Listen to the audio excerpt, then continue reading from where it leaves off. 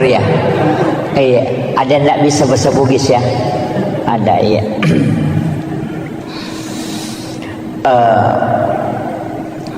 Pertama, saya tidak terlalu membahas tentang sejarah sebelum Rasulullah di-Isra dan di-Mi'rajkan. Akan tetapi saya titik beratkan pembahasan kita pada malam hari ini berkaitan dengan hikmah di balik semua peristiwa yang dialami oleh Rasulullah dari pendekatan ulama-ulama hakikat dalam memahami peristiwa Isra dan Mi'raj. Karena kalau saya bicara tentang sejarah sebelum dan risalah perjalanan Rasulullah, saya kira di antara para alim, para masyayikh, para ulama kita itu sudah banyak yang membahas. Cuma saya sedikit mencoba memahami dengan keterbatasan ilmu yang sedikit ini untuk mengkaji sesuai dengan apa yang disampaikan pada mursyid-mursyid thariqah tentang peristiwa Isra dan Mi'raj ini. Pertama, ketika Rasulullah ingin diperjalankan oleh Allah, irona bita dibelah dadanya,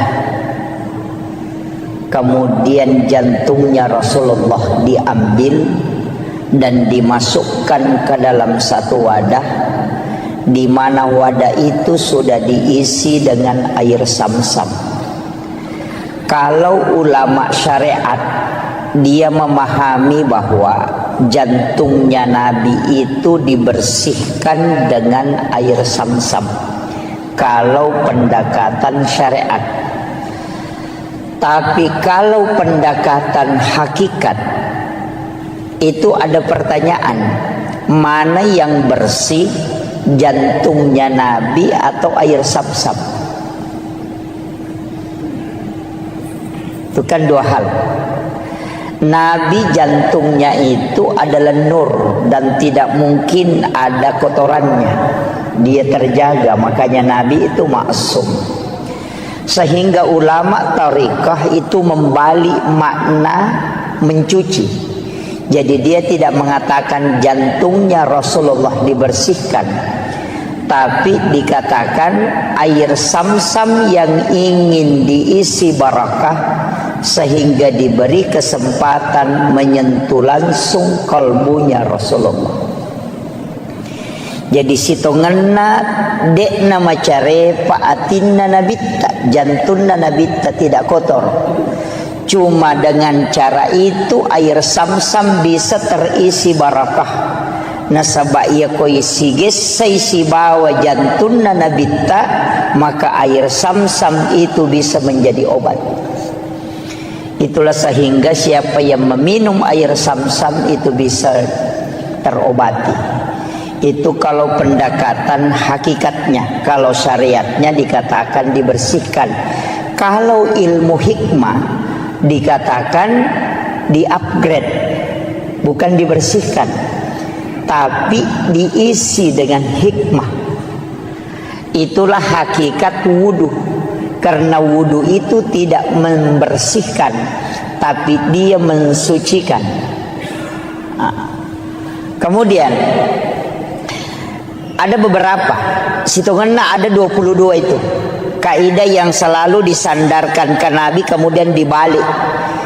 Termasuk Hajar Aswad itu sebenarnya semua jamaah haji dan umrah berlomba untuk menciumnya. Para ulama mengatakan sebenarnya kalau tariqah Hajar Aswad itu tidaklah mulia seandainya Nabi tidak pernah menciumnya. Dipastikan Hajar Aswad sampai hari ini degaga tau baui seandainya Nabi tidak menciumnya ketika dia telah selesai menunaikan tawaf.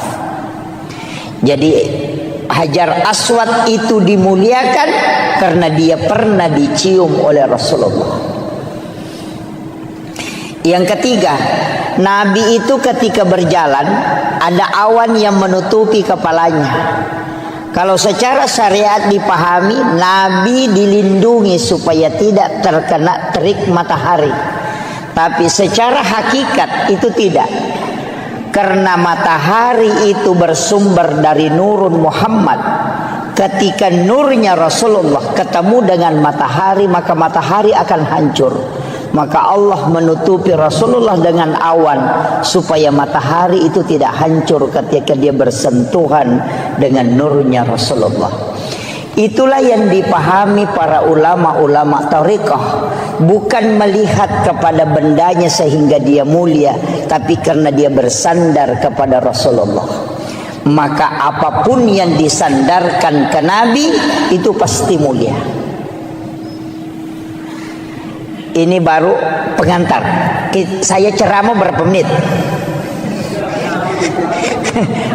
Jangan Pak. Ini 1 jam aja ya. Sudah maksimal sekali ya 1 jam. Ini kemudian setelah itu di dalam Al-Quran itu disebutkan, Subhanalladzi asra bi'abdihi lailam minal masjidil haram ilal masjidil aqsa. Saya bukan ahli tafsir, tapi paling tidak kita bisa mengambil penjelasan para ulama tafsir. Saya hanya memotong poin intinya. Kalimat subhana itu pasti sesuatu yang sangat istimewa. Makanya dalam sholat itu kalimat subhana hanya dipakai pada 2 tempat. Ketika kita ruku dan ketika kita sujud. Kenapa? Karena 2 tempat itulah yang menyebabkan dosa-dosa itu terhapuskan. Karena ketika kita ruku, dosa yang ada di pundak, yang ada di kepala, yang diletakkan oleh Allah ketika masuk waktu sholat, itu akan jatuh. Maka kita disuruh itu sujud dan ruku bersama orang-orang yang ruku. Makanya kalau ruku jangan terlalu sebentar, nanti dosanya belum jatuh sudah bangkit. Oh, itu jadi masalah. Itu kan. Itu makanya orang yang sudah betul-betul terbiasa dengan sholatnya, sudah istiqamah, ia kotame waktu sampajange pasti mata anak papinat dinna. Tapi yang pura mak bereselang seakan-akan ada yang lepas, itu terasa ringan. Dan itu betul, karena dosa lah yang membuat kita terbebani perasaan.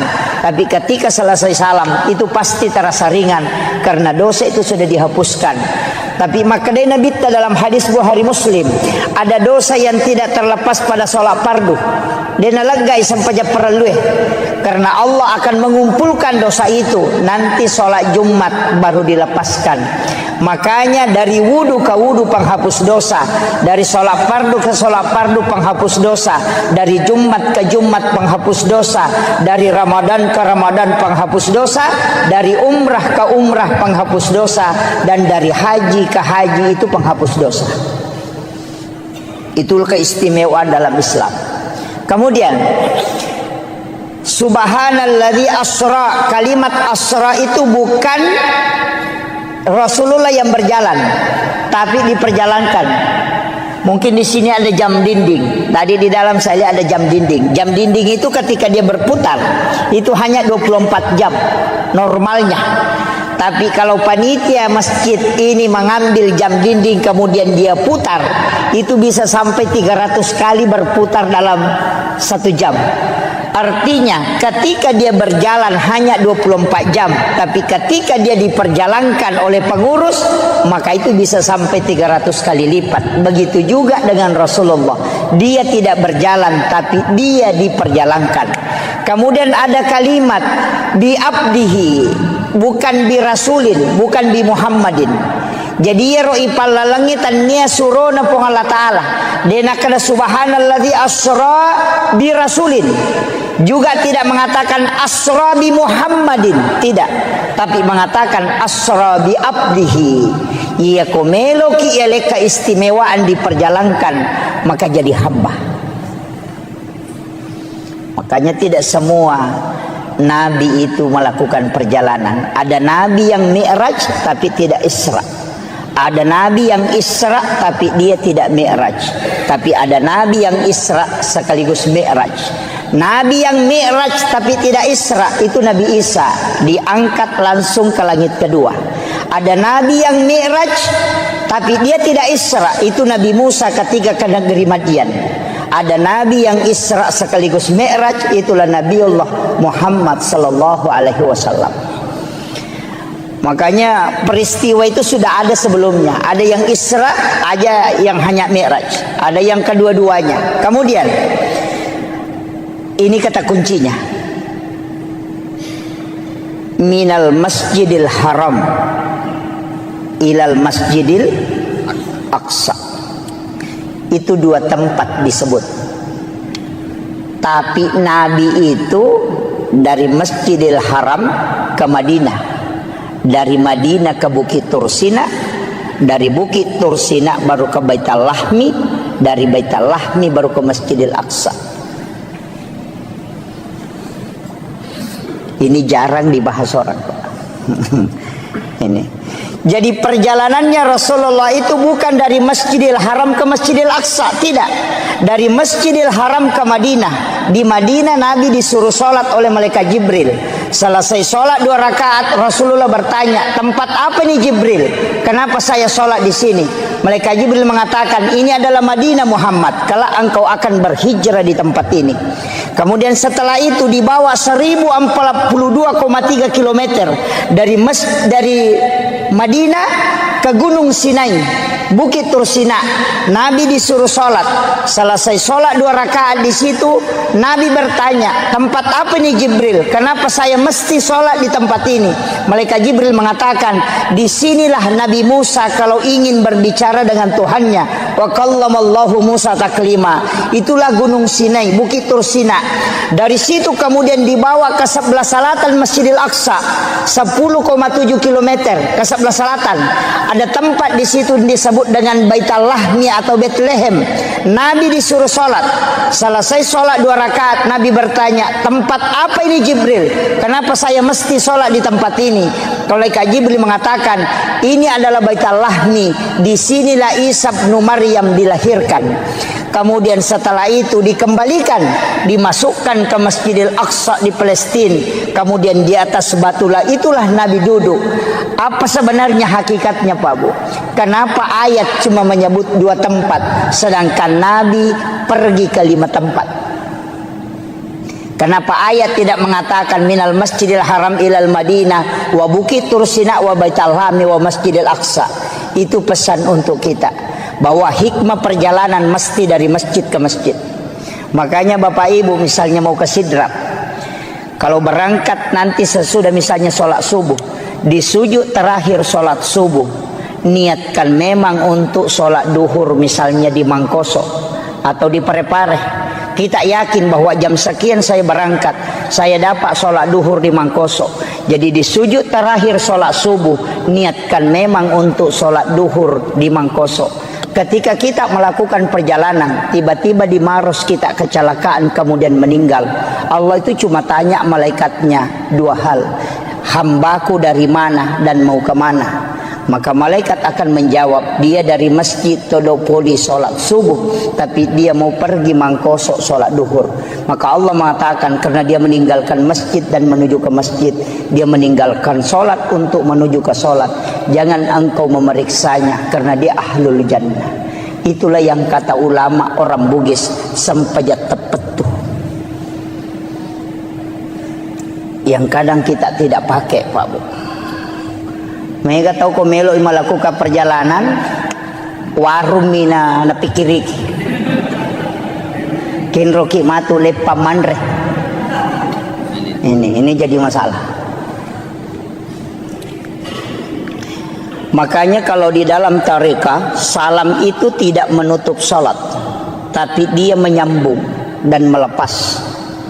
Jadi salam ke kanan itu assalamualaikum warahmatullah, itu tidak menutup sholat, tapi menyambung, memasukkan diri pada sholat berikutnya. Kemudian assalamualaikum warahmatullah, baru kita lepaskan sholat setelahnya. Jadi ajak telah pesengi sempajas subuh, kode patattamai wisampajalloroy. Itulah sebenarnya ketika tidak lepas inariasan tersambungnya sholat dengan sholat.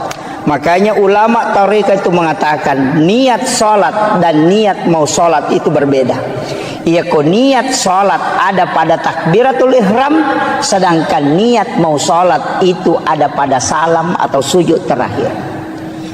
Idi na tauro gila narik ko sampajat kami batarekeng paling tidak 5 menit mas sempajang. Sempajang loro 5 menit, sempajang asar 5 menit, sempajang maghribi 5 menit, isya 5 menit, sholat subuh 5 menit. 5 kali 5 25. Dia nagana si tengah jawat tu ipake mas sempajang. Ia ko mak gosip ki si jang manasa bangkero ni si tengah jang. Tapi ketika kita menyambung moloki pasae, namoloki kantoroe, namoloki kampus kita kemana saja tetap menuju ke sholat. Nah sebab memang sempajang mapasi sumpus sempajang. Itulah yang katanya orang tua dulu, namo ko ka kantoroe, namo ko ka galunge, namo ko ka tasie, namo ko ka onrotin roku, namo ko ka pasae mati sahitoka, karena saya mati dalam keadaan menuju ke sholat.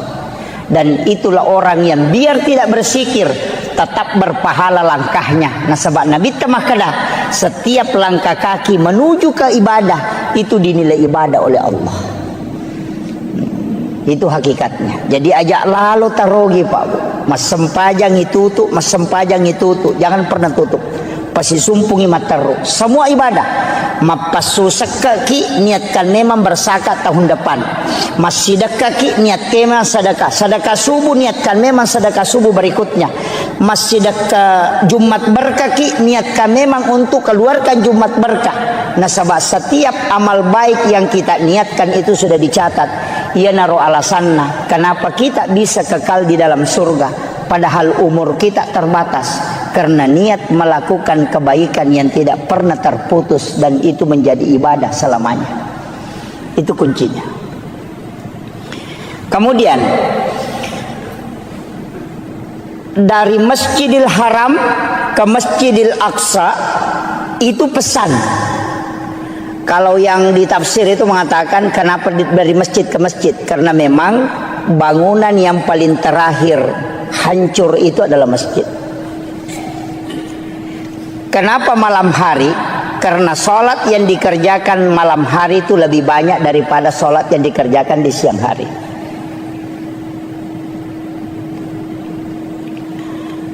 Kemudian saya tidak ambil ini perjalanan Isra terlalu jauh, tapi kita naik ke Mi'raj. Nabi itu meletakkan, jadi Nabi itu naik di satu batu, nah cekengi rubatue, kemudian dari situlah Nabi Mi'raj. Makanya disebut tangga untuk naik. Tapi ketika naik Rasulullah, batu yang diinjak itu ikut. Ya rubatue na cekengi Nabi tamacio. Nabi tegur, tidak usah kau ikut, cukup di situ. Tapi ya robatue tak kala tarakka nih, Nabi larang dia ikut, maka sampai hari ini batu itu masih tergantung sampai hari ini.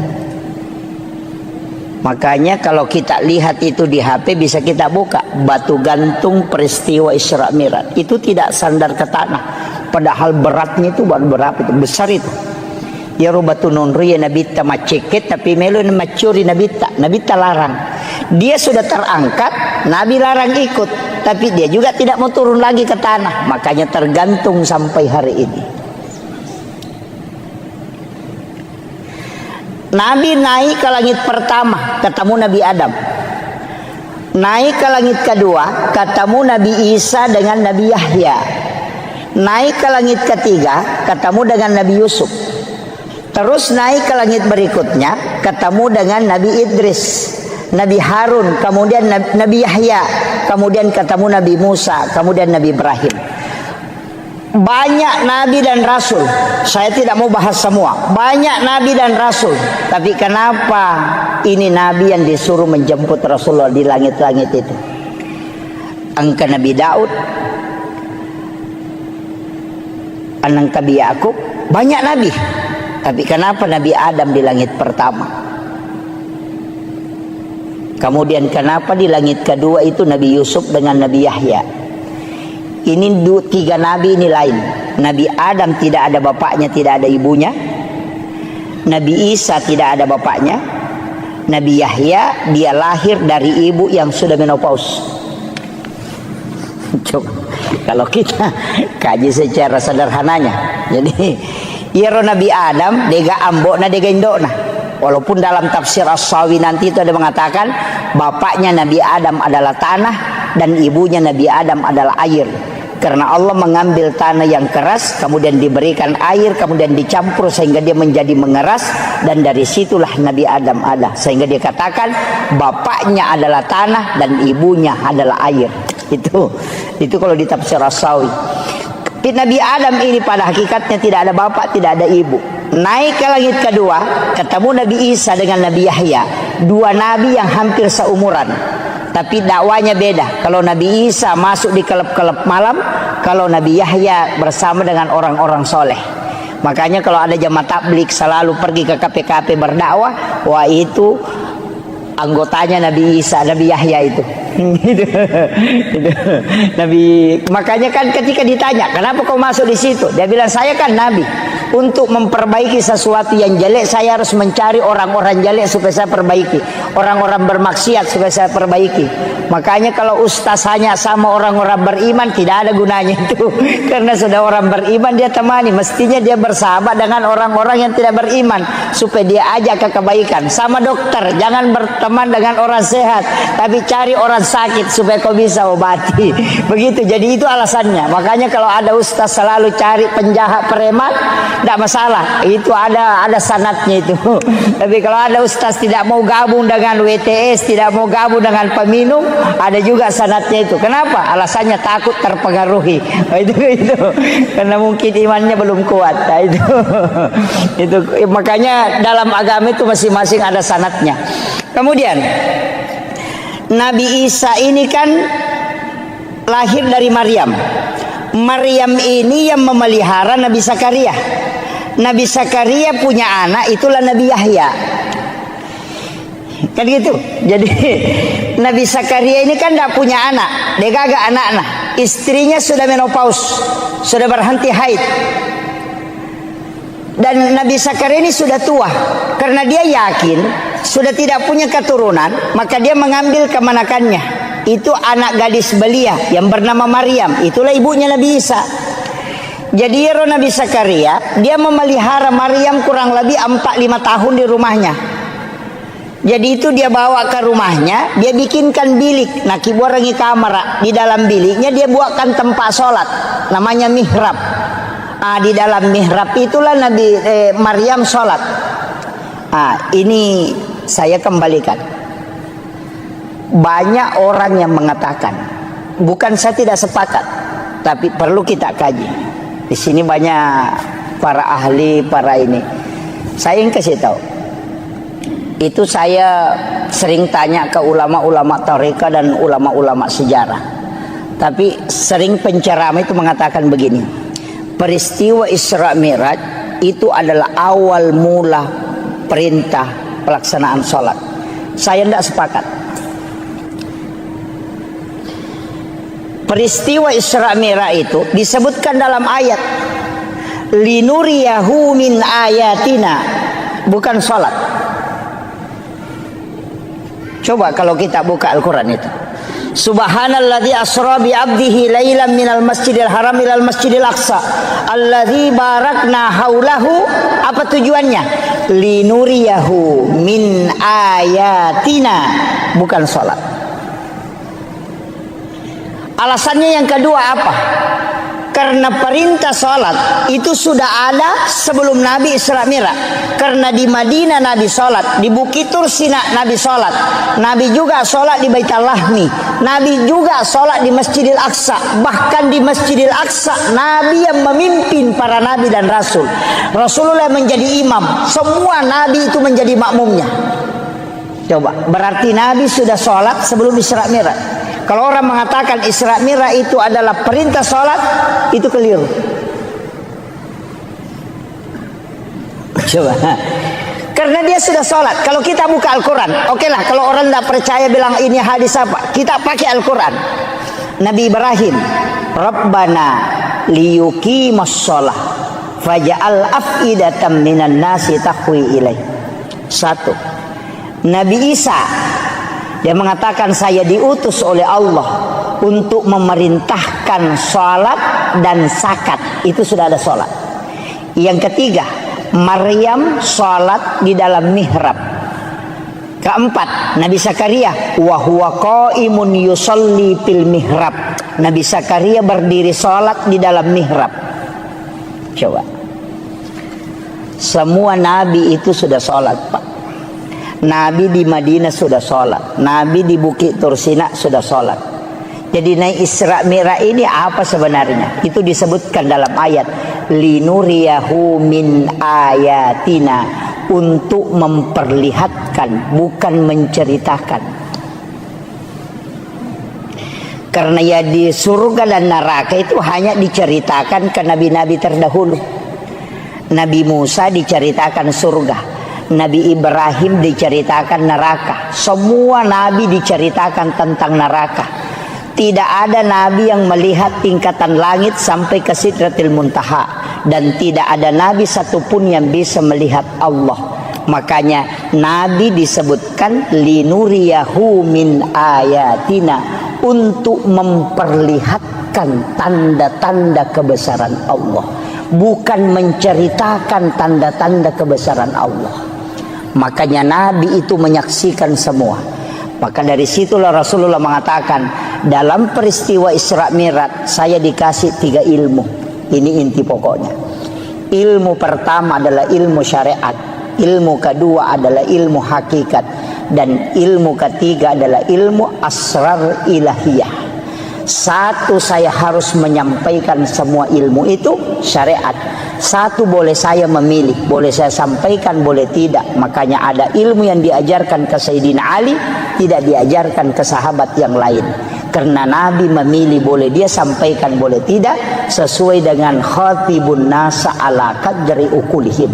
Kemudian yang ketiga, ilmu asrar ilahiyah. Nabi tidak boleh menyampaikan ilmu itu, diminta oleh Allah untuk menutup itu. Mana yang dimaksud asrar ilahiyah? Nabi tidak pernah menyebutkan bahwa wajah Allah seperti ini, modelnya Allah seperti ini, padahal Nabi ketemu langsung dengan Allah. Itu yang disebut dengan asrar ilahiyah.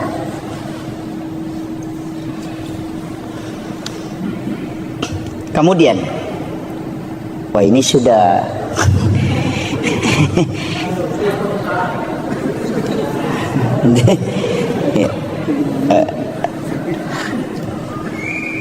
kemudian Rasulullah, saya ambil sedikit dulu supaya kita bisa ambil hikmahnya nih, petik. Nabi Adam itu ahli tanaman. Makanya kalau orang ilmiah yang kaji kenapa Nabi ketemu Nabi Adam, karena Nabi itu profesor nanti di bidang ilmu alam. Karena Nabi Adam, makanya nanti dari Isra Mi'raj itu Nabi mengatakan kurma itu biar tidak dikawinkan itu bisa berbuah. Karena orang Arab itu selalu mengawinkan kurma. Dia mengatakan buahnya tidak bisa kalau tidak dikawinkan. Tapi dari setelah peristiwa Isra Mi'raj, Nabi mengatakan biar kau tidak kawinkan, kurma tetap bisa berbuah. Kenapa? Karena dia sudah belajar sama Nabi Adam, ahli tanaman. Itu makanya Nabi itu menteri pertanian itu karena belajar pada ahlinya. Naik ke langit kedua, ketemu dengan Nabi Isa. Nabi Isa itu ahli kedokteran modern. Dia bisa menghidupkan orang mati. Itu atas izin Allah. Tidak ada dokter yang bisa menghidupkan orang mati, Pak. Kalau dokter kita mematikan orang hidup. Itu yang ada. Ya. Ya. Kemudian ahli anatomi. Makanya Rasulullah itu ketika sudah makan, dia tidak langsung minum. Kemudian meminta kita sesekali berjalan tidak menggunakan alas kaki. Itu semua sebenarnya adalah ilmu kesehatan yang diajarkan oleh Nabi. Kemudian Nabi Yahya. Siapa ini Yahya, Pak? Dia adalah salah satu orang hebat dalam sisi manajemen. Naik berikutnya ketemu Nabi Yusuf. Itu ahli keuangan. karena dia bendahara Mesir. Itu hebatnya. Naik lagi ke berikutnya, ketemulah dengan Nabi Idris, salah satu ahli akidah dan tasawuf, satu-satunya nabi yang bisa mengelabui malaikat. Kenapa bisa mengelabui malaikat? Karena malakul maut itu dikasih tahu, sakit kira-kira kalau kita mati. Malakul maut mengatakan sakit, dia mengatakan saya ingin merasakan sakitnya mati. Malakul maut mengatakan tidak bisa tanpa izin Allah. Maka Nabi Idris meminta, beri aku kesempatan merasakan bagaimana sakitnya sakarat. Maka dicabutlah nyawanya atas izin Allah. Setelah mati, dia kasih tahu, antar saya ke neraka. Saya mau melihat neraka sebelum saya hidup kembali. Dibawa ke neraka, sebentar saja dia bilang, kasih keluar saya. Dia ule monroko magar jingoko. Tapi dia bilang, bawa saya ke surga sebentar. Setelah dibawa ke surga, dia menikmati di dalam. Apa kata Nabi Idris? Tidak usah saya pulang, di sini saja. Kemudian malaikat mengatakan tidak boleh, orang masuk ke sini harus ke neraka. Nabi bilang tadi sama-sama kita dari sana, baru pun pergi ke sini kan. Maka Nabi yang ada di dalam surga itu lebih dulu adalah Nabi Idris. Karena itu seazan izin Allah. Itu makanya kehebatannya Nabi Idris itu. Tapi apakah istimewanya Nabi Idris? Tidak ada yang mengalahkan dalam nikmat dalam berzikir. Karena ketika dia dinikahkan oleh bapaknya, dia menerima. Tapi setelah dia tidur bersama dengan istrinya pengantin baru, apa kata dia? Wala zikrullahu akbar. Berzikir kepada Allah masih jauh lebih nikmat dibanding bersama dengan pasangan. Kira-kira ada pengantin baru bisa ngomong begitu? Lep di manya mengiku mas sempaja nggak nanya ko si depe kak bayineku. Itu langka orang itu kecuali Nabi Idris yang bisa merasakan itu, bahwa nikmatnya menyatu dengan Allah jauh lebih dibanding dengan bersenggama dengan manusia. Itulah keistimewaannya. Saya tidak ceritakan semua, tapi saya turun sedikit ke Nabi Yahya. Nabi Yahya ini sebenarnya nabi yang diminta-minta. Karena Nabi Zakaria kan sudah yakin, saya tidak mungkin punya keturunan, istri saya sudah berhenti haid. Tapi ketika dia mengambil Maryam, dia bawakan makanan, karena kamarnya dikunci dari luar, tidak ada jendelanya. Makanya Bapak Ibu saya kasih tahu, kalau punya anak gadis, bikinkan kamar, jangan kasih jendela, supaya dia tidak lihat orang lalu lalang. Bikinkan saja lubang angin. Yang kedua, kuncinya kita yang pegang, jangan kasih kunci dia. Kunci dari luar pintunya, supaya jangan keluar. Kalau kita punyanya gadis, dikasih kunci motor, makanya kadang masuk angin. Ini jadi masalah. Makanya di dalam kamar itu dia tinggal, tapi dia bikinkan tempat sholat dengan 2 anak tangga. Itulah alasannya kenapa mihrab imam itu 2 lapis. Ada sajadah lapisan bawahnya atau amblak, kemudian ada sajadah satu di atasnya. Karena mihrabnya Maryam itu dengan 2 anak tangga. Itu alasannya. Kullama dahala alaiha Zakaria al-mihrab. Saya pakai ayatnya langsung. Kullama dahala alaiha Zakaria al-mihrab. Setiap Nabi Zakaria masuk ke dalam tempat sholatnya Maryam, wajada indah rizqan. Dia kaget karena dia melihat ada makanan, tapi pintu tidak pernah terbuka. Makanya dia bertanya, anna laki haza, dari mana ini? Apa jawabannya Maryam? Huwa min indillah. Ini langsung Allah yang kasih. Nabi Zakaria itu kan nabi, hebat pemikirannya, ilmunya hebat. Dia tidak bisa terima dengan akal sehat. Anak gadis belia, dia bukan nabi, tapi kok bisa dikasih makanan langsung dari langit? Saya ini nabi, sudah lama berdoa di sini tidak pernah dikasih makanan langsung. Apa istimewanya anak ini? Dia berpikir, ternyata bukan anak ini yang istimewa, tapi tempatnya yang sholat itu diistimewakan oleh Allah. Maka dia suruh Maryam keluar dari situ, tinggalkan itu tempatnya. Hunalika da'a Zakaria rabbah. Maka datanglah Nabi Zakaria ke tempat sholat itu, bermunajat kepada Allah. Ayatnya, wa huwa qaimun yusalli. Sementara dia berdiri sholat fil mihrab, di dalam mihrab itu. dia meminta, Rabbi habli min ladunka zurriyatan thayyibatan innaka sami'ud du'a. Apa yang terjadi, Pak? Fanadathul malaikatu wa huwa qaimun yusalli fil mihrab. Langsung malaikat turun dari langit ketika Nabi Zakaria memohon di dalam mihrab. Apa kata malaikat? Annallaha yubassiruka bi Yahya musaddiqan bi kalimatin wa sayyidan wa hasura wa nabiyyan minas solihin. Ini yang orang tidak tahu banyak. Guru Kiai Abdul Rahman Ambo Dalle, kamarnya itu dibagi dua. Setengah dia tempati tidur, setengah dia tempati sholat. Itu tidak pernah diganggu tempat sholatnya. Kiai Haji Maimun Subair, dia kunci kamar pribadinya. Ada tempat khusus dia tempati di dalam kamar pribadi, itulah mihrab. Ketika dia melaksanakan haji, dia punya wasiat, jangan kau buka itu kamar kecuali saya meninggal ataupun kembali. Semua ulama itu punya tempat khusus beribadah. Karena itu disebut mihrab. Karena itu perintah Al-Quran. Kita tidak. Kalau bukan di samping lemari, lari ke depan kulkas. Ada orang di kulkas, lari ke dekat kursi. Main orang di kursi, lari masuk ke kamar. Tidak ada tempat khusus kita buat untuk berdua-duaan dengan Allah. Tapi kita bangun WC sampai 30-40 juta hanya untuk buang kotoran. Tapi tempat beribadah kita tidak buat untuk khususnya. Dari situlah kenapa doa itu susah mustajabah.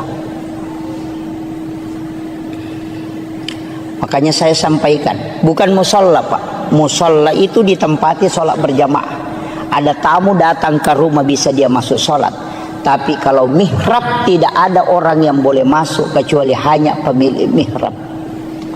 Maka mihrab itu di dalam kamar ukurannya seperti kuburan. Paling bagus menurut mursyid kami di tarekah, beli kain kapan. Kain kapan itu kau letakkan, baru kau tahan sudutnya supaya dia tidak bergerak. Karena mihrab itu tidak boleh bergerak.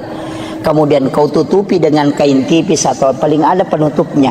Setiap kau mau sholat masuk ke situ, dan jangan ada kalimat dunia yang keluar dari lisanmu di tempat itu kecuali hanya zikir dan bacaan Al-Quran. Ketika kau mampu istiqamah, maka dia akan tembus ke langit. Karena itulah tempat khusus yang kau buat untuk berkomunikasi dengan Allah. Itulah kenapa mihrab tempat imam itu mustajabah ketika dia berdoa. Makanya saya itu, Pak, kalau ikut berjamaah disuruh berdoa, saya tidak pernah ambil doanya. Karena tempatnya imam itu yang tembus, bukan yang di belakang. Karena yang di belakang ini disebut masjid, yang tempatnya imam disebut mihrab. Itu tidak sembarang. Nah, banyak imam sekarang main HP di tempatnya. Itu penting, Pak. Jadi ada hal-hal itu sebenarnya, Pak, dalam agama kita anggap biasa, tapi itu luar biasa. Makanya Guru Kiai Abdul Rahman Ambo Dalle, ketika ada santrinya mau pulang, saya dapat cerita itu dari salah satu santri beliau. Kalau ada santrinya mau pulang, tidak ada transportnya, masuk ke Guru minta puang, digaga tanpa otoku namanya Kak Rewa. Kada Guru tama nak kok kamera, coba lihat di bawah sajadah. Ketika anak-anak itu memasukkan tangannya di bawah sajadah, itu mendapatkan uang. Padahal Guru tidak pernah simpang. Dari mana itu? Wa min indillah. Sebagaimana mal Allah berikan kepada Maryam. Itu hakikatnya sebenarnya yang jarang kita lakukan. Makanya saya menyampaikan kepada seluruh jamaah, ini hikmah Isra Mi'raj. Paling tidak kalau yang belum punya mihrab tahun ini kita bisa buat di dalam kamar. Tidak luas kok, Pak.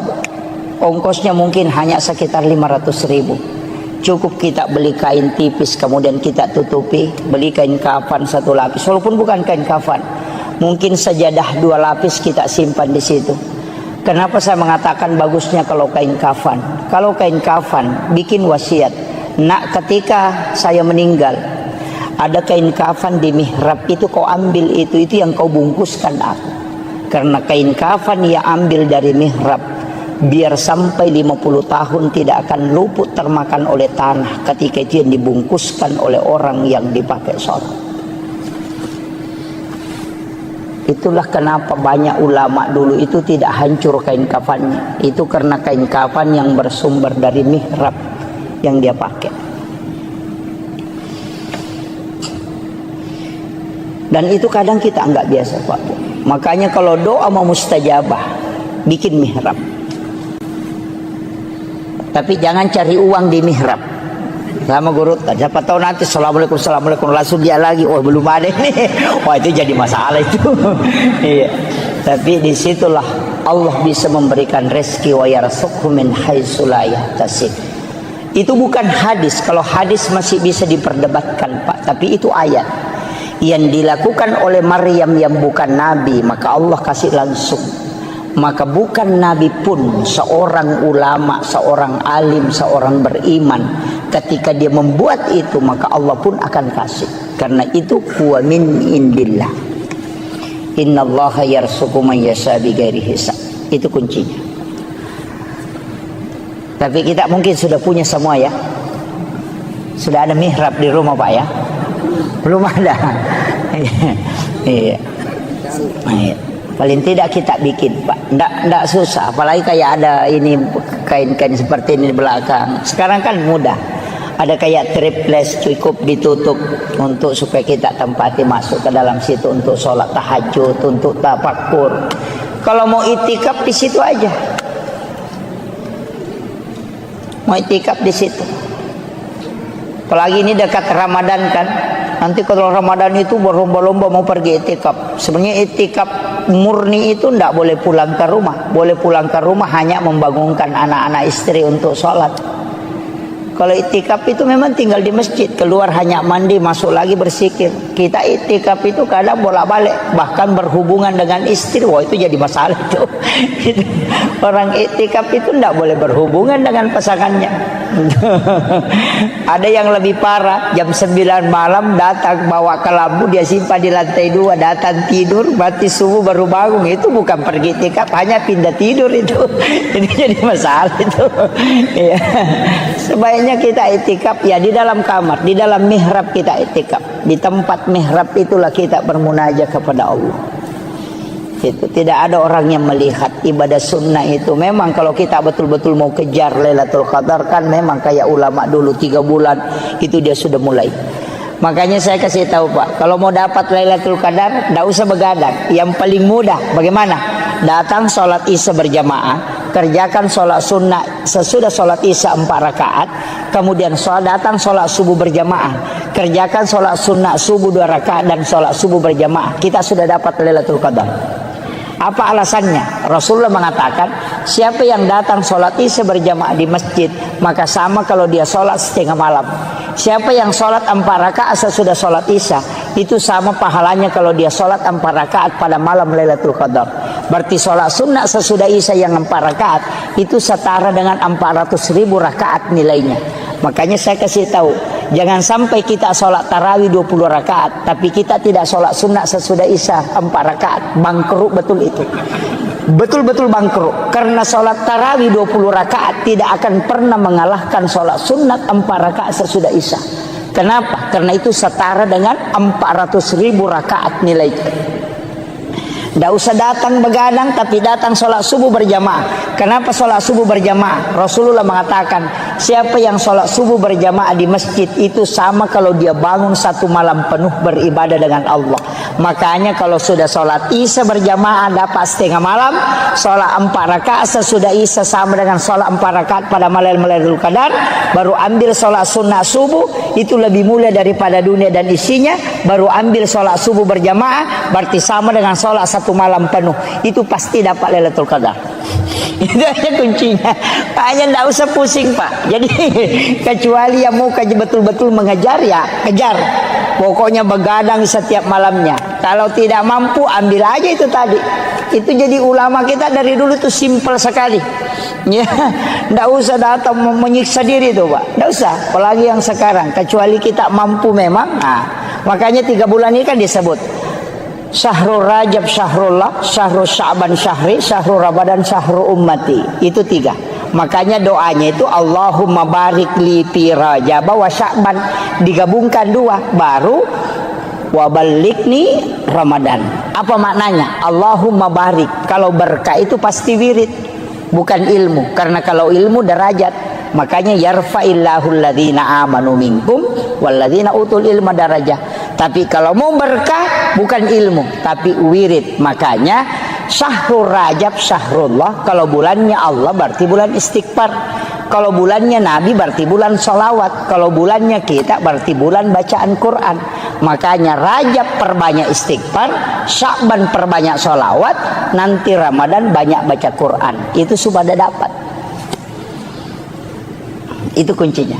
Makanya jadi makanya disebut bulan Rajab itu bulan menanam, bulan Sya'ban itu bulan menyiram, bulan Ramadan itu bulan menuai, panen.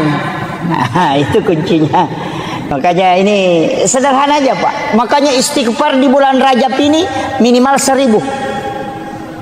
Sebagus-bagusnya 10.000. Tapi istighfar itu tidak menghapus dosa. Ya. Ingat, kalau kita istighfar itu dosa tidak terhapus, cuma tertutup. Makanya istighfar itu dari kata istighfar, menutup yang nampak. Bapak kalau menulis di kertas, ada tulisan salah, ambil tip X kemudian di tip X. Tip X itu tidak menghapus tulisan, cuma menutup supaya tidak kelihatan. Itulah makna istighfar, menutup yang nampak supaya dia tidak memberi dampak negatif. Makanya taubat dengan istighfar itu tidak sama. Kalau taubat kembali, kalau istighfar menutup. Bagaimana cara supaya dosa terhapus? Jangan pakai istighfar, pakai al-afu. Makanya kalau Ramadan tidak pakai istighfar, tapi pakai Allahumma innaka afuwun karim tuhibbul afwa fa'fu anna. Kalau al-afu itu menghapus, makanya dalam sholat itu dipakai al-afu. Rabbi ghafirli warhamni wajaburni warfa'ni warsukni wahdini wafini wa'fu anni. Itu kuncinya. Ini sudah 1 jam Pak.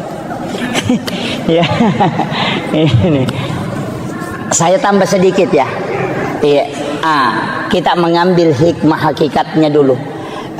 Saya berusaha menjelaskan seringan mungkin. Kalau di dalam tarekat itu agak berat. Kita sholat itu sebenarnya Pak kuncinya cuma 2. Itu 2 versi sholat itu. Itulah menjadi rukun ihsan. Kalau rukun Islam kan ada 5. Rukun iman itu 6. Rukun ihsan itu 1. Makanya 12. Rukun ihsan ini anta'budallah ka'annaka tarahu. 1. Fa illam takun tarahu fa innahu yaraka. Itu yang dipakai kalau sholat. Jadi anta'budallah ka'annaka tarahu. Sampai puamu pada komitai. Itulah yang dipakai as-salatu mi'rajul mu'minin. Biasa ki runtuk tau kata bere Pak Cengan layas. Allahu akbar. Biasa begitu kan? Allahu akbar. Itu karena baru dia berjalan naik. Yang dia pakai itu as-salatu mi'rajul mu'minin. Dalilnya juga ada, wallahu alal arsis tawa. Tapi kalau tidak mampu, pakai yang kedua, fa illam takun tarahu fa innahu yaraka. Jika engkau tidak mampu, engkau yakin bahwa dia melihat aku. Tidak usah naik, cukup dibawa. Kita takbir itu Allah melihat saya takbir, Allah melihat saya ruku, Allah menyaksikan saya sujud. Tidak usah naik ke atas. Dalilnya mana? Wa huwa ma'akum aina ma kuntum. Dia selalu bersamamu dimanapun kau berada. Wallahu akrabu min hablil warid. Allah itu lebih dekat daripada urat leher. Mana yang kita pakai? Ada yang naik Allahu akbar. Naik ke atas itu. Itu yang kadang goyang-goyang. Kalau ada anak-anak ribu, marah itu. Ini ribu-ribu kita tidak khusyuk. Padahal biar tidak ribu orang juga tidak khusyuk dia. Itu alasan saja itu. Itu kan. Makanya kalau tidak bisa naik, karena itu agak berat. Itu sholatnya para wali. Yang naik ke atas. Kalau tidak bisa, pakai yang kedua. Fa illam takun tarahu fa innahu yaraka. Kayak ada CCTV menyorot kita. Karena Allah dimanapun kau berada, dia akan tidak terlepas dari pandangan dia. Maka yakin saja Allah melihat saya ruku, Allah melihat saya sujud. Itu yang lebih tenang. Tidak usah capek-capek naik ke atas. Karena dua-duanya dibolehkan. Makanya disebut rukun ihsan. Nah, ini saya kira ini yang penting saya sampaikan Bapak-Ibu sekalian. Mudah-mudahan ada hikmah yang bisa kita petik. Tapi satu wasiat saya, jangan pernah tinggalkan sholat. Usahakan kerjakan Pak, sesibuk apapun sholat, seberat apapun sholat ki. Jangan ada alasan bilang tidak khusyuk tidak apa, tidak usah. Dan sepung Allah Ta'ala tepat tak, tidak usah kita mengatakan harus begini nesang. Maka dah sekok minta tepat nala cundeke nala nama tu paling tepat. Makanya dalam tarikah itu mengatakan kalau saya sholat saya kafir, itu jangan dipahami secara syariat. Maka dia ku iya masempajak kaperek kak, berarti wangga iya aleku iya matoro itapakku. Tapi aku makadaka puang Allah Ta'ala masempajang ale nama toh, berarti saya tidak sombong karena saya sholat karena iman, dan yang memasukkan iman adalah Allah, dan yang memberi saya hidayah adalah dia. Dia tu nak kada ale nama toh masempaja ya mato sempajang angka inade de inangkah. Oh itu jadi masalah Pak, banyak kan orang. Saya itu kuncinya sederhana. Ulama-ulama itu sudah mengatakan yang penting masempajak kau nak angkat istilah atau mata tariolo maka darut tumu balalin romo de kamu lolongan. Kau dia bisa ngisana sampai jangi, maka dia guru tekalisi denre podangi karena tanyaga pe palolo ngakong kada balang. Itu guru tak. Dan saya yakin pegang itu. Napasa ngak guru tahena itimbang makapai tan ritimbang anu dee. Ya kong kamu jama angka itajang, ya kau dia kamu jama de itajang. Itu pesan guru tak. Makanya lobani ma berjama Pak, makanya ma kutu ma berjama. Ya kutu ma sampaja cedi di desi pan rasa-rasa tongangi. Ya ko dapat talumi itu talui paresah. Ya kutu ma berjama, angka pagatang. Ya ko matanri kahusuan nero nagatangi barakana. Ya tu ampai Pak pada mi sentere ya ko ka sentere 10 baterena si basi di baterena. Ya na mate ya tu ci de na tuo. Ya ko 10 baterena nang ka batere mate pon ritangai tu mo pa ya tu. Makanya kau enggak Pak berjamaah gimpe acil kak banyak kau tengah anak macu menemunya tuh. Maka itulah hikmahnya kenapa berjamaah itu sangat bagus, karena dia mengikutkan semua. Jadi aja tak sampai aja cedidi, aja tak curi pokoknya cuki. Tapi memang tempat yang paling bagus itu imam. Setelah imam yang di belakang imam 1 orang, baru sebelah kanan 3, sebelah kiri 3. Makanya 7 orang itu. Itu yang paling istimewa Pak. Tapi aja tabarani lah koroko de gatap. Alladzi rafa'al mustafa manasibal insani wal busyra wa ja'ala israhu min makkah muqaddasi fi lailata wahidatin ayatul kubra wassalatu wassalamu ala asyrafil anbiya'i wal mursalin sayyidina wa maulana wa habibina wa syafi'ina wa ala alihi wa ashabihi wa sahabatihi ajma'in. Allahumma salli ala Sayyidina Muhammadin salatan tuballighuna biha kullal maqsud ya Jawwadu ya Ma'bud ya Rahimu ya Wadud birahmatika ya Arhamar Rahimin. Allahumma salli ala Sayyidina Muhammadin tibbil qulubi wa dawaiha wa afiyatil abdani wa shifaiha wa nuril absari wa diyaiha wa ala alihi wa sahbihi wa sallim. Saya pakai bahasa Indonesia Pak Bu ya.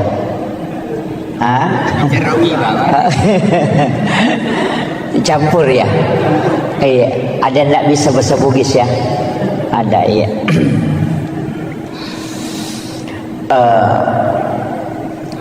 Pertama, saya tidak terlalu membahas tentang sejarah sebelum Rasulullah di Isra dan di Mi'rajkan.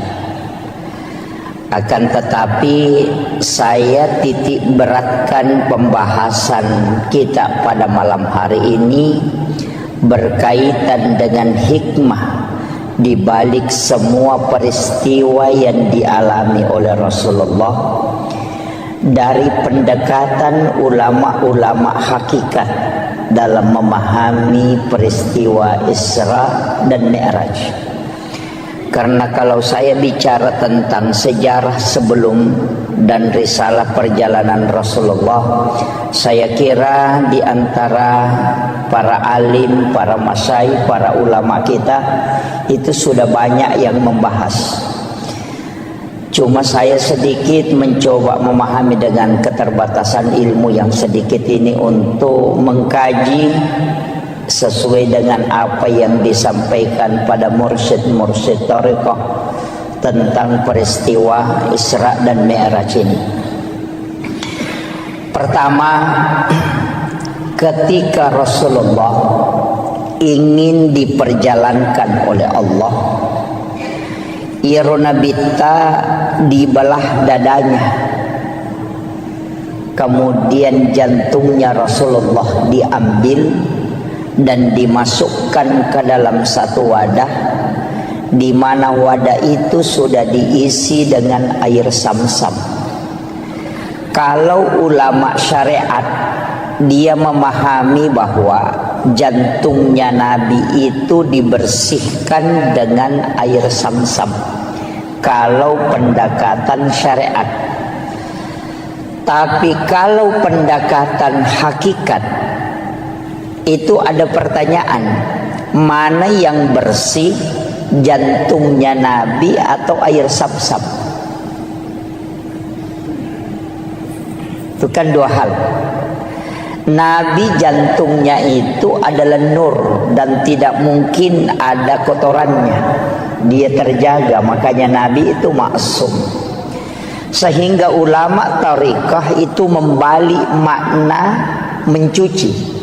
Jadi dia tidak mengatakan jantungnya Rasulullah dibersihkan, tapi dikatakan air Zamzam yang ingin diisi barakah sehingga diberi kesempatan menyentuh langsung kalbunya Rasulullah. Jadi situ ngena dek nama care paatinna nabitta, jantungna nabitta tidak kotor.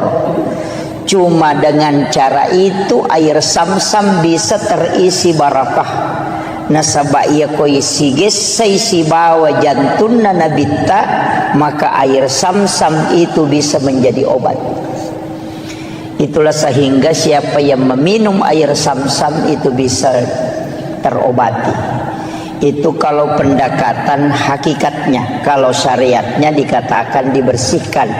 Kalau ilmu hikmah dikatakan di-upgrade, bukan dibersihkan, tapi diisi dengan hikmah. Itulah hakikat wudu. Karena wudu itu tidak membersihkan, tapi dia mensucikan. Kemudian ada beberapa, hitungannya ada 22 itu kaidah yang selalu disandarkan ke Nabi kemudian dibalik. Termasuk Hajar Aswad itu sebenarnya semua jamaah haji dan umrah berlomba untuk menciumnya. Para ulama mengatakan sebenarnya kalau tariqah Hajar Aswad itu tidaklah mulia seandainya Nabi tidak pernah menciumnya. Dipastikan Hajar Aswad sampai hari ini degaga tau baui seandainya Nabi tidak menciumnya ketika dia telah selesai menunaikan tawaf. Jadi Hajar Aswad itu dimuliakan karena dia pernah dicium oleh Rasulullah. Yang ketiga, Nabi itu ketika berjalan ada awan yang menutupi kepalanya. Kalau secara syariat dipahami, Nabi dilindungi supaya tidak terkena terik matahari. Tapi secara hakikat itu tidak. Karena matahari itu bersumber dari nurun Muhammad. Ketika nurnya Rasulullah ketemu dengan matahari, maka matahari akan hancur. Maka Allah menutupi Rasulullah dengan awan supaya matahari itu tidak hancur ketika dia bersentuhan dengan nurnya Rasulullah. Itulah yang dipahami para ulama-ulama tariqah, bukan melihat kepada bendanya sehingga dia mulia, tapi karena dia bersandar kepada Rasulullah. Maka apapun yang disandarkan ke Nabi itu pasti mulia. Ini baru pengantar. Saya ceramah berapa menit? Jangan Pak. Ini 1 jam aja ya, sudah maksimal sekali ya, 1 jam. Ini kemudian setelah itu di dalam Al-Quran itu disebutkan, Subhanalladzi asra bi'abdihi lailam minal masjidil haram ilal masjidil aqsa. Saya bukan ahli tafsir, tapi paling tidak kita bisa mengambil penjelasan para ulama tafsir. Saya hanya memotong poin intinya. Kalimat subhana itu pasti sesuatu yang sangat istimewa. Makanya dalam sholat itu kalimat subhana hanya dipakai pada 2 tempat. Ketika kita ruku dan ketika kita sujud. Kenapa? Karena 2 tempat itulah yang menyebabkan dosa-dosa itu terhapuskan. Karena ketika kita ruku, dosa yang ada di pundak, yang ada di kepala, yang diletakkan oleh Allah ketika masuk waktu sholat, itu akan jatuh. Maka kita disuruh itu sujud dan ruku bersama orang-orang yang ruku. Makanya kalau ruku jangan terlalu sebentar, nanti dosanya belum jatuh sudah bangkit. Oh, itu jadi masalah. Itu kan. Itu makanya orang yang sudah betul-betul terbiasa dengan sholatnya, sudah istiqamah, ia kotame waktu sampajange pasti mata anak papinat dinna. Tapi yang napura mak bereselang seakan-akan ada yang lepas, itu terasa ringan. Dan itu betul, karena dosa lah yang membuat kita terbebani perasaan. Tapi ketika selesai salam itu pasti terasa ringan, karena dosa itu sudah dihapuskan. Tapi makanya Nabi dalam hadis Bukhari Muslim, ada dosa yang tidak terlepas pada sholat fardu. Dia nalagai sampai perlu, karena Allah akan mengumpulkan dosa itu nanti sholat Jumat baru dilepaskan. Makanya dari wudu ke wudu penghapus dosa, dari sholat fardu ke sholat fardu penghapus dosa, dari Jumat ke Jumat penghapus dosa, dari Ramadan ke Ramadan penghapus dosa, dari umrah ke umrah penghapus dosa, dan dari haji ke haji itu penghapus dosa. Itulah keistimewaan dalam Islam. Kemudian Subhanalladzi asra, kalimat asra itu bukan Rasulullah yang berjalan, tapi diperjalankan. Mungkin di sini ada jam dinding. Tadi di dalam saya lihat ada jam dinding. Jam dinding itu ketika dia berputar itu hanya 24 jam normalnya. Tapi kalau panitia masjid ini mengambil jam dinding kemudian dia putar, itu bisa sampai 300 kali berputar dalam 1 jam. Artinya ketika dia berjalan hanya 24 jam, tapi ketika dia diperjalankan oleh pengurus, maka itu bisa sampai 300 kali lipat. Begitu juga dengan Rasulullah, dia tidak berjalan tapi dia diperjalankan. Kemudian ada kalimat bi abdihi, bukan bi rasulin, bukan bi Muhammadin. Jadi ya roi palalangit tania surona pong Allah Ta'ala. Dena kada subhanalladzi asra bi rasulin. Juga tidak mengatakan asra bi Muhammadin, tidak, tapi mengatakan asra bi abdihi. Ia komelo ki ele keistimewaan diperjalankan, maka jadi hamba. Makanya tidak semua nabi itu melakukan perjalanan. Ada nabi yang mi'raj tapi tidak Isra. Ada nabi yang Isra tapi dia tidak mi'raj. Tapi ada nabi yang Isra sekaligus mi'raj. Nabi yang mi'raj tapi tidak Isra itu Nabi Isa, diangkat langsung ke langit kedua. Ada nabi yang mi'raj tapi dia tidak Isra, itu Nabi Musa ketika ke negeri Madian. Ada nabi yang Isra sekaligus mi'raj, itulah Nabiullah Muhammad sallallahu alaihi wasallam. Makanya peristiwa itu sudah ada sebelumnya. Ada yang Isra, ada yang hanya Mi'raj, ada yang kedua-duanya. Kemudian ini kata kuncinya, minal masjidil haram ilal masjidil aqsa. Itu dua tempat disebut.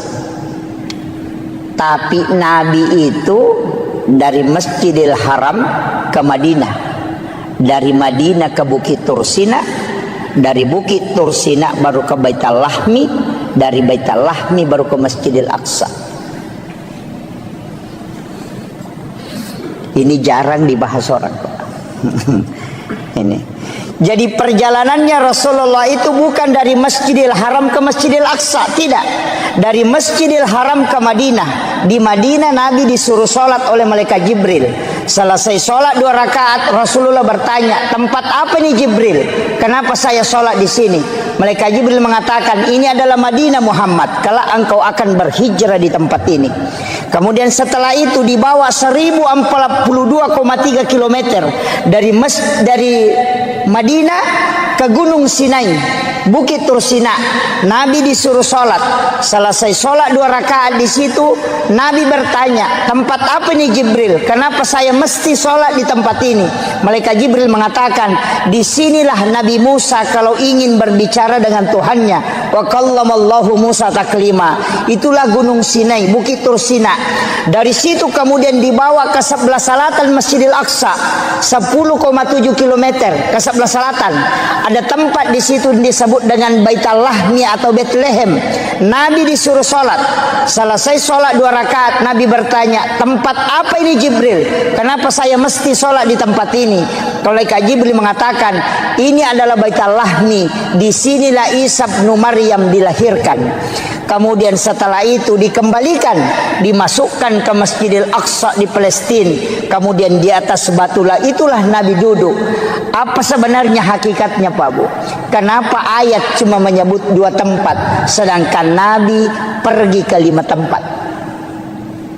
Kenapa ayat tidak mengatakan minal Masjidil Haram ilal Madinah wa Bukit Tursina wa Baitul Lahmi wa Masjidil Aqsa? Itu pesan untuk kita, bahwa hikmah perjalanan mesti dari masjid ke masjid. Makanya Bapak Ibu misalnya mau ke Sidrap, kalau berangkat nanti sesudah misalnya sholat subuh, di sujud terakhir sholat subuh, niatkan memang untuk sholat duhur misalnya di Mangkoso atau di Parepare. Kita yakin bahwa jam sekian saya berangkat, saya dapat sholat duhur di Mangkoso. Jadi di sujud terakhir sholat subuh, niatkan memang untuk sholat duhur di Mangkoso. Ketika kita melakukan perjalanan, tiba-tiba di Maros kita kecelakaan kemudian meninggal, Allah itu cuma tanya malaikatnya 2 hal, hambaku dari mana dan mau kemana? Maka malaikat akan menjawab, dia dari Masjid Todopoli sholat subuh, tapi dia mau pergi Mangkoso sholat duhur. Maka Allah mengatakan, karena dia meninggalkan masjid dan menuju ke masjid, dia meninggalkan sholat untuk menuju ke sholat. Jangan engkau memeriksanya, karena dia ahlul jannah. Itulah yang kata ulama orang Bugis, sempajat tepetuh, yang kadang kita tidak pakai Pak Bu. Mereka tahu kau melo melakukan perjalanan warung mina na pikiriki kinroki matu lepa manre. Ini jadi masalah. Makanya kalau di dalam tarekat, salam itu tidak menutup salat, tapi dia menyambung dan melepas. Jadi salam ke kanan itu assalamualaikum warahmatullah, itu tidak menutup sholat, tapi menyambung, memasukkan diri pada sholat berikutnya. Kemudian assalamualaikum warahmatullah, baru kita lepaskan sholat setelahnya. Jadi ajak telah pesengi sempajas subuh kode patattamai bisampajal loroh. Itulah sebenarnya ketika tidak lepas ini riasan, tersambungnya sholat dengan sholat. Makanya ulama tarekat itu mengatakan niat sholat dan niat mau sholat itu berbeda. Ia niat sholat ada pada takbiratul ihram, sedangkan niat mau sholat itu ada pada salam atau sujud terakhir. Idi na tahu rogila narik ko sampajat mi batarekeng paling tidak 5 menit mas sempajang. Sempajang loro 5 menit, sempajang asar 5 menit, sempajang magharibi 5 menit, isya 5 menit, sholat subuh 5 menit. 5 kali 5 25. Dia nagana si tengah jawat tu ipake mas sempajang. Ia ko mak gosip ki si jang manasa bangkero ni si tengah jang. Tapi ketika kita menyambung moloki pasae, namoloki kantoroe, namoloki kampus kita kemana saja tetap menuju ke sholat. Nah sebab memang sempajang mapasi sumpus sempajang.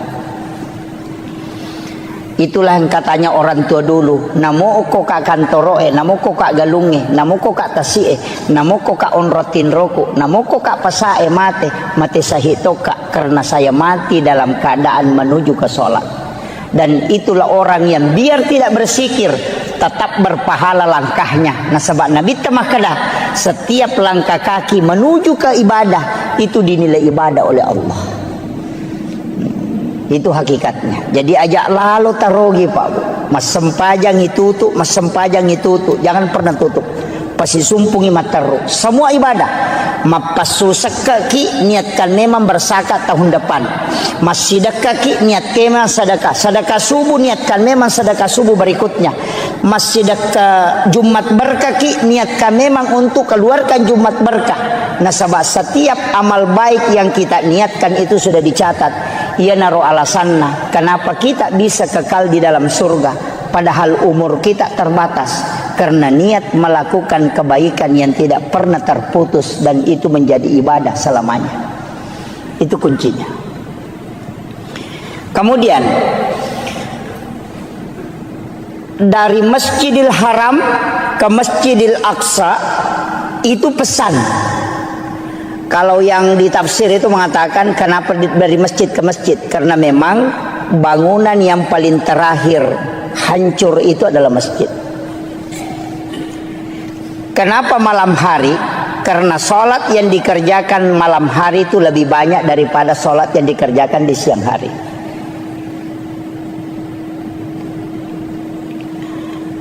Kemudian saya tidak ambil ini perjalanan Isra terlalu jauh, tapi kita naik ke Mi'raj.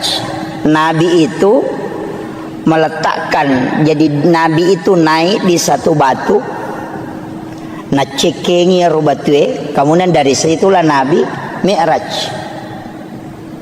Makanya disebut tangga untuk naik. Tapi ketika naik Rasulullah, batu yang diinjak itu ikut. Ya rubatue na cekengi Nabi tamacio. Nabi tegur, tidak usah kau ikut, cukup di situ. Tapi ya robatu tak kala tarakka nih, Nabi larang dia ikut, maka sampai hari ini batu itu masih tergantung sampai hari ini. Makanya kalau kita lihat itu di HP bisa kita buka batu gantung peristiwa Isra Mi'raj. Itu tidak sandar ke tanah, padahal beratnya itu berapa itu besar itu. Ya rubatu nonri ya Nabi ta maceket tapi melon macuri Nabi ta larang. Dia sudah terangkat, Nabi larang ikut, tapi dia juga tidak mau turun lagi ke tanah, makanya tergantung sampai hari ini. Nabi naik ke langit pertama, ketemu Nabi Adam. Naik ke langit kedua, ketemu Nabi Isa dengan Nabi Yahya. Naik ke langit ketiga, ketemu dengan Nabi Yusuf.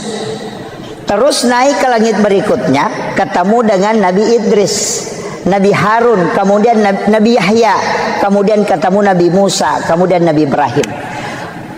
Banyak Nabi dan Rasul. Saya tidak mau bahas semua. Banyak Nabi dan Rasul. Tapi kenapa ini Nabi yang disuruh menjemput Rasulullah di langit-langit itu? Angka Nabi Daud, anak Nabi Yakub, banyak Nabi. Tapi kenapa Nabi Adam di langit pertama? Kemudian kenapa di langit kedua itu Nabi Yusuf dengan Nabi Yahya? Ini tiga Nabi ini lain. Nabi Adam tidak ada bapaknya, tidak ada ibunya. Nabi Isa tidak ada bapaknya. Nabi Yahya dia lahir dari ibu yang sudah menopause. Coba kalau kita kaji secara sederhananya. Jadi Yero Nabi Adam dega ambok na dega indok na. Walaupun dalam tafsir As-Sawi nanti itu ada mengatakan bapaknya Nabi Adam adalah tanah dan ibunya Nabi Adam adalah air. Karena Allah mengambil tanah yang keras, kemudian diberikan air, kemudian dicampur sehingga dia menjadi mengeras, dan dari situlah Nabi Adam ada. Sehingga dia katakan bapaknya adalah tanah dan ibunya adalah air. Itu kalau di tafsir As-Sawi. Nabi Adam ini pada hakikatnya tidak ada bapak, tidak ada ibu. Naik ke langit kedua, ketemu Nabi Isa dengan Nabi Yahya, dua nabi yang hampir seumuran, tapi dakwanya beda. Kalau Nabi Isa masuk di kelab-kelab malam, kalau Nabi Yahya bersama dengan orang-orang soleh. Makanya kalau ada jamaah tabligh selalu pergi ke KPKP berdakwah, wah itu anggotanya Nabi Isa, Nabi Yahya itu. Nabi, makanya kan ketika ditanya kenapa kau masuk di situ, dia bilang saya kan nabi.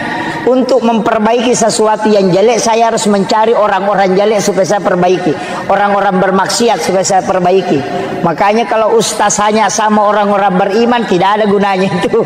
Karena sudah orang beriman dia temani, mestinya dia bersahabat dengan orang-orang yang tidak beriman supaya dia ajak ke kebaikan. Sama dokter, jangan berteman dengan orang sehat, tapi cari orang sakit supaya kau bisa obati. Begitu, jadi itu alasannya. Makanya kalau ada ustaz selalu cari penjahat preman, tidak masalah, itu ada sanatnya itu. Tapi kalau ada ustaz tidak mau gabung dengan WTS, tidak mau gabung dengan peminum, ada juga sanatnya itu. Kenapa? Alasannya takut terpengaruhi. Itu karena mungkin imannya belum kuat. Nah, itu makanya dalam agama itu masing-masing ada sanatnya. Kemudian Nabi Isa ini kan lahir dari Maryam. Maryam ini yang memelihara Nabi Zakaria. Nabi Zakaria punya anak, itulah Nabi Yahya. Kan gitu. Jadi Nabi Zakaria ini kan tidak punya anak, dia gagak anak-anak. Istrinya sudah menopause, sudah berhenti haid. Dan Nabi Zakaria ini sudah tua. Karena dia yakin sudah tidak punya keturunan, maka dia mengambil kemanakannya. Itu anak gadis belia yang bernama Maryam, itulah ibunya Nabi Isa. Jadi Nabi Zakaria dia memelihara Maryam kurang lebih 4-5 tahun di rumahnya. Jadi itu dia bawa ke rumahnya, dia bikinkan bilik, nah kiborangi kamar. Di dalam biliknya dia buatkan tempat sholat, namanya mihrab. Di dalam mihrab itulah Nabi Maryam sholat. Ini saya kembalikan. Banyak orang yang mengatakan, bukan saya tidak sepakat, tapi perlu kita kaji. Di sini banyak para ahli, para ini. Saya yang kasih tahu. Itu saya sering tanya ke ulama-ulama tarekat dan ulama-ulama sejarah. Tapi sering penceramah itu mengatakan begini. Peristiwa Isra Mi'raj itu adalah awal mula perintah pelaksanaan sholat. Saya tidak sepakat. Peristiwa Isra Mi'raj itu disebutkan dalam ayat linuriyahu min ayatina, bukan sholat. Coba kalau kita buka Al-Quran itu, subhanalladzi asra bi 'abdihi lailan minal masjidil haram ilal masjidil aqsa alladzi barakna haulahu. Apa tujuannya? Linuriyahu min ayatina, bukan sholat. Alasannya yang kedua apa? Karena perintah sholat itu sudah ada sebelum Nabi Isra Mi'raj. Karena di Madinah Nabi sholat, di Bukit Tur Sina Nabi sholat, Nabi juga sholat di Baitul Lahmi, Nabi juga sholat di Masjidil Aqsa. Bahkan di Masjidil Aqsa Nabi yang memimpin para Nabi dan Rasul. Rasulullah menjadi imam, semua Nabi itu menjadi makmumnya. Coba, berarti Nabi sudah sholat sebelum Isra Mi'raj. Kalau orang mengatakan Isra Mi'raj itu adalah perintah sholat, itu keliru. Coba, karena dia sudah sholat. Kalau kita buka Al-Quran, oke lah. Kalau orang tidak percaya bilang ini hadis apa, kita pakai Al-Quran. Nabi Ibrahim, Rabbana liyuqimas sholah faja'al af'idatan minan nasi tahwi ilaih. Satu. Nabi Isa, dia mengatakan saya diutus oleh Allah untuk memerintahkan sholat dan zakat. Itu sudah ada sholat. Yang ketiga, Maryam sholat di dalam mihrab. Keempat, Nabi Zakaria wa huwa qaimun yusolli fil mihrab. Nabi Zakaria berdiri sholat di dalam mihrab. Coba, semua nabi itu sudah sholat, Pak. Nabi di Madinah sudah sholat, Nabi di Bukit Tursina sudah sholat. Jadi naik Isra Mi'raj ini apa sebenarnya? Itu disebutkan dalam ayat linuriyahu min ayatina, untuk memperlihatkan, bukan menceritakan. Karena ya di surga dan neraka itu hanya diceritakan ke nabi-nabi terdahulu. Nabi Musa diceritakan surga, Nabi Ibrahim diceritakan neraka. Semua nabi diceritakan tentang neraka. Tidak ada nabi yang melihat tingkatan langit sampai ke Sidratil Muntaha, dan tidak ada nabi satupun yang bisa melihat Allah. Makanya nabi disebutkan linuriyahu min ayatina, untuk memperlihatkan tanda-tanda kebesaran Allah, bukan menceritakan tanda-tanda kebesaran Allah. Makanya nabi itu menyaksikan semua. Maka dari situlah Rasulullah mengatakan, dalam peristiwa Isra Mi'raj saya dikasih 3 ilmu. Ini inti pokoknya. Ilmu pertama adalah ilmu syariat, ilmu kedua adalah ilmu hakikat, dan ilmu ketiga adalah ilmu asrar ilahiyah. Satu, saya harus menyampaikan semua ilmu itu syariat. Satu, boleh saya memilih, boleh saya sampaikan, boleh tidak. Makanya ada ilmu yang diajarkan ke Sayyidina Ali, tidak diajarkan ke sahabat yang lain. Karena Nabi memilih, boleh dia sampaikan, boleh tidak, sesuai dengan khatibun nasa ala qadri ukulihim. Kemudian yang ketiga, ilmu asrar ilahiyah. Nabi tidak boleh menyampaikan ilmu itu, diminta oleh Allah untuk menutup itu. Mana yang dimaksud asrar ilahiyah? Nabi tidak pernah menyebutkan bahwa wajah Allah seperti ini, modelnya Allah seperti ini, padahal Nabi ketemu langsung dengan Allah. Itu yang disebut dengan asrar ilahiyah.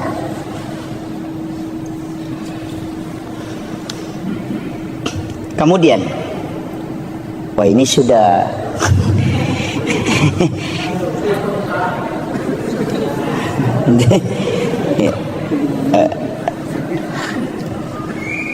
kemudian Rasulullah, saya ambil sedikit dulu supaya kita bisa ambil hikmahnya nih, petik. Nabi Adam itu ahli tanaman. Makanya kalau orang ilmiah yang kaji kenapa Nabi ketemu Nabi Adam, karena Nabi itu profesor nanti di bidang ilmu alam. Karena Nabi Adam, makanya nanti dari Isra Mi'raj itu Nabi mengatakan kurma itu biar tidak dikawinkan itu bisa berbuah. Karena orang Arab itu selalu mengawinkan kurma. Dia mengatakan buahnya tidak bisa kalau tidak dikawinkan. Tapi dari setelah peristiwa Isra Mi'raj, Nabi mengatakan biar kau tidak kawinkan, kurma tetap bisa berbuah.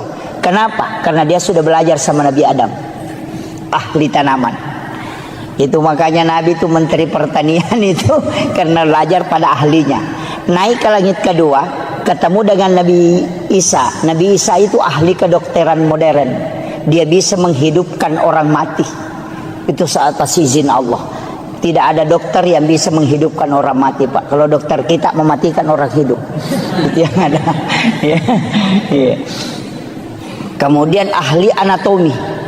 Makanya Rasulullah itu ketika sudah makan, dia tidak langsung minum. Kemudian meminta kita sesekali berjalan tidak menggunakan alas kaki. Itu semua sebenarnya adalah ilmu kesehatan yang diajarkan oleh Nabi. Kemudian Nabi Yahya. Siapa ini Yahya, Pak? Dia adalah salah satu orang hebat dalam sisi manajemen. Naik berikutnya ketemu Nabi Yusuf. Itu ahli keuangan. Karena dia bendahara Mesir. Itu hebatnya. Naik lagi ke berikutnya. Ketemulah dengan Nabi Idris. Salah satu ahli akidah dan tasawuf. Satu-satunya Nabi yang bisa mengelabui malaikat. Kenapa bisa mengelabui malaikat? Karena malakul maut itu dikasih tahu, sakit kira-kira kalau kita mati. Malakul maut mengatakan sakit. Dia mengatakan saya ingin merasakan sakitnya mati. Malakul maut mengatakan tidak bisa tanpa izin Allah. Maka Nabi Idris meminta, beri aku kesempatan merasakan bagaimana sakitnya sakarat. Maka dicabutlah nyawanya atas izin Allah. Setelah mati, dia kasih tahu, antar saya ke neraka. Saya mau melihat neraka sebelum saya hidup kembali. Dibawa ke neraka, sebentar saja dia bilang, kasih keluar saya. Dia ule monroko magar jingoko. Tapi dia bilang, bawa saya ke surga sebentar. Setelah dibawa ke surga, dia menikmati di dalam. Apa kata Nabi Idris? Tidak usah saya pulang, di sini saja. Kemudian malaikat mengatakan tidak boleh, orang masuk ke sini harus ke neraka. Nabi bilang tadi sama-sama kita dari sana, baru pun pergi ke sini kan. Maka Nabi yang ada di dalam surga itu lebih dulu adalah Nabi Idris. Karena itu seazan izin Allah. Ini makanya kehebatannya Nabi Idris itu. Tapi apakah istimewanya Nabi Idris? Tidak ada yang mengalahkan dalam nikmat dalam berzikir. Karena ketika dia dinikahkan oleh bapaknya, dia menerima. Tapi setelah dia tidur bersama dengan istrinya pengantin baru, apa kata dia? Wala zikrullahu akbar. Berzikir kepada Allah masih jauh lebih nikmat dibanding bersama dengan pasangan. Kira-kira ada pengantin baru bisa ngomong begitu? Lep di manya mengiku mas sempaja nggak ko si depe kak bayineku. Itu langka orang itu kecuali Nabi Idris yang bisa merasakan itu, bahwa nikmatnya menyatu dengan Allah jauh lebih dibanding dengan bersenggama dengan manusia. Itulah keistimewaannya. Saya ceritakan semua, tapi saya turun sedikit ke Nabi Yahya. Nabi Yahya ini sebenarnya Nabi yang diminta-minta. Karena Nabi Zakaria kan sudah yakin, saya tidak mungkin punya keturunan, istri saya sudah berhenti haid. Tapi ketika dia mengambil Maryam, dia bawakan makanan, karena kamarnya dikunci dari luar, tidak ada jendelanya. Makanya Bapak Ibu saya kasih tahu, kalau punya anak gadis, bikinkan kamar, jangan kasih jendela, supaya dia tidak lihat orang lalu lalang. Bikinkan saja lubang angin. Yang kedua, kuncinya kita yang pegang, jangan kasih kunci dia. Kunci dari luar pintunya, supaya jangan keluar. Kalau kita punyanya gadis, dikasih kunci motor, makanya kadang masuk angin. Ini jadi masalah. Makanya di dalam kamar itu dia tinggal, tapi dia bikinkan tempat sholat dengan 2 anak tangga. Itulah alasannya kenapa mihrab imam itu 2 lapis. Ada sajadah lapisan bawahnya atau amblak, kemudian ada sajadah satu di atasnya. Karena mihrabnya Maryam itu dengan 2 anak tangga. Itu alasannya. Kullama dahala alaiha Zakaria al-mihrab. Saya pakai ayatnya langsung. Kullama dahala alaiha Zakaria al-mihrab. Setiap Nabi Zakaria masuk ke dalam tempat sholatnya Maryam, wajada indah rizqan. Dia kaget karena dia melihat ada makanan, tapi pintu tidak pernah terbuka. Makanya dia bertanya, anna laki haza, dari mana ini? Apa jawabannya Maryam? Huwa min indillah. Ini langsung Allah yang kasih. Nabi Zakaria itu kan nabi, hebat pemikirannya, ilmunya hebat. Dia tidak bisa terima dengan akal sehat. Anak gadis belia, dia bukan nabi, tapi kok bisa dikasih makanan langsung dari langit? Saya ini nabi, sudah lama berdoa di sini tidak pernah dikasih makanan langsung. Apa istimewanya anak ini? Dia berpikir, ternyata bukan anak ini yang istimewa, tapi tempatnya yang sholat itu diistimewakan oleh Allah. Maka dia suruh Maryam keluar dari situ, tinggalkan itu tempatnya. Hunalika da'a Zakaria rabbah. Maka datanglah Nabi Zakaria ke tempat sholat itu, bermunajat kepada Allah. Ayatnya, wa huwa qaimun yusalli. Sementara dia berdiri sholat, fil mihrab, di dalam mihrab itu, dia meminta, Rabbi habli min ladunka zurriyatan thayyibatan innaka sami'ud du'a. Apa yang terjadi, Pak? Fanadathul malaikatu wa huwa qaimun yusalli fil mihrab. Langsung malaikat turun dari langit ketika Nabi Zakaria memohon di dalam mihrab. Apa kata malaikat? Annallaha yubassiruka bi Yahya musaddiqan bi kalimatin wa sayyidan wa hasura wa nabiyyam minas sholihin. Ini yang orang tidak tahu banyak. Guru Kiai Abdul Rahman Ambo Dalle, kamarnya itu dibagi dua. Setengah dia tempati tidur, setengah dia tempati sholat. Itu tidak pernah diganggu tempat sholatnya. Kiai Haji Maimun Subair, dia kunci kamar pribadinya. Ada tempat khusus dia tempati di dalam kamar pribadi, itulah mihrab. Ketika dia melaksanakan haji, dia punya wasiat, jangan kau buka itu kamar kecuali saya meninggal ataupun kembali. Semua ulama itu punya tempat khusus beribadah. Karena itu disebut mihrab. Karena itu perintah Al-Quran. Kita tidak. Kalau bukan di samping lemari, lari ke depan kulkas. Ada orang di kulkas, lari ke dekat kursi. Main orang di kursi, lari masuk ke kamar. Tidak ada tempat khusus kita buat untuk berdua-duaan dengan Allah. Tapi kita bangun WC sampai 30-40 juta hanya untuk buang kotoran. Tapi tempat beribadah kita tidak buat untuk khususnya. Dari situlah kenapa doa itu susah mustajabah. Makanya saya sampaikan, bukan musola Pak. Musola itu ditempati sholat berjamaah. Ada tamu datang ke rumah bisa dia masuk sholat. Tapi kalau mihrab tidak ada orang yang boleh masuk kecuali hanya pemilik mihrab. Maka mihrab itu di dalam kamar ukurannya seperti kuburan. Paling bagus menurut mursyid kami di tarekah, beli kain kafan. Kain kafan itu kau letakkan, baru kau tahan sudutnya supaya dia tidak bergerak. Karena mihrab itu tidak boleh bergerak. Kemudian kau tutupi dengan kain tipis atau paling ada penutupnya.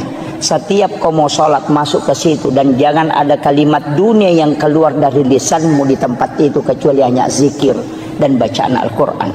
Ketika kau mampu istiqamah, maka dia akan tembus ke langit. Karena itulah tempat khusus yang kau buat untuk berkomunikasi dengan Allah.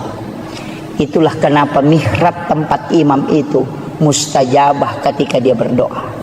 Makanya saya itu Pak, kalau ikut berjamaah disuruh berdoa, saya tidak pernah ambil doanya. Karena tempatnya imam itu yang tembus, bukan yang di belakang.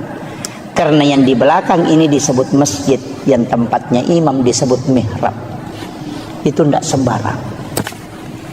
Nah, banyak imam sekarang main HP di tempatnya.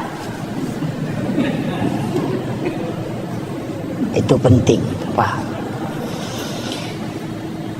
Jadi ada hal-hal itu sebenarnya Pak dalam agama kita anggap biasa, tapi itu luar biasa. Makanya Guru Kiai Abdul Rahman Ambo Dalle, ketika ada santrinya mau pulang, saya dapat cerita itu dari salah satu santri beliau. Kalau ada santrinya mau pulang, tidak ada transportnya, masuk ke Guru minta uang, digaga tanpa otoku namanya Kak Rewa. Kada Guru tama nak kok kamera, coba lihat di bawah sajadah. Ketika anak-anak itu memasukkan tangannya di bawah sajadah, itu mendapatkan uang. Padahal Guru tidak pernah simpang. Dari mana itu? Wa min indillah. Sebagaimana mal Allah berikan kepada Maryam. Itu hakikatnya sebenarnya yang jarang kita lakukan. Makanya saya menyampaikan kepada seluruh jamaah, ini hikmah Isra Mi'raj. Paling tidak kalau yang belum punya mihrab tahun ini kita bisa buat di dalam kamar. Tidak luas kok Babu. Ongkosnya mungkin hanya sekitar 500.000. Cukup kita beli kain tipis kemudian kita tutupi. Beli kain kafan 1 lapis. Walaupun bukan kain kafan, mungkin sajadah 2 lapis kita simpan di situ. Kenapa saya mengatakan bagusnya kalau kain kafan? Kalau kain kafan bikin wasiat. Nak, ketika saya meninggal, ada kain kafan di mihrab itu kau ambil itu yang kau bungkuskan aku. Karena kain kafan yang ambil dari mihrab, biar sampai 50 tahun tidak akan luput termakan oleh tanah ketika itu yang dibungkuskan oleh orang yang dipakai sholat. Itulah kenapa banyak ulama dulu itu tidak hancur kain kafannya. Itu karena kain kafan yang bersumber dari mihrab yang dia pakai. Dan itu kadang kita anggap biasa Pak.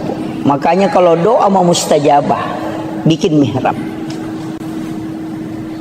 Tapi jangan cari uang di mihrab. sama guru. Siapa tahu nanti assalamualaikum langsung dia lagi. Oh belum ada nih. Wah itu jadi masalah itu. Iya. Tapi disitulah Allah bisa memberikan rezeki wa yarzuqhu min haitsu la yahtasib. Itu bukan hadis. Kalau hadis masih bisa diperdebatkan Pak. Tapi itu ayat yang dilakukan oleh Maryam yang bukan nabi, maka Allah kasih langsung. Maka bukan nabi pun, seorang ulama, seorang alim, seorang beriman, ketika dia membuat itu maka Allah pun akan kasih. Karena itu huwa min indillah. Innallaha yarzuqu man yasha bighairi hisab. Itu kuncinya. Tapi kita mungkin sudah punya semua ya. Sudah ada mihrab di rumah Pak ya? Belum ada. Iya. Paling tidak kita bikin Pak. Nggak susah. Apalagi kayak ada ini kain-kain seperti ini di belakang. Sekarang kan mudah. Ada kayak triples cukup ditutup untuk supaya kita tempati masuk ke dalam situ untuk sholat tahajud, untuk tafakur. Kalau mau itikaf di situ aja. Mau itikaf di situ. Apalagi ini dekat Ramadan kan. Nanti kalau Ramadan itu berlomba-lomba mau pergi itikaf. Sebenarnya itikaf murni itu tidak boleh pulang ke rumah. Boleh pulang ke rumah hanya membangunkan anak-anak istri untuk sholat. Kalau itikaf itu memang tinggal di masjid, keluar hanya mandi, masuk lagi bersikir. Kita itikaf itu kadang bolak-balik, bahkan berhubungan dengan istri. Wah itu jadi masalah itu. Orang itikaf itu tidak boleh berhubungan dengan pasangannya. Ada yang lebih parah, jam 9 malam datang bawa ke lampu, dia simpan di lantai 2, datang tidur, mati subuh baru bangun. Itu bukan pergi itikaf, hanya pindah tidur itu. Jadi masalah itu. Ya. Sebaiknya kita itikaf ya di dalam kamar, di dalam mihrab kita itikaf. Di tempat mihrab itulah kita bermunajat kepada Allah. Itu tidak ada orang yang melihat ibadah sunnah itu. Memang kalau kita betul-betul mau kejar Lailatul Qadar kan memang kayak ulama dulu 3 bulan itu dia sudah mulai. Makanya saya kasih tahu Pak, kalau mau dapat Lailatul Qadar tidak usah begadang. Yang paling mudah bagaimana? Datang sholat isya berjamaah, kerjakan sholat sunnah sesudah sholat isya 4 rakaat, kemudian datang sholat subuh berjamaah, kerjakan sholat sunnah subuh 2 rakaat dan sholat subuh berjamaah. Kita sudah dapat Lailatul Qadar. Apa alasannya? Rasulullah mengatakan, siapa yang datang sholat isya berjamaah di masjid, maka sama kalau dia sholat setengah malam. Siapa yang sholat 4 rakaat sesudah sholat isya, itu sama pahalanya kalau dia sholat 4 rakaat pada malam Lailatul Qadar. Berarti sholat sunnah sesudah isya yang 4 rakaat itu setara dengan 400.000 rakaat nilainya. Makanya saya kasih tahu, jangan sampai kita sholat tarawih 20 rakaat tapi kita tidak sholat sunnah sesudah isya 4 rakaat. Bangkrut betul itu. Betul-betul bangkrut. Karena sholat tarawih 20 rakaat tidak akan pernah mengalahkan sholat sunat 4 rakaat sesudah isya. Kenapa? Karena itu setara dengan 400.000 rakaat nilai itu. Tidak usah datang begadang tapi datang sholat subuh berjamaah. Kenapa sholat subuh berjamaah? Rasulullah mengatakan, siapa yang sholat subuh berjamaah di masjid itu sama kalau dia bangun 1 malam penuh beribadah dengan Allah. Makanya kalau sudah sholat isya berjamaah dapat setengah malam, sholat 4 rakaat sesudah isya sama dengan sholat 4 rakaat pada malam Lailatul Qadar, baru ambil sholat sunnah subuh, itu lebih mulia daripada dunia dan isinya, baru ambil sholat subuh berjamaah, berarti sama dengan sholat 1 malam penuh, itu pasti dapat Lailatul Qadar. Itu aja kuncinya. Hanya tidak usah pusing Pak. Jadi kecuali yang mau betul-betul mengejar ya kejar. Pokoknya begadang setiap malamnya. Kalau tidak mampu ambil aja itu tadi. Itu jadi ulama kita dari dulu itu simpel sekali. Ya, tidak usah datang menyiksa diri itu Pak. Tidak usah. Apalagi yang sekarang. Kecuali kita mampu memang. Nah, makanya 3 bulan ini kan disebut Syahrul Rajab Syahrullah, Syahrul Sya'ban Syahri, Syahrul Ramadan Syahrul Ummati. Itu 3. Makanya doanya itu Allahumma barik li fi Rajab wa Sya'ban, digabungkan 2 baru wa balikni Ramadan. Apa maknanya? Allahumma barik. Kalau berkah itu pasti wirid, bukan ilmu. Karena kalau ilmu derajat. Makanya yarfa'illahu alladhina amanu minkum walladhina utul ilma darajah. Tapi kalau mau berkah bukan ilmu tapi wirid. Makanya Syahrul Rajab Syahrullah, kalau bulannya Allah berarti bulan istighfar. Kalau bulannya Nabi berarti bulan sholawat. Kalau bulannya kita berarti bulan bacaan Quran. Makanya Rajab perbanyak istighfar, Sya'ban perbanyak sholawat, nanti Ramadan banyak baca Quran. Itu sudah dapat. Itu kuncinya. Makanya jadi makanya disebut bulan Rajab itu bulan menanam, bulan Sya'ban itu bulan menyiram, bulan Ramadan itu bulan menuai, panen. Nah, itu kuncinya. Makanya ini sederhana aja Pak. Makanya istighfar di bulan Rajab ini minimal 1000. Sebagus-bagusnya 10.000. Tapi istighfar itu tidak menghapus dosa. Ya, ingat kalau kita istighfar itu dosa tidak terhapus, cuma tertutup. Makanya istighfar itu dari kata istighfarah, menutup yang nampak. Bapak kalau menulis di kertas ada tulisan salah, ambil tip X kemudian di tip X. Tip X itu tidak menghapus tulisan, cuma menutup supaya tidak kelihatan. Itulah makna istighfar, menutup yang nampak supaya dia tidak memberi dampak negatif. Makanya taubat dengan istighfar itu tidak sama. Kalau taubat kembali, kalau istighfar menutup. Bagaimana cara supaya dosa terhapus? Jangan pakai istighfar, pakai al-afu. Makanya kalau Ramadan tidak pakai istighfar, tapi pakai Allahumma innaka afuwun karim tuhibbul afwa fa'fu anna. Kalau al-afu itu menghapus, makanya dalam sholat itu dipakai al-afu. Rabbi ghafirli warhamni wajaburni warfa'ni warsukni wahdini wafini wa'fu anni. Itu kuncinya. Ini sudah 1 jam Pak. Ya, ini saya tambah sedikit ya. Iya, kita mengambil hikmah hakikatnya dulu. Saya berusaha menjelaskan seringan mungkin. Kalau di dalam tarekat itu agak berat. Kita sholat itu sebenarnya Pak kuncinya cuma 2. Itu 2 versi sholat itu. Itulah yang menjadi rukun ihsan. Kalau rukun Islam kan ada 5, rukun iman itu 6, rukun ihsan itu 1, makanya 12. Rukun ihsan ini anta'budallah ka'annaka tarahu 1, fa illam takun tarahu fa innahu yaraka. Itu yang dipakai kalau sholat. Jadi anta'budallah ka'annaka tarahu, sampai puamu pada komitai.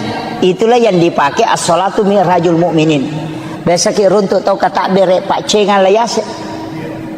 Allahu akbar. Biasa begitu kan? Allahu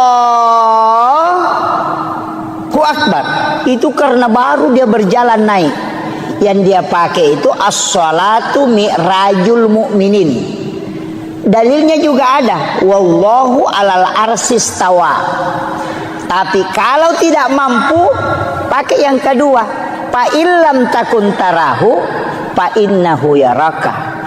Jika engkau tidak mampu, engkau yakin bahwa dia melihat aku. Tidak usah naik, cukup dibawa. Kita takbir itu Allah melihat saya takbir, Allah melihat saya ruku, Allah menyaksikan saya sujud. Tidak usah naik ke atas. Dalilnya mana? Wa huwa ma'akum aina ma kuntum. Dia selalu bersamamu dimanapun kau berada. Wallahu akrabu min hablil warid. Allah itu lebih dekat daripada urat leher. Mana yang kita pakai? Ada yang naik Allahu akbar. Naik ke atas itu. Itu yang kadang goyang-goyang. Kalau ada anak-anak ribu, marah itu. Ini ribu-ribu kita tidak husuk. Padahal biar tidak ribu orang juga tidak husuk dia. Itu alasan saja itu. Itu kan. Makanya kalau tidak bisa naik, karena itu agak berat. Itu sholatnya para wali. Yang naik ke atas. Kalau tidak bisa, pakai yang kedua. Fa illam takun tarahu fa innahu yaraka. Kayak ada CCTV menyorot kita. Karena Allah dimanapun kau berada, dia akan tidak terlepas dari pandangan dia. Maka yakin saja Allah melihat saya ruku, Allah melihat saya sujud. Itu yang lebih tenang. Tidak usah capek-capek naik ke atas. Karena dua-duanya dibolehkan. Makanya disebut rukun ihsan. Ini saya kira ini yang penting saya sampaikan Bapak-Ibu sekalian. Mudah-mudahan ada hikmah yang bisa kita petik. Tapi satu wasiat saya, jangan pernah tinggalkan sholat. Usahakan kerjakan Pak, sesibuk apapun sholat, seberat apapun sholat ki. Jangan ada alasan bilang tidak khusyuk, tidak apa, tidak usah. Dan sepung Allah Ta'ala tepat, tidak usah kita mengatakan harus begini nisang. Maka dah sekok minta tepat nala cundeke nala nama tu paling tepat. Makanya dalam tarikah itu mengatakan kalau saya sholat saya kafir, itu jangan dipahami secara syariat. Maka dia ku iya masempajak kaperek kak, berarti wangga iya aleku iya matoro itapakku. Tapi aku makadaka puang Allah Ta'ala masempajang ale nama toh, berarti saya tidak sombong karena saya sholat karena iman, dan yang memasukkan iman adalah Allah, dan yang memberi saya hidayah adalah Dia. Dia tu nak kada ale nama toh masempaja ya mato sempajang angkaina de inangkah. Oh itu jadi masalah Pak. Banyak kan orang. Saya itu kuncinya sederhana. Ulama-ulama itu sudah mengatakan yang penting masempajak kona. Angkat istilah atau mata tariolo maka darut tumu balalin romo de kamu lolongan. Kode bisa ngisana sampai jangi. Maka de guru tekalisi denre. Podangi kena tanyaga pe palolo ngakong kada balang. Itu guru ta. Dan saya yakin pegang itu. Napa napasa ngak guru tahena. Itimbang makapai tan ritimbang anu de. Ya kong kamu jama angka itajang. Ya kode kamu jama de itajang. Itu pesan guru ta. Makanya lobani mah berjama Pak, makanya mah kutu mah berjama. Ya kutu mah sampai jadi di desi pan rasa-rasa tongangi. Ya ku dapat talumi itu talui paresah. Ya kutu mah berjama, angka pagatang. Ya ku matanri kehusuan nero nagatangi barakana. Ya tu ampai Pak pada mi sentere. Ya ku angka sentere 10 baterena, si basi di baterena. Ya nama ate ya tu ci dede na tuo. Ya ko 10 baterena nang ka baterai mati pun ritangai tu mo pa ya tu. Makanya kau enggak Pak berjamaah gimpe acil kak banyak kau tangga anak macu menemunya tuh. Maka itulah hikmahnya kenapa berjamaah itu sangat bagus, karena dia mengikutkan semua. Jadi aja tak sampai jadi di, aja tak cul, pokoknya cuki. Tapi memang tempat yang paling bagus itu imam. Setelah imam yang di belakang imam 1 orang, baru sebelah kanan 3, sebelah kiri 3. Makanya 7 orang itu. Itu yang paling istimewa Pak.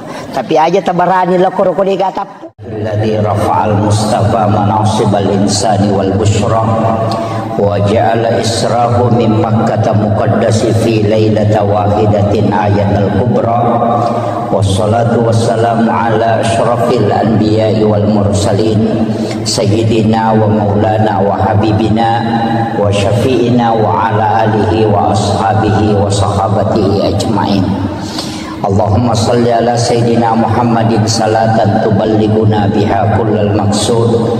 Ya Jawwadu ya Ma'bud ya Rahimu ya Wadud birahmatika ya Arhamar Rahimin. Allahumma salli ala Sayyidina Muhammadin tibbil qulubi wa dawaiha wa afiyatil abdani wa shifaiha wa nuril absari wa diyaiha wa ala alihi wa sahbihi wa sallim. Saya pakai bahasa Indonesia Pak Bu ya.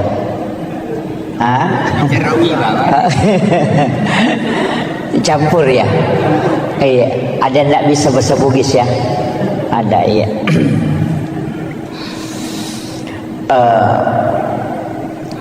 Pertama, saya tidak terlalu membahas tentang sejarah sebelum Rasulullah di-Isra dan di-Mi'rajkan. Akan tetapi saya titik beratkan pembahasan kita pada malam hari ini berkaitan dengan hikmah di balik semua peristiwa yang dialami oleh Rasulullah dari pendekatan ulama-ulama hakikat dalam memahami peristiwa Isra dan Mi'raj. Karena kalau saya bicara tentang sejarah sebelum dan risalah perjalanan Rasulullah, saya kira di antara para alim, para masyayikh, para ulama kita itu sudah banyak yang membahas. Cuma saya sedikit mencoba memahami dengan keterbatasan ilmu yang sedikit ini untuk mengkaji sesuai dengan apa yang disampaikan pada mursyid-mursyid thariqah tentang peristiwa Isra dan Mi'raj ini. Pertama, ketika Rasulullah ingin diperjalankan oleh Allah, irona bita dibelah dadanya, kemudian jantungnya Rasulullah diambil dan dimasukkan ke dalam satu wadah, di mana wadah itu sudah diisi dengan air Zamzam. Kalau ulama syariat dia memahami bahwa jantungnya Nabi itu dibersihkan dengan air Zamzam kalau pendekatan syariat. Tapi kalau pendekatan hakikat itu ada pertanyaan, mana yang bersih, jantungnya Nabi atau air Zamzam? Itu kan dua hal.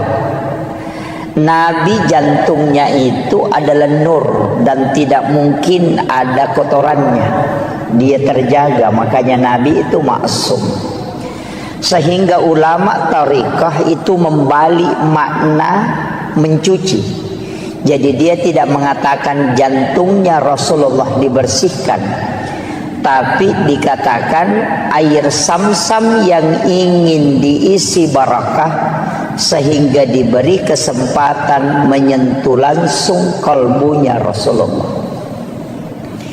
Jadi situ ngena dek nama care paatinna nabitta, jantungna nabitta tidak kotor. Cuma dengan cara itu air Zamzam bisa terisi barakah.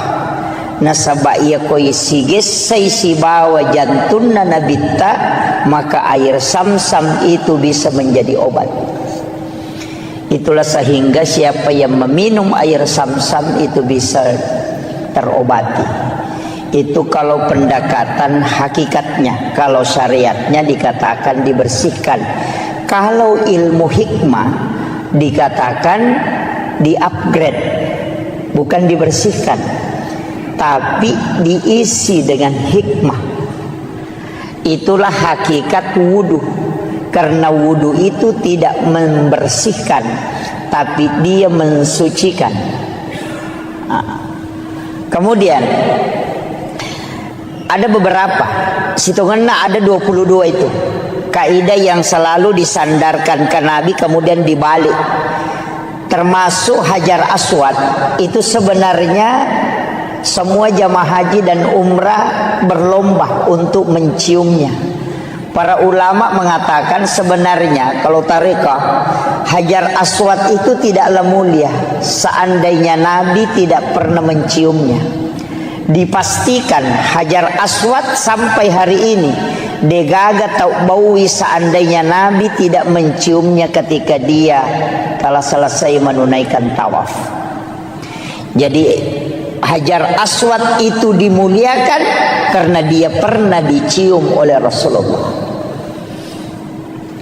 Yang ketiga, Nabi itu ketika berjalan ada awan yang menutupi kepalanya.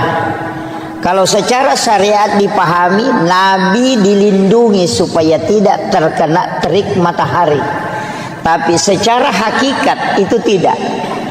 Karena matahari itu bersumber dari nurun Muhammad. Ketika nurnya Rasulullah ketemu dengan matahari, maka matahari akan hancur. Maka Allah menutupi Rasulullah dengan awan supaya matahari itu tidak hancur ketika dia bersentuhan dengan nurnya Rasulullah. Itulah yang dipahami para ulama-ulama tariqah, bukan melihat kepada bendanya sehingga dia mulia, tapi karena dia bersandar kepada Rasulullah. Maka apapun yang disandarkan ke Nabi itu pasti mulia. Ini baru pengantar. Saya ceramah berapa menit? Jangan Pak. Ini 1 jam aja ya. Sudah maksimal sekali ya 1 jam. Ini kemudian Setelah itu di dalam Al-Quran itu disebutkan, Subhanalladzi asra bi'abdihi lailam minal masjidil haram ilal masjidil aqsa. Saya bukan ahli tafsir, tapi paling tidak kita bisa mengambil penjelasan para ulama tafsir. Saya hanya memotong poin intinya. Kalimat subhana itu pasti sesuatu yang sangat istimewa. Makanya dalam sholat itu kalimat subhana hanya dipakai pada dua tempat, ketika kita ruku dan ketika kita sujud. Kenapa? Karena dua tempat itulah yang menyebabkan dosa-dosa itu terhapuskan. Karena ketika kita ruku, dosa yang ada di pundak, yang ada di kepala, yang diletakkan oleh Allah ketika masuk waktu sholat, itu akan jatuh. Maka kita disuruh itu sujud dan ruku bersama orang-orang yang ruku. Makanya kalau ruku jangan terlalu sebentar, nanti dosanya belum jatuh sudah bangkit. Oh, itu jadi masalah. Itu kan. Itu makanya orang yang sudah betul-betul terbiasa dengan sholatnya, sudah istiqamah, ia kotame waktu sampajange pasti mata anak papinat dinna. Tapi yang napura mak bereselang seakan-akan ada yang lepas, itu terasa ringan. Dan itu betul, karena dosa lah yang membuat kita terbebani perasaan. Tapi ketika selesai salam itu pasti terasa ringan, karena dosa itu sudah dihapuskan. Tapi makanya Nabi dalam hadis Bukhari Muslim, ada dosa yang tidak terlepas pada sholat fardu. Dia nalagai sampai perlu, karena Allah akan mengumpulkan dosa itu nanti sholat Jumat baru dilepaskan. Makanya dari wudu ke wudu penghapus dosa, dari sholat fardu ke sholat fardu penghapus dosa, dari Jumat ke Jumat penghapus dosa, dari Ramadan ke Ramadan penghapus dosa, dari umrah ke umrah penghapus dosa, dan dari haji ke haji itu penghapus dosa. Itulah keistimewaan dalam Islam. Kemudian Subhanalladzi asra, kalimat asra itu bukan Rasulullah yang berjalan, tapi diperjalankan. Mungkin di sini ada jam dinding. Tadi di dalam saya lihat ada jam dinding. Jam dinding itu ketika dia berputar itu hanya 24 jam normalnya. Tapi kalau panitia masjid ini mengambil jam dinding kemudian dia putar, itu bisa sampai 300 kali berputar dalam 1 jam.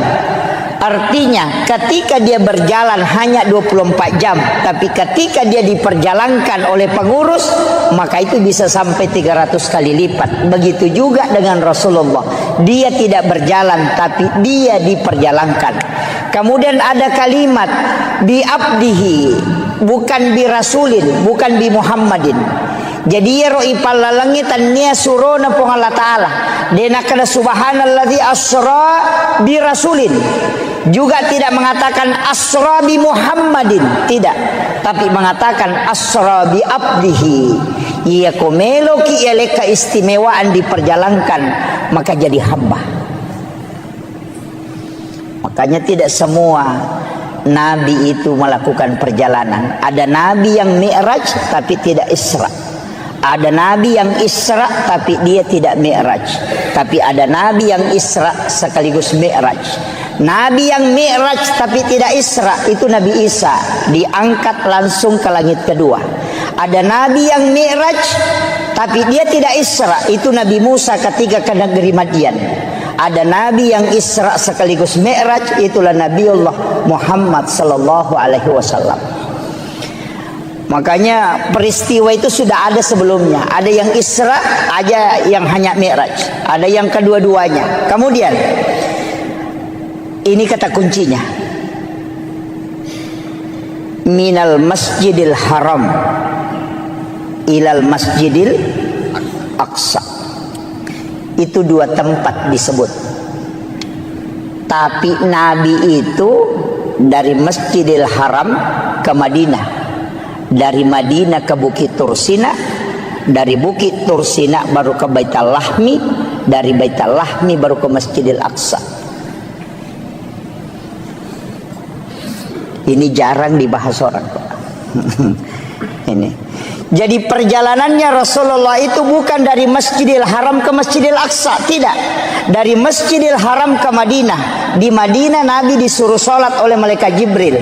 Selesai sholat 2 rakaat, Rasulullah bertanya, tempat apa nih Jibril?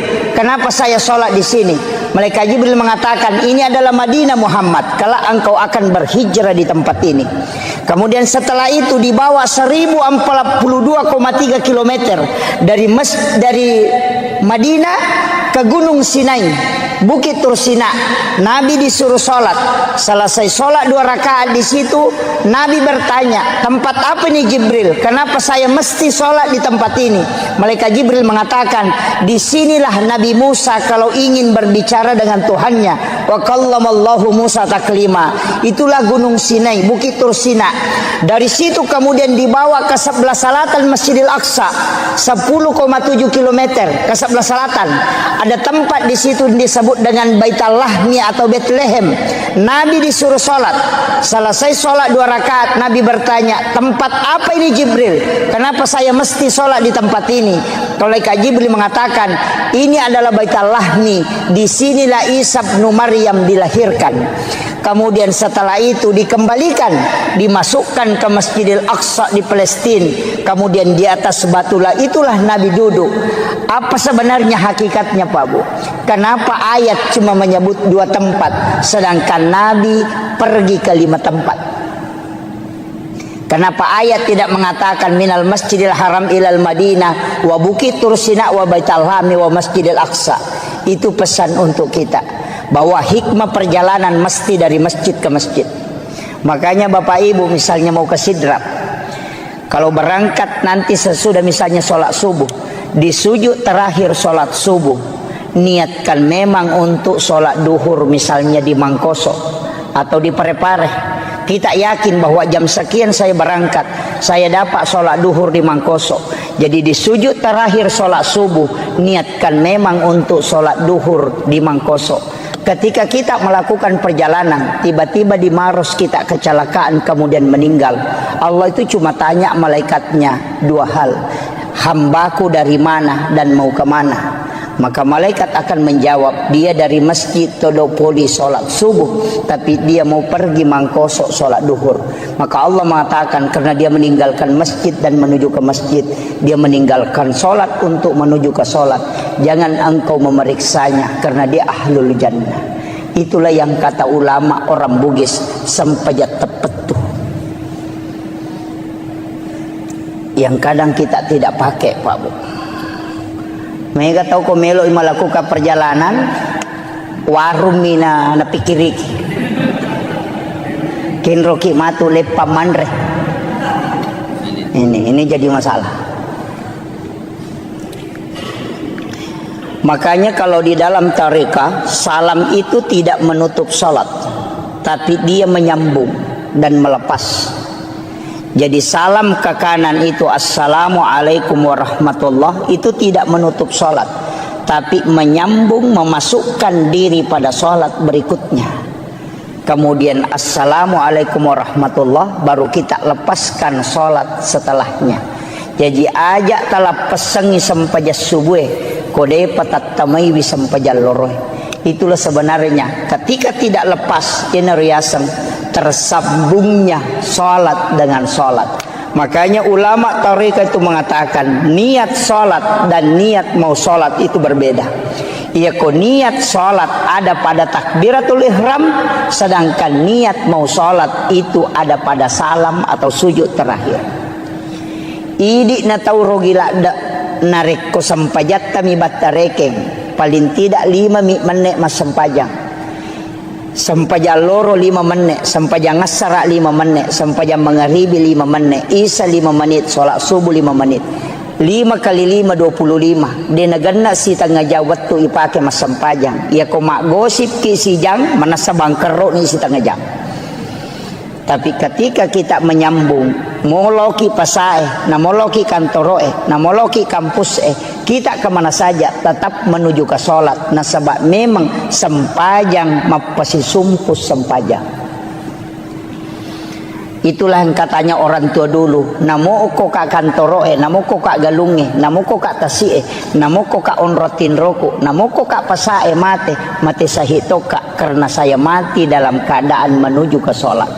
Dan itulah orang yang biar tidak bersikir tetap berpahala langkahnya. Nah sebab Nabi temakada setiap langkah kaki menuju ke ibadah itu dinilai ibadah oleh Allah. Itu hakikatnya. Jadi ajak lalu tarogi Pak Bu. Mas sempajang itu tutup, mas sempajang itu tutup. Jangan pernah tutup. Pasti sumpungi mataru. Semua ibadah. Mapasu sekaki niatkan memang bersakat tahun depan.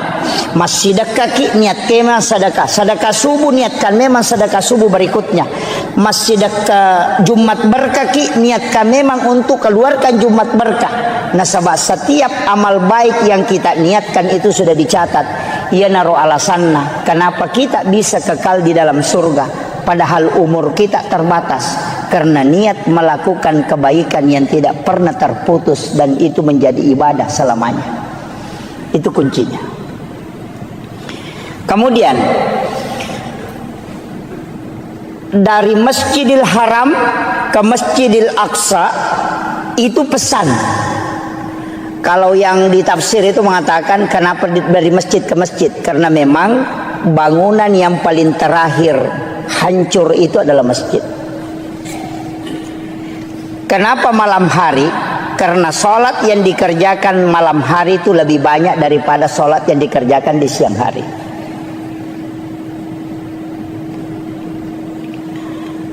Kemudian saya tidak ambil ini perjalanan Isra terlalu jauh, tapi kita naik ke Mi'raj.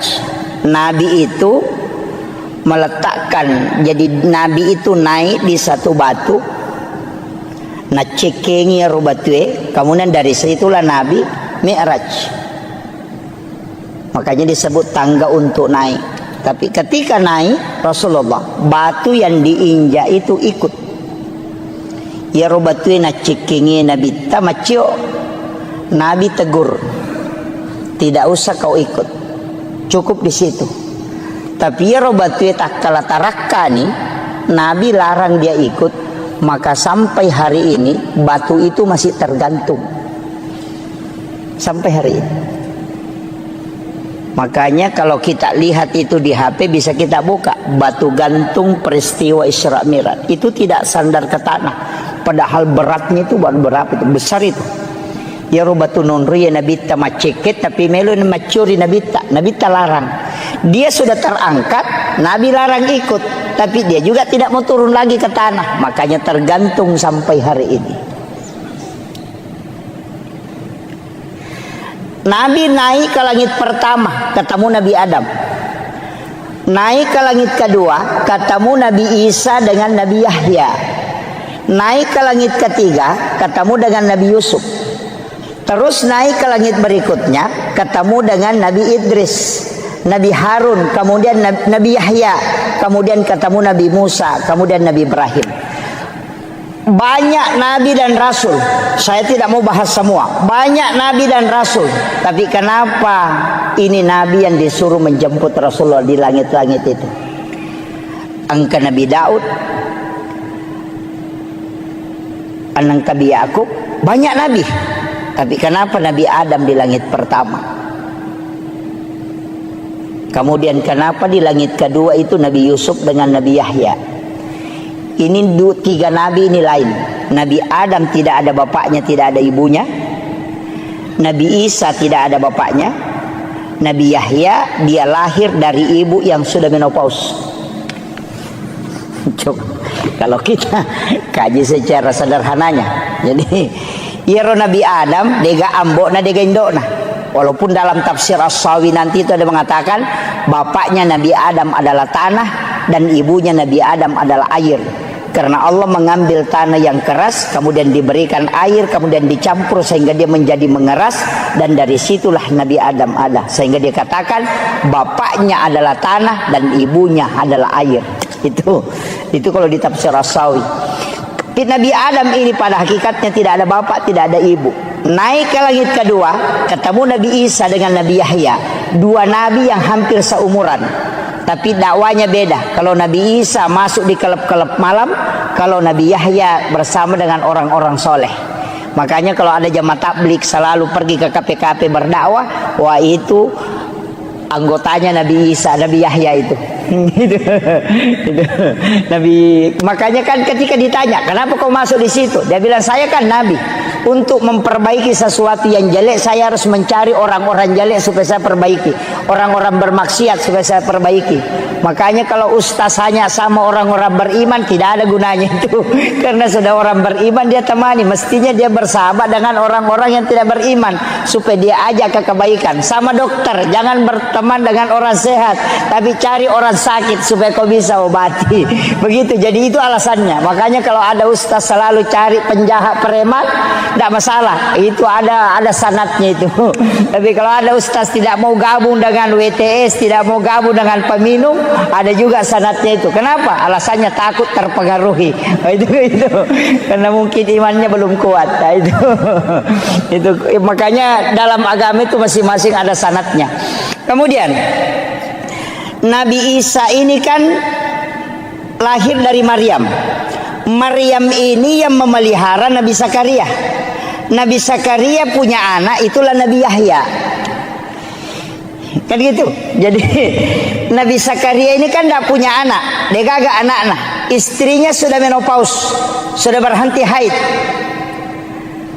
Dan Nabi Zakaria ini sudah tua. Karena dia yakin sudah tidak punya keturunan, maka dia mengambil kemanakannya. Itu anak gadis belia yang bernama Maryam. Itulah ibunya Nabi Isa. Jadi Nabi Zakaria dia memelihara Maryam kurang lebih 4-5 tahun di rumahnya. Jadi itu dia bawa ke rumahnya, dia bikinkan bilik. Nah, kiborangi kamar. Di dalam biliknya dia buatkan tempat sholat, namanya mihrab. Di dalam mihrab itulah Nabi Maryam sholat. Ini saya kembalikan. Banyak orang yang mengatakan, bukan saya tidak sepakat, tapi perlu kita kaji. Di sini banyak para ahli, para ini. Saya yang kasih tahu. Itu saya sering tanya ke ulama-ulama tarekat dan ulama-ulama sejarah. Tapi sering penceramah itu mengatakan begini. Peristiwa Isra Mi'raj itu adalah awal mula perintah pelaksanaan sholat. Saya tidak sepakat. Peristiwa Isra Mi'raj itu disebutkan dalam ayat linuriyahu min ayatina, bukan sholat. Coba kalau kita buka Al-Quran itu, Subhanalladzi asra bi 'abdihi lailan minal masjidil haram ilal masjidil aqsa alladzi barakna haulahu. Apa tujuannya? Linuriyahu min ayatina, bukan sholat. Alasannya yang kedua apa? Karena perintah sholat itu sudah ada sebelum Nabi Isra Mi'raj. Karena di Madinah Nabi sholat, di Bukit Tur Sina Nabi sholat, Nabi juga sholat di Baitul Lahmi, Nabi juga sholat di Masjidil Aqsa. Bahkan di Masjidil Aqsa Nabi yang memimpin para Nabi dan Rasul. Rasulullah menjadi imam, semua Nabi itu menjadi makmumnya. Coba, berarti Nabi sudah sholat sebelum Isra Mi'raj. Kalau orang mengatakan Isra Mi'raj itu adalah perintah sholat, itu keliru. Coba, karena dia sudah sholat. Kalau kita buka Al-Quran, oke lah. Kalau orang tidak percaya bilang ini hadis apa, kita pakai Al-Quran. Nabi Ibrahim, Rabbana liyuqimus sholah faja'al af'idatan minan nasi tahwi ilaih. Satu. Nabi Isa, dia mengatakan saya diutus oleh Allah untuk memerintahkan sholat dan zakat. Itu sudah ada sholat. Yang ketiga, Maryam sholat di dalam mihrab. Keempat, Nabi Zakaria wa huwa qaimun yusalli fil mihrab. Nabi Zakaria berdiri sholat di dalam mihrab. Coba, semua nabi itu sudah sholat, Pak. Nabi di Madinah sudah sholat, Nabi di Bukit Tur Sina sudah sholat. Jadi naik Isra Mi'raj ini apa sebenarnya? Itu disebutkan dalam ayat linuriyahu min ayatina, untuk memperlihatkan, bukan menceritakan. Karena ya di surga dan neraka itu hanya diceritakan ke nabi-nabi terdahulu. Nabi Musa diceritakan surga, Nabi Ibrahim diceritakan neraka. Semua nabi diceritakan tentang neraka. Tidak ada nabi yang melihat tingkatan langit sampai ke Sidratil Muntaha, dan tidak ada nabi satupun yang bisa melihat Allah. Makanya nabi disebutkan linuriyahu min ayatina, untuk memperlihatkan tanda-tanda kebesaran Allah, bukan menceritakan tanda-tanda kebesaran Allah. Makanya nabi itu menyaksikan semua. Maka dari situlah Rasulullah mengatakan, dalam peristiwa Isra Mi'raj saya dikasih 3 ilmu. Ini inti pokoknya.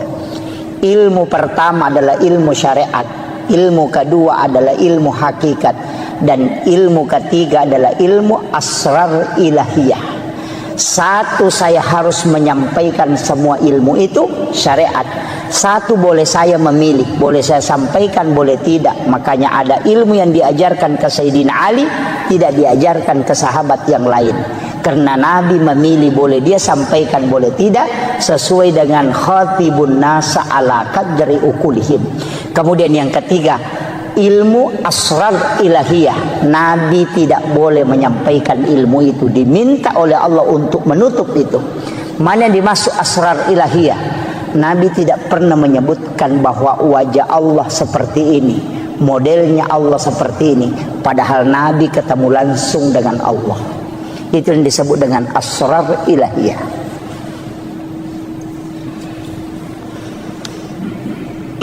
Kemudian, wah ini sudah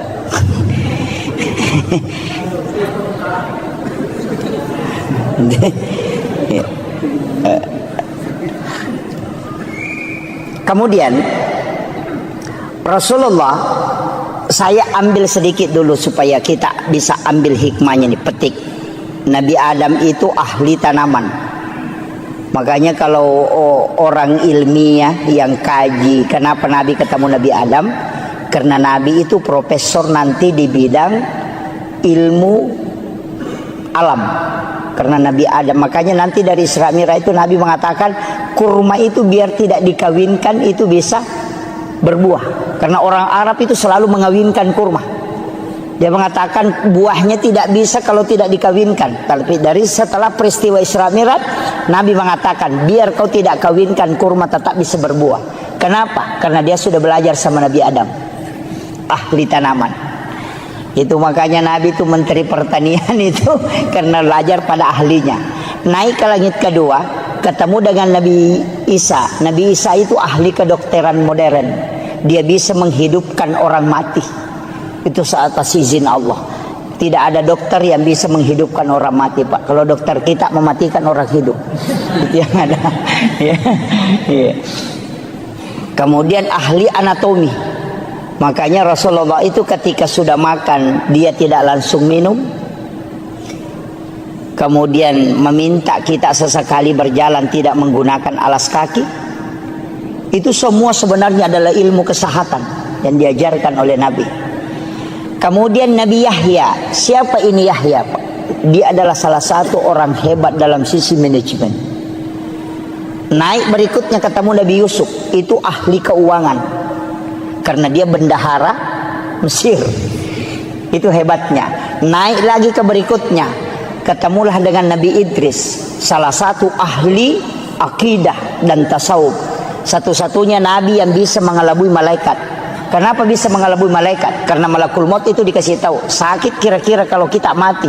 Malakul maut mengatakan sakit. Dia mengatakan saya ingin merasakan sakitnya mati. Malakul maut mengatakan tidak bisa tanpa izin Allah. Maka Nabi Idris meminta, beri aku kesempatan merasakan bagaimana sakitnya sakarat. Maka dicabutlah nyawanya atas izin Allah. Setelah mati, dia kasih tahu, antar saya ke neraka. Saya mau melihat neraka sebelum saya hidup kembali. Dibawa ke neraka, sebentar saja dia bilang, kasih keluar saya. Dia ule monroko magar jingoko. Tapi dia bilang, bawa saya ke surga sebentar. Setelah dibawa ke surga, dia menikmati di dalam. Apa kata Nabi Idris? Tidak usah saya pulang, di sini saja. Kemudian malaikat mengatakan tidak boleh. Orang masuk ke sini harus ke neraka. Nabi bilang tadi sama-sama kita dari sana. Baru pun pergi ke sini kan. Maka Nabi yang ada di dalam surga itu lebih dulu adalah Nabi Idris. Karena itu seazan izin Allah. Ini makanya kehebatannya Nabi Idris itu. Tapi apakah istimewanya Nabi Idris? Tidak ada yang mengalahkan dalam nikmat dalam berzikir. Karena ketika dia dinikahkan oleh bapaknya, dia menerima. Tapi setelah dia tidur bersama dengan istrinya pengantin baru, apa kata dia? Wala zikrullahu akbar. Berzikir kepada Allah masih jauh lebih nikmat dibanding bersama dengan pasangan. Kira-kira ada pengantin baru bisa ngomong begitu? Lep di manya mengiku mas sempaja nggak nanya ko sidap teka bayineku itu langka orang itu kecuali Nabi Idris yang bisa merasakan itu, bahwa nikmatnya menyatu dengan Allah jauh lebih dibanding dengan bersenggama dengan manusia. Itulah keistimewaannya. Saya tidak ceritakan semua, tapi saya turun sedikit ke Nabi Yahya. Nabi Yahya ini sebenarnya Nabi yang diminta-minta. Karena dan Nabi Zakaria kan sudah yakin, saya tidak mungkin punya keturunan, istri saya sudah berhenti haid. Tapi ketika dia mengambil Maryam, dia bawakan makanan, karena kamarnya dikunci dari luar, tidak ada jendelanya. Makanya Bapak Ibu saya kasih tahu, kalau punya anak gadis, bikinkan kamar, jangan kasih jendela, supaya dia tidak lihat orang lalu lalang. Bikinkan saja lubang angin. Yang kedua, kuncinya kita yang pegang, jangan kasih kunci dia. Kunci dari luar pintunya, supaya jangan keluar. Kalau kita punyanya gadis, dikasih kunci motor, makanya kadang masuk angin. Ini jadi masalah. Makanya di dalam kamar itu dia tinggal, tapi dia bikinkan tempat sholat dengan 2 anak tangga. Itulah alasannya kenapa mihrab imam itu 2 lapis. Ada sajadah lapisan bawahnya atau amblak, kemudian ada sajadah satu di atasnya. Karena mihrabnya Maryam itu dengan 2 anak tangga. Itu alasannya. Kullama dahala alaiha Zakaria al-mihrab. Saya pakai ayatnya langsung. Kullama dahala alaiha Zakaria al-mihrab. Setiap Nabi Zakaria masuk ke dalam tempat sholatnya Maryam, wajada indah rizqan. Dia kaget karena dia melihat ada makanan, tapi pintu tidak pernah terbuka. Makanya dia bertanya, anna laki haza, dari mana ini? Apa jawabannya Maryam? Huwa min indillah. Ini langsung Allah yang kasih. Nabi Zakaria itu kan nabi, hebat pemikirannya, ilmunya hebat. Dia tidak bisa terima dengan akal sehat. Anak gadis belia, dia bukan nabi, tapi kok bisa dikasih makanan langsung dari langit? Saya ini nabi, sudah lama berdoa di sini tidak pernah dikasih makanan langsung. Apa istimewanya anak ini? Dia berpikir, ternyata bukan anak ini yang istimewa, tapi tempatnya yang sholat itu diistimewakan oleh Allah. Maka dia suruh Maryam keluar dari situ, tinggalkan itu tempatnya. Hunalika da'a Zakaria rabbah. Maka datanglah Nabi Zakaria ke tempat sholat itu, bermunajat kepada Allah. Ayatnya, wa huwa qaimun yusalli. Sementara dia berdiri sholat, fil mihrab, di dalam mihrab itu, dia meminta, Rabbi habli min ladunka zurriyatan thayyibatan innaka sami'ud du'a. Apa yang terjadi, Pak? Fanadathul malaikatu wa huwa qaimun yusalli fil mihrab. Langsung malaikat turun dari langit ketika Nabi Zakaria memohon di dalam mihrab. Apa kata malaikat? Annallaha yubassiruka bi Yahya musaddiqan bi kalimatin wa sayyidan wa hasura wa nabiyyan minas solihin. Ini yang orang tidak tahu banyak. Guru Taki Abdul Rahman Ambodale, kamarnya itu dibagi 2. Setengah dia tempati tidur, setengah dia tempati sholat. Itu tidak pernah diganggu tempat sholatnya. Ki Haji Maimun Subair, dia kunci kamar pribadinya. Ada tempat khusus dia tempati di dalam kamar pribadi, itulah mihrab. Ketika dia melaksanakan haji, dia punya wasiat, Jangan kau buka itu kamar kecuali saya meninggal ataupun kembali. Semua ulama itu punya tempat khusus beribadah. Karena itu disebut mihrab. Karena itu perintah Al-Quran. Kita tidak. Kalau bukan di samping lemari, lari ke depan kulkas. Ada orang di kulkas, lari ke dekat kursi. Main orang di kursi, lari masuk ke kamar. Tidak ada tempat khusus kita buat untuk berdua-duaan dengan Allah. Tapi kita bangun WC sampai 30-40 juta hanya untuk buang kotoran. Tapi tempat beribadah kita tidak buat untuk khususnya. Dari situlah kenapa doa itu susah mustajabah. Makanya saya sampaikan, bukan musola Pak. Musola itu ditempati sholat berjamaah. Ada tamu datang ke rumah bisa dia masuk sholat. Tapi kalau mihrab tidak ada orang yang boleh masuk kecuali hanya pemilik mihrab. Maka mihrab itu di dalam kamar ukurannya seperti kuburan. Paling bagus menurut mursyid kami di tarekah, beli kain kapan. Kain kapan itu kau letakkan, baru kau tahan sudutnya supaya dia tidak bergerak. Karena mihrab itu tidak boleh bergerak. Kemudian kau tutupi dengan kain tipis atau paling ada penutupnya. Setiap kau mau sholat masuk ke situ, dan jangan ada kalimat dunia yang keluar dari lisanmu di tempat itu kecuali hanya zikir dan bacaan Al-Quran. Ketika kau mampu istiqamah, maka dia akan tembus ke langit. Karena itulah tempat khusus yang kau buat untuk berkomunikasi dengan Allah. Itulah kenapa mihrab tempat imam itu mustajabah ketika dia berdoa. Makanya saya itu Pak kalau ikut berjamaah disuruh berdoa, saya tidak pernah ambil doanya. Karena tempatnya imam itu yang tembus, bukan yang di belakang. Karena yang di belakang ini disebut masjid, yang tempatnya imam disebut mihrab. Itu tidak sembarang. Nah banyak imam sekarang main HP di tempatnya. Itu penting Pak.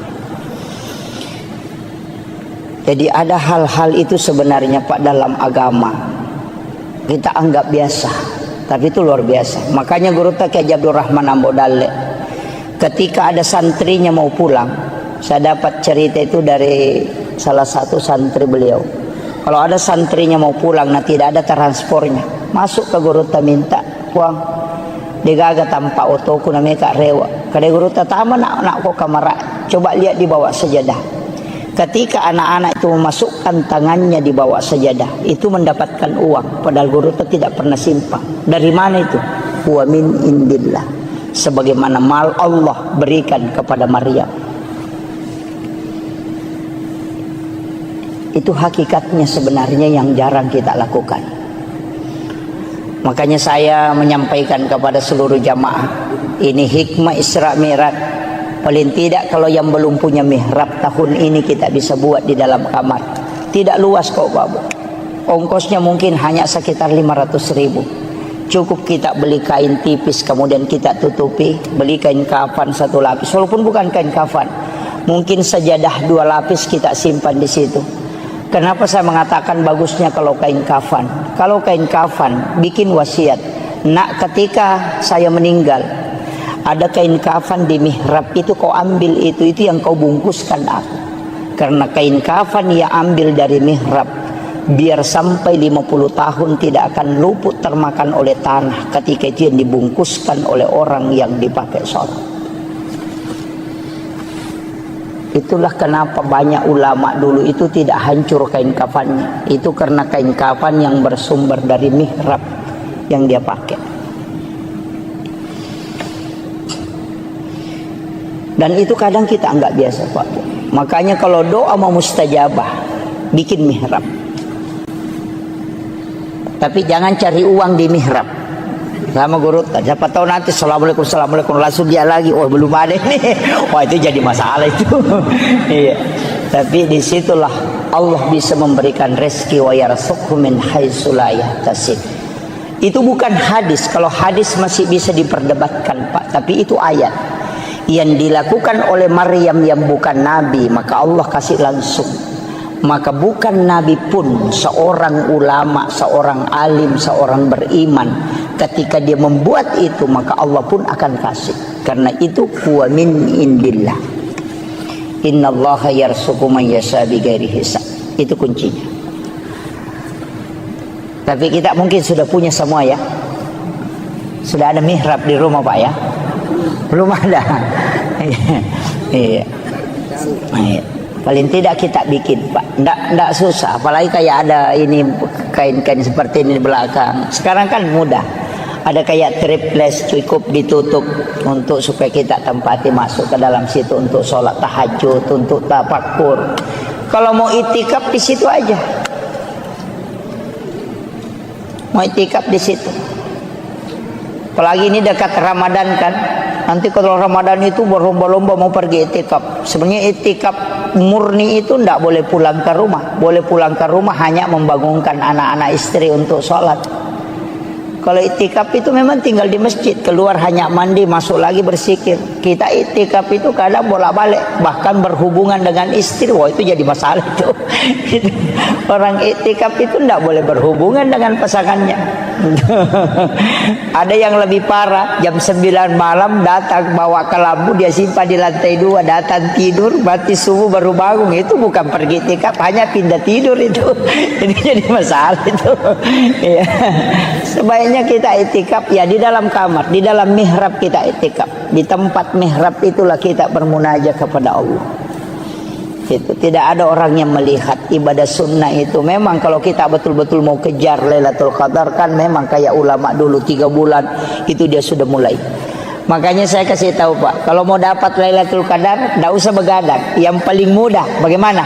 Datang sholat isya berjamaah, kerjakan sholat sunnah sesudah sholat isya 4 rakaat, kemudian datang sholat subuh berjamaah, kerjakan sholat sunnah subuh 2 rakaat dan sholat subuh berjamaah. Kita sudah dapat Lailatul Qadar.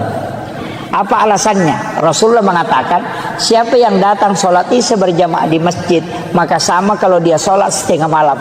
Siapa yang sholat 4 rakaat sesudah sholat isya, itu sama pahalanya kalau dia sholat 4 rakaat pada malam Lailatul Qadar. Berarti sholat sunnah sesudah isya yang 4 rakaat itu setara dengan 400.000 rakaat nilainya. Makanya saya kasih tahu, jangan sampai kita sholat tarawih 20 rakaat tapi kita tidak sholat sunnah sesudah isya 4 rakaat. Bangkrut betul itu. Betul-betul bangkrut. Karena sholat tarawih 20 rakaat tidak akan pernah mengalahkan sholat sunat 4 rakaat sesudah isya. Kenapa? Karena itu setara dengan 400.000 rakaat nilainya. Tidak usah datang begadang tapi datang sholat subuh berjamaah. Kenapa sholat subuh berjamaah? Rasulullah mengatakan, siapa yang sholat subuh berjamaah di masjid itu sama kalau dia bangun 1 malam penuh beribadah dengan Allah. Makanya kalau sudah sholat isya berjamaah dapat setengah malam, sholat 4 rakaat sesudah isya sama dengan sholat 4 rakaat pada malam Lailatul Qadar, baru ambil sholat sunnah subuh, itu lebih mulia daripada dunia dan isinya, baru ambil sholat subuh berjamaah, berarti sama dengan sholat 1 malam penuh, itu pasti dapat Lailatul Qadar. Itu aja kuncinya. Hanya tidak usah pusing Pak. Jadi kecuali yang mau betul-betul mengejar ya kejar. Pokoknya begadang setiap malamnya. Kalau tidak mampu ambil aja itu tadi. Itu jadi ulama kita dari dulu tuh simpel sekali. Ya, tidak usah datang menyiksa diri tuh Pak. Tidak usah. Apalagi yang sekarang. Kecuali kita mampu memang. Nah, makanya 3 bulan ini kan disebut Syahrul Rajab Syahrullah, Syahrul Sya'ban Syahri, Syahrul Ramadan Syahrul Ummati. Itu 3. Makanya doanya itu Allahumma barik li fi Rajab wa Sya'ban, digabungkan 2 baru wa balikni Ramadan. Apa maknanya? Allahumma barik. Kalau berkah itu pasti wirid, bukan ilmu. Karena kalau ilmu derajat. Makanya yarfa'illahu alladhina amanu minkum walladhina utul ilma darajah. Tapi kalau mau berkah bukan ilmu tapi wirid. Makanya Syahrul Rajab Syahrullah, kalau bulannya Allah berarti bulan istighfar. Kalau bulannya Nabi berarti bulan sholawat. Kalau bulannya kita berarti bulan bacaan Quran. Makanya Rajab perbanyak istighfar, Sya'ban perbanyak sholawat, nanti Ramadan banyak baca Quran. Itu sudah dapat. Itu kuncinya. Makanya jadi makanya disebut bulan Rajab itu bulan menanam, Bulan Sya'ban itu bulan menyiram, bulan Ramadan itu bulan menuai, panen.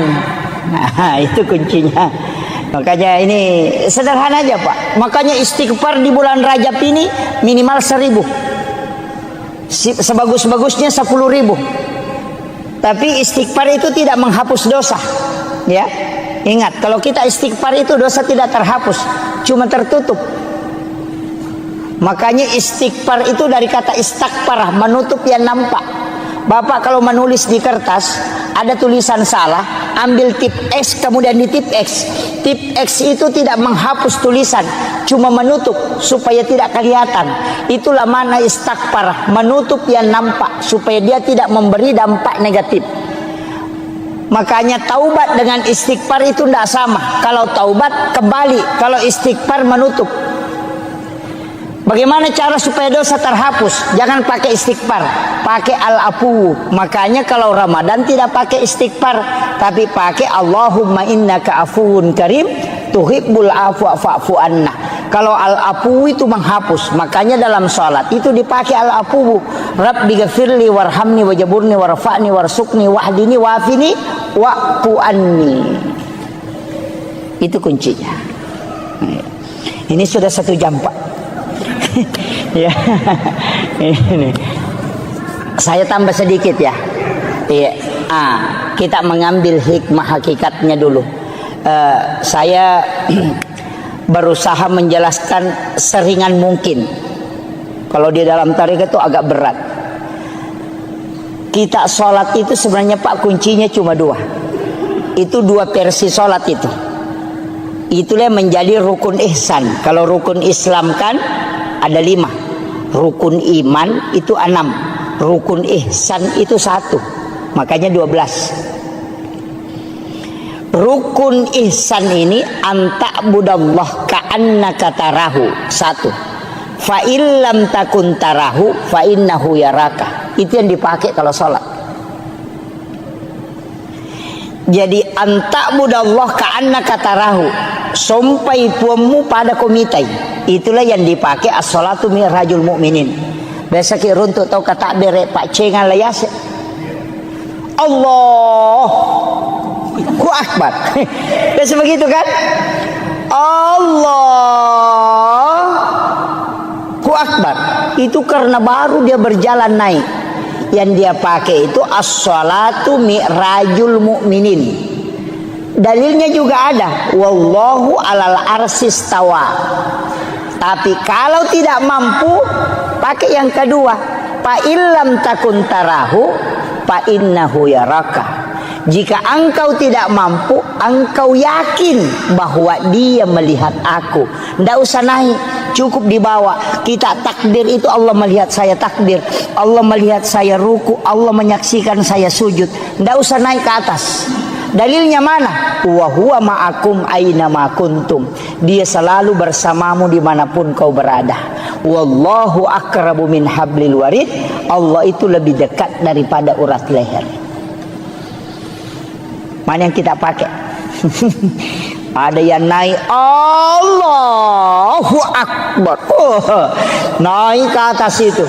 Itu yang kadang goyang-goyang. Kalau ada anak-anak ribu, marah itu. Ini ribu-ribu kita tidak husuk. Padahal biar tidak ribu orang juga tidak husuk dia.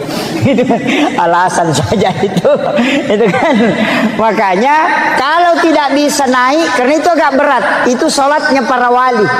Yang naik ke atas. Kalau tidak bisa, pakai yang kedua. Fa illam takun tarahu fa innahu yaraka. Kayak ada CCTV menyorot kita. Karena Allah dimanapun kau berada, dia akan tidak terlepas dari pandangan dia. Maka yakin saja Allah melihat saya ruku, Allah melihat saya sujud. Itu yang lebih tenang. Tidak usah capek-capek naik ke atas. Karena dua-duanya dibolehkan. Makanya disebut rukun ihsan. Ini saya kira ini yang penting saya sampaikan Bapak-Ibu sekalian. Mudah-mudahan ada hikmah yang bisa kita petik. Tapi satu wasiat saya, jangan pernah tinggalkan sholat. Usahakan kerjakan Pak, sesibuk apapun sholat, seberat apapun sholat ki. Jangan ada alasan bilang tidak khusyuk tidak apa, tidak usah. Nanti sepung Allah Ta'ala tepat Nggak usah kita mengatakan harus begini sang. Maka dah sekok minta tepat nala cundeke. Nala nama tu paling tepat. Makanya dalam tarikah itu mengatakan kalau saya sholat saya kafir. Itu jangan dipahami secara syariat. Maka dia ku iya masempajak kaperek kak berarti wanggai aleku iya matoro itapakku. Tapi aku makadaka puang Allah Ta'ala mas sempajang ali nama toh berarti saya tidak sombong karena saya sholat karena iman dan yang memasukkan iman adalah Allah dan yang memberi saya hidayah adalah dia tu nak kada ali nama toh mas sempajang ya mato sempajang angkai na de inangkah. Oh itu jadi masalah pak, banyak kan orang. Saya itu kuncinya sederhana, ulama itu sudah mengatakan yang penting mas sempajang kona angkat istilah atau mata tariolo maka darut tu membalalin romo de kamu lolongan ko dia bisa ngisana sampai jangi maka dia guru tekali si dendre podangi kena tanyaga pe palolo ngakong kada balang tu guru ta. Dan saya yakin pegang itu napasa ngak guru ta hena itimbam makapai tan ritimbang anu de ya kong kamu jama angka itajang ya ko dega mujama dega itajang itu pesan guru ta. Makanya lobani ma berjama pak makanya ma kutu ma berjama ya ko to masam paja cedi di desi pan rasa-rasa tongangi ya ko dapat talu itu talu iparesah ya ko to mak berejama angka pagatang ya ko matanri kehusuan nero nagatang barakana ya tu ampai pak pada mi sentere ya ko angka sentere 10 baterena si basi di baterena ya nama ate ya tu ci de na tuo ya ko 10 baterena nang ka batere mate pon ritangai tu mo pa ya tu makanya ko angka pak berejama gimpe acil ka banyo ko tangana macu manamunya tu makitu itulah hikmahnya kenapa berjamaah itu sangat bagus karena dia mengikutkan semua. Jadi aja tak sampai aja cedidi, aja tak curi pokoknya cuki. Tapi memang tempat yang paling bagus itu imam. Setelah imam yang di belakang imam 1 orang, baru sebelah kanan 3, sebelah kiri 3. Makanya 7 orang itu. Itu yang paling istimewa pak. Tapi aja tabarani lah korokode gatap. Alladzi rafa'al mustafa manasibal insani wal busyra wa ja'ala israhu min makkah muqaddasi fi lailata wahidatin ayatul kubra wassalatu wassalamu ala asyrafil anbiya'i wal mursalin sayyidina wa maulana wa habibina wa syafi'ina wa ala alihi wa ashabihi wa sahabatihi ajma'in. Allahumma salli ala Sayyidina Muhammadin salatan tuballighuna biha kullal maqsud ya Jawwadu ya Ma'bud ya Rahimu ya Wadud birahmatika ya Arhamar Rahimin. Allahumma salli ala Sayyidina Muhammadin tibbil qulubi wa dawaiha wa afiyatil abdani wa shifaiha wa nuril absari wa diyaiha wa ala alihi wa sahbihi wa sallim. Saya pakai bahasa Indonesia Pak Bu ya.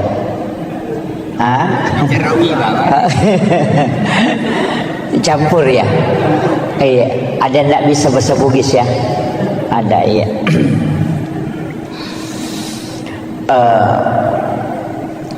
Pertama, saya tidak terlalu membahas tentang sejarah sebelum Rasulullah di-Isra dan di-Mi'rajkan. Akan tetapi saya titik beratkan pembahasan kita pada malam hari ini berkaitan dengan hikmah di balik semua peristiwa yang dialami oleh Rasulullah dari pendekatan ulama-ulama hakikat dalam memahami peristiwa Isra dan Mi'raj. Karena kalau saya bicara tentang sejarah sebelum dan risalah perjalanan Rasulullah, saya kira di antara para alim, para masyayikh, para ulama kita itu sudah banyak yang membahas. Cuma saya sedikit mencoba memahami dengan keterbatasan ilmu yang sedikit ini untuk mengkaji sesuai dengan apa yang disampaikan pada mursyid-mursyid thariqah tentang peristiwa Isra dan Mi'raj ini. Pertama, ketika Rasulullah ingin diperjalankan oleh Allah, irona bita di belah dadanya Kemudian jantungnya Rasulullah diambil dan dimasukkan ke dalam satu wadah, di mana wadah itu sudah diisi dengan air Zamzam. Kalau ulama syariat dia memahami bahwa jantungnya Nabi itu dibersihkan dengan air Zamzam. Kalau pendekatan syariat. Tapi kalau pendekatan hakikat itu ada pertanyaan, mana yang bersih, jantungnya Nabi atau air Zamzam? Itu kan dua hal.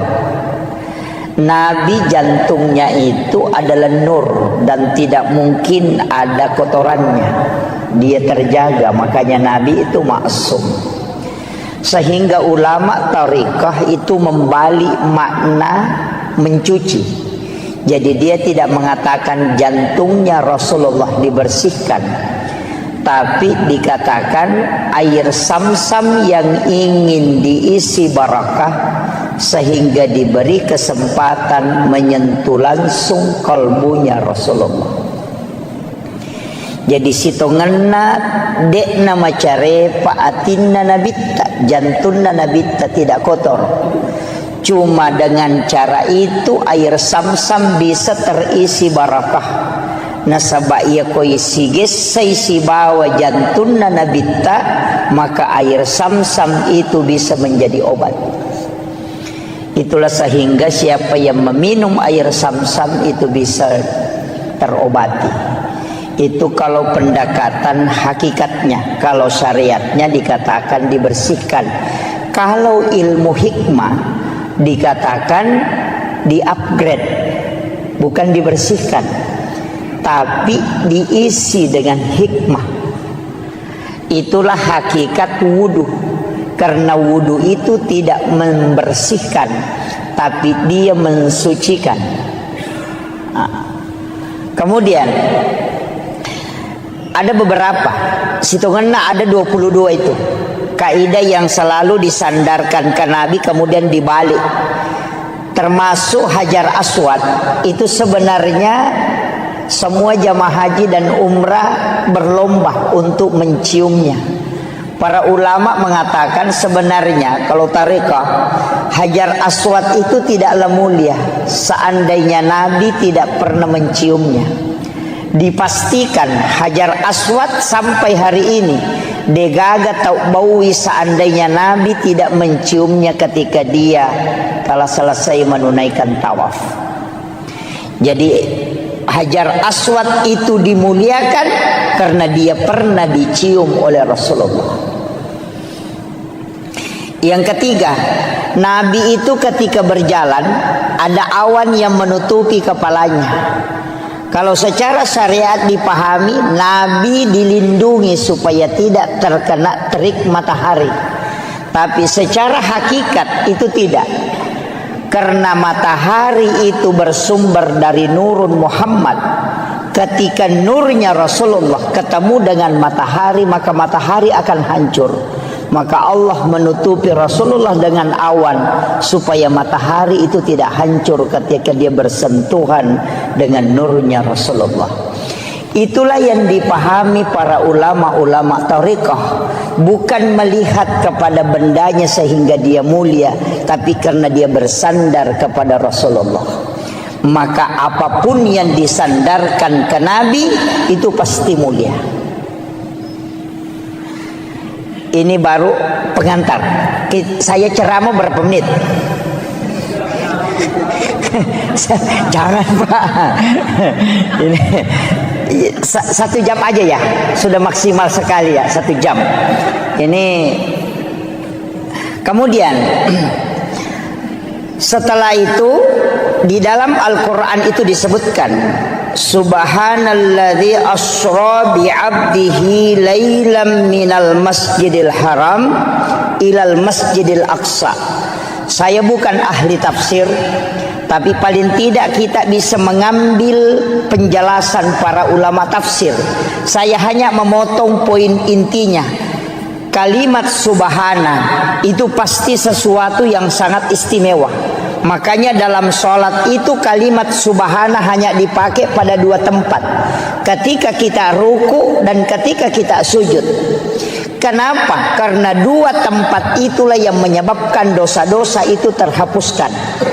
Karena ketika kita ruku, dosa yang ada di pundak, yang ada di kepala, yang diletakkan oleh Allah ketika masuk waktu sholat, itu akan jatuh. Maka kita disuruh itu sujud dan ruku bersama orang-orang yang ruku. Makanya kalau ruku jangan terlalu sebentar, nanti dosanya belum jatuh sudah bangkit. Oh, itu jadi masalah. Itu kan. Itu makanya orang yang sudah betul-betul terbiasa dengan sholatnya, sudah istiqamah, ia kotame waktu sampajange pasti mata anak papinat dinna. Tapi ya napura mak bereselang seakan-akan ada yang lepas, itu terasa ringan. Dan itu betul, karena dosa lah yang membuat kita terbebani perasaan.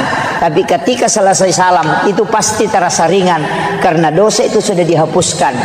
Tapi makanya Nabi dalam hadis Bukhari Muslim, ada dosa yang tidak terlepas pada sholat fardu. Dia nalagai sampai perlu, karena Allah akan mengumpulkan dosa itu nanti sholat Jumat baru dilepaskan. Makanya dari wudu ke wudu penghapus dosa, dari sholat fardu ke sholat fardu penghapus dosa, dari Jumat ke Jumat penghapus dosa, dari Ramadan ke Ramadan penghapus dosa, dari umrah ke umrah penghapus dosa, dan dari haji ke haji itu penghapus dosa. Itulah keistimewaan dalam Islam. Kemudian subhanalladzi asra, kalimat asra itu bukan Rasulullah yang berjalan, tapi diperjalankan.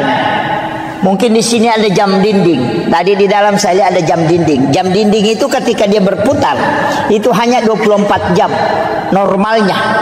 Tapi kalau panitia masjid ini mengambil jam dinding kemudian dia putar, itu bisa sampai 300 kali berputar dalam 1 jam. Artinya ketika dia berjalan hanya 24 jam, tapi ketika dia diperjalankan oleh pengurus, maka itu bisa sampai 300 kali lipat. Begitu juga dengan Rasulullah, dia tidak berjalan tapi dia diperjalankan.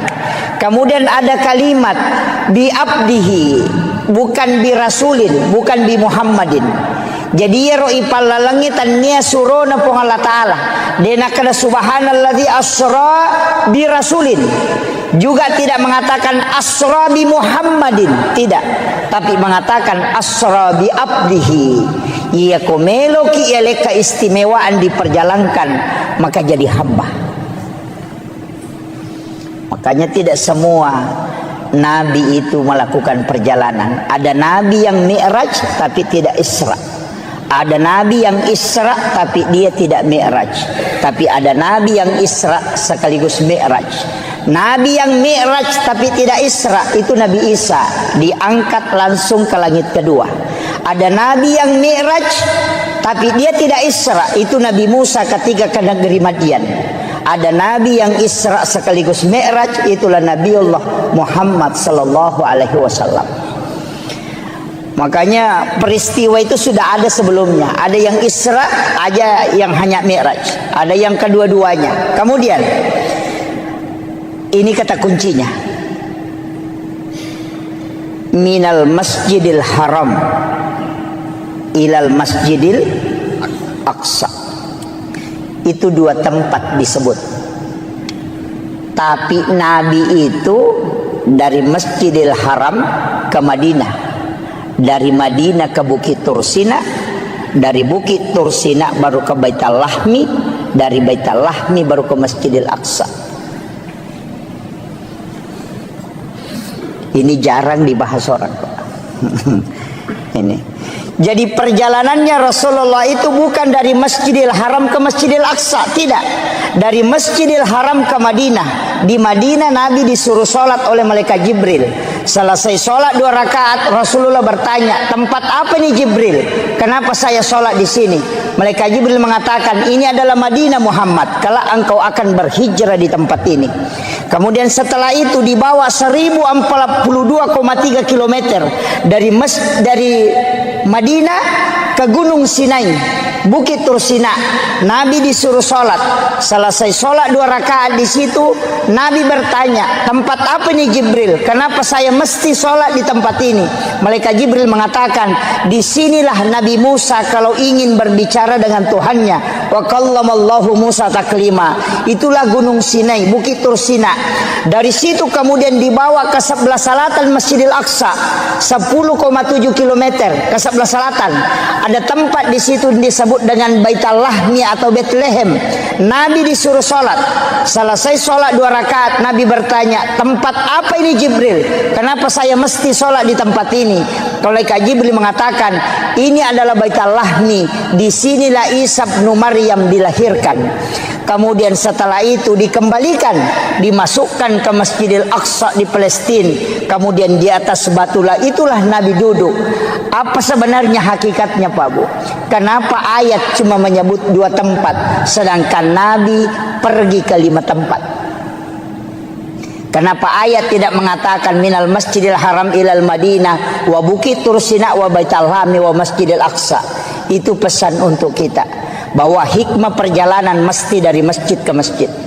Makanya Bapak Ibu misalnya mau ke Sidrap, kalau berangkat nanti sesudah misalnya sholat subuh, di sujud terakhir sholat subuh, niatkan memang untuk sholat duhur misalnya di Mangkoso atau di Parepare. Kita yakin bahwa jam sekian saya berangkat, saya dapat sholat duhur di Mangkoso. Jadi di sujud terakhir sholat subuh, niatkan memang untuk sholat duhur di Mangkoso. Ketika kita melakukan perjalanan, tiba-tiba di Maros kita kecelakaan kemudian meninggal, Allah itu cuma tanya malaikatnya 2 hal, hambaku dari mana dan mau kemana? Maka malaikat akan menjawab, dia dari Masjid Todopoli sholat subuh, tapi dia mau pergi Mangkoso sholat duhur. Maka Allah mengatakan, karena dia meninggalkan masjid dan menuju ke masjid, dia meninggalkan sholat untuk menuju ke sholat. Jangan engkau memeriksanya, karena dia ahlul jannah. Itulah yang kata ulama orang Bugis, sempajat tepetuh, yang kadang kita tidak pakai Pak Bu. Mereka tahu kau melo melakukan perjalanan warung mina na pikiriki kinroki matu lepa manre. Ini jadi masalah. Makanya kalau di dalam tarekat, salam itu tidak menutup salat, tapi dia menyambung dan melepas. Jadi salam ke kanan itu assalamualaikum warahmatullah, itu tidak menutup sholat, tapi menyambung, memasukkan diri pada sholat berikutnya. Kemudian assalamualaikum warahmatullah, baru kita lepaskan sholat setelahnya. Jadi ajak talap pesengi sempajas subuh kode patattamai bisampajal loroh. Itulah sebenarnya ketika tidak lepas inariaseng, tersambungnya sholat dengan sholat. Makanya ulama tarekat itu mengatakan niat sholat dan niat mau sholat itu berbeda. Ia niat sholat ada pada takbiratul ihram, sedangkan niat mau sholat itu ada pada salam atau sujud terakhir. Idi na taurogila narik ko sampajat kami batarekeng, paling tidak 5 menit mas sempajang. Sempajang loro 5 menit, sempajang asar 5 menit, sempajang maghribi 5 menit, isya 5 menit, sholat subuh 5 menit. 5 kali 5 25. Dia nagana si tengah jawat tu ipake mas sempajang. Ia ko mak gosip ki si jang manasabang kero ni si tengah jang. Tapi ketika kita menyambung, moloki pasae, namoloki kantoroe, namoloki kampus kita kemana saja tetap menuju ke sholat. Nah sebab memang sempajang mapasi sumpus sempajang. Itulah yang katanya orang tua dulu, namo ko ka kantoroe, namo ko ka galunge, namo ko ka tasie, namo ko ka onrotin roku, namo ko ka pasae mate sahitoka, karena saya mati dalam keadaan menuju ke sholat. Dan itulah orang yang biar tidak bersikir tetap berpahala langkahnya. Nah sebab Nabi temakada setiap langkah kaki menuju ke ibadah itu dinilai ibadah oleh Allah. Itu hakikatnya. Jadi ajak lalu tarogi Pak Bu. Mas sempajang itu tutup, mas sempajang itu tutup. Jangan pernah tutup. pasti sumpungi mataru. Semua ibadah. Mapasu sekaki niatkan memang bersakat tahun depan. Masih dekaki niatkan memang sedekah. Sedekah subuh niatkan memang sedekah subuh berikutnya. Masih dekat Jumat berkaki niatkan memang untuk keluarkan Jumat berkah. Nah sebab setiap amal baik yang kita niatkan itu sudah dicatat. Ia naruh alasannya kenapa kita bisa kekal di dalam surga. Padahal umur kita terbatas karena niat melakukan kebaikan yang tidak pernah terputus dan itu menjadi ibadah selamanya. Itu kuncinya. Kemudian dari Masjidil Haram ke Masjidil Aqsa itu pesan. Kalau yang ditafsir itu mengatakan kenapa dari masjid ke masjid, karena memang bangunan yang paling terakhir hancur itu adalah masjid. Kenapa malam hari? Karena sholat yang dikerjakan malam hari itu lebih banyak daripada sholat yang dikerjakan di siang hari.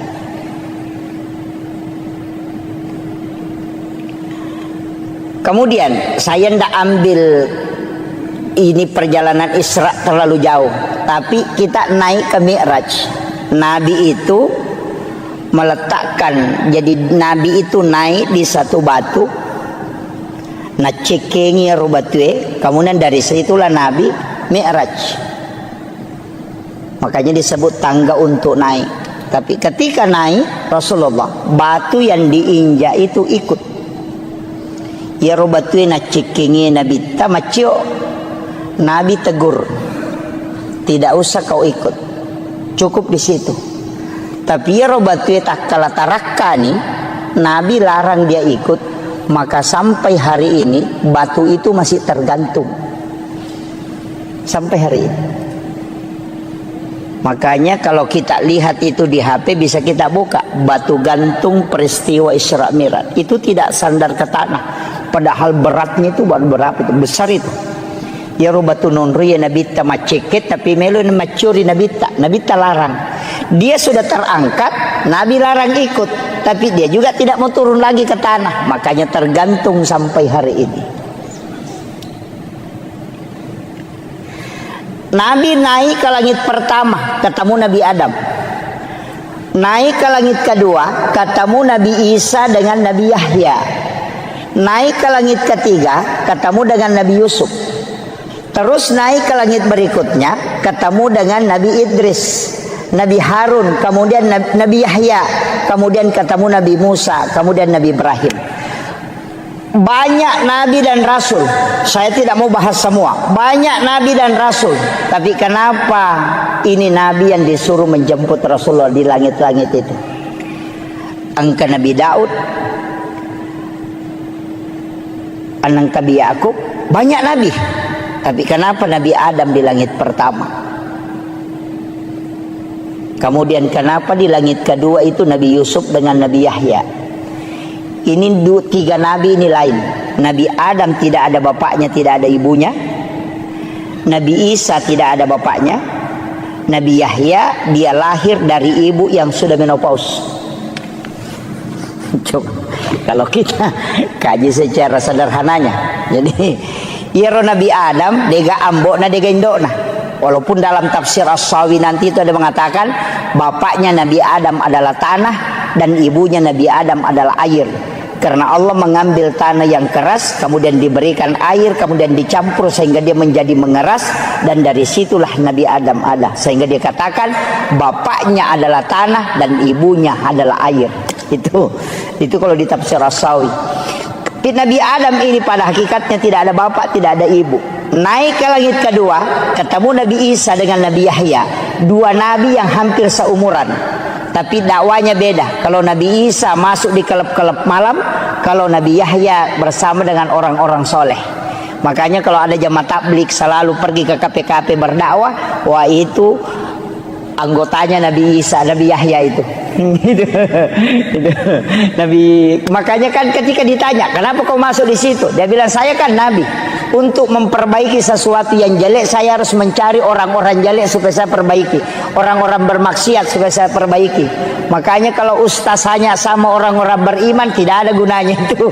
Karena sudah orang beriman dia temani. Mestinya dia bersahabat dengan orang-orang yang tidak beriman, supaya dia ajak ke kebaikan. Sama dokter, jangan berteman dengan orang sehat, tapi cari orang sakit supaya kau bisa obati. Begitu, jadi itu alasannya. Makanya kalau ada ustaz selalu cari penjahat preman, tidak masalah, itu ada sanatnya itu. Tapi kalau ada ustaz tidak mau gabung dengan WTS, tidak mau gabung dengan peminum, ada juga sanatnya itu. Kenapa? Alasannya takut terpengaruhi. Itu karena mungkin imannya belum kuat. Nah, itu makanya dalam agama itu masing-masing ada sanatnya. Kemudian Nabi Isa ini kan lahir dari Maryam.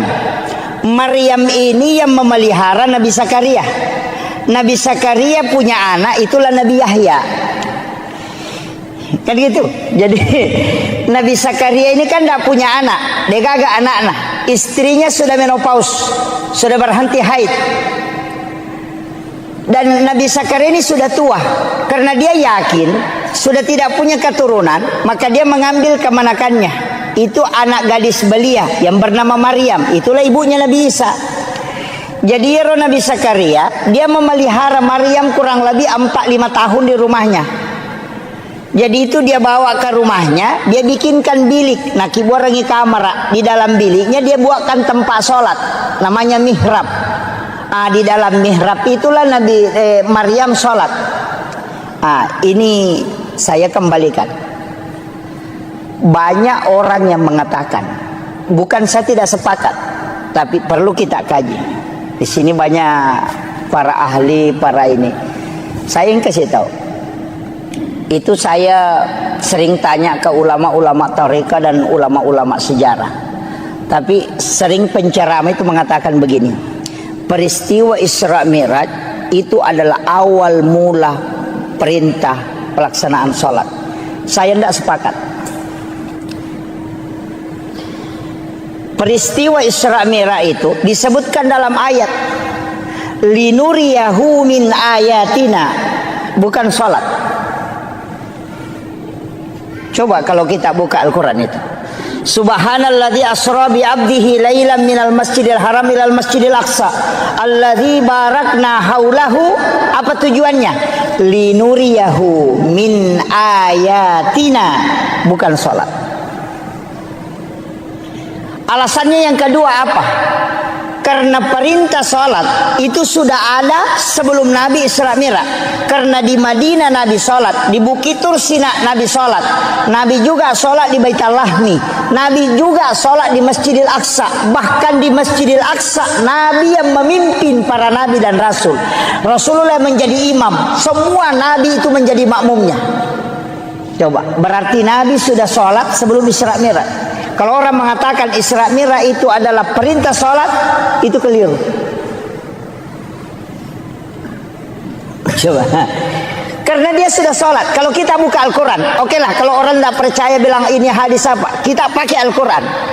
Nabi Ibrahim, Rabbana liyuqimus sholah faja'al af'idatan minan nasi tahwi ilaih. Satu. Nabi Isa, dia mengatakan saya diutus oleh Allah untuk memerintahkan sholat dan zakat. Itu sudah ada sholat. Yang ketiga, Maryam sholat di dalam mihrab. Keempat, Nabi Zakaria wa huwa qaimun yusalli fil mihrab. Nabi Zakaria berdiri sholat di dalam mihrab. Coba, semua nabi itu sudah sholat, Pak. Nabi di Madinah sudah sholat, Nabi di Bukit Tur Sina sudah sholat. Jadi naik Isra Mi'raj ini apa sebenarnya? Itu disebutkan dalam ayat linuriyahu min ayatina, untuk memperlihatkan, bukan menceritakan. Karena ya di surga dan neraka itu hanya diceritakan ke nabi-nabi terdahulu. Nabi Musa diceritakan surga, Nabi Ibrahim diceritakan neraka. Semua nabi diceritakan tentang neraka. Tidak ada nabi yang melihat tingkatan langit sampai ke Sidratil Muntaha, dan tidak ada nabi satupun yang bisa melihat Allah. Makanya nabi disebutkan linuriyahu min ayatina, untuk memperlihatkan tanda-tanda kebesaran Allah, bukan menceritakan tanda-tanda kebesaran Allah. Makanya nabi itu menyaksikan semua. Maka dari situlah Rasulullah mengatakan, dalam peristiwa Isra Mi'raj saya dikasih 3 ilmu. Ini inti pokoknya. Ilmu pertama adalah ilmu syariat, ilmu kedua adalah ilmu hakikat, dan ilmu ketiga adalah ilmu asrar ilahiyah. Satu, saya harus menyampaikan semua ilmu itu syariat. Satu, boleh saya memilih, boleh saya sampaikan, boleh tidak. Makanya ada ilmu yang diajarkan ke Sayyidina Ali, tidak diajarkan ke sahabat yang lain. Karena Nabi memilih, boleh dia sampaikan, boleh tidak, sesuai dengan khatibun nasa ala qadri ukulihim. Kemudian yang ketiga, ilmu asrar ilahiyah. Nabi tidak boleh menyampaikan ilmu itu, diminta oleh Allah untuk menutup itu. Mana yang dimaksud asrar ilahiyah? Nabi tidak pernah menyebutkan bahwa wajah Allah seperti ini, modelnya Allah seperti ini, padahal Nabi ketemu langsung dengan Allah. Itu yang disebut dengan asrar ilahiyah.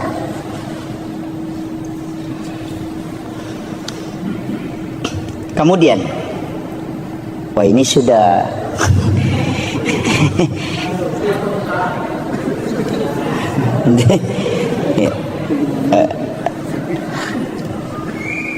kemudian Rasulullah, saya ambil sedikit dulu supaya kita bisa ambil hikmahnya nih, petik. Nabi Adam itu ahli tanaman. Makanya kalau orang ilmiah yang kaji kenapa Nabi ketemu Nabi Adam, karena Nabi itu profesor nanti di bidang ilmu alam. Karena Nabi Adam, makanya nanti dari Isra Mi'raj itu Nabi mengatakan kurma itu biar tidak dikawinkan itu bisa berbuah. Karena orang Arab itu selalu mengawinkan kurma. Dia mengatakan buahnya tidak bisa kalau tidak dikawinkan. Tapi dari setelah peristiwa Isra Mi'raj, Nabi mengatakan biar kau tidak kawinkan, kurma tetap bisa berbuah. Kenapa? Karena dia sudah belajar sama Nabi Adam, ahli tanaman. Itu makanya Nabi itu menteri pertanian itu karena belajar pada ahlinya. Naik ke langit kedua, ketemu dengan Nabi Isa. Nabi Isa itu ahli kedokteran modern. Dia bisa menghidupkan orang mati. Itu atas izin Allah. Tidak ada dokter yang bisa menghidupkan orang mati, Pak. Kalau dokter kita mematikan orang hidup. Itu yang ada. Kemudian ahli anatomi. Makanya Rasulullah itu ketika sudah makan, dia tidak langsung minum. Kemudian meminta kita sesekali berjalan tidak menggunakan alas kaki. Itu semua sebenarnya adalah ilmu kesehatan yang diajarkan oleh Nabi. Kemudian Nabi Yahya. Siapa ini Yahya, Pak? Dia adalah salah satu orang hebat dalam sisi manajemen. Naik berikutnya ketemu Nabi Yusuf. Itu ahli keuangan. Karena dia bendahara Mesir. Itu hebatnya. Naik lagi ke berikutnya, ketemulah dengan Nabi Idris, salah satu ahli akidah dan tasawuf. Satu-satunya nabi yang bisa mengelabui malaikat. Kenapa bisa mengelabui malaikat? Karena malakul maut itu dikasih tahu, sakit kira-kira kalau kita mati. Malakul maut mengatakan sakit. Dia mengatakan saya ingin merasakan sakitnya mati. Malakul maut mengatakan tidak bisa tanpa izin Allah. Maka Nabi Idris meminta, beri aku kesempatan merasakan bagaimana sakitnya sakarat. Maka dicabutlah nyawanya atas izin Allah. Setelah mati, dia kasih tahu, antar saya ke neraka. Saya mau melihat neraka sebelum saya hidup kembali. Dibawa ke neraka, sebentar saja dia bilang, kasih keluar saya. Dia ule monroko magar jingoko. Tapi dia bilang, bawa saya ke surga sebentar. Setelah dibawa ke surga, dia menikmati di dalam. Apa kata Nabi Idris? Tidak usah saya pulang, di sini saja. Kemudian malaikat mengatakan tidak boleh, orang masuk ke sini harus ke neraka. Nabi bilang tadi sama-sama kita dari sana, baru pun pergi ke sini kan. Maka Nabi yang ada di dalam surga itu lebih dulu adalah Nabi Idris. Karena itu seazan izin Allah. Ini makanya kehebatannya Nabi Idris itu.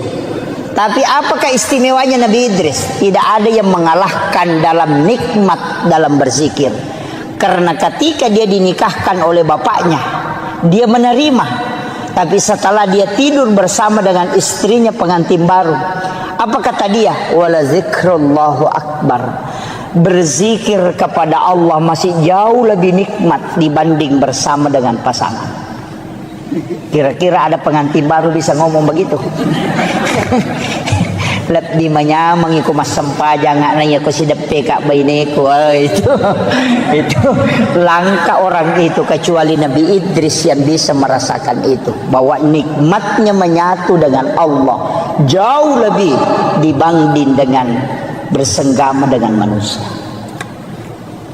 Itulah keistimewaannya. Saya tidak ceritakan semua, tapi saya turun sedikit ke Nabi Yahya. Nabi Yahya ini sebenarnya Nabi yang diminta-minta. Karena dan Nabi Zakaria kan sudah yakin, saya tidak mungkin punya keturunan, istri saya sudah berhenti haid. Tapi ketika dia mengambil Maryam, dia bawakan makanan, karena kamarnya dikunci dari luar, tidak ada jendelanya. Makanya Bapak Ibu saya kasih tahu, kalau punya anak gadis, bikinkan kamar, jangan kasih jendela, supaya dia tidak lihat orang lalu lalang. Bikinkan saja lubang angin. Yang kedua, kuncinya kita yang pegang, jangan kasih kunci dia. Kunci dari luar pintunya, supaya jangan keluar. Kalau kita punyanya gadis, dikasih kunci motor, makanya kadang masuk angin. Ini jadi masalah. Makanya di dalam kamar itu dia tinggal, tapi dia bikinkan tempat sholat dengan 2 anak tangga. Itulah alasannya kenapa mihrab imam itu 2 lapis. Ada sajadah lapisan bawahnya atau amblak, kemudian ada sajadah satu di atasnya.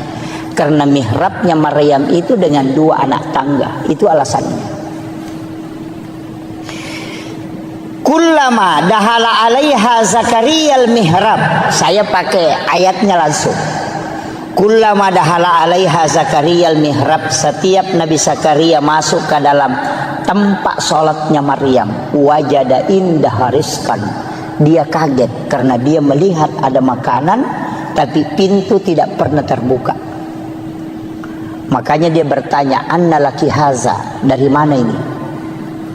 Apa jawabannya Maryam? Huwa min indillah. Ini langsung Allah yang kasih. Nabi Zakaria itu kan nabi, hebat pemikirannya, ilmunya hebat. Dia tidak bisa terima dengan akal sehat. Anak gadis belia, dia bukan nabi, tapi kok bisa dikasih makanan langsung dari langit? Saya ini nabi, sudah lama berdoa di sini tidak pernah dikasih makanan langsung. Apa istimewanya anak ini? Dia berpikir, ternyata bukan anak ini yang istimewa, tapi tempatnya yang sholat itu diistimewakan oleh Allah. Maka dia suruh Maryam keluar dari situ, tinggalkan itu tempatnya. Hunalika da'a Zakaria rabbah. Maka datanglah Nabi Zakaria ke tempat sholat itu, bermunajat kepada Allah. Ayatnya, wa huwa qaimun yusalli. Sementara dia berdiri sholat fil mihrab, di dalam mihrab itu dia meminta, Rabbi habli min ladunka zurriyatan thayyibatan innaka sami'ud du'a. Apa yang terjadi, Pak? Fanadathul malaikatu wa huwa qaimun yusalli fil mihrab. Langsung malaikat turun dari langit ketika Nabi Zakaria memohon di dalam mihrab.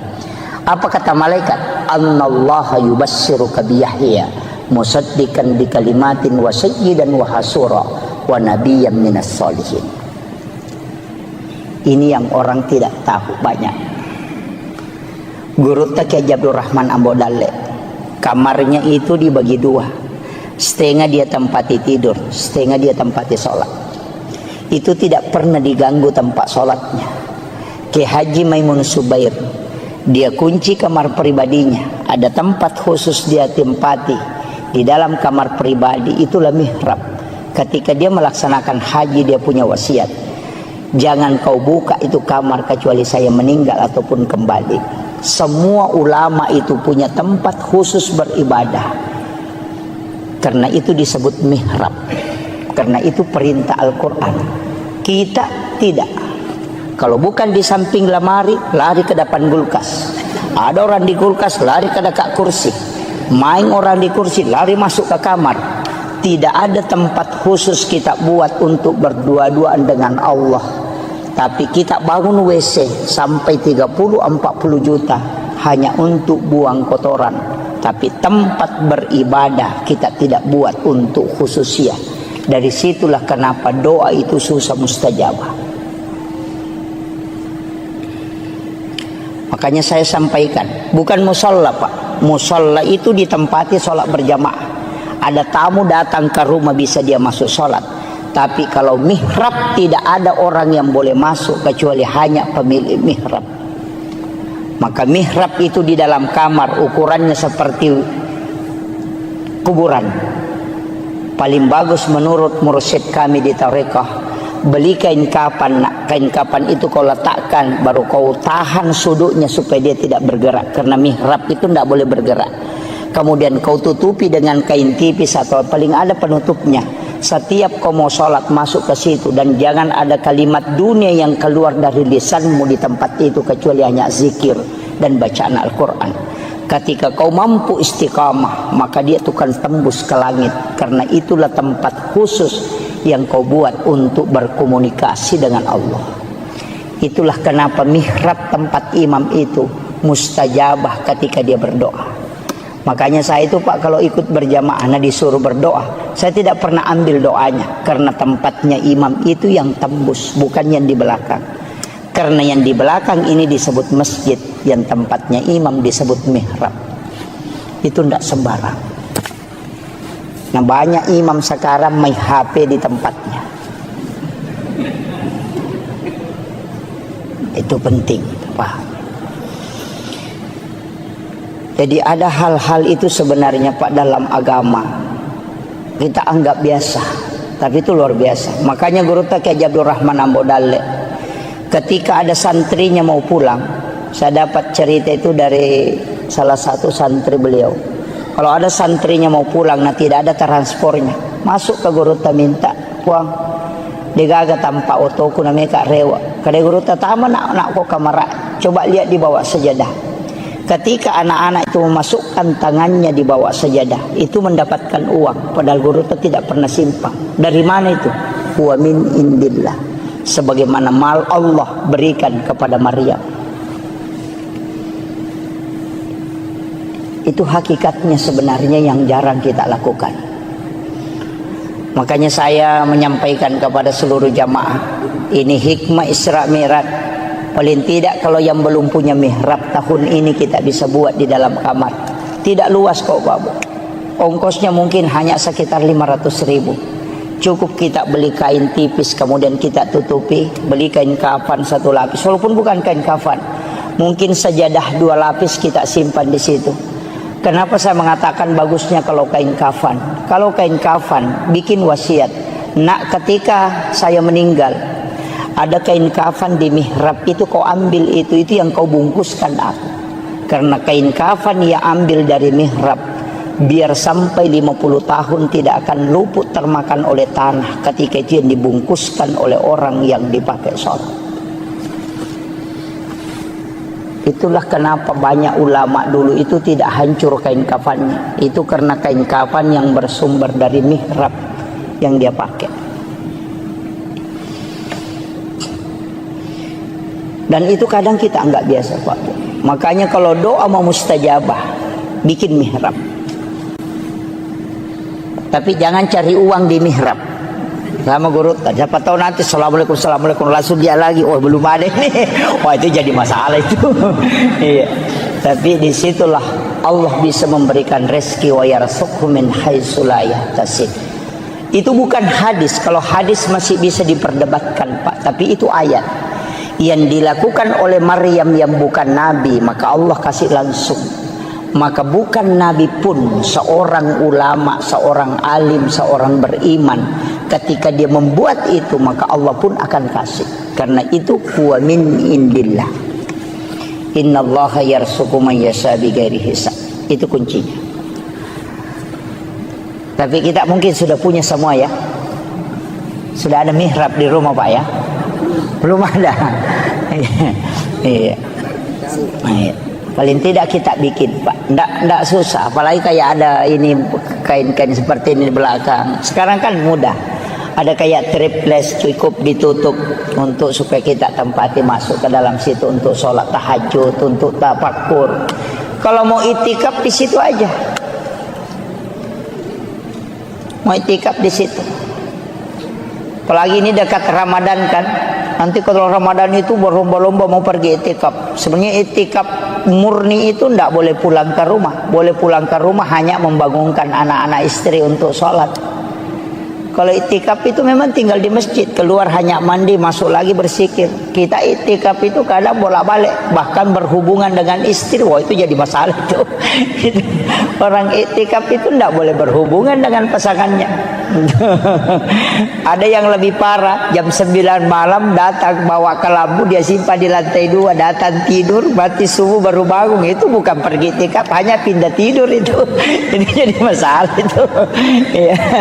Sebaiknya kita itikaf ya di dalam kamar, di dalam mihrab kita itikaf. Di tempat mihrab itulah kita bermunajat kepada Allah.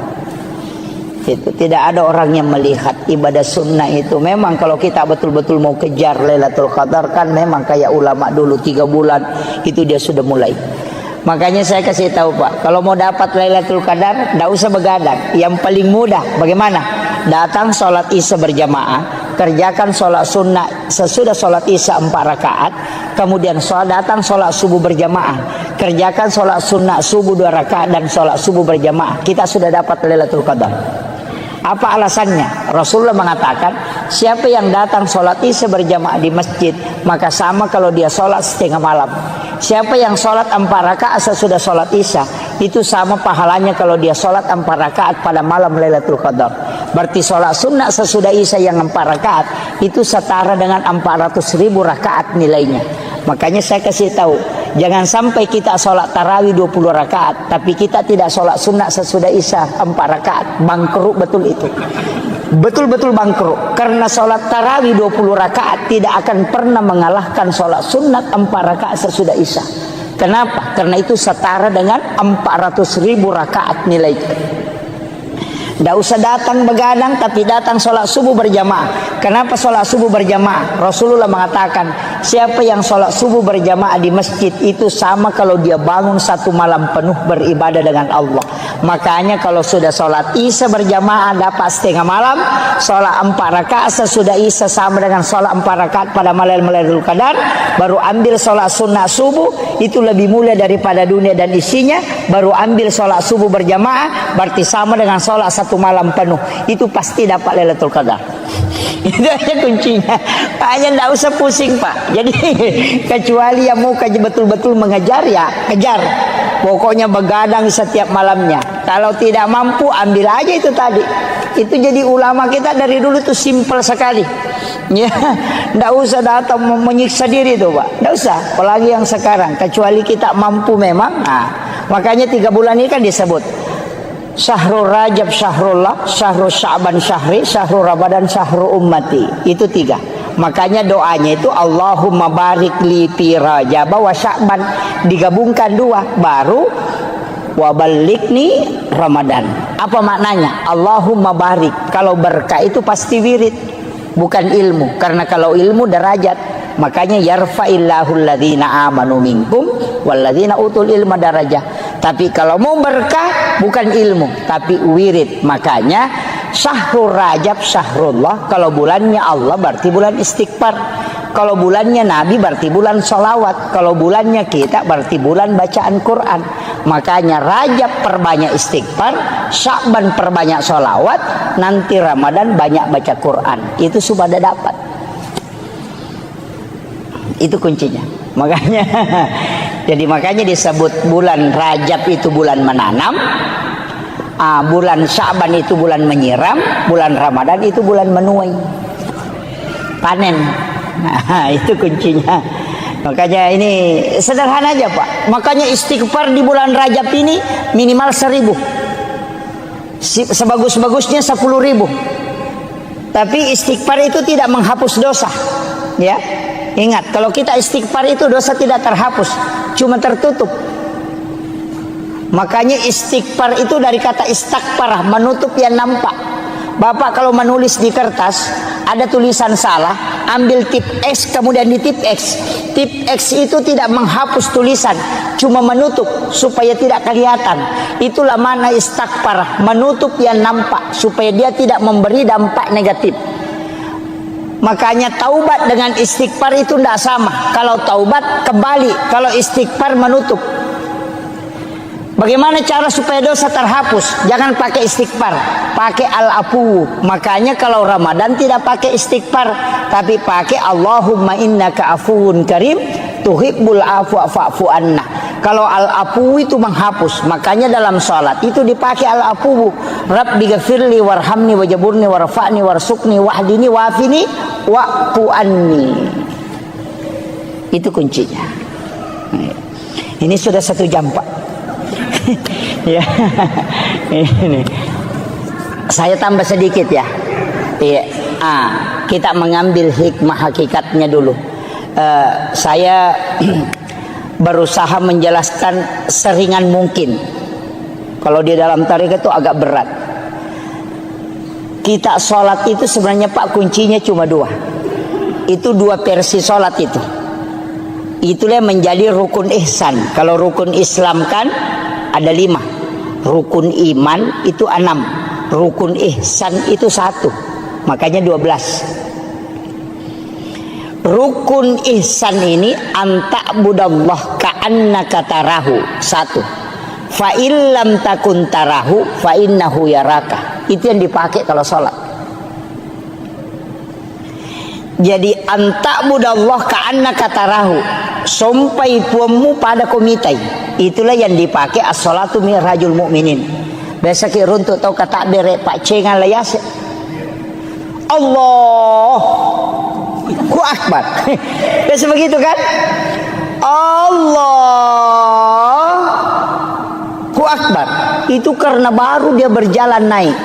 Yang dia pakai itu as-salatu mi'rajul mu'minin. Dalilnya juga ada, wallahu alal arsistawa. Tapi kalau tidak mampu, pakai yang kedua, fa illam takun tarahu fa innahu yaraka. Jika engkau tidak mampu, engkau yakin bahwa dia melihat aku. Tidak usah naik, cukup dibawa. Kita takbir itu Allah melihat saya takbir, Allah melihat saya ruku, Allah menyaksikan saya sujud. Tidak usah naik ke atas. Dalilnya mana? Wa huwa ma'akum aina ma kuntum. Dia selalu bersamamu dimanapun kau berada. Wallahu aqrabu min hablil warid. Allah itu lebih dekat daripada urat leher. Mana yang kita pakai? Ada yang naik Allahu Akbar, naik ke atas itu. Itu yang kadang goyang-goyang. Kalau ada anak-anak ribu, marah itu. Ini ribu-ribu kita tidak husuk. Padahal biar tidak ribu orang juga tidak husuk dia. Itu alasan saja itu. Itu kan. Makanya kalau tidak bisa naik, karena itu agak berat. Itu sholatnya para wali. Yang naik ke atas. Kalau tidak bisa, pakai yang kedua. Fa illam takun tarahu fa innahu yaraka. Kayak ada CCTV menyorot kita. Karena Allah dimanapun kau berada, dia akan tidak terlepas dari pandangan dia. Maka yakin saja Allah melihat saya ruku, Allah melihat saya sujud. Itu yang lebih tenang. Tidak usah capek-capek naik ke atas. Karena dua-duanya dibolehkan. Makanya disebut rukun ihsan. Nah, ini saya kira ini yang penting saya sampaikan Bapak-Ibu sekalian. Mudah-mudahan ada hikmah yang bisa kita petik. Tapi satu wasiat saya, jangan pernah tinggalkan sholat. Usahakan kerjakan Pak, sesibuk apapun sholat, seberat apapun sholat ki. Jangan ada alasan bilang tidak khusyuk tidak apa, tidak usah. Nanti sepung Allah Ta'ala tepat, tidak usah kita mengatakan harus begini nesang. Maka dah sekok mi tepat nala cundeke nala nama tu paling tepat. Makanya dalam tarikah itu mengatakan kalau saya sholat saya kafir. Itu jangan dipahami secara syariat. Maka dia ku iya masam pajak kaperek kak, berarti wangga iya aleku iya matoro itapakku. Tapi aku makadaka puang Allah Ta'ala mas sempajang ali nama toh, berarti saya tidak sombong karena saya sholat karena iman, dan yang memasukkan iman adalah Allah, dan yang memberi saya hidayah adalah Dia. Dia tu nak kada ali nama toh mas sempajang ya mato sempajang angkaina de inangkah. Oh itu jadi masalah Pak, banyak kan orang. Saya itu kuncinya sederhana. Ulama-ulama itu sudah mengatakan yang penting mas sempajang kona angkat istilahna tomato tariolo makadaro tumu balalin romo de kamu lolongan. Ko de bisa ngisana sampajangi, maka de guru tekali si denre podangi kana tanyaga pe palolo ngakong kana balang. Tu guru ta. Dan saya yakin pegang itu. Napasa nga guru ta hena. Itimbang makapai tan ritimbang anu de. Ya kong kamu jama angka itajang, ya ko de kamu jama de itajang. Itu pesan na guru ta. Makanya lobani mabere jama Pak, makanya makoto mabere jama. Ya ko to masam pajacadi di desi pan rasa-rasa tongangi. Ya ko dapat talumi itu talui paresah. Ya ko to mabere jama angka pagatang. Ya ko matanri kahusuan nero nagatangi barakana. Ya tu ampai Pak pada mi sentere ya ko ka sentere 10 baterena si basi di baterena. Ya na mate ya tu ci de na tuo. Ya ko 10 baterena nang ka batere mate pon ritangai tu mo pa ya tu. Makanya kau enggak Pak bere jama gimpe acil ka banyak ko tangana macu manamunya tuh. Maka itulah hikmahnya kenapa berjamaah itu sangat bagus, karena dia mengikutkan semua. Jadi aja tak sampai jadi di, aja tak culi pokoknya cuki. Tapi memang tempat yang paling bagus itu imam. Setelah imam yang di belakang imam 1 orang, baru sebelah kanan 3, sebelah kiri 3. Makanya 7 orang itu. Itu yang paling istimewa Pak. Tapi aja tabarani lah korokode gatap. Alladzi rafa'al mustafa manasibal insani wal busyra wa ja'ala israhu min makkah muqaddasi fi lailata wahidatin ayatul kubra wassalatu wassalamu ala asyrafil anbiya'i wal mursalin sayyidina wa maulana wa habibina wa syafi'ina wa ala alihi wa ashabihi wa sahabatihi ajma'in. Allahumma salli ala Sayyidina Muhammadin salatan tuballighuna biha kullal maqsud ya Jawwadu ya Ma'bud ya Rahimu ya Wadud birahmatika ya Arhamar Rahimin. Allahumma salli ala Sayyidina Muhammadin tibbil qulubi wa dawaiha wa afiyatil abdani wa shifaiha wa nuril absari wa diyaiha wa ala alihi wa sahbihi wa sallim. Saya pakai bahasa Indonesia Pak Bu ya.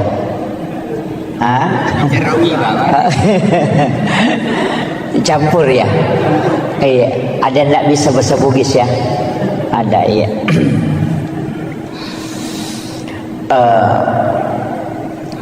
Pertama, saya tidak terlalu membahas tentang sejarah sebelum Rasulullah di-Isra dan di-Mi'rajkan.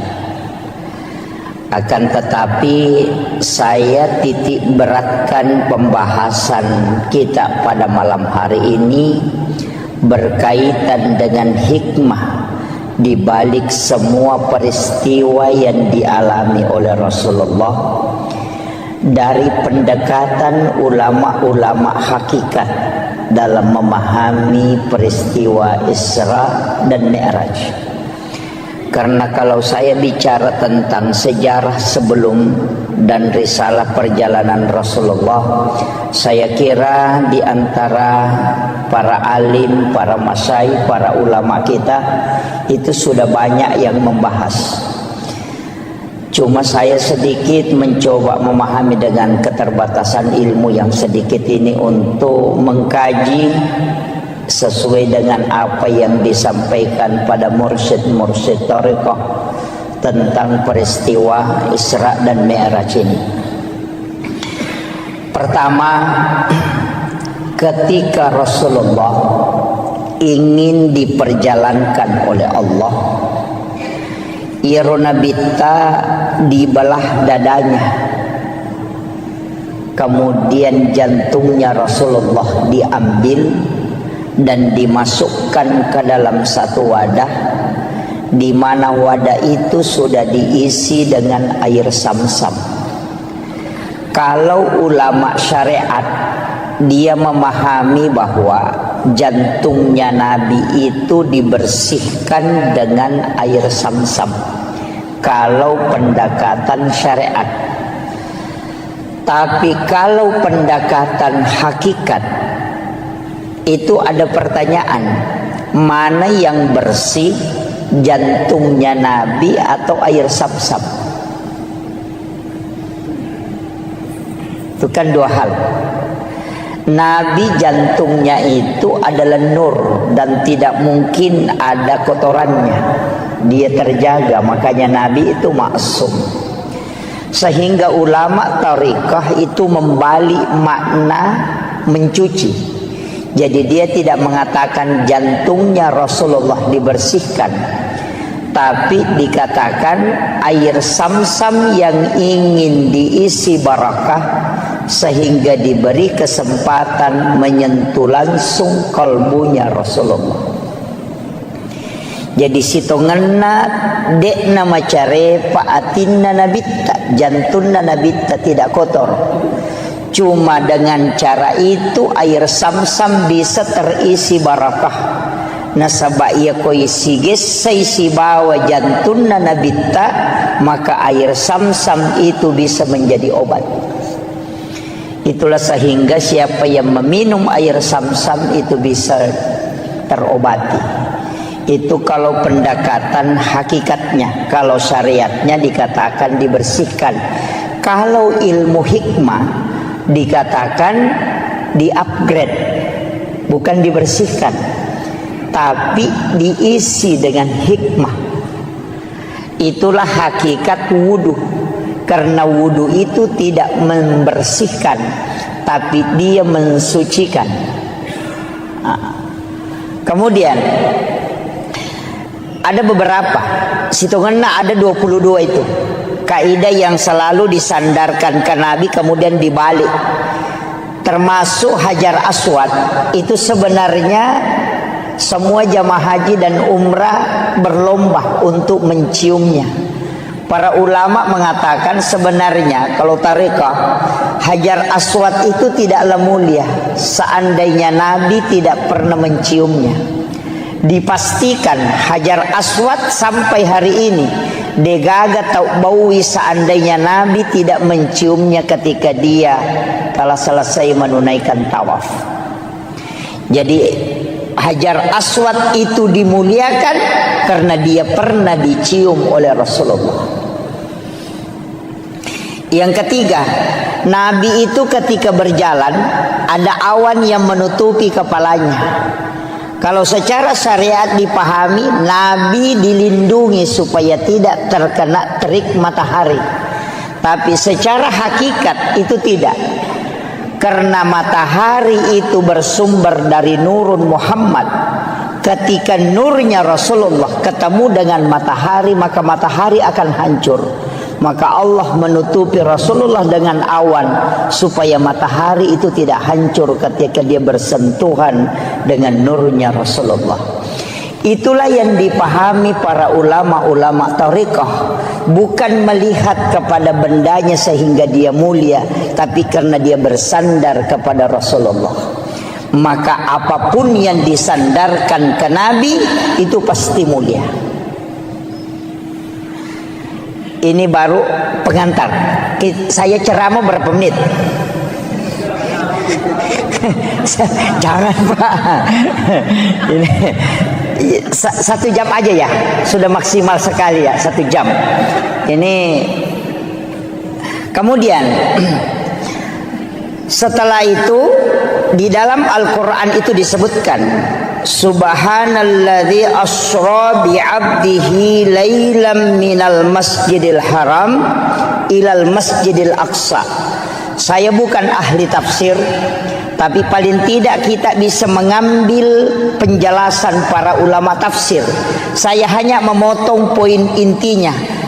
Kalimat subhana itu pasti sesuatu yang sangat istimewa. Makanya dalam sholat itu kalimat subhana hanya dipakai pada 2 tempat. Ketika kita ruku dan ketika kita sujud. Kenapa? Karena 2 tempat itulah yang menyebabkan dosa-dosa itu terhapuskan. Karena ketika kita ruku, dosa yang ada di pundak, yang ada di kepala, yang diletakkan oleh Allah ketika masuk waktu sholat, itu akan jatuh. Maka kita disuruh itu sujud dan ruku bersama orang-orang yang ruku. Makanya kalau ruku jangan terlalu sebentar, nanti dosanya belum jatuh sudah bangkit. Oh, itu jadi masalah. Itu kan. Itu makanya orang yang sudah betul-betul terbiasa dengan sholatnya, sudah istiqamah, ia kotame waktu sampajange pasti mata anak papinat dinna. Tapi yang pura mak bereselang seakan-akan ada yang lepas, itu terasa ringan. Dan itu betul, karena dosa lah yang membuat kita terbebani perasaan. Tapi ketika selesai salam, itu pasti terasa ringan, karena dosa itu sudah dihapuskan. Tapi makanya Nabi dalam hadis Bukhari Muslim, ada dosa yang tidak terlepas pada sholat fardu. Dia nalagai sampai perlu, karena Allah akan mengumpulkan dosa itu nanti sholat Jumat baru dilepaskan. Makanya dari wudu ke wudu penghapus dosa, dari sholat fardu ke sholat fardu penghapus dosa, dari Jumat ke Jumat penghapus dosa, dari Ramadan ke Ramadan penghapus dosa, dari umrah ke umrah penghapus dosa, dan dari haji ke haji itu penghapus dosa. Itulah keistimewaan dalam Islam. Kemudian subhanalladzi asra, kalimat asra itu bukan Rasulullah yang berjalan, tapi diperjalankan. Mungkin di sini ada jam dinding. Tadi di dalam saya lihat ada jam dinding. Jam dinding itu ketika dia berputar, itu hanya 24 jam normalnya. Tapi kalau panitia masjid ini mengambil jam dinding kemudian dia putar, itu bisa sampai 300 kali berputar dalam 1 jam. Artinya ketika dia berjalan hanya 24 jam, tapi ketika dia diperjalankan oleh pengurus, maka itu bisa sampai 300 kali lipat. Begitu juga dengan Rasulullah, dia tidak berjalan tapi dia diperjalankan. Kemudian ada kalimat bi abdihi, bukan bi rasulin, bukan bi Muhammadin. Jadi ya roi palalangi tanya surona po Allah Ta'ala. Dena kada subhanalladzi asra bi rasulin. Juga tidak mengatakan asra bi Muhammadin, tidak, tapi mengatakan asra bi abdihi. Ia komelo ki ele keistimewaan diperjalankan, maka jadi hamba. Makanya tidak semua nabi itu melakukan perjalanan. Ada nabi yang mi'raj tapi tidak isra. Ada nabi yang isra tapi dia tidak mi'raj. Tapi ada nabi yang isra sekaligus mi'raj. Nabi yang mi'raj tapi tidak isra, itu Nabi Isa, diangkat langsung ke langit kedua. Ada nabi yang mi'raj tapi dia tidak isra, itu Nabi Musa ketika ke negeri Madian. Ada nabi yang isra sekaligus mi'raj, itulah Nabiullah Muhammad sallallahu alaihi wasallam. Makanya peristiwa itu sudah ada sebelumnya. Ada yang isra, ada yang hanya mi'raj, ada yang kedua-duanya. Kemudian ini kata kuncinya, minal masjidil haram ilal masjidil aqsa. Itu 2 tempat disebut. Tapi Nabi itu dari Masjidil Haram ke Madinah, dari Madinah ke Bukit Tursina, dari Bukit Tursina baru ke Baitul Lahmi, dari Baitul Lahmi baru ke Masjidil Aqsa. Ini jarang dibahas orang. Ini. Jadi perjalanannya Rasulullah itu bukan dari Masjidil Haram ke Masjidil Aqsa, tidak. Dari Masjidil Haram ke Madinah. Di Madinah Nabi disuruh sholat oleh malaikat Jibril. Selesai sholat 2 rakaat, Rasulullah bertanya, tempat apa nih Jibril? Kenapa saya sholat di sini? Malaikat Jibril mengatakan, ini adalah Madinah Muhammad, kelak engkau akan berhijrah di tempat ini. Kemudian setelah itu dibawa 1042,3 km dari Madinah ke Gunung Sinai. Bukit Tursina. Nabi disuruh sholat. Selesai sholat 2 rakaat di situ, Nabi bertanya, tempat apa ini Jibril? Kenapa saya mesti sholat di tempat ini? Malaikat Jibril mengatakan, disinilah Nabi Musa kalau ingin berbicara dengan Tuhannya. Wa kallamallahu Musa taklima. Itulah Gunung Sinai, Bukit Tursina. Dari situ kemudian dibawa ke sebelah selatan Masjidil Aqsa, 10,7 km ke sebelah selatan. Ada tempat di situ disebut dengan Baitul Lahmi atau Bethlehem. Nabi disuruh sholat. Selesai sholat 2 rakaat, Nabi bertanya, tempat apa ini Jibril? Kenapa saya mesti sholat di tempat ini?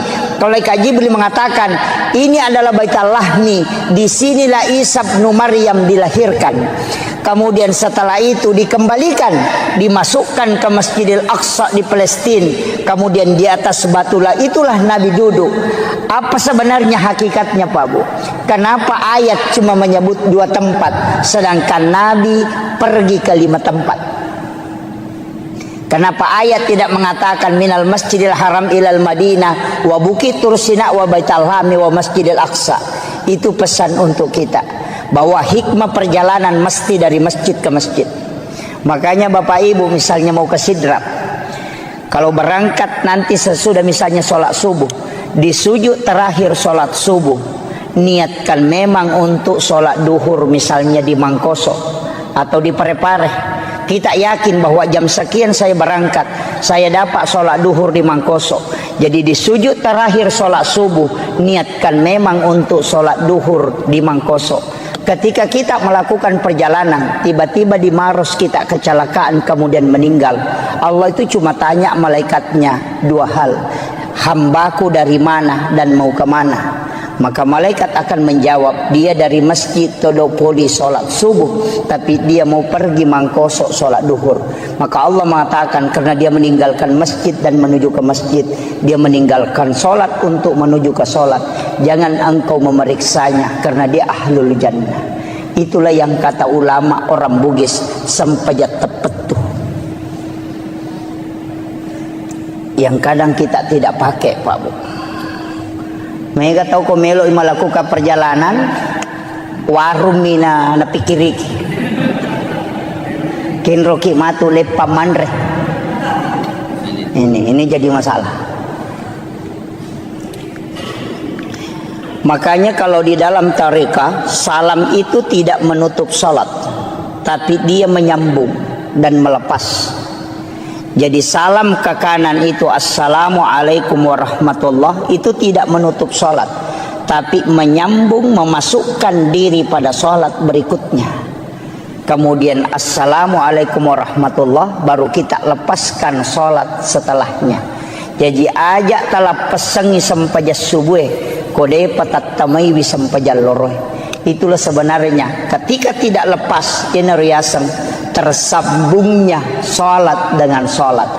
Makanya ulama tarekat itu mengatakan niat sholat dan niat mau sholat itu berbeda. Ia niat sholat ada pada takbiratul ihram, sedangkan niat mau sholat itu ada pada salam atau sujud terakhir. Idi na tau rogila narik ko sampajat kami batarekeng, paling tidak 5 menit mas sempajang. Sempajang loro 5 menit, sempajang ngasara 5 menit, sempajang mengharibi 5 menit, isa 5 menit, sholat subuh 5 menit. 5 kali 5 25. Dia nagana si tengah jawat tu ipake mas sempajang. Ia ko mak gosip ki si jang manasa bangkero ni si tengah jang. Tapi ketika kita menyambung, moloki pasae, namoloki kantoroe, namoloki kampus kita kemana saja tetap menuju ke sholat. Nah sebab memang sempajang mapasi sumpus sempajang. Itulah yang katanya orang tua dulu, namo ko ka kantoroe, namo ko ka galunge, namo ko ka tasie, namo ko ka onrotin roku, namo ko ka pasae mate sahitoka, karena saya mati dalam keadaan menuju ke sholat. Dan itulah orang yang biar tidak bersikir tetap berpahala langkahnya. Nah sebab Nabi temakada setiap langkah kaki menuju ke ibadah itu dinilai ibadah oleh Allah. Itu hakikatnya. Jadi ajak lalu tarogi Pak. Mas sempajang itu tutup, mas sempajang itu tutup. Jangan pernah tutup. pasisumpungi mataru. Semua ibadah. Mapasusak kaki niatkan memang berzakat tahun depan.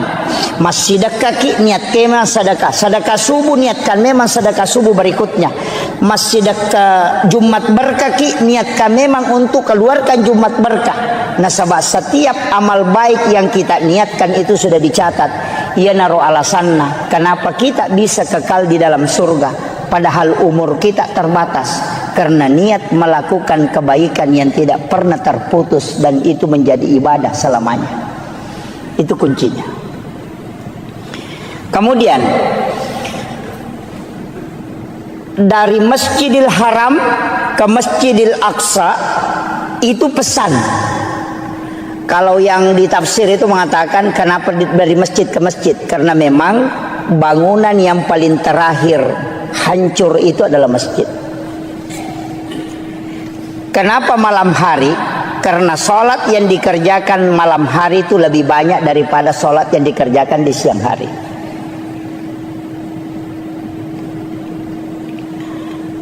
Kemudian saya tidak ambil ini perjalanan Isra terlalu jauh, tapi kita naik ke Mi'raj.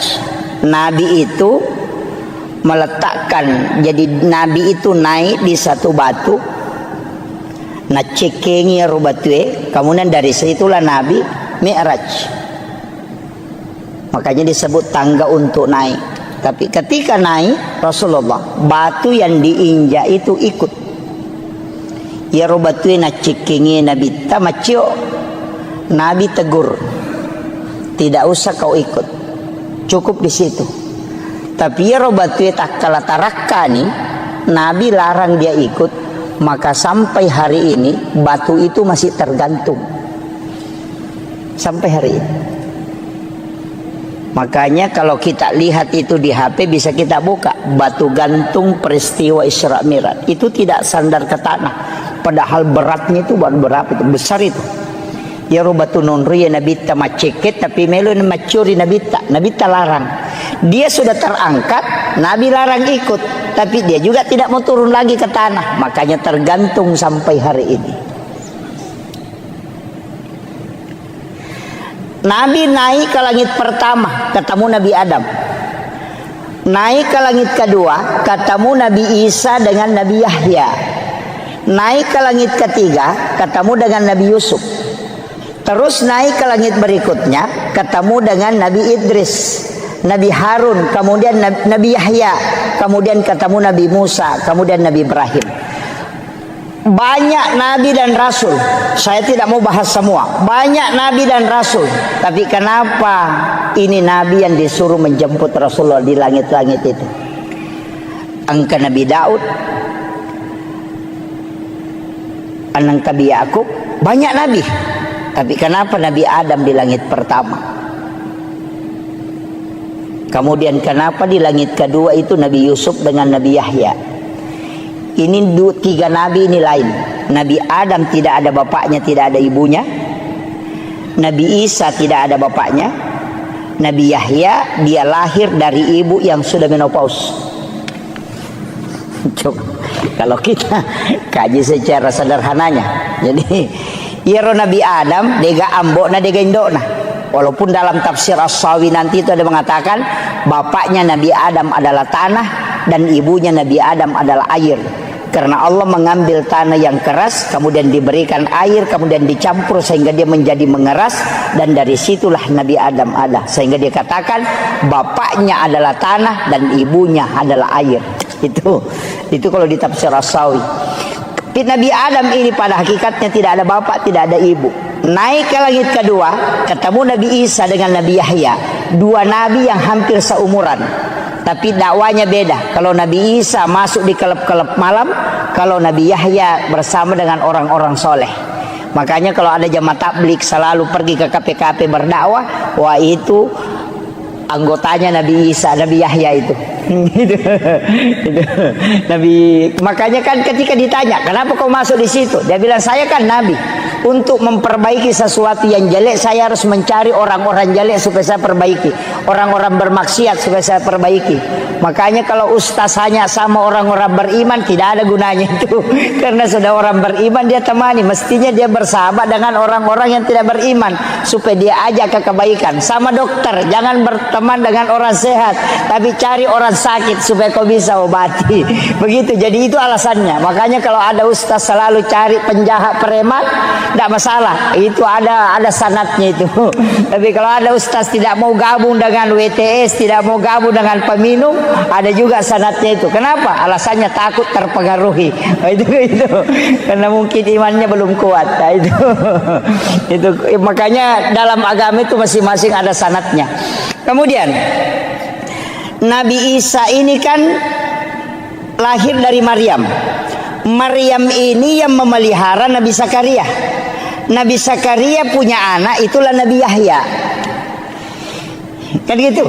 Jadi Nabi Zakaria ini kan tidak punya anak, dia gagak anak-anak. Istrinya sudah menopause, sudah berhenti haid. Dan Nabi Zakaria ini sudah tua. Karena dia yakin sudah tidak punya keturunan, maka dia mengambil kemanakannya. Itu anak gadis belia yang bernama Maryam. Itulah ibunya Nabi Isa. Jadi Nabi Zakaria dia memelihara Maryam kurang lebih 4-5 tahun di rumahnya. Jadi itu dia bawa ke rumahnya, dia bikinkan bilik. Nah, kibuarangi kamar. Di dalam biliknya dia buatkan tempat sholat, namanya mihrab. Di dalam mihrab itulah Nabi Maryam sholat. Ini saya kembalikan. Banyak orang yang mengatakan, bukan saya tidak sepakat, tapi perlu kita kaji. Di sini banyak para ahli, para ini. Saya yang kasih tahu. Itu saya sering tanya ke ulama-ulama tarekat dan ulama-ulama sejarah. Tapi sering penceramah itu mengatakan begini. Peristiwa Isra Mi'raj itu adalah awal mula perintah pelaksanaan sholat. Saya tidak sepakat. Peristiwa Isra Mi'raj itu disebutkan dalam ayat linuriyahu min ayatina, bukan sholat. Coba kalau kita buka Al-Quran itu, subhanalladzi asra bi 'abdihi lailan minal masjidil haram ilal masjidil aqsa alladzi barakna haulahu. Apa tujuannya? Linuriyahu min ayatina, bukan sholat. Alasannya yang kedua apa? Karena perintah sholat itu sudah ada sebelum Nabi Isra Mi'raj. Karena di Madinah Nabi sholat, di Bukit Tur Sina Nabi sholat, Nabi juga sholat di Baitul Lahmi, Nabi juga sholat di Masjidil Aqsa. Bahkan di Masjidil Aqsa Nabi yang memimpin para Nabi dan Rasul. Rasulullah menjadi imam, semua Nabi itu menjadi makmumnya.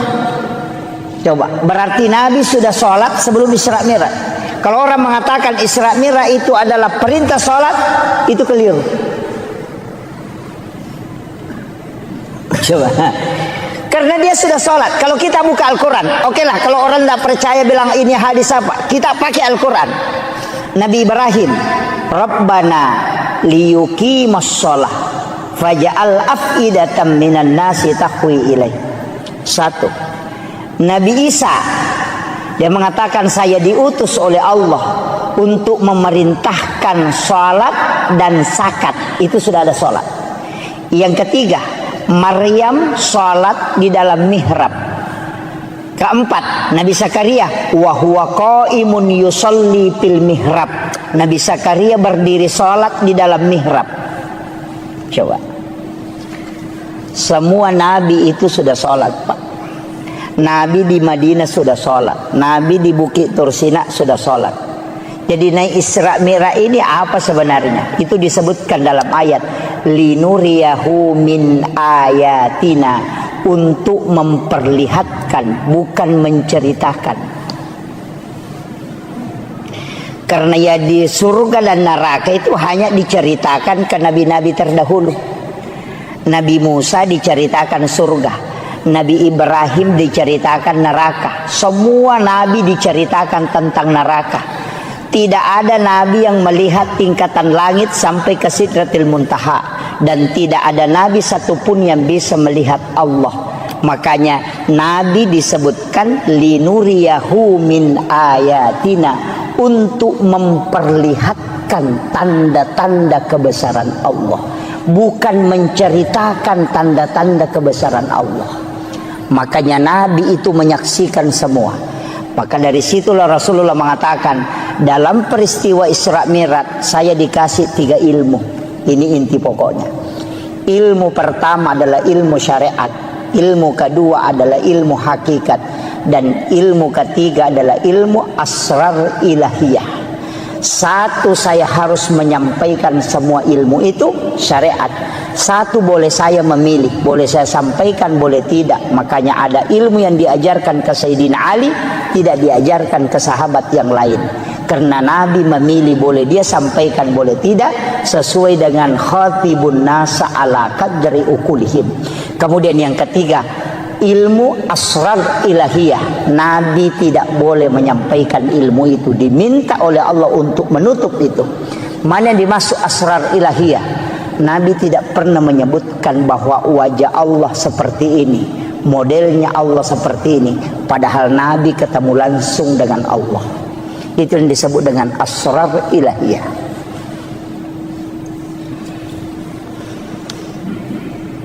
Kemudian, wah ini sudah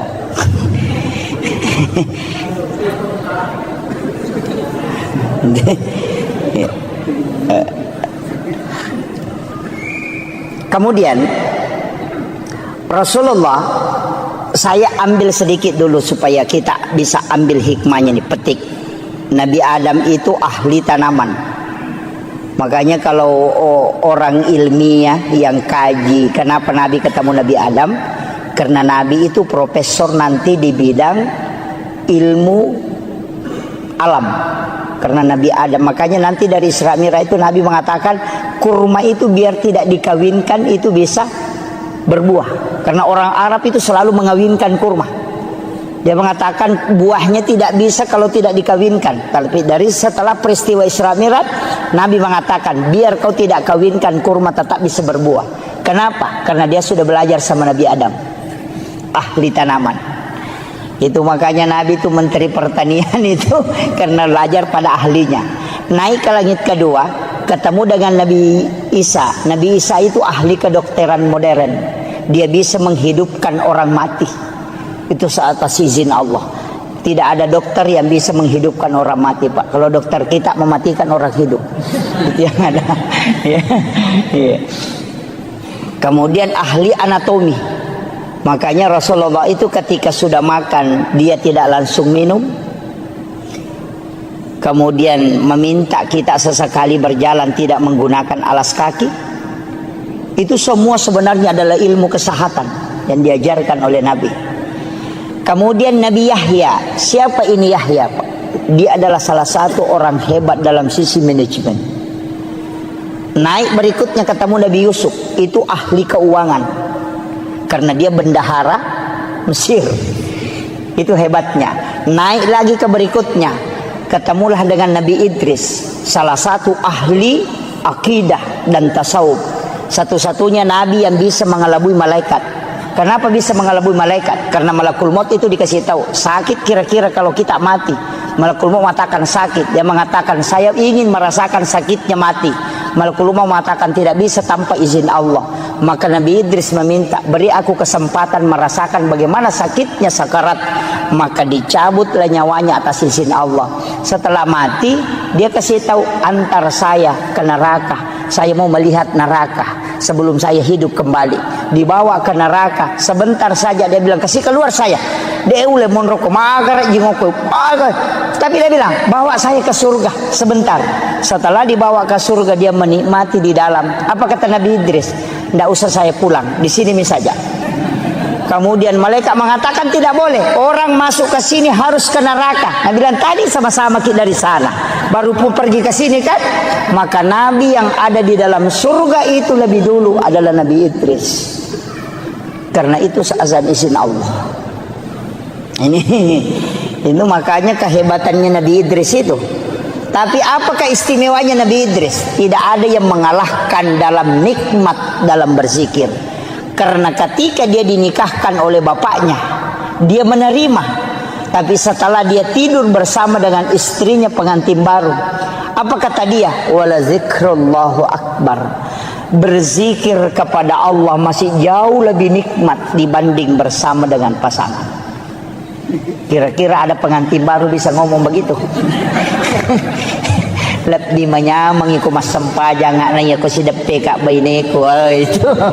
Itu langka orang itu kecuali Nabi Idris yang bisa merasakan itu, bahwa nikmatnya menyatu dengan Allah jauh lebih dibanding dengan bersenggama dengan manusia. Itulah keistimewaannya. Saya tidak ceritakan semua, tapi saya turun sedikit ke Nabi Yahya. Nabi Yahya ini sebenarnya Nabi yang diminta-minta. Karena dan Nabi Zakaria kan sudah yakin, saya tidak mungkin punya keturunan, istri saya sudah berhenti haid. Tapi ketika dia mengambil Maryam, dia bawakan makanan, karena kamarnya dikunci dari luar, tidak ada jendelanya. Makanya Bapak Ibu saya kasih tahu, kalau punya anak gadis, bikinkan kamar, jangan kasih jendela, supaya dia tidak lihat orang lalu lalang. Bikinkan saja lubang angin. Yang kedua, kuncinya kita yang pegang, jangan kasih kunci dia. Kunci dari luar pintunya, supaya jangan keluar. Kalau kita punyanya gadis, dikasih kunci motor, makanya kadang masuk angin. Ini jadi masalah. Makanya di dalam kamar itu dia tinggal, tapi dia bikinkan tempat sholat dengan 2 anak tangga. Itulah alasannya kenapa mihrab imam itu 2 lapis. Ada sajadah lapisan bawahnya atau amblak, kemudian ada sajadah satu di atasnya. Karena mihrabnya Maryam itu dengan 2 anak tangga. Itu alasannya. Kullama dahala alaiha Zakaria al-mihrab. Saya pakai ayatnya langsung. Kullama dahala alaiha Zakaria al-mihrab. Setiap Nabi Zakaria masuk ke dalam tempat sholatnya Maryam, wajada indah rizqan. Dia kaget karena dia melihat ada makanan, tapi pintu tidak pernah terbuka. Makanya dia bertanya, anna laki haza, dari mana ini? Apa jawabannya Maryam? Huwa min indillah. Ini langsung Allah yang kasih. Nabi Zakaria itu kan nabi, hebat pemikirannya, ilmunya hebat. Dia tidak bisa terima dengan akal sehat. Anak gadis belia, dia bukan nabi, tapi kok bisa dikasih makanan langsung dari langit? Saya ini nabi, sudah lama berdoa di sini tidak pernah dikasih makanan langsung. Apa istimewanya anak ini? Dia berpikir, ternyata bukan anak ini yang istimewa, tapi tempatnya yang sholat itu diistimewakan oleh Allah. Maka dia suruh Maryam keluar dari situ, tinggalkan itu tempatnya. Hunalika da'a Zakaria rabbah. Maka datanglah Nabi Zakaria ke tempat sholat itu, bermunajat kepada Allah. Ayatnya, wa huwa qaimun yusalli. Sementara dia berdiri sholat, fil mihrab, di dalam mihrab itu, dia meminta, Rabbi habli min ladunka zurriyatan thayyibatan innaka sami'ud du'a. Apa yang terjadi, Pak? Fanadathul malaikatu wa huwa qaimun yusalli fil mihrab. Langsung malaikat turun dari langit ketika Nabi Zakaria memohon di dalam mihrab. Apa kata malaikat? Annallaha yubassiruka bi Yahya musaddiqan bi kalimatin wa sayyidan wa hasura wa nabiyyan minas solihin. Ini yang orang tidak tahu banyak. Guru Taki Abdul Rahman Ambo Dalle, kamarnya itu dibagi 2. Setengah dia tempati tidur, setengah dia tempati sholat. Itu tidak pernah diganggu tempat sholatnya. Ki Haji Maimun Subair, dia kunci kamar pribadinya. Ada tempat khusus dia tempati di dalam kamar pribadi, itulah mihrab. Ketika dia melaksanakan haji, dia punya wasiat, jangan kau buka itu kamar kecuali saya meninggal ataupun kembali. Semua ulama itu punya tempat khusus beribadah. Karena itu disebut mihrab. Karena itu perintah Al-Quran. Kita Tidak. Kalau bukan di samping lemari, lari ke depan kulkas. Ada orang di kulkas, lari ke dekat kursi. Main orang di kursi, lari masuk ke kamar. Tidak ada tempat khusus kita buat untuk berdua-duaan dengan Allah. Tapi kita bangun WC sampai 30-40 juta hanya untuk buang kotoran. Tapi tempat beribadah kita tidak buat untuk khususnya. Dari situlah kenapa doa itu susah mustajabah. Makanya saya sampaikan, bukan musola Pak. Musola itu ditempati sholat berjamaah. Ada tamu datang ke rumah bisa dia masuk sholat. Tapi kalau mihrab tidak ada orang yang boleh masuk kecuali hanya pemilik mihrab. Maka mihrab itu di dalam kamar ukurannya seperti kuburan. Paling bagus menurut mursyid kami di tarekah, beli kain kapan. Nah, kain kapan itu kau letakkan, baru kau tahan sudutnya supaya dia tidak bergerak. Karena mihrab itu tidak boleh bergerak. Kemudian kau tutupi dengan kain tipis atau paling ada penutupnya. Setiap kau mau sholat masuk ke situ, dan jangan ada kalimat dunia yang keluar dari lisanmu di tempat itu kecuali hanya zikir dan bacaan Al-Quran. Ketika kau mampu istiqamah, maka dia akan tembus ke langit. Karena itulah tempat khusus yang kau buat untuk berkomunikasi dengan Allah. Itulah kenapa mihrab tempat imam itu mustajabah ketika dia berdoa. Makanya saya itu Pak, kalau ikut berjamaah disuruh berdoa, saya tidak pernah ambil doanya. Karena tempatnya imam itu yang tembus, bukan yang di belakang. Karena yang di belakang ini disebut masjid, yang tempatnya imam disebut mihrab. Itu tidak sembarang. Nah, banyak imam sekarang main HP di tempatnya. Itu penting, Pak. Jadi ada hal-hal itu sebenarnya Pak dalam agama kita anggap biasa, tapi itu luar biasa. Makanya Guru Kiai Abdul Rahman Ambodale, ketika ada santrinya mau pulang, saya dapat cerita itu dari salah satu santri beliau. Kalau ada santrinya mau pulang, tidak ada transportnya, masuk ke Guru minta uang, digaga tanpa otoku namanya Kak Rewa. Kada Guru tama nak kok kamar, coba lihat di bawah sajadah.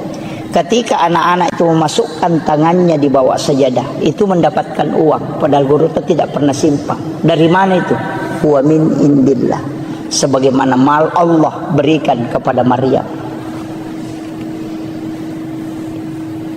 Itu hakikatnya sebenarnya yang jarang kita lakukan. Makanya saya menyampaikan kepada seluruh jamaah, ini hikmah Isra Mi'raj. Paling tidak kalau yang belum punya mihrab tahun ini kita bisa buat di dalam kamar. Tidak luas kok Bapak. Ongkosnya mungkin hanya sekitar 500.000. Cukup kita beli kain tipis kemudian kita tutupi, beli kain kafan 1 lapis. Walaupun bukan kain kafan, mungkin sajadah 2 lapis kita simpan di situ. Kenapa saya mengatakan bagusnya kalau kain kafan? Kalau kain kafan bikin wasiat, nak ketika saya meninggal, ada kain kafan di mihrab itu kau ambil itu yang kau bungkuskan aku. Karena kain kafan ia ambil dari mihrab, biar sampai 50 tahun tidak akan luput termakan oleh tanah ketika itu yang dibungkuskan oleh orang yang dipakai sholat. Itulah kenapa banyak ulama dulu itu tidak hancur kain kafannya. Itu karena kain kafan yang bersumber dari mihrab yang dia pakai. Dan itu kadang kita anggap biasa Pak. Makanya kalau doa mau mustajabah, bikin mihrab. Tapi jangan cari uang di mihrab. Sama Guru, siapa tahu nanti assalamualaikum langsung dia lagi, oh belum ada nih. Wah itu jadi masalah itu. Iya. Tapi disitulah Allah bisa memberikan rezeki, wa yarzuqhu min haitsu la yahtasib. Itu bukan hadis. Kalau hadis masih bisa diperdebatkan Pak, tapi itu ayat. Yang dilakukan oleh Maryam yang bukan nabi, maka Allah kasih langsung. Maka bukan nabi pun, seorang ulama, seorang alim, seorang beriman, ketika dia membuat itu maka Allah pun akan kasih. Karena itu huwa min indillah. Innallaha yarzuqu man yasha bighairi hisab. Itu kuncinya. Tapi kita mungkin sudah punya semua ya. Sudah ada mihrab di rumah Pak ya. Belum ada. Iya. Paling tidak kita bikin, Pak. Nggak susah. Apalagi kayak ada ini kain-kain seperti ini di belakang. Sekarang kan mudah. Ada kayak triples, cukup ditutup untuk supaya kita tempati masuk ke dalam situ untuk sholat tahajud, untuk tafakur. Kalau mau itikaf di situ aja. Mau itikaf di situ. Apalagi ini dekat Ramadan kan. Nanti kalau Ramadan itu berlomba-lomba mau pergi itikaf. Sebenarnya itikaf murni itu tidak boleh pulang ke rumah. Boleh pulang ke rumah hanya membangunkan anak-anak istri untuk sholat. Kalau itikaf itu memang tinggal di masjid, keluar hanya mandi, masuk lagi bersikir. Kita itikaf itu kadang bolak-balik, bahkan berhubungan dengan istri. Wah, itu jadi masalah itu. Orang itikaf itu tidak boleh berhubungan dengan pasangannya. Ada yang lebih parah, jam 9 malam datang bawa kelambu, dia simpan di lantai 2, datang tidur, berarti subuh baru bangun. Itu bukan pergi itikaf, hanya pindah tidur itu. Jadi masalah itu. Ya. Sebaiknya kita itikaf ya di dalam kamar, di dalam mihrab kita itikaf. Di tempat mihrab itulah kita bermunajat kepada Allah. Itu tidak ada orang yang melihat. Ibadah sunnah itu memang kalau kita betul-betul mau kejar Lailatul Qadar kan memang kayak ulama dulu 3 bulan itu dia sudah mulai. Makanya saya kasih tahu Pak, kalau mau dapat Lailatul Qadar tidak usah begadang. Yang paling mudah bagaimana? Datang sholat isya berjamaah, kerjakan sholat sunnah sesudah sholat isya 4 rakaat, kemudian datang sholat subuh berjamaah, kerjakan sholat sunnah subuh 2 rakaat dan sholat subuh berjamaah. Kita sudah dapat Lailatul Qadar. Apa alasannya? Rasulullah mengatakan, siapa yang datang sholat isya berjamaah di masjid, maka sama kalau dia sholat setengah malam. Siapa yang sholat 4 rakaat sesudah sholat isya, itu sama pahalanya kalau dia sholat 4 rakaat pada malam Lailatul Qadar. Berarti sholat sunnah sesudah isya yang 4 rakaat itu setara dengan 400.000 rakaat nilainya. Makanya saya kasih tahu, jangan sampai kita sholat tarawih 20 rakaat, tapi kita tidak sholat sunnah sesudah isya 4 rakaat. Bangkrut betul itu. Betul-betul bangkrut. Karena sholat tarawih 20 rakaat tidak akan pernah mengalahkan sholat sunnah 4 rakaat sesudah isya. Kenapa? Karena itu setara dengan 400.000 rakaat nilainya. Tidak usah datang begadang, tapi datang sholat subuh berjamaah. Kenapa sholat subuh berjamaah? Rasulullah mengatakan, siapa yang sholat subuh berjamaah di masjid itu sama kalau dia bangun 1 malam penuh beribadah dengan Allah. Makanya kalau sudah sholat isya berjamaah dapat setengah malam, sholat 4 rakaat sesudah isya sama dengan sholat 4 rakaat pada malam Lailatul Qadar, baru ambil sholat sunnah subuh, itu lebih mulia daripada dunia dan isinya, baru ambil sholat subuh berjamaah, berarti sama dengan sholat 1 malam penuh, itu pasti dapat Lailatul Qadar. Itu aja kuncinya. Hanya tidak usah pusing Pak. Jadi kecuali yang mau betul-betul mengejar ya kejar. Pokoknya begadang setiap malamnya. Kalau tidak mampu ambil aja itu tadi. Itu jadi ulama kita dari dulu tuh simpel sekali. Ya, tidak usah datang menyiksa diri tuh Pak. Tidak usah. Apalagi yang sekarang. Kecuali kita mampu memang. Nah, makanya 3 bulan ini kan disebut Syahrul Rajab Syahrullah, Syahrul Sya'ban Syahri, Syahrul Ramadan Syahrul Ummati. Itu 3. Makanya doanya itu Allahumma barik li fi Rajab wa Sya'ban, digabungkan 2 baru wa balikni Ramadan. Apa maknanya? Allahumma barik. Kalau berkah itu pasti wirid, bukan ilmu. Karena kalau ilmu derajat. Makanya yarfa'illahu alladhina amanu minkum walladzina utul ilma darajah. Tapi kalau mau berkah bukan ilmu tapi wirid. Makanya Syahrul Rajab Syahrullah, kalau bulannya Allah berarti bulan istighfar. Kalau bulannya Nabi berarti bulan sholawat. Kalau bulannya kita berarti bulan bacaan Quran. Makanya Rajab perbanyak istighfar, Sya'ban perbanyak sholawat, nanti Ramadan banyak baca Quran. Itu sudah dapat.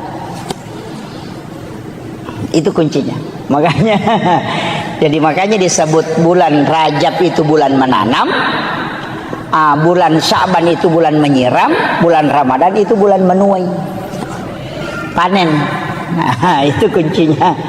Makanya ini sederhana aja Pak. Makanya istighfar di bulan Rajab ini minimal 1.000. Sebagus-bagusnya 10.000. Tapi istighfar itu tidak menghapus dosa. Ya. Ingat, kalau kita istighfar itu dosa tidak terhapus, cuma tertutup. Makanya istighfar itu dari kata istakfar, menutup yang nampak. Bapak kalau menulis di kertas ada tulisan salah, ambil tip X kemudian di tip X. Tip X itu tidak menghapus tulisan, cuma menutup supaya tidak kelihatan. Itulah makna istakfar, menutup yang nampak supaya dia tidak memberi dampak negatif. Makanya taubat dengan istighfar itu tidak sama. Kalau taubat kembali, kalau istighfar menutup. Bagaimana cara supaya dosa terhapus? Jangan pakai istighfar, pakai al-afu. Makanya kalau Ramadan tidak pakai istighfar, tapi pakai Allahumma innaka afuwun karim tuhibbul afwa fa'fu anna. Kalau al-afu itu menghapus, makanya dalam salat itu dipakai al-afu. Rabbi ghafirli warhamni wajaburni warfa'ni warsukni wahdini wafini wa'fu anni. Itu kuncinya. Ini sudah 1 jam Pak. Ya, ini saya tambah sedikit ya. Iya, kita mengambil hikmah hakikatnya dulu. Saya berusaha menjelaskan seringan mungkin. Kalau di dalam tarekat itu agak berat. Kita sholat itu sebenarnya Pak kuncinya cuma 2. Itu 2 versi sholat itu. Itulah yang menjadi rukun ihsan. Kalau rukun Islam kan ada 5. Rukun iman itu 6. Rukun ihsan itu 1. Makanya 12. Rukun ihsan ini anta'budallah ka'annaka tarahu. 1. Fa illam takun tarahu fa innahu yaraka. Itu yang dipakai kalau sholat. Jadi anta'budallah ka'annaka tarahu. Sampai puamu pada komitai. Itulah yang dipakai as-salatu mi'rajul mu'minin. Biasa ki runtuk tau kata bere Pak Cengan layas. Allahu akbar. Biasa begitu kan? Allahu akbar. Itu karena baru dia berjalan naik. Yang dia pakai itu as-salatu mi'rajul mu'minin. Dalilnya juga ada, wallahu alal arsis tawa. Tapi kalau tidak mampu, pakai yang kedua, fa illam takun tarahu fa innahu yaraka. Jika engkau tidak mampu, engkau yakin bahwa dia melihat aku. Tidak usah naik, cukup dibawa. Kita takbir itu Allah melihat saya takbir, Allah melihat saya ruku, Allah menyaksikan saya sujud. Tidak usah naik ke atas. Dalilnya mana? Wa huwa ma'akum aina ma kuntum. Dia selalu bersamamu dimanapun kau berada. Wallahu aqrabu min hablil warid. Allah itu lebih dekat daripada urat leher. Mana yang kita pakai? Ada yang naik Allahu Akbar. Naik ke atas itu. Itu yang kadang goyang-goyang. Kalau ada anak-anak ribu, marah itu. Ini ribu-ribu kita tidak husuk. Padahal biar tidak ribu orang juga tidak husuk dia. Itu alasan saja itu. Itu kan. Makanya kalau tidak bisa naik, karena itu agak berat. Itu sholatnya para wali. Yang naik ke atas. Kalau tidak bisa, pakai yang kedua. Fa illam takun tarahu fa innahu yaraka. Kayak ada CCTV menyorot kita. Karena Allah dimanapun kau berada, dia akan tidak terlepas dari pandangan dia. Maka yakin saja Allah melihat saya ruku, Allah melihat saya sujud. Itu yang lebih tenang. Tidak usah capek-capek naik ke atas. Karena dua-duanya dibolehkan. Makanya disebut rukun ihsan. Nah, ini saya kira ini yang penting saya sampaikan Bapak-Ibu sekalian. Mudah-mudahan ada hikmah yang bisa kita petik. Tapi satu wasiat saya, jangan pernah tinggalkan sholat. Usahakan kerjakan Pak, sesibuk apapun sholat, seberat apapun sholat ki. Jangan ada alasan bilang tidak khusyuk tidak apa, tidak usah. Nanti sepuang Allah Ta'ala tepat, tidak usah kita mengatakan harus begini nesang. Maka dah sekok mi tepat nala cundeke nala nama tu paling tepat. Makanya dalam tarikah itu mengatakan kalau saya sholat saya kafir. Itu jangan dipahami secara syariat. Maka dia ku iya masam pajak kaperek kak berarti wangga iya aleku iya matoro itapakku. Tapi aku makadaka puang Allah Ta'ala mas sempajang ali nama toh, berarti saya tidak sombong karena saya sholat karena iman, dan yang memasukkan iman adalah Allah, dan yang memberi saya hidayah adalah Dia. Dia tunah kada ali nama toh mas sampaja ya mato sampajang angkaina de inangkah. Oh itu jadi masalah Pak, banyak kan orang. Saya itu kuncinya sederhana. Ulama-ulama itu sudah mengatakan yang penting mas sampaja kona angkat istilahna tomato tariolo makadaro tumu balalin romo de kamu lolongan kode bisa ngisana sampajangi maka de guru tekalisi dendre podangi kana tanyaga pe palolonga kong kana balang tu guru ta. Dan saya yakin pegang itu napasa nga guru ta hena itimbang makapai tan ritimbang anu de ya kong kamu jama angka itajang ya kode kamu jama de itajang. Itu pesan na guru ta. Makanya lobani ma berjama Pak, makanya ma kutu ma berjama. Ya kutu ma sampaja jadi di desi pan rasa-rasa tongangi. Ya ko dapat talumi itu talui paresah. Ya kutu ma berjama angka pagatang. Ya ko matanri kehusuan nero nagatangi barakana. Ya tu ampai Pak pada mi sentere ya ko ka sentere 10 baterena si basi di baterena. Ya nama ate ya tu ci de na tuo. Ya ko 10 baterena nang ka batere mate pon ritangai tu mo pa ya tu. Makanya kau Pak berjamaah gimpe acil kak banyak kau tangga anak macu menemunya tuh. Maka itulah hikmahnya kenapa berjamaah itu sangat bagus, karena dia mengikutkan semua. Jadi aja tak sampai jadi di, aja tak culi pokoknya cuki. Tapi memang tempat yang paling bagus itu imam. Setelah imam yang di belakang imam 1 orang, baru sebelah kanan 3, sebelah kiri 3. Makanya 7 orang itu.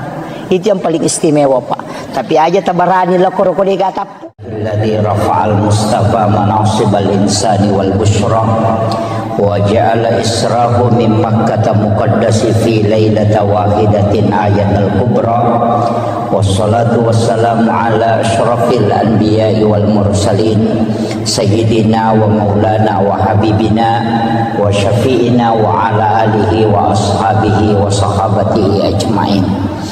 Allahumma salli ala Sayyidina Muhammadin salatan tuballighuna biha kullal maqsud ya Jawwadu ya Ma'bud ya Rahimu ya Wadud bi rahmatika ya arhamar rahimin. Allahumma salli ala Sayyidina Muhammadin tibbil qulubi wa dawaiha wa afiyatil abdani wa shifaiha wa nuril absari wa diyaiha wa ala alihi wa sahbihi wa sallim. Saya pakai bahasa Indonesia Pak Bu ya.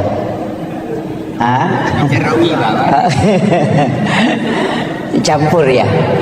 Iya, ada enggak bisa bahasa Bugis ya? Ada ya.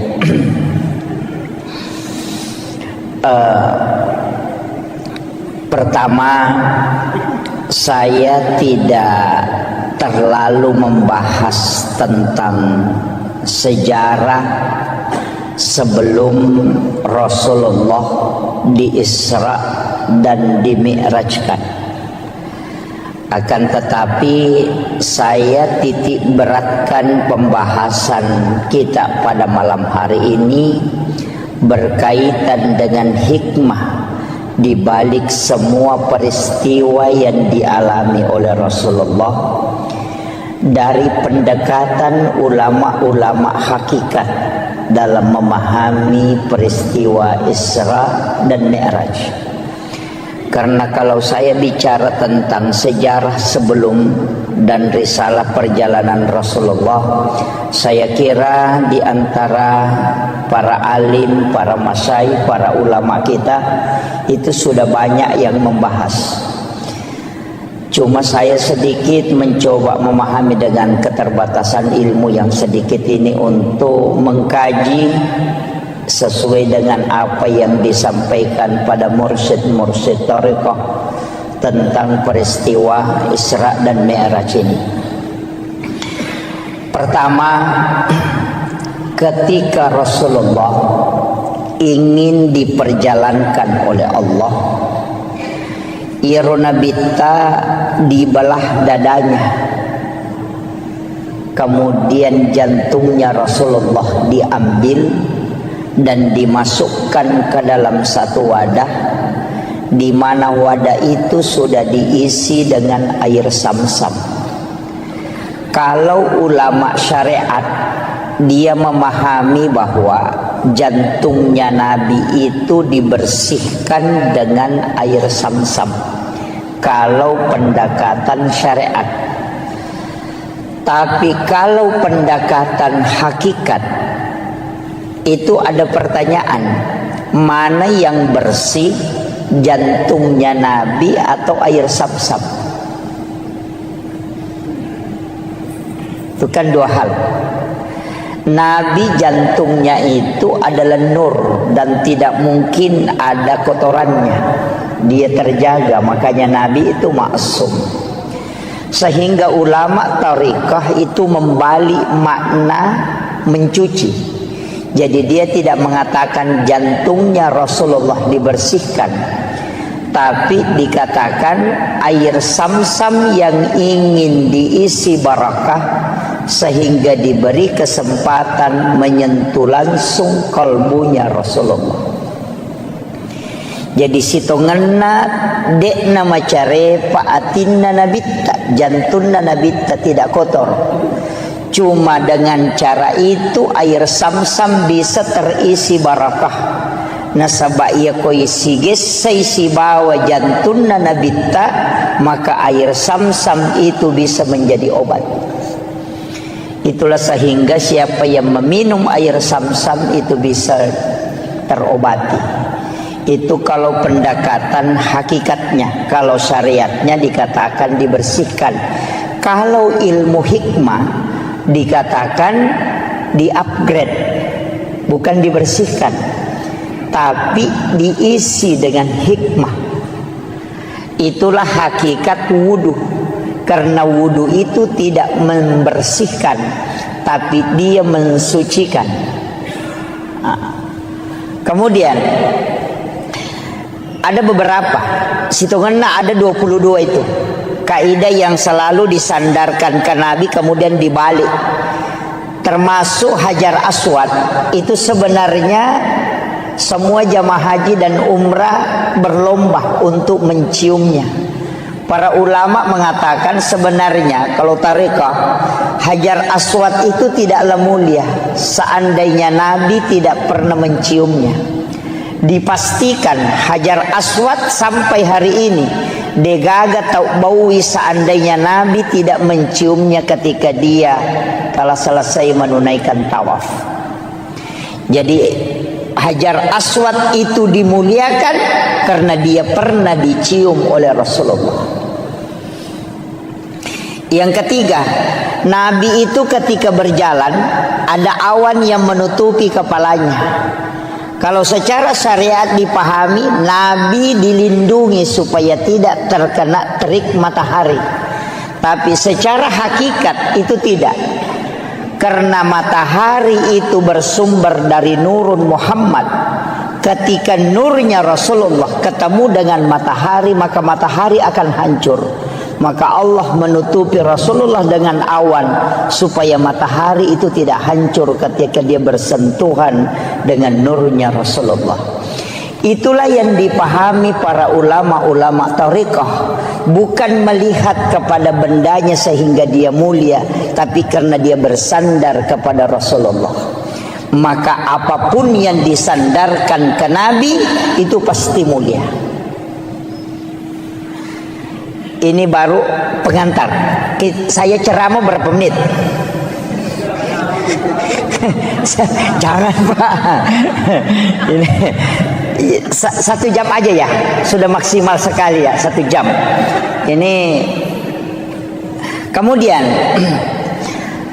setelah itu di dalam Al-Quran itu disebutkan Subhanalladzi asra bi'abdihi lailam minal masjidil haram ilal masjidil aqsa.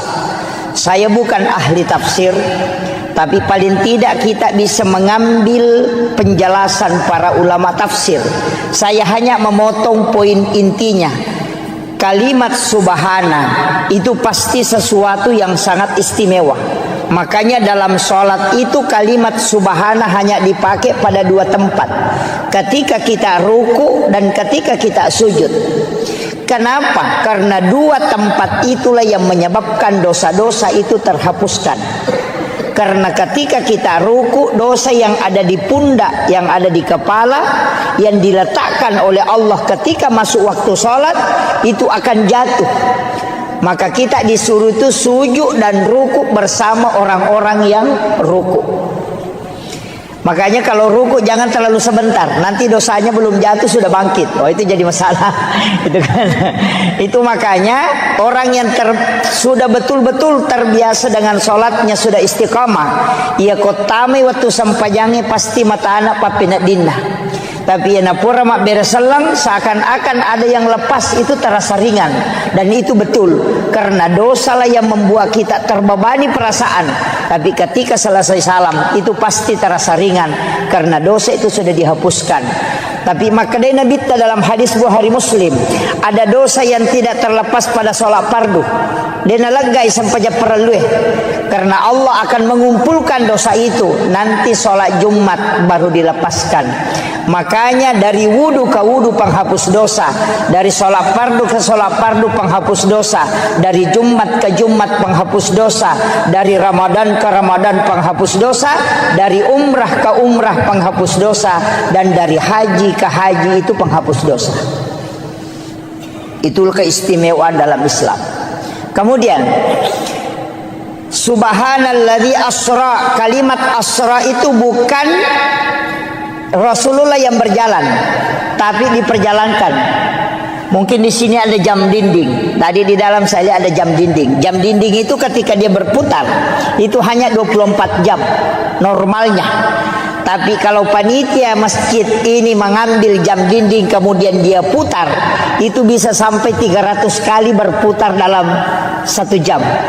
Artinya ketika dia berjalan hanya 24 jam, tapi ketika dia diperjalankan oleh pengurus, maka itu bisa sampai 300 kali lipat. Begitu juga dengan Rasulullah, dia tidak berjalan tapi dia diperjalankan.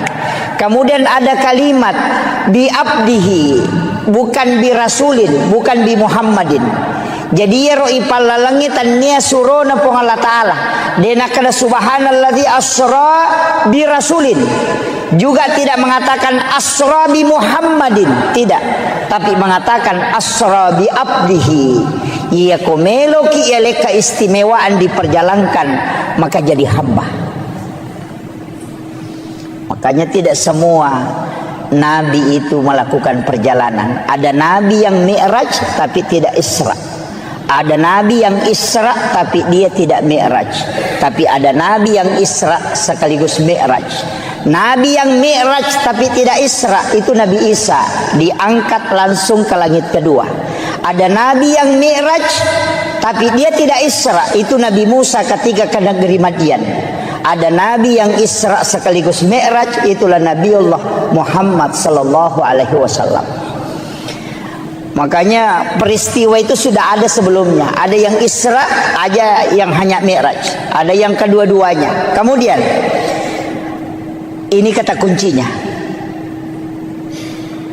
minal masjidil haram ilal masjidil aqsa. Itu 2 tempat disebut. Tapi Nabi itu dari Masjidil Haram ke Madinah, dari Madinah ke Bukit Tursina, dari Bukit Tursina baru ke Baitul Lahmi, dari Baitul Lahmi baru ke Masjidil Aqsa. Ini jarang dibahas orang. Ini. Jadi perjalanannya Rasulullah itu bukan dari Masjidil Haram ke Masjidil Aqsa, tidak. Dari Masjidil Haram ke Madinah. Di Madinah Nabi disuruh sholat oleh malaikat Jibril. Selesai sholat 2 rakaat, Rasulullah bertanya, tempat apa nih Jibril? Kenapa saya sholat di sini? Malaikat Jibril mengatakan, ini adalah Madinah Muhammad, kalau engkau akan berhijrah di tempat ini. Kemudian setelah itu dibawa 1042,3 km dari Madinah ke Gunung Sinai. Bukit Tursina. Nabi disuruh sholat. Selesai sholat 2 rakaat di situ, Nabi bertanya, tempat apa ini Jibril? Kenapa saya mesti sholat di tempat ini? Malaikat Jibril mengatakan, disinilah Nabi Musa kalau ingin berbicara dengan Tuhannya. Wa kallamallahu Musa taklima. Itulah Gunung Sinai, Bukit Tursina. Dari situ kemudian dibawa ke sebelah selatan Masjidil Aqsa, 10,7 km ke sebelah selatan. Ada tempat di situ disebut dengan Baitul Lahmi atau Bethlehem. Nabi disuruh sholat. Selesai sholat 2 rakaat, Nabi bertanya, tempat apa ini Jibril? Kenapa saya mesti sholat di tempat ini? Malaikat Jibril mengatakan, ini adalah Baitul Lahmi. Disinilah Isa bin Maryam dilahirkan. Kemudian setelah itu dikembalikan, dimasukkan ke Masjidil Aqsa di Palestina. Kemudian di atas batulah itulah Nabi duduk. Apa sebenarnya hakikatnya Pak Bu? Kenapa ayat cuma menyebut 2 tempat, sedangkan Nabi pergi ke 5 tempat? Kenapa ayat tidak mengatakan minal Masjidil Haram ilal Madinah wa Bukit Tursina wa Baitul Lahmi wa Masjidil Aqsa? Itu pesan untuk kita, bahwa hikmah perjalanan mesti dari masjid ke masjid. Makanya Bapak Ibu misalnya mau ke Sidrap, kalau berangkat nanti sesudah misalnya sholat subuh, di sujud terakhir sholat subuh, niatkan memang untuk sholat duhur misalnya di Mangkoso atau di Parepare. Kita yakin bahwa jam sekian saya berangkat, saya dapat sholat duhur di Mangkoso. Jadi di sujud terakhir sholat subuh, niatkan memang untuk sholat duhur di Mangkoso. Ketika kita melakukan perjalanan, tiba-tiba di Maros kita kecelakaan kemudian meninggal, Allah itu cuma tanya malaikatnya 2 hal, hambaku dari mana dan mau kemana? Maka malaikat akan menjawab, dia dari Masjid Todopoli sholat subuh, tapi dia mau pergi Mangkoso sholat duhur. Maka Allah mengatakan, karena dia meninggalkan masjid dan menuju ke masjid, dia meninggalkan sholat untuk menuju ke sholat. Jangan engkau memeriksanya, karena dia ahlul jannah. Itulah yang kata ulama orang Bugis, sempajat tepetuh, yang kadang kita tidak pakai Pak Bu. Mereka tahu kau melo melakukan perjalanan warung mina na pikiriki kinroki matu lepa mandre. Ini jadi masalah. Makanya kalau di dalam tarekat, salam itu tidak menutup salat, tapi dia menyambung dan melepas. Jadi salam ke kanan itu assalamualaikum warahmatullah, itu tidak menutup sholat, tapi menyambung, memasukkan diri pada sholat berikutnya. Kemudian assalamualaikum warahmatullah, baru kita lepaskan sholat setelahnya. Jadi ajak talap pesengi sempajas subuh, kode patat tamai bisampajal loroy. Itulah sebenarnya ketika tidak lepas inariaseng, tersambungnya sholat dengan sholat. Makanya ulama tarekat itu mengatakan niat sholat dan niat mau sholat itu berbeda. Ia niat sholat ada pada takbiratul ihram, sedangkan niat mau sholat itu ada pada salam atau sujud terakhir. Idi na tau rogila narik ko sampajat kami batarekeng, paling tidak 5 menit mas sempajang. Sampajang loro 5 menit, sampajang ngasara 5 menit, sampajang maghribi 5 menit, isya 5 menit, sholat subuh 5 menit.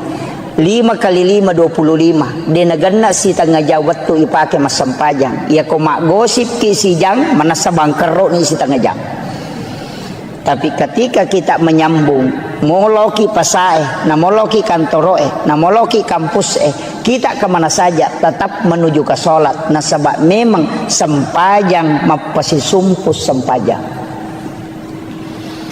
Itulah yang katanya orang tua dulu, namo ko ka kantoroe, namo ko ka galunge, namo ko ka tasie, namo ko ka onrotin roku, namo ko ka pasae mate sahitoka, karena saya mati dalam keadaan menuju ke sholat. Dan itulah orang yang biar tidak bersikir tetap berpahala langkahnya. Nah sebab Nabi temakada setiap langkah kaki menuju ke ibadah itu dinilai ibadah oleh Allah. Itu hakikatnya. Jadi ajak lalu tarogi Pak. Mas sempajang itu tutup, mas sempajang itu tutup. Jangan pernah tutup. pasisumpungi mataru. Semua ibadah. Mapasusak kaki niatkan memang berzakat tahun depan. Massedekah kaki niatkan memang sedekah. Sedekah subuh niatkan memang sedekah subuh berikutnya. Massedekah Jumat berkah ki niatkan memang untuk keluarkan Jumat berkah. Nah, sebab setiap amal baik yang kita niatkan itu sudah dicatat. Ia naruh alasannya kenapa kita bisa kekal di dalam surga. Padahal umur kita terbatas karena niat melakukan kebaikan yang tidak pernah terputus dan itu menjadi ibadah selamanya. Itu kuncinya. Kemudian dari Masjidil Haram ke Masjidil Aqsa itu pesan. Kalau yang ditafsir itu mengatakan kenapa dari masjid ke masjid, karena memang bangunan yang paling terakhir hancur itu adalah masjid. Kenapa malam hari? Karena sholat yang dikerjakan malam hari itu lebih banyak daripada sholat yang dikerjakan di siang hari.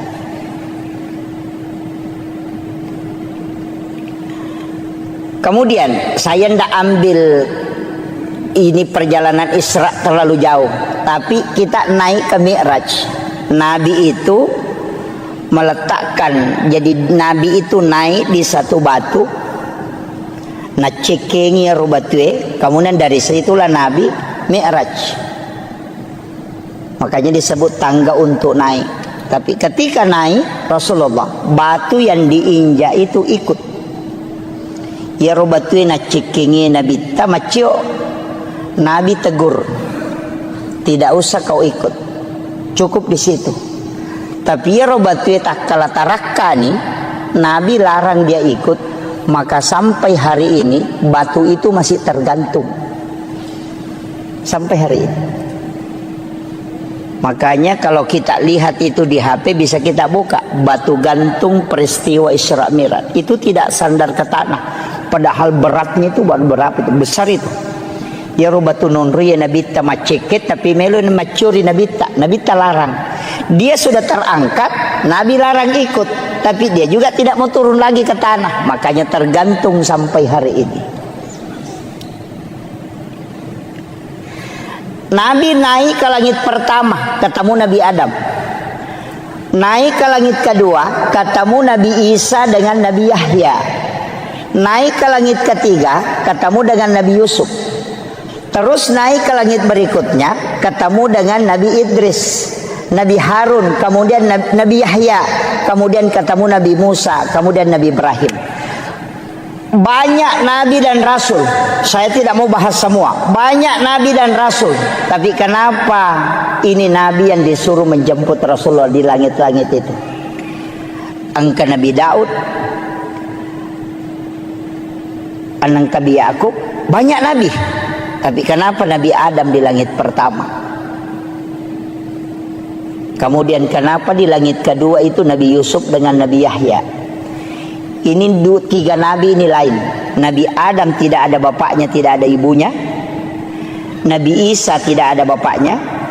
Nabi Yahya dia lahir dari ibu yang sudah menopause.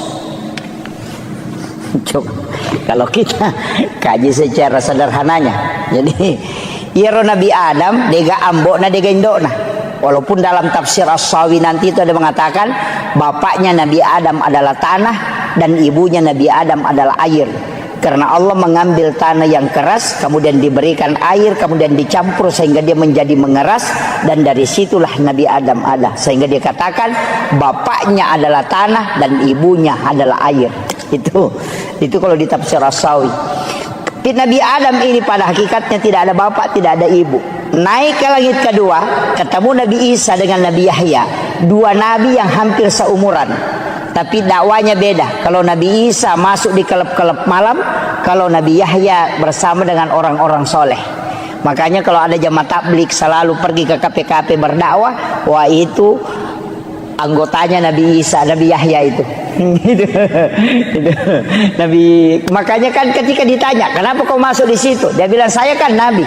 Untuk memperbaiki sesuatu yang jelek, saya harus mencari orang-orang jelek supaya saya perbaiki. Orang-orang bermaksiat supaya saya perbaiki. Makanya kalau ustaz hanya sama orang-orang beriman, tidak ada gunanya itu.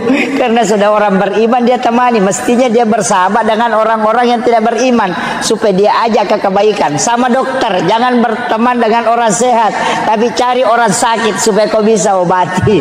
Begitu, jadi itu alasannya. Makanya kalau ada ustaz selalu cari penjahat preman, tidak masalah, itu ada sanatnya itu.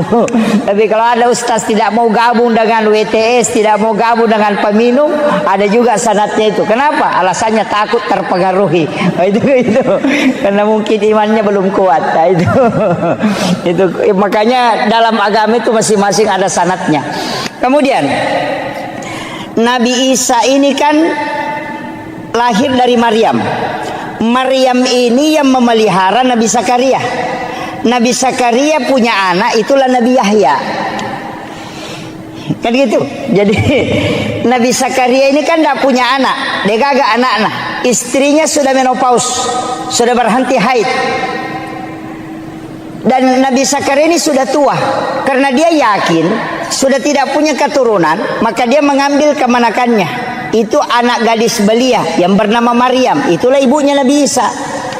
Jadi Nabi Zakaria dia memelihara Maryam kurang lebih 4-5 tahun di rumahnya.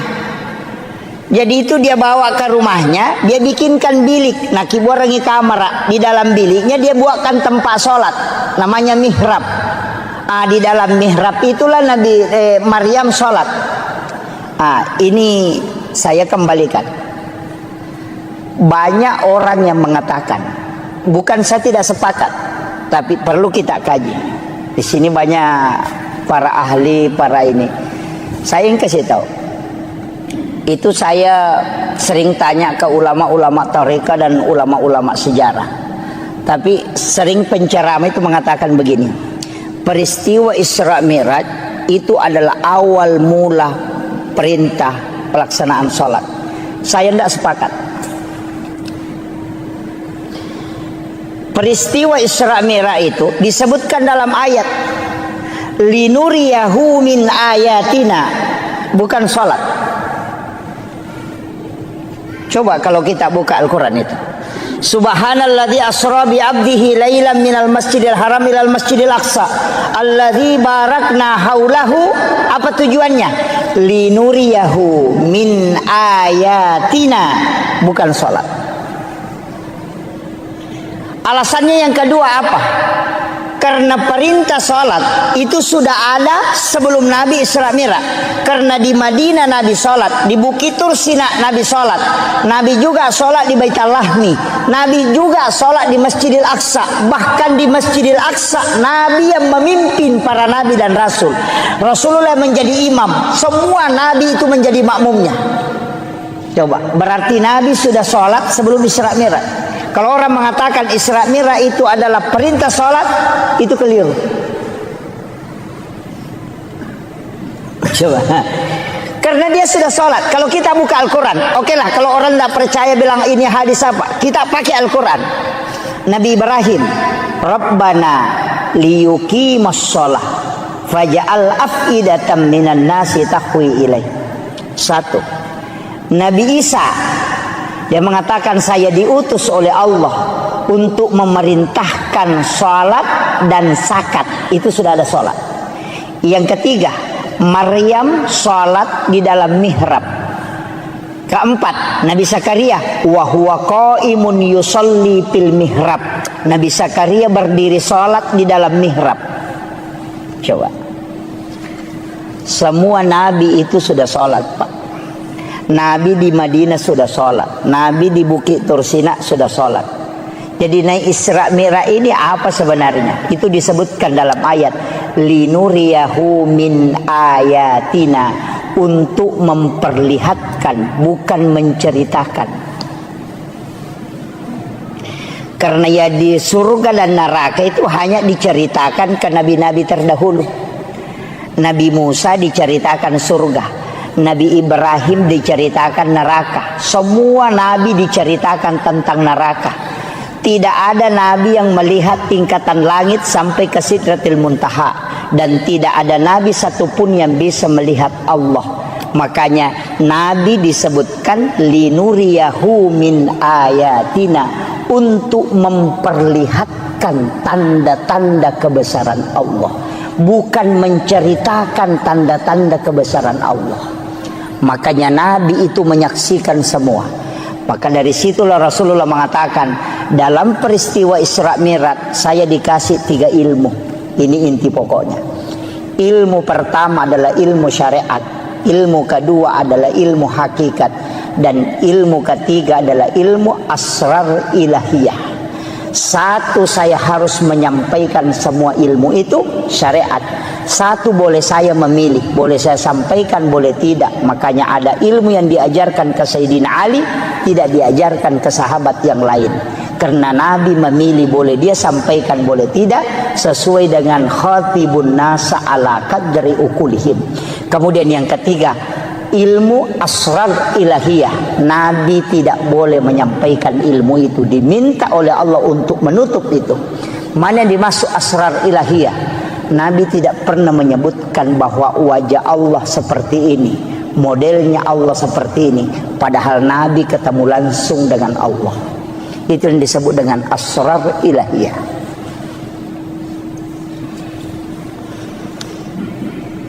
Kemudian, wah ini sudah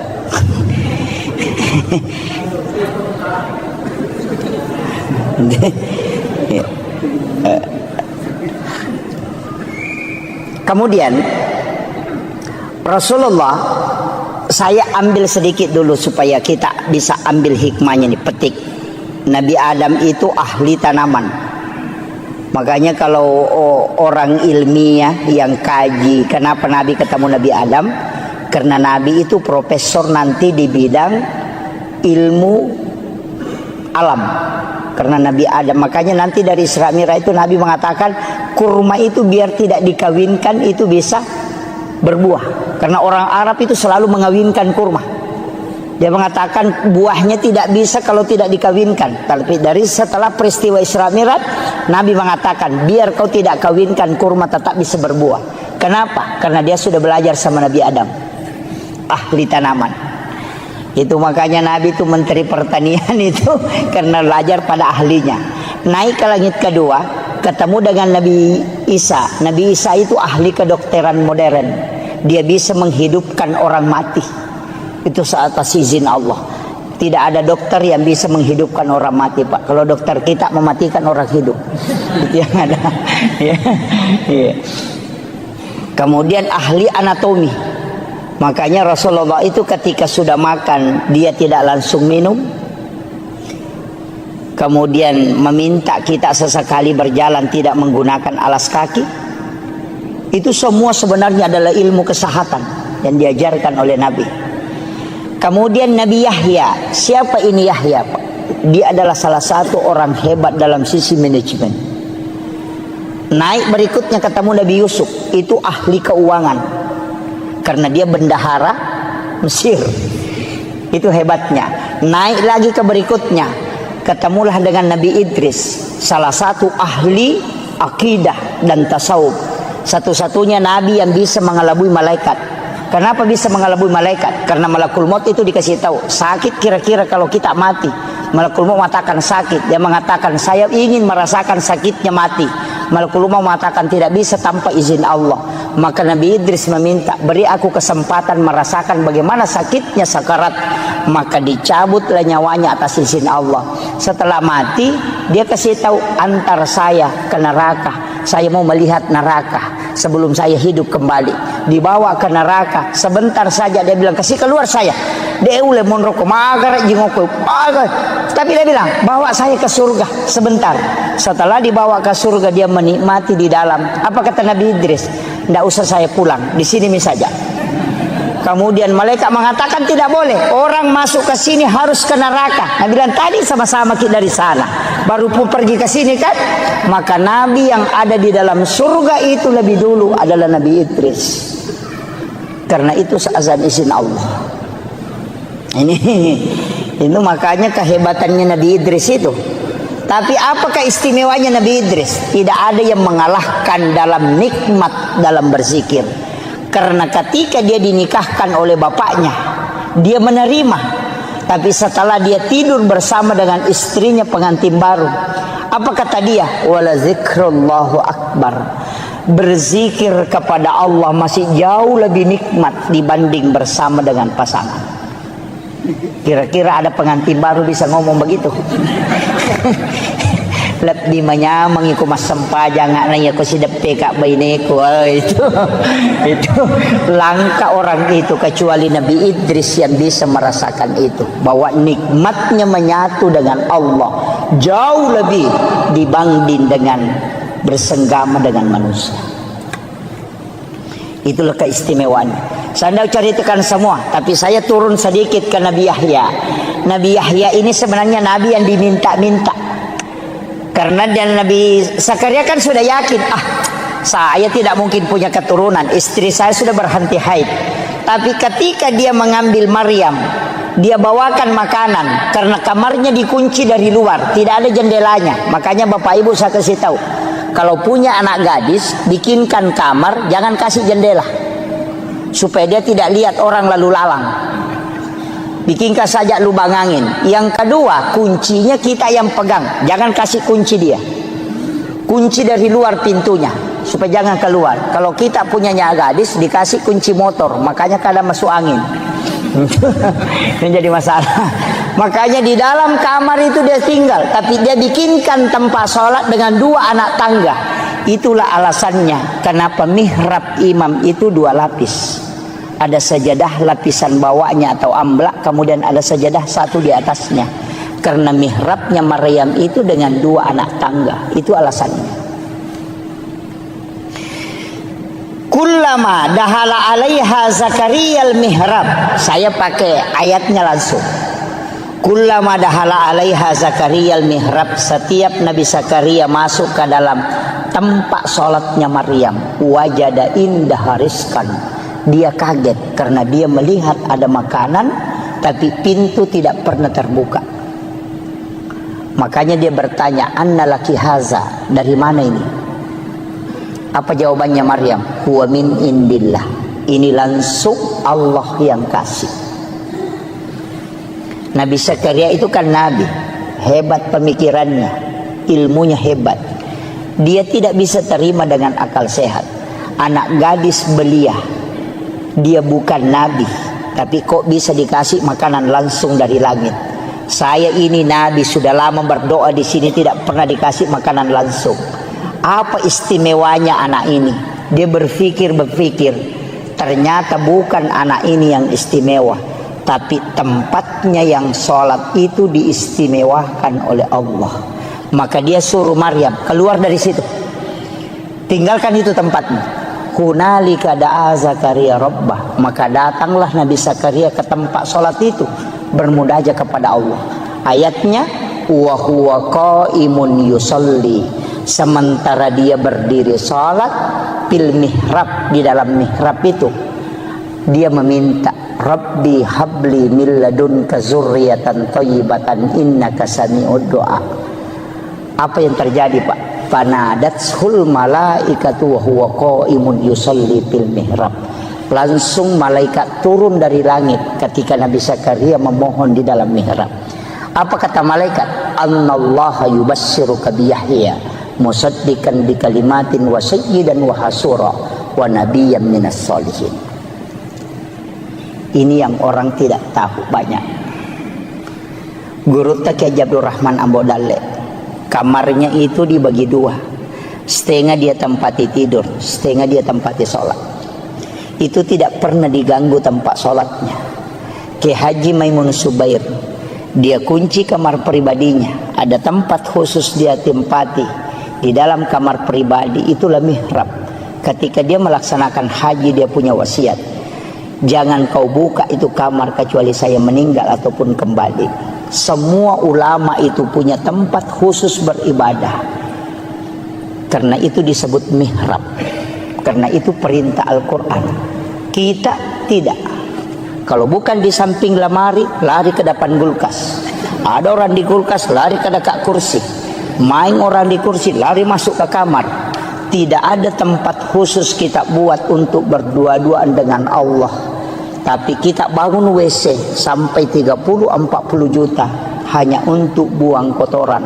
Tapi tempat beribadah kita tidak buat untuk khususia. Dari situlah kenapa doa itu susah mustajabah. Makanya saya sampaikan, bukan musola Pak. Musola itu ditempati sholat berjamaah. Ada tamu datang ke rumah bisa dia masuk sholat. Tapi kalau mihrab tidak ada orang yang boleh masuk kecuali hanya pemilik mihrab. Maka mihrab itu di dalam kamar ukurannya seperti kuburan. Paling bagus menurut mursyid kami di tarekah, beli kain kapan. Kain kapan itu kau letakkan, baru kau tahan sudutnya supaya dia tidak bergerak. Karena mihrab itu tidak boleh bergerak. Kemudian kau tutupi dengan kain tipis atau paling ada penutupnya. Setiap kau mau sholat masuk ke situ, dan jangan ada kalimat dunia yang keluar dari lisanmu di tempat itu kecuali hanya zikir dan bacaan Al-Quran. Ketika kau mampu istiqamah, maka dia akan tembus ke langit. Karena itulah tempat khusus yang kau buat untuk berkomunikasi dengan Allah. Itulah kenapa mihrab tempat imam itu mustajabah ketika dia berdoa. Makanya saya itu Pak, kalau ikut berjamaah disuruh berdoa, saya tidak pernah ambil doanya. Karena tempatnya imam itu yang tembus, bukan yang di belakang. Karena yang di belakang ini disebut masjid, yang tempatnya imam disebut mihrab. Itu tidak sembarang. Nah, banyak imam sekarang main HP di tempatnya. Itu penting, Pak. Jadi ada hal-hal itu sebenarnya Pak dalam agama kita anggap biasa, tapi itu luar biasa. Makanya Guru Kiai Abdul Rahman Ambodale, ketika ada santrinya mau pulang, saya dapat cerita itu dari salah satu santri beliau. Kalau ada santrinya mau pulang, tidak ada transportnya, masuk ke Guru minta uang, digaga tanpa otoku namanya Kak Rewa. Kada Guru tama nak kok kamar, coba lihat di bawah sajadah. Ketika anak-anak itu memasukkan tangannya di bawah sajadah, itu mendapatkan uang. Padahal Guru tidak pernah simpan. Dari mana itu? Wa min indillah. Sebagaimana mal Allah berikan kepada Maryam. Itu hakikatnya sebenarnya yang jarang kita lakukan. Makanya saya menyampaikan kepada seluruh jamaah, ini hikmah Isra Mi'raj. Paling tidak kalau yang belum punya mihrab tahun ini kita bisa buat di dalam kamar. Tidak luas kok Bapak. Ongkosnya mungkin hanya sekitar 500.000. Cukup kita beli kain tipis kemudian kita tutupi. Beli kain kafan 1 lapis. Walaupun bukan kain kafan, mungkin sajadah 2 lapis kita simpan di situ. Kenapa saya mengatakan bagusnya kalau kain kafan? Kalau kain kafan bikin wasiat, nak ketika saya meninggal, ada kain kafan di mihrab itu kau ambil itu yang kau bungkuskan aku. Karena kain kafan yang ambil dari mihrab, biar sampai 50 tahun tidak akan luput termakan oleh tanah ketika itu yang dibungkuskan oleh orang yang dipakai sholat. Itulah kenapa banyak ulama dulu itu tidak hancur kain kafannya. Itu karena kain kafan yang bersumber dari mihrab yang dia pakai. Dan itu kadang kita anggap biasa Pak. Makanya kalau doa mau mustajabah, bikin mihrab. Tapi jangan cari uang di mihrab. Sama Guru, siapa tahu nanti assalamualaikum langsung dia lagi, oh belum ada ini. Wah itu jadi masalah itu. Iya. Tapi disitulah Allah bisa memberikan rezeki wa yarzuqhu min haitsu la yahtasib. Itu bukan hadis. Kalau hadis masih bisa diperdebatkan Pak, tapi itu ayat. Yang dilakukan oleh Maryam yang bukan nabi, maka Allah kasih langsung. Maka bukan nabi pun, seorang ulama, seorang alim, seorang beriman, ketika dia membuat itu maka Allah pun akan kasih. Karena itu huwa min indillah. Innallaha yarzuqu man yasha bighairi hisab. Itu kuncinya. Tapi kita mungkin sudah punya semua ya. Sudah ada mihrab di rumah Pak ya. Belum ada. Iya. Paling tidak kita bikin, Pak. Nggak susah. Apalagi kayak ada ini kain-kain seperti ini di belakang. Sekarang kan mudah. Ada kayak triples, cukup ditutup untuk supaya kita tempati masuk ke dalam situ untuk sholat tahajud, untuk tafakur. Kalau mau itikaf di situ aja. Mau itikaf di situ. Apalagi ini dekat Ramadan kan. Nanti kalau Ramadan itu berlomba-lomba mau pergi itikaf. Sebenarnya itikaf murni itu tidak boleh pulang ke rumah. Boleh pulang ke rumah hanya membangunkan anak-anak istri untuk sholat.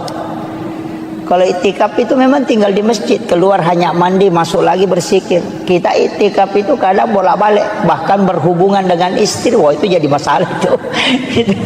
Orang itikaf itu tidak boleh berhubungan dengan pasangannya. Ada yang lebih parah, jam 9 malam datang bawa kelambu, dia simpan di lantai 2, datang tidur, mati subuh baru bangun. Itu bukan pergi itikaf, hanya pindah tidur itu. Ini jadi masalah itu. Ya. Sebaiknya kita itikaf ya di dalam kamar, di dalam mihrab kita itikaf. Di tempat mihrab itulah kita bermunajat kepada Allah. Itu tidak ada orang yang melihat ibadah sunnah itu. Memang kalau kita betul-betul mau kejar Lailatul Qadar kan memang kayak ulama dulu 3 bulan itu dia sudah mulai. Makanya saya kasih tahu Pak, kalau mau dapat Lailatul Qadar tidak usah begadang. Yang paling mudah bagaimana? Datang sholat isya berjamaah, kerjakan sholat sunnah sesudah sholat isya 4 rakaat, kemudian datang sholat subuh berjamaah, kerjakan sholat sunnah subuh 2 rakaat dan sholat subuh berjamaah. Kita sudah dapat Lailatul Qadar. Apa alasannya? Rasulullah mengatakan, siapa yang datang sholat isya berjamaah di masjid, maka sama kalau dia sholat setengah malam. Siapa yang sholat 4 rakaat sesudah sholat isya, itu sama pahalanya kalau dia sholat 4 rakaat pada malam Lailatul Qadar. Berarti sholat sunnah sesudah isya yang 4 rakaat itu setara dengan 400.000 rakaat nilainya. Makanya saya kasih tahu, jangan sampai kita sholat tarawih 20 rakaat, tapi kita tidak sholat sunnah sesudah isya 4 rakaat. Bangkrut betul itu. Betul-betul bangkrut. Karena sholat tarawih 20 rakaat tidak akan pernah mengalahkan sholat sunnah 4 rakaat sesudah isya.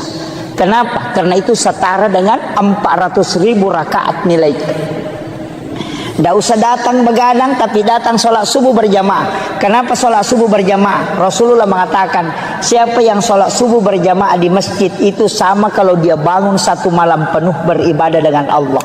Makanya kalau sudah sholat isya berjamaah dapat setengah malam, sholat 4 rakaat sesudah isya sama dengan sholat 4 rakaat pada malam Lailatul Qadar, baru ambil sholat sunnah subuh, itu lebih mulia daripada dunia dan isinya, baru ambil sholat subuh berjamaah, berarti sama dengan sholat 1 malam penuh, itu pasti dapat Lailatul Qadar. Itu aja kuncinya. Makanya tidak usah pusing Pak. Jadi kecuali yang mau betul-betul mengejar ya kejar. Pokoknya begadang setiap malamnya. Kalau tidak mampu ambil aja itu tadi. Itu jadi ulama kita dari dulu itu simpel sekali. Ya, tidak usah datang menyiksa diri tuh Pak. Tidak usah. Apalagi yang sekarang. Kecuali kita mampu memang. Nah, makanya 3 bulan ini kan disebut Syahrul Rajab Syahrullah, Syahrul Sya'ban Syahri, Syahrul Ramadan Syahrul Ummati. Itu 3. Makanya doanya itu Allahumma barik li fi Rajab wa Sya'ban, digabungkan 2 baru wa balikni Ramadan. Apa maknanya? Allahumma barik. Kalau berkah itu pasti wirid, bukan ilmu. Karena kalau ilmu derajat. Makanya yarfa'illahu alladhina amanu minkum walladhina utul ilma darajah. Tapi kalau mau berkah bukan ilmu tapi wirid. Makanya Syahrul Rajab Syahrullah, kalau bulannya Allah berarti bulan istighfar. Kalau bulannya Nabi berarti bulan sholawat. Kalau bulannya kita berarti bulan bacaan Quran. Makanya Rajab perbanyak istighfar, Sya'ban perbanyak sholawat, nanti Ramadan banyak baca Quran. Itu sudah dapat. Itu kuncinya. Makanya jadi makanya disebut bulan Rajab itu bulan menanam, bulan Sya'ban itu bulan menyiram, bulan Ramadan itu bulan menuai, panen. Nah, itu kuncinya. Makanya ini sederhana aja Pak. Makanya istighfar di bulan Rajab ini minimal 1.000. Sebagus-bagusnya 10.000. Tapi istighfar itu tidak menghapus dosa. Ya. Ingat, kalau kita istighfar itu dosa tidak terhapus, cuma tertutup. Makanya istighfar itu dari kata istakfar, menutup yang nampak. Bapak kalau menulis di kertas ada tulisan salah, ambil tip X kemudian di tip X. Tip X itu tidak menghapus tulisan, cuma menutup supaya tidak kelihatan. Itulah makna istakfar, menutup yang nampak supaya dia tidak memberi dampak negatif. Makanya taubat dengan istighfar itu tidak sama. Kalau taubat kembali, kalau istighfar menutup. Bagaimana cara supaya dosa terhapus? Jangan pakai istighfar, pakai al-afu. Makanya kalau Ramadan tidak pakai istighfar, tapi pakai Allahumma innaka afuwun karim tuhibbul afwa fa'fu anna. Kalau al-afu itu menghapus, makanya dalam salat itu dipakai al-afu. Rabbi ghafirli warhamni wajaburni warfa'ni warsukni wahdini wafini wa'fu anni. Itu kuncinya. Ini sudah 1 jam Pak. Ya, ini saya tambah sedikit ya. Iya, kita mengambil hikmah hakikatnya dulu. Saya berusaha menjelaskan seringan mungkin. Kalau di dalam tarekat itu agak berat. Kita sholat itu sebenarnya Pak kuncinya cuma 2. Itu 2 versi sholat itu. Itulah yang menjadi rukun ihsan. Kalau rukun Islam kan ada 5. Rukun iman itu 6. Rukun ihsan itu 1. Makanya 12. Rukun ihsan ini anta'budallah ka'annaka tarahu. 1. Fa illam takun tarahu fa innahu yaraka. Itu yang dipakai kalau sholat. Jadi anta'budallah ka'annaka tarahu. Sampai puamu pada komitai. Itulah yang dipakai as-salatu mi'rajul mu'minin. Biasa ki runtuk tau kata bere Pak Cengan layas. Allahu akbar. Biasa begitu kan? Allahu akbar. Itu karena baru dia berjalan naik. Yang dia pakai itu as-salatu mi'rajul mu'minin. Dalilnya juga ada, wallahu alal arsis tawa. Tapi kalau tidak mampu, pakai yang kedua, fa illam takun tarahu fa innahu yaraka. Jika engkau tidak mampu, engkau yakin bahwa dia melihat aku. Tidak usah naik, cukup dibawa. Kita takbir itu Allah melihat saya takbir, Allah melihat saya ruku, Allah menyaksikan saya sujud. Tidak usah naik ke atas. Dalilnya mana? Wa huwa ma'akum aina ma kuntum. Dia selalu bersamamu dimanapun kau berada. Wallahu akrabu min hablil warid. Allah itu lebih dekat daripada urat leher. Mana yang kita pakai? Ada yang naik Allahu Akbar. Naik ke atas itu. Itu yang kadang goyang-goyang. Kalau ada anak-anak ribu, marah itu. Ini ribu-ribu kita tidak husuk. Padahal biar tidak ribu orang juga tidak husuk dia. Itu alasan saja itu. Itu kan. Makanya kalau tidak bisa naik, karena itu agak berat. Itu sholatnya para wali. Yang naik ke atas. Kalau tidak bisa, pakai yang kedua. Fa illam takun tarahu fa innahu yaraka. Kayak ada CCTV menyorot kita. Karena Allah dimanapun kau berada, dia akan tidak terlepas dari pandangan dia. Maka yakin saja Allah melihat saya ruku, Allah melihat saya sujud. Itu yang lebih tenang. Tidak usah capek-capek naik ke atas. Karena dua-duanya dibolehkan. Makanya disebut rukun ihsan. Nah, ini saya kira ini yang penting saya sampaikan Bapak-Ibu sekalian. Mudah-mudahan ada hikmah yang bisa kita petik. Tapi satu wasiat saya, jangan pernah tinggalkan sholat. Usahakan kerjakan Pak, sesibuk apapun sholat, seberat apapun sholat ki. Jangan ada alasan bilang tidak khusyuk tidak apa, tidak usah. Dan sepung Allah Ta'ala tepat, tidak usah kita mengatakan harus begini nesang. Maka dah sekok mi tepat nala cundeke nala nama tu paling tepat. Makanya dalam tarikah itu mengatakan kalau saya sholat saya kafir. Itu jangan dipahami secara syariat. Maka dia kuya masam pajak kaperek kak berarti wangga ia aleku ia matoro itapakku. Tapi aku makadaka puang Allah Ta'ala mas sempajang ali nama toh, berarti saya tidak sombong karena saya sholat karena iman, dan yang memasukkan iman adalah Allah, dan yang memberi saya hidayah adalah Dia. Dia tunah kada ali nama toh mas sampaja ya mato sampajang angkaina de inangkah. Oh itu jadi masalah Pak, banyak kan orang. Saya itu kuncinya sederhana. Ulama-ulama itu sudah mengatakan yang penting mas sampaja kona angkat istilahna tomato tariolo makadaro tumu balalin romo de kamu lolongan kode bisa ngisana sampajangi maka de guru tekalisi dendre podangi kana tanyaga pe palolo ngakong kana balang tu guru ta. Dan saya yakin pegang itu napasa ngak guru tahena itimbang makapai tan ritimbang anu de ya kong kamu jama angka itajang ya kode kamu jama de itajang. Itu pesan guru ta. Makanya lobani ma berjama Pak, makanya ma kutu ma berjama. Ya kutu ma sampaja cedi di desi pan rasa-rasa tongangi. Ya ko dapat talu mi itu talu iparesah. Ya kutu ma berjama angka pagatang. Ya ko matanri kehusuan nero nagatangi barakana. Ya tu ampai Pak pada mi sentere ya ko ka sentere 10 baterena si basi di baterena. Ya nama ate ya tu ci de na tuo. Ya ko 10 baterena nang ka batere mate pun ritangai tu mo pa ya tu. Makanya kau kapak berjamaah gimpe acil kak banyak kau tangga anak macam mana punya tuh. Maka itulah hikmahnya kenapa berjamaah itu sangat bagus, karena dia mengikutkan semua. Jadi aja tak sampai jadi di, aja tak culi. Pokoknya cuki. Tapi memang tempat yang paling bagus itu imam. Setelah imam yang di belakang imam 1 orang, baru sebelah kanan 3, sebelah kiri 3. Makanya 7 orang itu. Itu yang paling istimewa Pak. Tapi aja tabarani lah koro-koro gatap. Alladzi rafa'al mustafa manasibal insani wal busyra wa ja'ala israhu min makkah muqaddasi fi lailata wahidatin ayatul kubra wassalatu wassalamu ala asyrafil anbiya'i wal mursalin sayyidina wa maulana wa habibina wa syafi'ina wa ala alihi wa ashabihi wa sahabatihi ajma'in. Allahumma salli ala Sayyidina Muhammadin salatan tuballighuna biha kullal maqsud ya Jawwadu ya Ma'bud ya Rahimu ya Wadud birahmatika ya Arhamar Rahimin.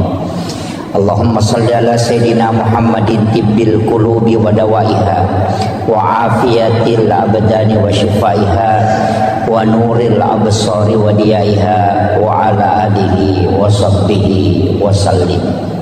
Saya pakai bahasa Indonesia Pak Bu ya.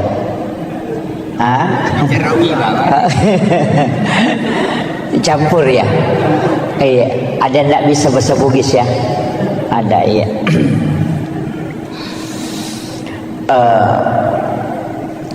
Pertama, saya tidak terlalu membahas tentang sejarah sebelum Rasulullah di-Isra dan di-Mi'rajkan. Akan tetapi saya titik beratkan pembahasan kita pada malam hari ini berkaitan dengan hikmah di balik semua peristiwa yang dialami oleh Rasulullah dari pendekatan ulama-ulama hakikat dalam memahami peristiwa Isra dan Mi'raj. Karena kalau saya bicara tentang sejarah sebelum dan risalah perjalanan Rasulullah, saya kira di antara para alim, para masyayikh, para ulama kita itu sudah banyak yang membahas.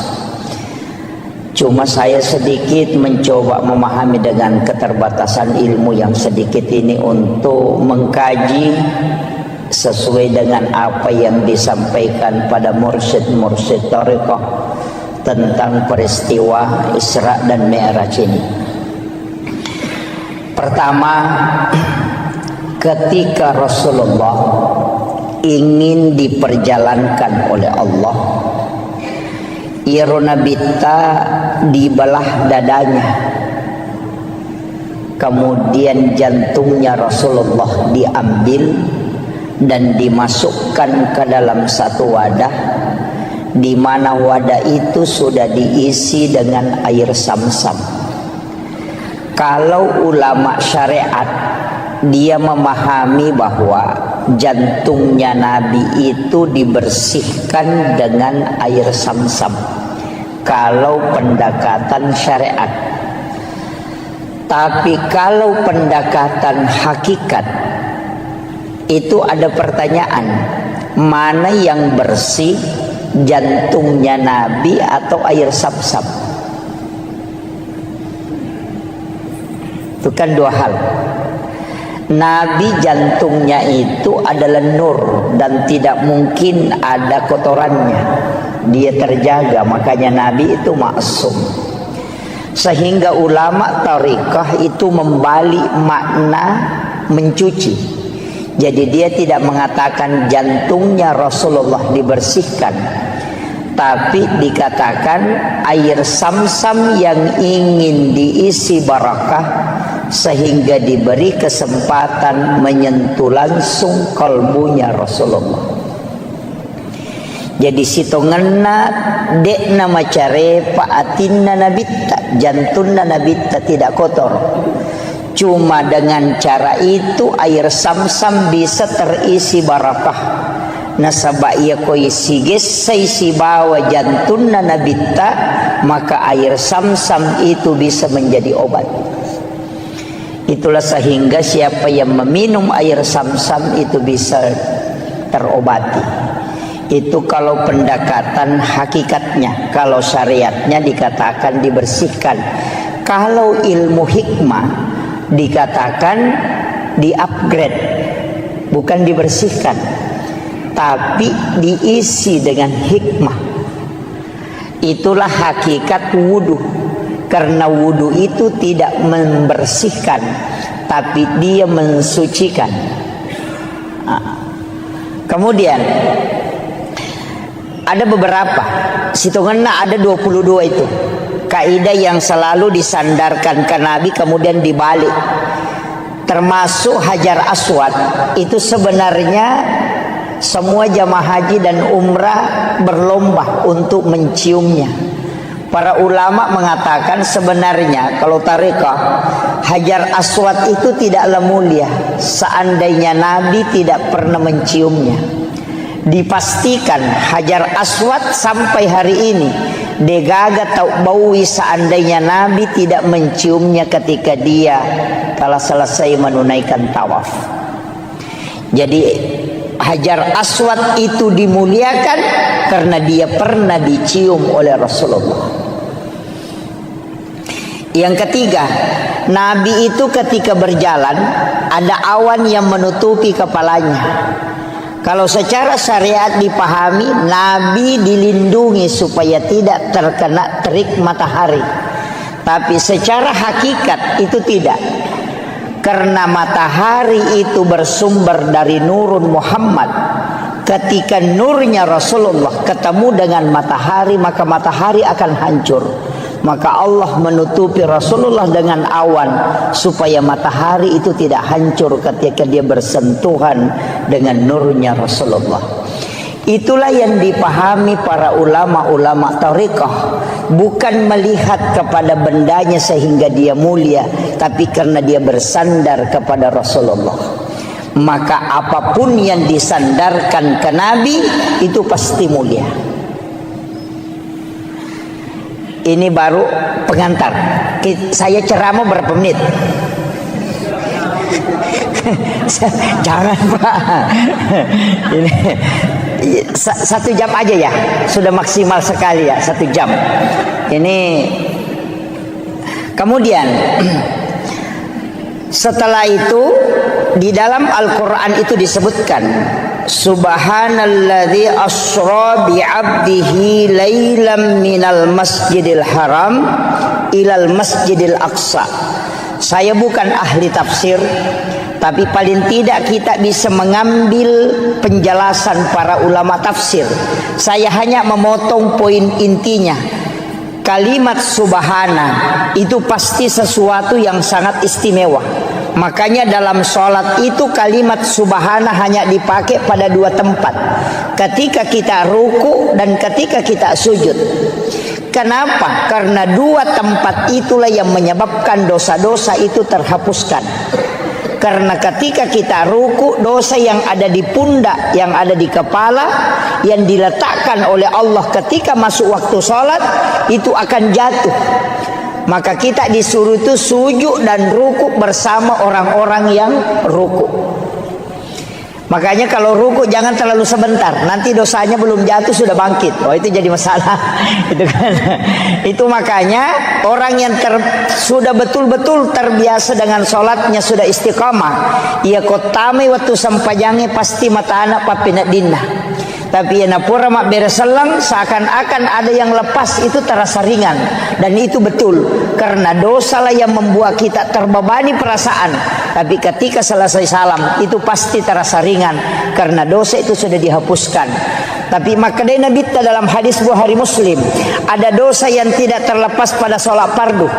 Dia lega sampai perlu, karena Allah akan mengumpulkan dosa itu nanti sholat Jumat baru dilepaskan. Makanya dari wudu ke wudu penghapus dosa, dari sholat fardu ke sholat fardu penghapus dosa, dari Jumat ke Jumat penghapus dosa, dari Ramadan ke Ramadan penghapus dosa, dari umrah ke umrah penghapus dosa, dan dari haji ke haji itu penghapus dosa. Itulah keistimewaan dalam Islam.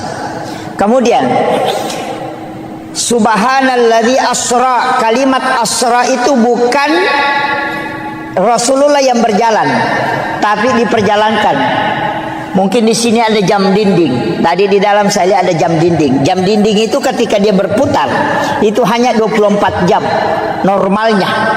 Tapi kalau panitia masjid ini mengambil jam dinding kemudian dia putar, itu bisa sampai 300 kali berputar dalam 1 jam.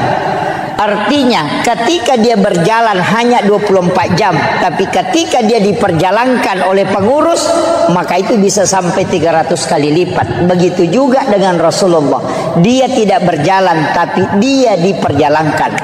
Kemudian ada kalimat bi abdihi, bukan bi rasulin, bukan bi Muhammadin. Jadi roi palalangit tania surona pong Allah Ta'ala. Dena kada subhanalladzi asra bi rasulin. Juga tidak mengatakan asra bi Muhammadin, tidak, tapi mengatakan asra bi abdihi. Ia komelo ki ele keistimewaan diperjalankan, maka jadi hamba. Makanya tidak semua nabi itu melakukan perjalanan. Ada nabi yang mi'raj tapi tidak isra. Ada nabi yang isra tapi dia tidak mi'raj. Tapi ada nabi yang isra sekaligus mi'raj. Nabi yang mi'raj tapi tidak isra itu Nabi Isa, diangkat langsung ke langit kedua. Ada nabi yang mi'raj tapi dia tidak isra, itu Nabi Musa ketika ke negeri Madian. Ada nabi yang isra sekaligus mi'raj, itulah Nabiullah Muhammad sallallahu alaihi wasallam. Makanya peristiwa itu sudah ada sebelumnya. Ada yang isra, ada yang hanya mi'raj, ada yang kedua-duanya. Kemudian ini kata kuncinya, minal masjidil haram ilal masjidil aqsa. Itu 2 tempat disebut. Tapi Nabi itu dari Masjidil Haram ke Madinah, dari Madinah ke Bukit Tursina, dari Bukit Tursina baru ke Baitul Lahmi, dari Baitul Lahmi baru ke Masjidil Aqsa. Ini jarang dibahas orang. Ini. Jadi perjalanannya Rasulullah itu bukan dari Masjidil Haram ke Masjidil Aqsa, tidak. Dari Masjidil Haram ke Madinah. Di Madinah Nabi disuruh sholat oleh malaikat Jibril. Selesai sholat 2 rakaat, Rasulullah bertanya, tempat apa nih Jibril? Kenapa saya sholat di sini? Malaikat Jibril mengatakan, ini adalah Madinah Muhammad, kalau engkau akan berhijrah di tempat ini. Kemudian setelah itu dibawa 1042,3 km dari Madinah ke Gunung Sinai. Bukit Tursina. Nabi disuruh sholat. Selesai sholat 2 rakaat di situ, Nabi bertanya, tempat apa ini Jibril? Kenapa saya mesti sholat di tempat ini? Malaikat Jibril mengatakan, disinilah Nabi Musa kalau ingin berbicara dengan Tuhannya. Wa kallamallahu Musa taklima. Itulah Gunung Sinai, Bukit Tursina. Dari situ kemudian dibawa ke sebelah selatan Masjidil Aqsa, 10,7 km ke sebelah selatan. Ada tempat di situ disebut dengan Baitul Lahmi atau Bethlehem. Nabi disuruh sholat.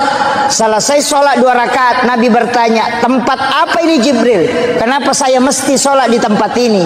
Malaikat Jibril mengatakan, ini adalah Baitul Lahmi. Disinilah Isa bin Maryam dilahirkan. Kemudian setelah itu dikembalikan, dimasukkan ke Masjidil Aqsa di Palestina. Kemudian di atas batulah itulah Nabi duduk. Apa sebenarnya hakikatnya Pak Bu? Kenapa ayat cuma menyebut 2 tempat, sedangkan Nabi pergi ke 5 tempat? Kenapa ayat tidak mengatakan minal masjidil haram ilal madinah wa bukit tursina wa baitul lahmi wa masjidil aqsa? Itu pesan untuk kita, bahwa hikmah perjalanan mesti dari masjid ke masjid. Makanya Bapak Ibu misalnya mau ke Sidrap, kalau berangkat nanti sesudah misalnya sholat subuh, di sujud terakhir sholat subuh, niatkan memang untuk sholat duhur misalnya di Mangkoso atau di Parepare. Kita yakin bahwa jam sekian saya berangkat, saya dapat sholat duhur di Mangkoso. Jadi di sujud terakhir sholat subuh, niatkan memang untuk sholat duhur di Mangkoso. Ketika kita melakukan perjalanan, tiba-tiba di Maros kita kecelakaan kemudian meninggal, Allah itu cuma tanya malaikatnya 2 hal, hambaku dari mana dan mau kemana? Maka malaikat akan menjawab, dia dari masjid Todopoli sholat subuh, tapi dia mau pergi Mangkoso sholat duhur. Maka Allah mengatakan, karena dia meninggalkan masjid dan menuju ke masjid, dia meninggalkan sholat untuk menuju ke sholat. Jangan engkau memeriksanya, karena dia ahlul jannah. Itulah yang kata ulama orang Bugis, sempajat tepetuh, yang kadang kita tidak pakai Pak Bu. Mereka tahu kau melo melakukan perjalanan warung mina na pikiriki kinroki matu lepa mandre. Ini jadi masalah. Makanya kalau di dalam tarekat, salam itu tidak menutup salat, tapi dia menyambung dan melepas. Jadi salam ke kanan itu assalamualaikum warahmatullah, itu tidak menutup sholat, tapi menyambung, memasukkan diri pada sholat berikutnya. Kemudian assalamualaikum warahmatullah, baru kita lepaskan sholat setelahnya. Jadi ajak telah pesangi sempajas subuh kode patat tamai bisampajal loroh. Itulah sebenarnya ketika tidak lepas jeneriaseng, tersambungnya sholat dengan sholat. Makanya ulama tarekat itu mengatakan niat sholat dan niat mau sholat itu berbeda. Ia niat sholat ada pada takbiratul ihram, sedangkan niat mau sholat itu ada pada salam atau sujud terakhir. Idi na tau rogila narik ko sampajat tami batarekeng, paling tidak 5 menit mas sempajang. Sampajang loro 5 menit, sampajang ngasara 5 menit, sampajang mengharibi 5 menit, isa 5 menit, sholat subuh 5 menit. 5 kali 5 25. Dia nagana si tengah jawat tu ipake mas sampajang. Ia ko mak gosip ki si jang manasabang kerok ni si tengah jang. Tapi ketika kita menyambung, moloki pasae, namoloki kantoroe, namoloki kampus kita kemana saja tetap menuju ke sholat. Nah sebab memang sempajang mapasi sumpus sempajang. Itulah yang katanya orang tua dulu, namo ko ka kantoroe, namo ko ka galunge, namo ko ka tasie, namo ko ka onrotin roku, namo ko ka pasae mate sahitoka, karena saya mati dalam keadaan menuju ke sholat. Dan itulah orang yang biar tidak bersikir tetap berpahala langkahnya. Nah sebab Nabi temakada setiap langkah kaki menuju ke ibadah itu dinilai ibadah oleh Allah. Itu hakikatnya. Jadi ajak lalu tarogi Pak Bu. Mas sempajang itu tutup, mas sempajang itu tutup. Jangan pernah tutup. pasisumpungi mataru. Semua ibadah. Mapasusak kaki niatkan memang berzakat tahun depan. Massedekah kaki niat memang sedekah. Sedekah subuh niatkan memang sedekah subuh berikutnya. Massedekah Jumat berkah ki niatkan memang untuk keluarkan Jumat berkah. Nah, sebab setiap amal baik yang kita niatkan itu sudah dicatat. Ia naruh alasannya kenapa kita bisa kekal di dalam surga. Padahal umur kita terbatas karena niat melakukan kebaikan yang tidak pernah terputus dan itu menjadi ibadah selamanya. Itu kuncinya. Kemudian dari Masjidil Haram ke Masjidil Aqsa itu pesan. Kalau yang ditafsir itu mengatakan kenapa dari masjid ke masjid, karena memang bangunan yang paling terakhir hancur itu adalah masjid. Kenapa malam hari? Karena sholat yang dikerjakan malam hari itu lebih banyak daripada sholat yang dikerjakan di siang hari.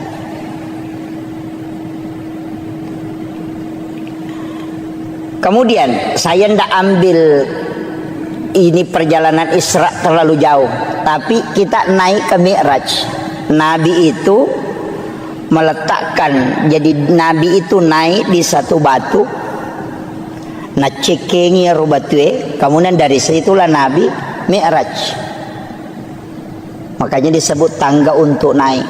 Tapi ketika naik Rasulullah, batu yang diinjak itu ikut. Ya rubatue na cekengi Nabi tamacio. Nabi tegur, tidak usah kau ikut, cukup di situ. Tapi ya robatue takkala tarakka nih, Nabi larang dia ikut, maka sampai hari ini batu itu masih tergantung. Sampai hari ini. Makanya kalau kita lihat itu di HP bisa kita buka batu gantung peristiwa Isra Mi'raj. Itu tidak sandar ke tanah. Padahal beratnya itu berapa itu? Besar itu. Ya rubatu nunri ya Nabi ta maceket tapi melo macuri Nabi ta larang. Dia sudah terangkat, Nabi larang ikut, tapi dia juga tidak mau turun lagi ke tanah. Makanya tergantung sampai hari ini. Nabi naik ke langit pertama, ketemu Nabi Adam. Naik ke langit kedua, ketemu Nabi Isa dengan Nabi Yahya. Naik ke langit ketiga, ketemu dengan Nabi Yusuf. Terus naik ke langit berikutnya, ketemu dengan Nabi Idris, Nabi Harun, kemudian Nabi Yahya, kemudian ketemu Nabi Musa, kemudian Nabi Ibrahim. Banyak Nabi dan Rasul. Saya tidak mau bahas semua. Banyak Nabi dan Rasul. Tapi kenapa ini Nabi yang disuruh menjemput Rasulullah di langit-langit itu? Angka Nabi Daud, anak Nabi Yakub, banyak Nabi. Tapi kenapa Nabi Adam di langit pertama? Kemudian kenapa di langit kedua itu Nabi Yusuf dengan Nabi Yahya? Ini tiga Nabi ini lain. Nabi Adam tidak ada bapaknya, tidak ada ibunya. Nabi Isa tidak ada bapaknya. Nabi Yahya dia lahir dari ibu yang sudah menopause. Coba kalau kita kaji secara sederhananya, jadi Yero Nabi Adam dega ambok na dega indok na. Walaupun dalam tafsir As-Sawi nanti itu ada mengatakan bapaknya Nabi Adam adalah tanah dan ibunya Nabi Adam adalah air. Karena Allah mengambil tanah yang keras, kemudian diberikan air, kemudian dicampur sehingga dia menjadi mengeras, dan dari situlah Nabi Adam ada. Sehingga dia katakan bapaknya adalah tanah dan ibunya adalah air. Itu kalau di tafsir As-Sawi. Nabi Adam ini pada hakikatnya tidak ada bapak, tidak ada ibu. Naik ke langit kedua, ketemu Nabi Isa dengan Nabi Yahya. Dua nabi yang hampir seumuran, tapi dakwanya beda. Kalau Nabi Isa masuk di kelab-kelab malam, kalau Nabi Yahya bersama dengan orang-orang soleh. Makanya kalau ada jamaah tabligh selalu pergi ke KPKP berdakwah, wah itu anggotanya Nabi Isa, Nabi Yahya itu. Itu. Nabi, makanya kan ketika ditanya, kenapa kau masuk di situ? Dia bilang, saya kan nabi. Untuk memperbaiki sesuatu yang jelek, saya harus mencari orang-orang jelek supaya saya perbaiki. Orang-orang bermaksiat supaya saya perbaiki. Makanya kalau ustaz hanya sama orang-orang beriman, tidak ada gunanya itu. Karena sudah orang beriman dia temani. Mestinya dia bersahabat dengan orang-orang yang tidak beriman, supaya dia ajak ke kebaikan. Sama dokter, jangan berteman dengan orang sehat, tapi cari orang sakit supaya kau bisa obati. Begitu, jadi itu alasannya. Makanya kalau ada ustaz selalu cari penjahat preman, tidak masalah, itu ada sanatnya itu. Tapi kalau ada ustaz tidak mau gabung dengan WTS, tidak mau gabung dengan peminum, ada juga sanatnya itu. Kenapa? Alasannya takut terpengaruhi.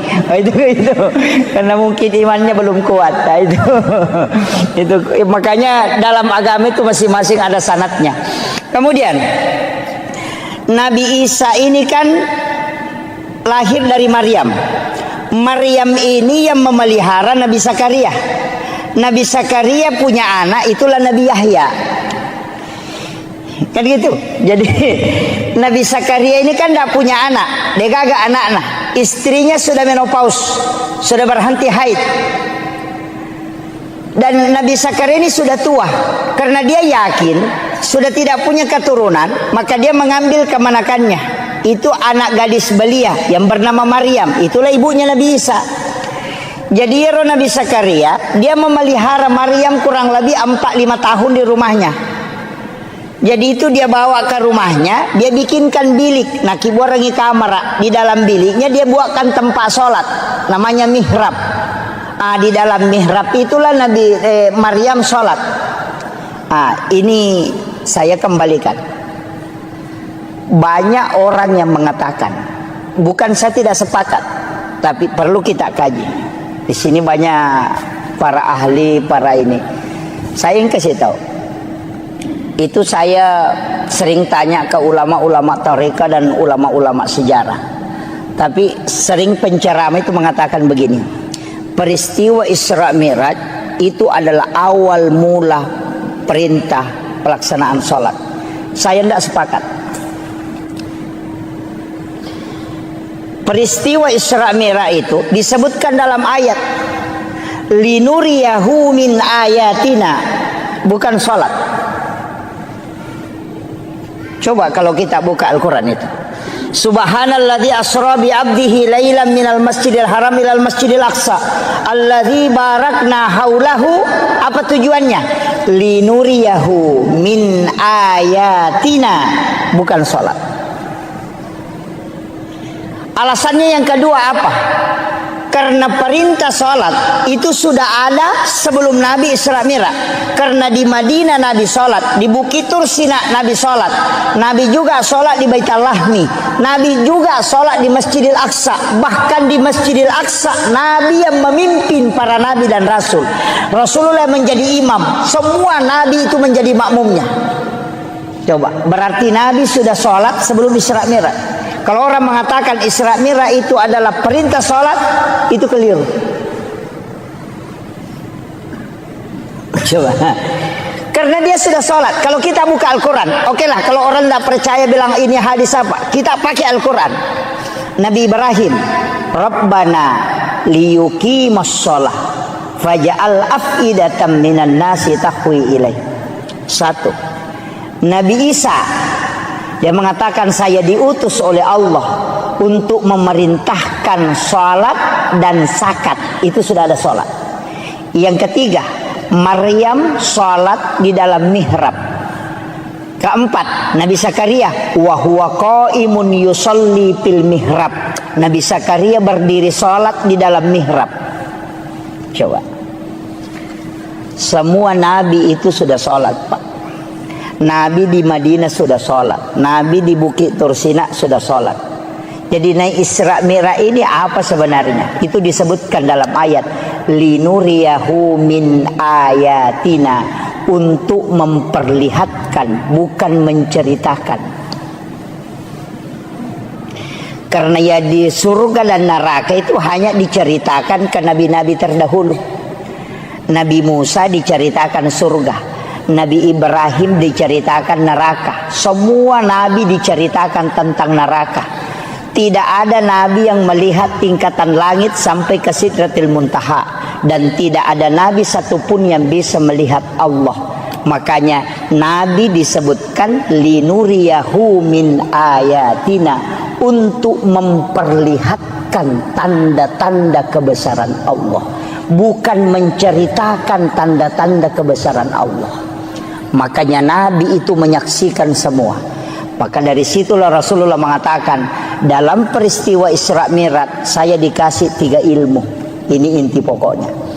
Ilmu pertama adalah ilmu syariat, ilmu kedua adalah ilmu hakikat, dan ilmu ketiga adalah ilmu asrar ilahiyah. Satu, saya harus menyampaikan semua ilmu itu syariat. Satu, boleh saya memilih, boleh saya sampaikan, boleh tidak. Makanya ada ilmu yang diajarkan ke Sayyidina Ali, tidak diajarkan ke sahabat yang lain.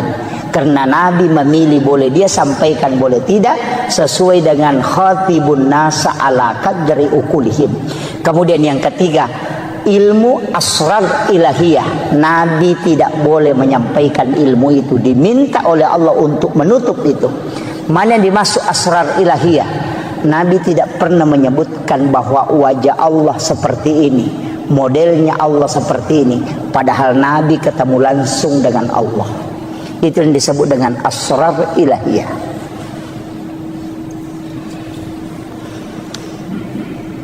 Kemudian, wah ini sudah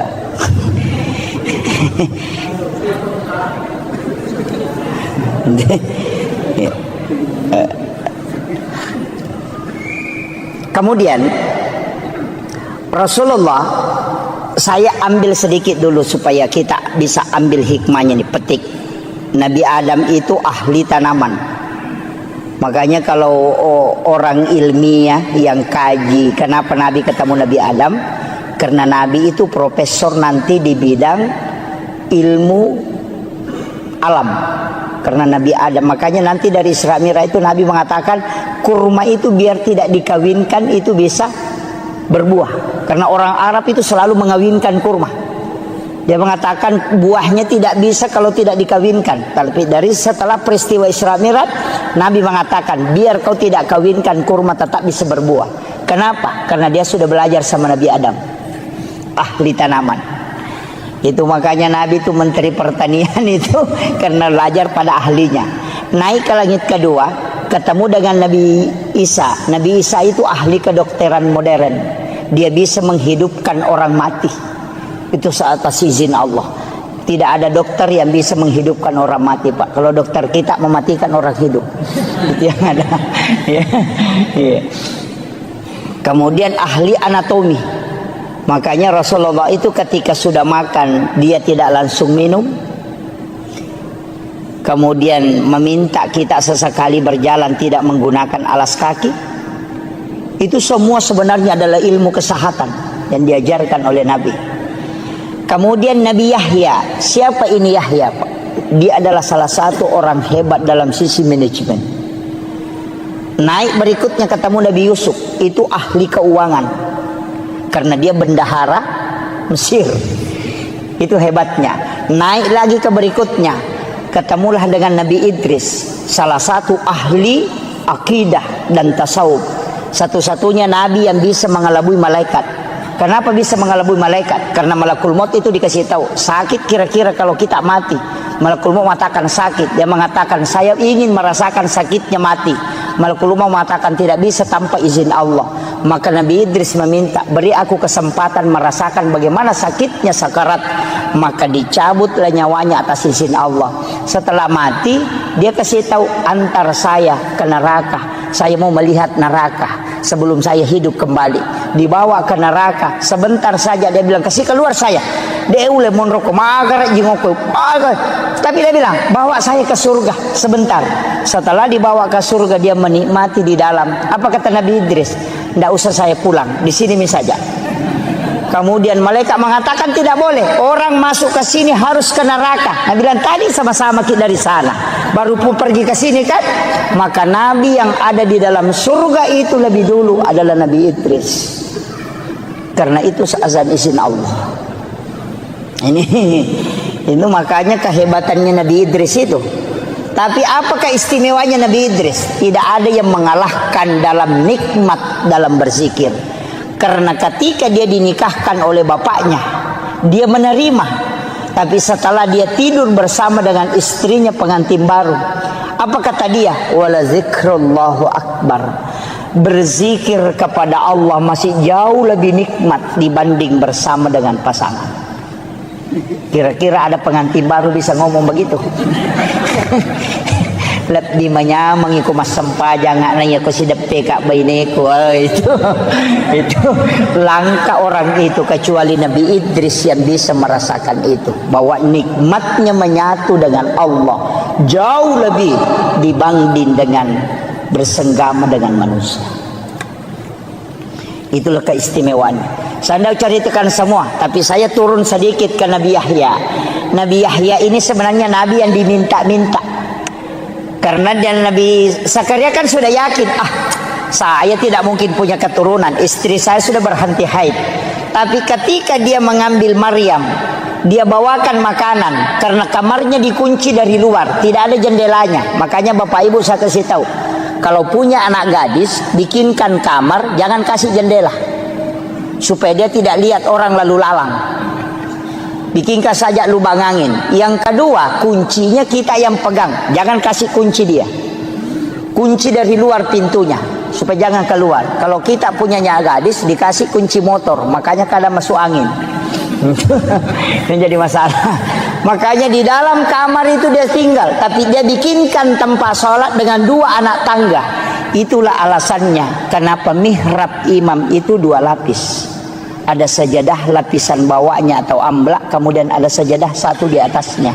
Karena mihrabnya Maryam itu dengan 2 anak tangga. Itu alasannya.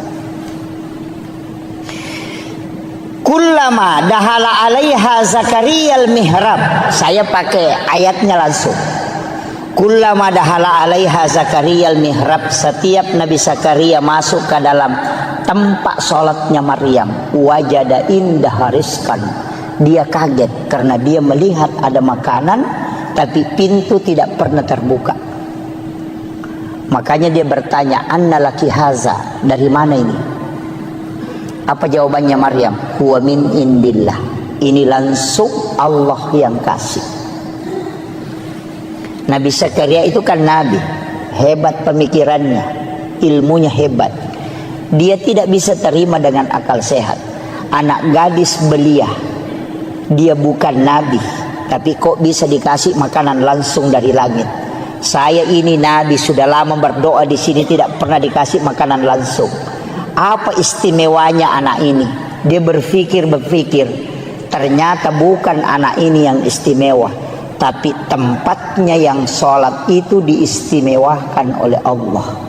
Maka dia suruh Maryam keluar dari situ, tinggalkan itu tempatnya.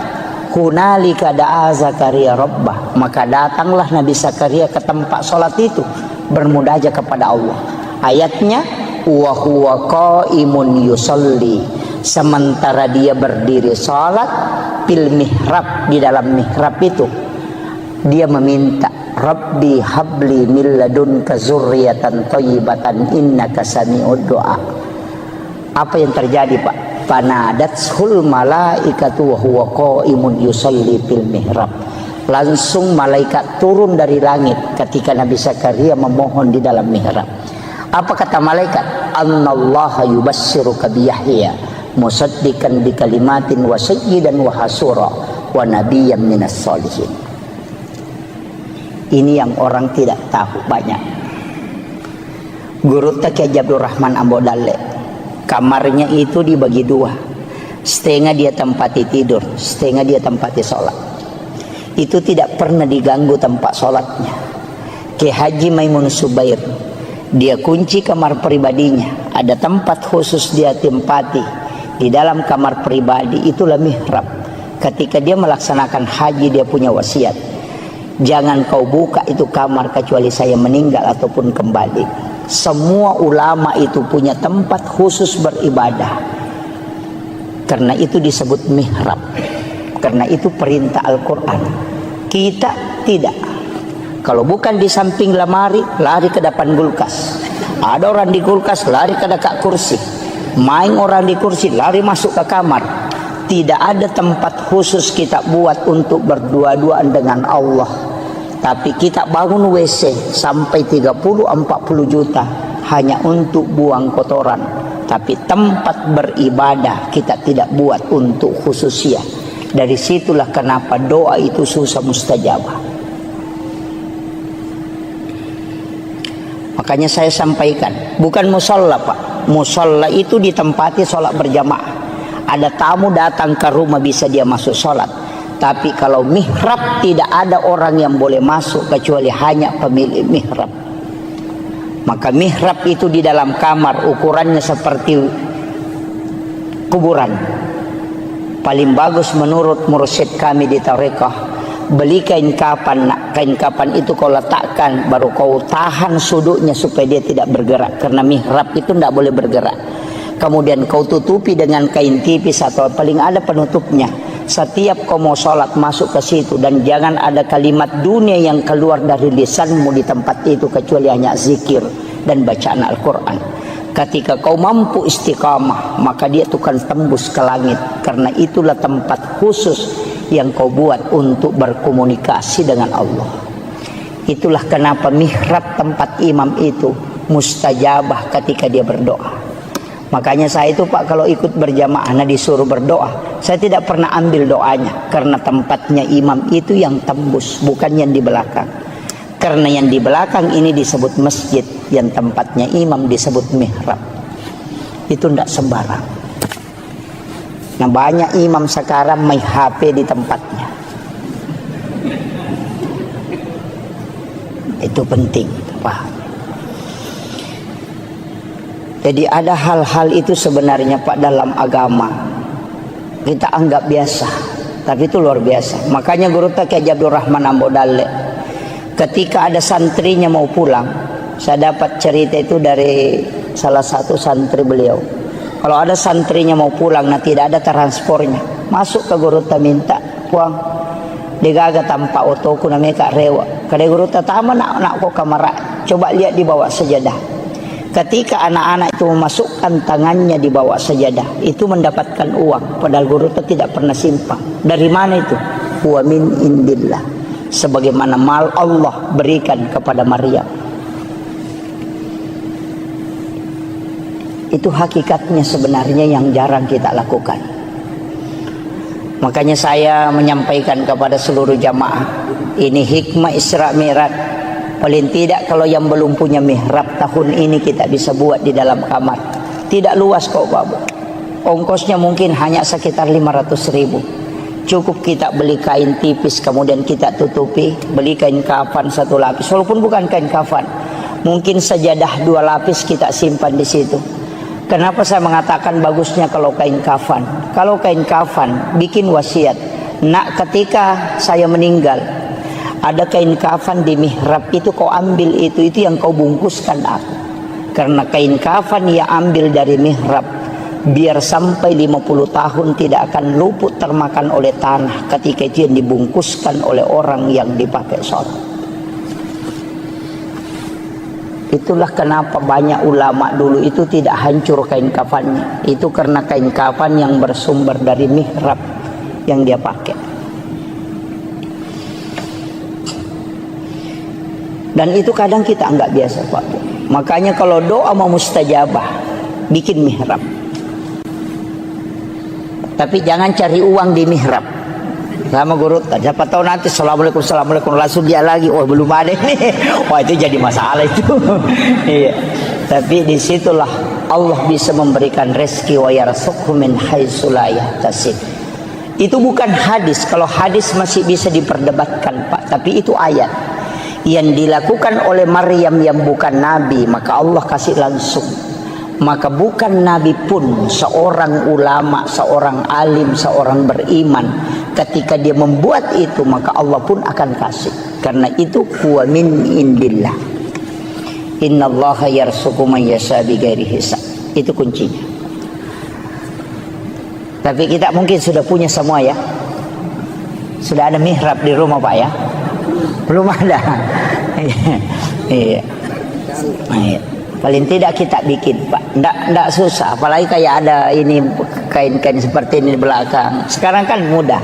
Ada kayak triples cukup ditutup untuk supaya kita tempati masuk ke dalam situ untuk sholat tahajud, untuk tafakur. Kalau mau itikaf di situ aja. Mau itikaf di situ. Apalagi ini dekat Ramadan kan. Nanti kalau Ramadan itu berlomba-lomba mau pergi itikaf. Sebenarnya itikaf murni itu tidak boleh pulang ke rumah. Boleh pulang ke rumah hanya membangunkan anak-anak istri untuk sholat. Kalau itikaf itu memang tinggal di masjid, keluar hanya mandi, masuk lagi bersikir. Kita itikaf itu kadang bolak-balik, bahkan berhubungan dengan istri. Wah, itu jadi masalah itu. Orang itikaf itu tidak boleh berhubungan dengan pasangannya. Ada yang lebih parah, jam 9 malam datang bawa kelambu, dia simpan di lantai 2, datang tidur, mati subuh baru bangun. Itu bukan pergi itikaf, hanya pindah tidur itu. Jadi masalah itu. Ya. Sebaiknya kita itikaf ya di dalam kamar, di dalam mihrab kita itikaf. Di tempat mihrab itulah kita bermunajat kepada Allah. Itu tidak ada orang yang melihat ibadah sunnah itu. Memang kalau kita betul-betul mau kejar Lailatul Qadar kan memang kayak ulama dulu 3 bulan itu dia sudah mulai. Makanya saya kasih tahu Pak, kalau mau dapat Lailatul Qadar tidak usah begadang. Yang paling mudah bagaimana? Datang sholat isya berjamaah, kerjakan sholat sunnah sesudah sholat isya 4 rakaat, kemudian datang sholat subuh berjamaah, kerjakan sholat sunnah subuh 2 rakaat dan sholat subuh berjamaah. Kita sudah dapat Lailatul Qadar. Apa alasannya? Rasulullah mengatakan, siapa yang datang sholat isya berjamaah di masjid, maka sama kalau dia sholat setengah malam. Siapa yang sholat 4 rakaat sesudah sholat isya, itu sama pahalanya kalau dia sholat 4 rakaat pada malam Lailatul Qadar. Berarti sholat sunnah sesudah isya yang 4 rakaat itu setara dengan 400.000 rakaat nilainya. Makanya saya kasih tahu, jangan sampai kita sholat tarawih 20 rakaat, tapi kita tidak sholat sunnah sesudah isya 4 rakaat. Bangkrut betul itu. Betul-betul bangkrut. Karena sholat tarawih 20 rakaat tidak akan pernah mengalahkan sholat sunnah 4 rakaat sesudah isya. Kenapa? Karena itu setara dengan 400.000 rakaat nilainya. Tidak usah datang begadang, tapi datang sholat subuh berjamaah. Kenapa sholat subuh berjamaah? Rasulullah mengatakan, siapa yang sholat subuh berjamaah di masjid itu sama kalau dia bangun 1 malam penuh beribadah dengan Allah. Makanya kalau sudah sholat isya berjamaah dapat setengah malam, sholat 4 rakaat sesudah isya sama dengan sholat 4 rakaat pada malam Lailatul Qadar, baru ambil sholat sunnah subuh, itu lebih mulia daripada dunia dan isinya, baru ambil sholat subuh berjamaah, berarti sama dengan sholat 1 malam penuh, itu pasti dapat Lailatul Qadar. Itu aja kuncinya. Hanya tidak usah pusing Pak. Jadi kecuali yang mau betul-betul mengejar ya kejar. Pokoknya begadang setiap malamnya. Kalau tidak mampu ambil aja itu tadi. Itu jadi ulama kita dari dulu tuh simpel sekali. Ya, tidak usah datang menyiksa diri tuh Pak. Tidak usah. Apalagi yang sekarang. Kecuali kita mampu memang. Nah, makanya 3 bulan ini kan disebut Syahrul Rajab Syahrullah, Syahrul Sya'ban Syahri, Syahrul Ramadan Syahrul Ummati. Itu 3. Makanya doanya itu Allahumma barik li fi Rajab wa Sya'ban, digabungkan 2 baru wa balikni Ramadan. Apa maknanya? Allahumma barik. Kalau berkah itu pasti wirid, bukan ilmu. Karena kalau ilmu derajat. Makanya yarfa'illahu alladhina amanu minkum walladhina utul ilma darajah. Tapi kalau mau berkah bukan ilmu tapi wirid. Makanya Syahrul Rajab Syahrullah, kalau bulannya Allah berarti bulan istighfar. Kalau bulannya Nabi berarti bulan sholawat. Kalau bulannya kita berarti bulan bacaan Quran. Makanya Rajab perbanyak istighfar, Sya'ban perbanyak sholawat, nanti Ramadan banyak baca Quran. Itu sudah dapat. Itu kuncinya. Makanya jadi makanya disebut bulan Rajab itu bulan menanam, bulan Sya'ban itu bulan menyiram, bulan Ramadan itu bulan menuai, panen. Nah, itu kuncinya. Makanya ini sederhana aja Pak. Makanya istighfar di bulan Rajab ini minimal 1000. Sebagus-bagusnya 10.000. Tapi istighfar itu tidak menghapus dosa, ya. Ingat, kalau kita istighfar itu dosa tidak terhapus, cuma tertutup. Makanya istighfar itu dari kata istighfar, menutup yang nampak. Bapak kalau menulis di kertas ada tulisan salah, ambil tip X kemudian di tip X. Tip X itu tidak menghapus tulisan, cuma menutup supaya tidak kelihatan. Itulah makna istighfar, menutup yang nampak supaya dia tidak memberi dampak negatif. Makanya taubat dengan istighfar itu tidak sama. Kalau taubat kembali, kalau istighfar menutup. Bagaimana cara supaya dosa terhapus? Jangan pakai istighfar, pakai al-afu. Makanya kalau Ramadan tidak pakai istighfar, tapi pakai Allahumma innaka afuwun karim tuhibbul afwa fa'fu anna. Kalau al-afu itu menghapus, makanya dalam salat itu dipakai al-afu. Rabbi ghafirli warhamni wajaburni warfa'ni warsukni wahdini wafini wa'fu anni. Itu kuncinya. Ini sudah 1 jam, Pak. Ya, ini saya tambah sedikit ya. Iya, kita mengambil hikmah hakikatnya dulu. Saya berusaha menjelaskan seringan mungkin. Kalau di dalam tarekat itu agak berat. Kita sholat itu sebenarnya Pak kuncinya cuma 2. Itu 2 versi sholat itu. Itulah menjadi rukun ihsan. Kalau rukun Islam kan ada 5, rukun iman itu 6, rukun ihsan itu 1, makanya 12. Rukun ihsan ini anta'budallah ka'annaka tarahu, 1. Fa illam takun tarahu fa innahu yaraka. Itu yang dipakai kalau sholat. Jadi anta'budallah ka'annaka tarahu, sampai puamu pada komitai. Itulah yang dipakai as-salatu mi'rajul mu'minin. Biasa ki runtuk tau kata bere Pak Cengan layas. Allahu akbar. Biasa begitu kan? Allahu akbar. Itu karena baru dia berjalan naik. Yang dia pakai itu as-salatu mi'rajul mu'minin. Dalilnya juga ada, wallahu alal arsis tawa. Tapi kalau tidak mampu, pakai yang kedua, fa illam takun tarahu fa innahu yaraka. Jika engkau tidak mampu, engkau yakin bahwa dia melihat aku. Tidak usah naik, cukup dibawa. Kita takbir itu Allah melihat saya takbir, Allah melihat saya ruku, Allah menyaksikan saya sujud. Tidak usah naik ke atas. Dalilnya mana? Wa huwa ma'akum aina ma kuntum. Dia selalu bersamamu dimanapun kau berada. Wallahu akrabu min hablil warid. Allah itu lebih dekat daripada urat leher. Mana yang kita pakai? Ada yang naik Allahu Akbar, naik ke atas itu. Itu yang kadang goyang-goyang. Kalau ada anak-anak ribu, marah itu. Ini ribu-ribu kita tidak husuk. Padahal biar tidak ribu orang juga tidak husuk dia. Itu alasan saja itu. Itu kan.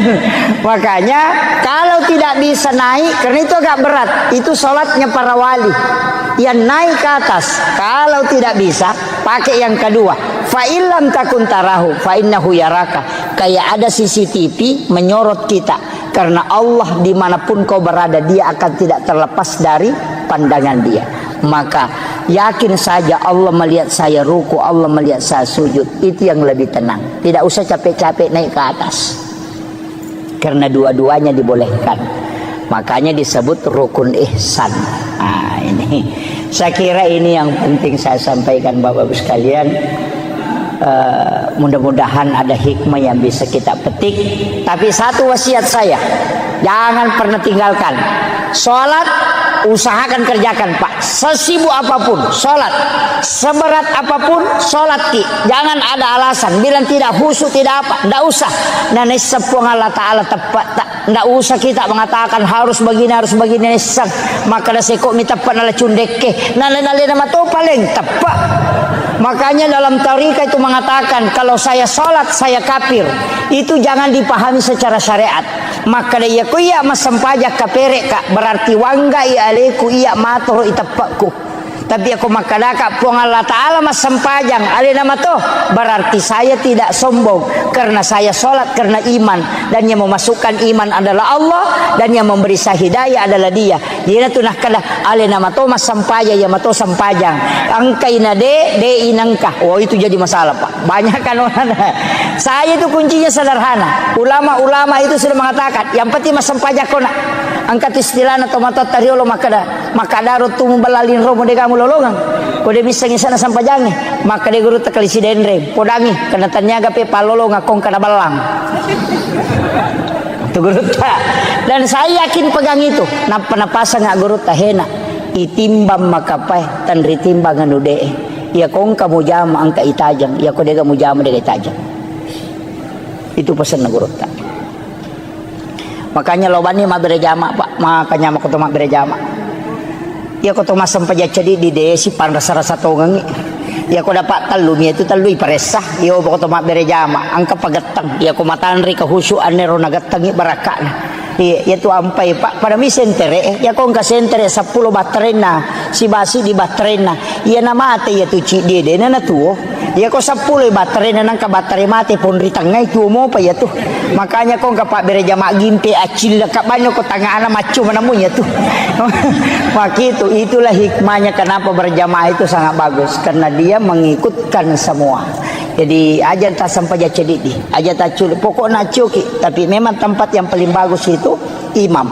Setelah imam yang di belakang imam 1 orang, baru sebelah kanan 3, sebelah kiri 3. Makanya 7 orang itu. Itu yang paling istimewa Pak. Tapi aja tabarani lah koro-koro gatap. Alladzi rafa'al mustafa manasibal insani wal busyra wa ja'ala israhu min makkah muqaddasi fi lailata wahidatin ayatul kubra wassalatu wassalamu ala asyrafil anbiya'i wal mursalin sayyidina wa maulana wa habibina wa syafi'ina wa ala alihi wa ashabihi wa sahabatihi ajma'in. Allahumma salli ala Sayyidina Muhammadin salatan tuballighuna biha kullal maqsud. Ya Jawwadu ya Ma'bud ya Rahimu ya Wadud birahmatika ya arhamar rahimin. Allahumma salli ala Sayyidina Muhammadin tibbil qulubi wa dawaiha wa afiyatil abdani wa shifaiha wa nuril absari wa diyaiha wa ala alihi wa sahbihi wa sallim. Saya pakai bahasa Indonesia Pak Bu ya.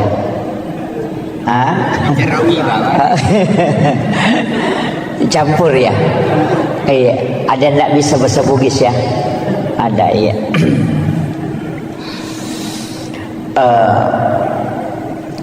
Pertama, saya tidak terlalu membahas tentang sejarah sebelum Rasulullah diisra dan dimi'rajkan.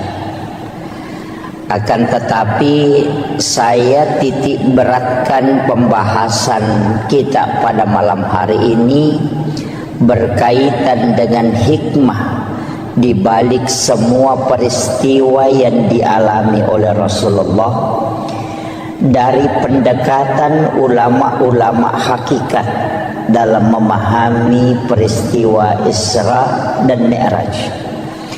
Karena kalau saya bicara tentang sejarah sebelum dan risalah perjalanan Rasulullah, saya kira di antara para alim, para masyayikh, para ulama kita itu sudah banyak yang membahas. Cuma saya sedikit mencoba memahami dengan keterbatasan ilmu yang sedikit ini untuk mengkaji sesuai dengan apa yang disampaikan pada mursyid-mursyid thariqah tentang peristiwa Isra dan Mi'raj ini. Pertama, ketika Rasulullah ingin diperjalankan oleh Allah, Irona Bitta dibelah dadanya, kemudian jantungnya Rasulullah diambil dan dimasukkan ke dalam satu wadah, di mana wadah itu sudah diisi dengan air Zamzam. Kalau ulama syariat dia memahami bahwa jantungnya Nabi itu dibersihkan dengan air Zamzam kalau pendekatan syariat. Tapi kalau pendekatan hakikat itu ada pertanyaan, mana yang bersih, jantungnya Nabi atau air Zamzam? Itu kan dua hal. Nabi jantungnya itu adalah nur dan tidak mungkin ada kotorannya. Dia terjaga, makanya Nabi itu maksum. Sehingga ulama tariqah itu membalik makna mencuci. Jadi dia tidak mengatakan jantungnya Rasulullah dibersihkan, tapi dikatakan air Zamzam yang ingin diisi barakah sehingga diberi kesempatan menyentuh langsung kalbunya Rasulullah. Jadi situ ngena dek nama care paatinna nabitta, jantungna nabitta tidak kotor. Cuma dengan cara itu air Zamzam bisa terisi barakah.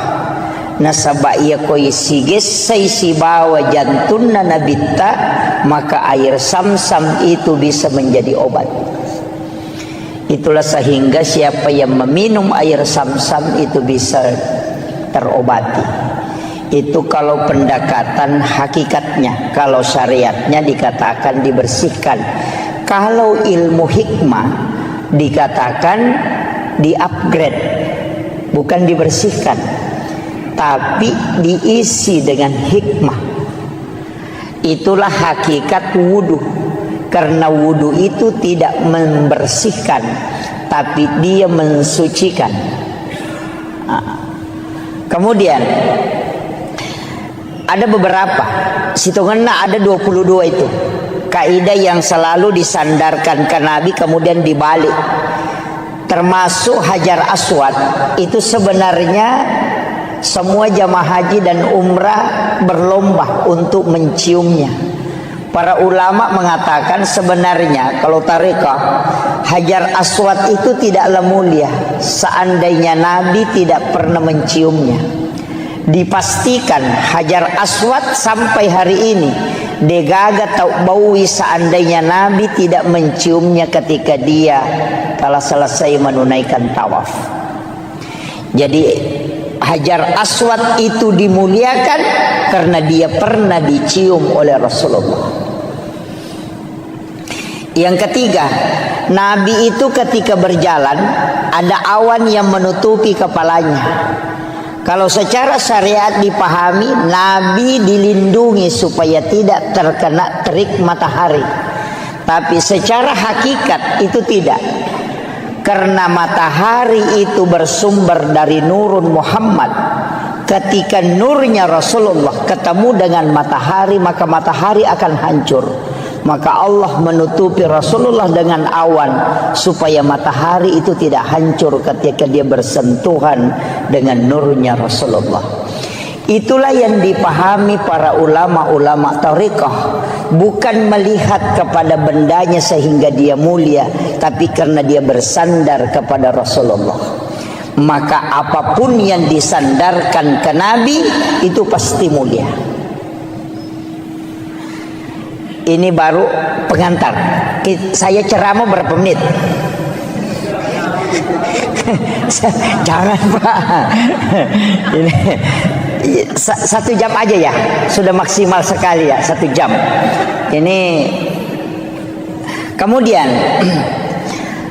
setelah itu di dalam Al-Quran itu disebutkan Subhanalladzi asra bi'abdihi lailam minal masjidil haram ilal masjidil aqsa. Saya bukan ahli tafsir, tapi paling tidak kita bisa mengambil penjelasan para ulama tafsir. Saya hanya memotong poin intinya.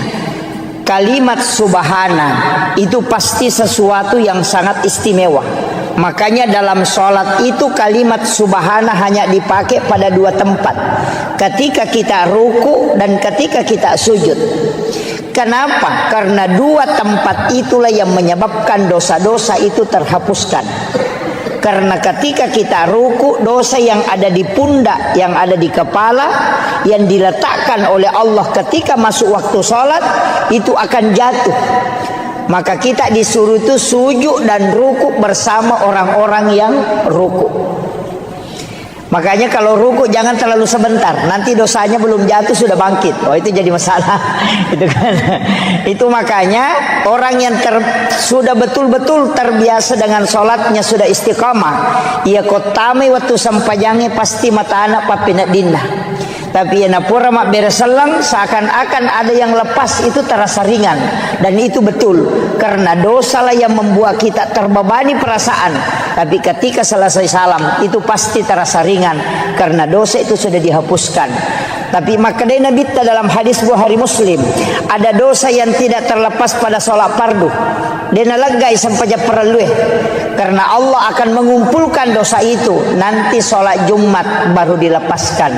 Makanya dari wudu ke wudu penghapus dosa, dari sholat fardu ke sholat fardu penghapus dosa, dari Jumat ke Jumat penghapus dosa, dari Ramadan ke Ramadan penghapus dosa, dari umrah ke umrah penghapus dosa, dan dari haji ke haji itu penghapus dosa. Itulah keistimewaan dalam Islam. Kemudian subhanalladzi asra, kalimat asra itu bukan Rasulullah yang berjalan, tapi diperjalankan. Mungkin di sini ada jam dinding. Tadi di dalam saya lihat ada jam dinding. Jam dinding itu ketika dia berputar, itu hanya 24 jam normalnya. Tapi kalau panitia masjid ini mengambil jam dinding kemudian dia putar, itu bisa sampai 300 kali berputar dalam 1 jam. Artinya ketika dia berjalan hanya 24 jam, tapi ketika dia diperjalankan oleh pengurus, maka itu bisa sampai 300 kali lipat. Begitu juga dengan Rasulullah, dia tidak berjalan tapi dia diperjalankan. Kemudian ada kalimat bi abdihi, bukan bi rasulin, bukan bi Muhammadin. Jadi ya roi palalangit tania surona pong Allah Ta'ala. Dena kada subhanalladzi asra bi rasulin.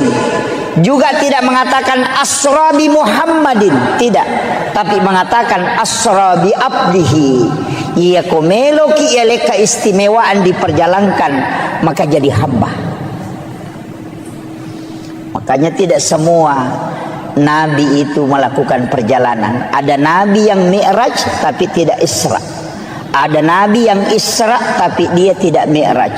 Tapi ada nabi yang isra sekaligus mi'raj. Nabi yang mi'raj tapi tidak isra, itu Nabi Isa, diangkat langsung ke langit kedua. Ada nabi yang mi'raj tapi dia tidak isra, itu Nabi Musa ketika ke negeri Madian. Ada nabi yang isra sekaligus mi'raj, itulah Nabiullah Muhammad sallallahu alaihi wasallam. Makanya peristiwa itu sudah ada sebelumnya. Ada yang isra, ada yang hanya mi'raj, ada yang kedua-duanya. Kemudian ini kata kuncinya, minal masjidil haram ilal masjidil aqsa. Itu 2 tempat disebut. Tapi Nabi itu dari Masjidil Haram ke Madinah, dari Madinah ke Bukit Tursina, dari Bukit Tursina baru ke Baitul Lahmi, dari Baitul Lahmi baru ke Masjidil Aqsa. Ini jarang dibahas orang. Ini. Jadi perjalanannya Rasulullah itu bukan dari Masjidil Haram ke Masjidil Aqsa, tidak. Dari Masjidil Haram ke Madinah. Di Madinah Nabi disuruh sholat oleh malaikat Jibril. Selesai sholat 2 rakaat, Rasulullah bertanya, tempat apa nih Jibril? Kenapa saya sholat di sini? Malaikat Jibril mengatakan, ini adalah Madinah Muhammad, kalau engkau akan berhijrah di tempat ini. Kemudian setelah itu dibawa 1042,3 km dari Madinah ke Gunung Sinai. Bukit Tursina. Nabi disuruh sholat. Selesai sholat 2 rakaat di situ, Nabi bertanya, tempat apa ini Jibril? Kenapa saya mesti sholat di tempat ini? Malaikat Jibril mengatakan, disinilah Nabi Musa kalau ingin berbicara dengan Tuhannya. Wa kallamallahu Musa taklima. Itulah Gunung Sinai, Bukit Tursina. Dari situ kemudian dibawa ke sebelah selatan Masjidil Aqsa, 10,7 km ke sebelah selatan. Ada tempat di situ disebut dengan Baitul Lahmi atau Bethlehem. Nabi disuruh sholat. Selesai sholat 2 rakaat, Nabi bertanya, tempat apa ini Jibril? Kenapa saya mesti sholat di tempat ini? Malaikat Jibril mengatakan, ini adalah Baitul Lahmi. Disinilah Isa bin Maryam dilahirkan. Kemudian setelah itu dikembalikan, dimasukkan ke Masjidil Aqsa di Palestina. Kemudian di atas batulah itulah Nabi duduk. Apa sebenarnya hakikatnya Pak Bu? Kenapa ayat cuma menyebut 2 tempat, sedangkan Nabi pergi ke 5 tempat? Kenapa ayat tidak mengatakan minal masjidil haram ilal madinah wa bukit tursina wa baitul lahmi wa masjidil aqsa? Itu pesan untuk kita, bahwa hikmah perjalanan mesti dari masjid ke masjid. Makanya Bapak Ibu misalnya mau ke Sidrap, kalau berangkat nanti sesudah misalnya sholat subuh, di sujud terakhir sholat subuh, niatkan memang untuk sholat duhur misalnya di Mangkoso atau di Parepare. Kita yakin bahwa jam sekian saya berangkat, saya dapat sholat duhur di Mangkoso. Jadi di sujud terakhir sholat subuh, niatkan memang untuk sholat duhur di Mangkoso. Ketika kita melakukan perjalanan, tiba-tiba di Maros kita kecelakaan kemudian meninggal, Allah itu cuma tanya malaikatnya 2 hal, hambaku dari mana dan mau kemana? Maka malaikat akan menjawab, dia dari masjid Todopoli sholat subuh, tapi dia mau pergi Mangkoso sholat duhur. Maka Allah mengatakan, karena dia meninggalkan masjid dan menuju ke masjid, dia meninggalkan sholat untuk menuju ke sholat. Jangan engkau memeriksanya, karena dia ahlul jannah. Itulah yang kata ulama orang Bugis, sempajat tepetuh, yang kadang kita tidak pakai Pak Bu. Mereka tahu kau melo melakukan perjalanan warung mina na pikiriki kinroki matu lepa mandre. Ini jadi masalah. Makanya kalau di dalam tarekat, salam itu tidak menutup salat, tapi dia menyambung dan melepas. Jadi salam ke kanan itu assalamualaikum warahmatullah, itu tidak menutup sholat, tapi menyambung, memasukkan diri pada sholat berikutnya. Kemudian assalamualaikum warahmatullah, baru kita lepaskan sholat setelahnya. Jadi ajak talap pesengi sempajas subuh, kode patat tamai wisampajal loroy. Itulah sebenarnya ketika tidak lepas jeneriasem, tersambungnya sholat dengan sholat. Makanya ulama tarekat itu mengatakan niat sholat dan niat mau sholat itu berbeda. Ia niat sholat ada pada takbiratul ihram, sedangkan niat mau sholat itu ada pada salam atau sujud terakhir. Idi na tau rogila narik ko sampajat kami batarekeng, paling tidak 5 menit mas sempajang. Sampajang loro 5 menit, sampajang ngasara 5 menit, sampajang mengharibi 5 menit, isa 5 menit, sholat subuh 5 menit.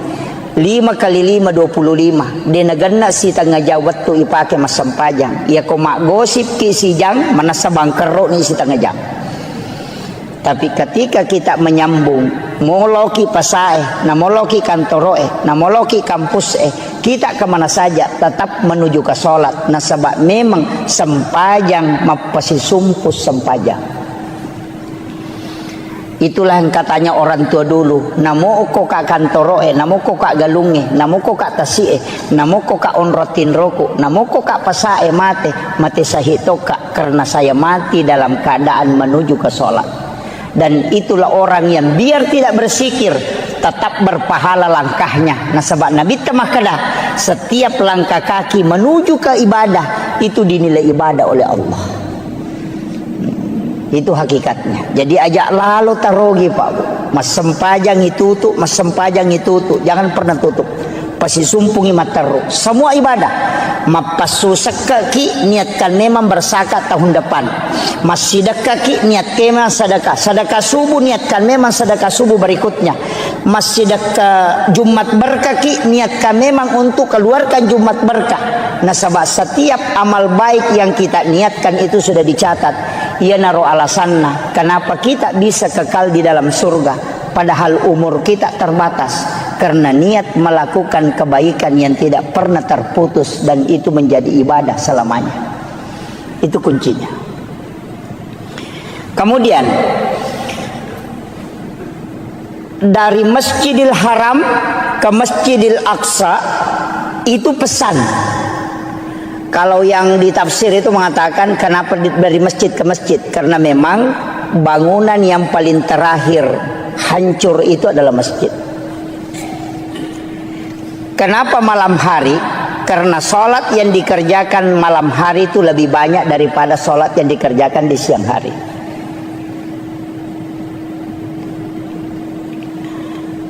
Kemudian saya tidak ambil ini perjalanan Isra terlalu jauh, tapi kita naik ke Mi'raj.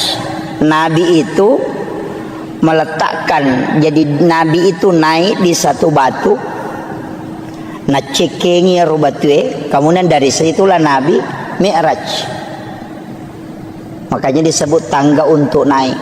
Tapi ketika naik Rasulullah, batu yang diinjak itu ikut. Ya rubatue na cekengi Nabi tamacio. Nabi tegur, tidak usah kau ikut, cukup di situ.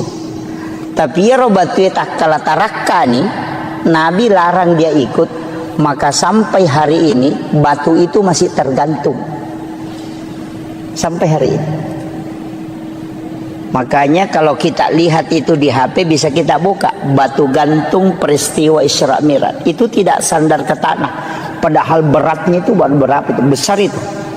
Ya rubatu nunri ya Nabi ta maceket tapi melu macuri Nabi ta larang. Dia sudah terangkat, Nabi larang ikut, tapi dia juga tidak mau turun lagi ke tanah. Makanya tergantung sampai hari ini. Nabi naik ke langit pertama, ketemu Nabi Adam. Naik ke langit kedua, ketemu Nabi Isa dengan Nabi Yahya. Naik ke langit ketiga, ketemu dengan Nabi Yusuf. Terus naik ke langit berikutnya, ketemu dengan Nabi Idris, Nabi Harun, kemudian Nabi Yahya, kemudian ketemu Nabi Musa, kemudian Nabi Ibrahim. Banyak Nabi dan Rasul. Saya tidak mau bahas semua. Banyak Nabi dan Rasul. Tapi kenapa ini Nabi yang disuruh menjemput Rasulullah di langit-langit itu? Angka Nabi Daud, anak Nabi Yakub, banyak Nabi. Tapi kenapa Nabi Adam di langit pertama? Kemudian kenapa di langit kedua itu Nabi Yusuf dengan Nabi Yahya? Ini tiga Nabi ini lain. Nabi Adam tidak ada bapaknya, tidak ada ibunya. Nabi Isa tidak ada bapaknya. Nabi Yahya dia lahir dari ibu yang sudah menopause.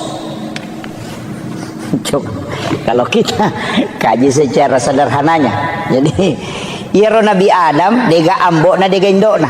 Walaupun dalam tafsir As-Sawi nanti itu ada mengatakan bapaknya Nabi Adam adalah tanah dan ibunya Nabi Adam adalah air.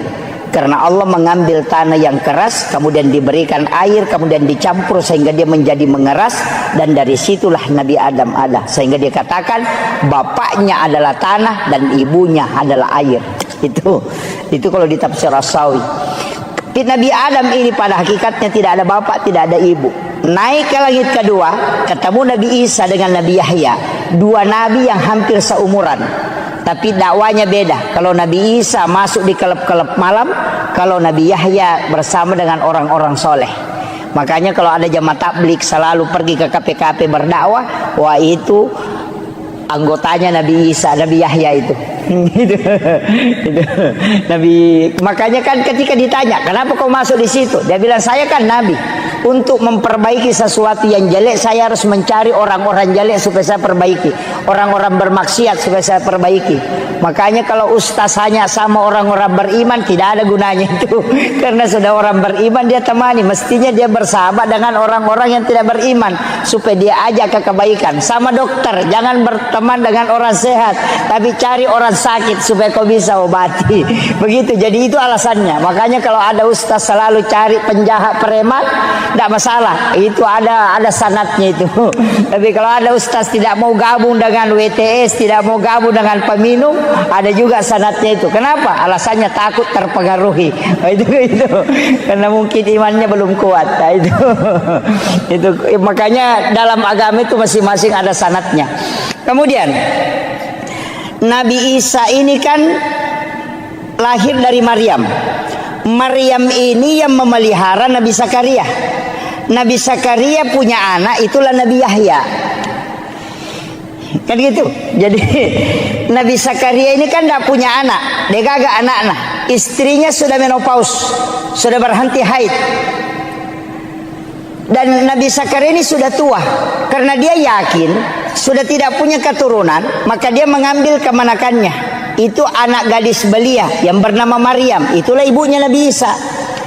Jadi Nabi Zakaria dia memelihara Maryam kurang lebih 4-5 tahun di rumahnya. Jadi itu dia bawa ke rumahnya, dia bikinkan bilik. Nah, kibuarangi kamar. Di dalam biliknya dia buatkan tempat sholat, namanya mihrab. Di dalam mihrab itulah Nabi Maryam sholat. Ini saya kembalikan. Banyak orang yang mengatakan, bukan saya tidak sepakat, tapi perlu kita kaji. Di sini banyak para ahli, para ini. Saya yang kasih tahu. Itu saya sering tanya ke ulama-ulama tarekat dan ulama-ulama sejarah. Tapi sering penceramah itu mengatakan begini. Peristiwa Isra Mi'raj itu adalah awal mula perintah pelaksanaan sholat. Saya tidak sepakat. Peristiwa Isra Mi'raj itu disebutkan dalam ayat linuriyahu min ayatina, bukan sholat. Coba kalau kita buka Al-Quran itu, Subhanalladzi asra bi 'abdihi lailan minal masjidil haram ilal masjidil aqsa alladzi barakna haulahu. Apa tujuannya? Linuriyahu min ayatina, bukan sholat. Alasannya yang kedua apa? Karena perintah sholat itu sudah ada sebelum Nabi Isra Mi'raj. Karena di Madinah Nabi sholat, di Bukit Tursina Nabi sholat, Nabi juga sholat di Baitul Lahmi, Nabi juga sholat di Masjidil Aqsa. Bahkan di Masjidil Aqsa Nabi yang memimpin para Nabi dan Rasul. Rasulullah menjadi imam, semua Nabi itu menjadi makmumnya. Coba, berarti Nabi sudah sholat sebelum Isra Mi'raj. Kalau orang mengatakan Isra Mi'raj itu adalah perintah sholat, itu keliru. Coba. Karena dia sudah sholat. Kalau kita buka Al-Quran, oke lah. Kalau orang tidak percaya bilang ini hadis apa, kita pakai Al-Quran. Nabi Ibrahim, Rabbana liyuqimus sholah faja'al af'idatan minan nasi tahwi ilaih. Satu. Nabi Isa, dia mengatakan saya diutus oleh Allah untuk memerintahkan sholat dan zakat. Itu sudah ada sholat. Yang ketiga, Maryam sholat di dalam mihrab. Keempat, Nabi Zakaria wa huwa qaimun yusolli fil mihrab. Nabi Zakaria berdiri sholat di dalam mihrab. Coba. Semua nabi itu sudah sholat, Pak. Nabi di Madinah sudah sholat, Nabi di Bukit Tursina sudah sholat. Jadi naik Isra Mi'raj ini apa sebenarnya? Itu disebutkan dalam ayat linuriyahu min ayatina, untuk memperlihatkan, bukan menceritakan. Karena ya di surga dan neraka itu hanya diceritakan ke nabi-nabi terdahulu. Nabi Musa diceritakan surga, Nabi Ibrahim diceritakan neraka. Semua nabi diceritakan tentang neraka. Tidak ada nabi yang melihat tingkatan langit sampai ke Sidratil Muntaha, dan tidak ada nabi satupun yang bisa melihat Allah. Makanya nabi disebutkan linuriyahu min ayatina, untuk memperlihatkan tanda-tanda kebesaran Allah, bukan menceritakan tanda-tanda kebesaran Allah. Makanya nabi itu menyaksikan semua.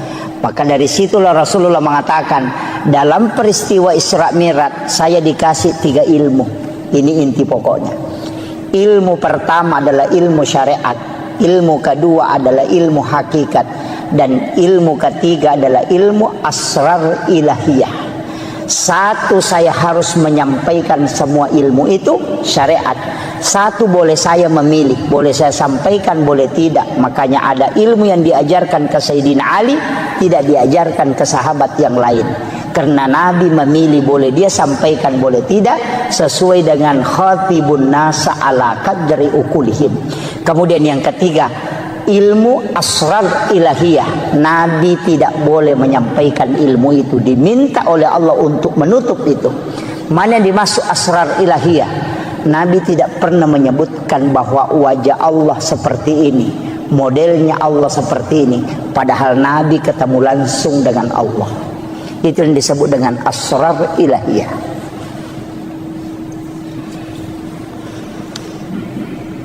Kemudian, wah ini sudah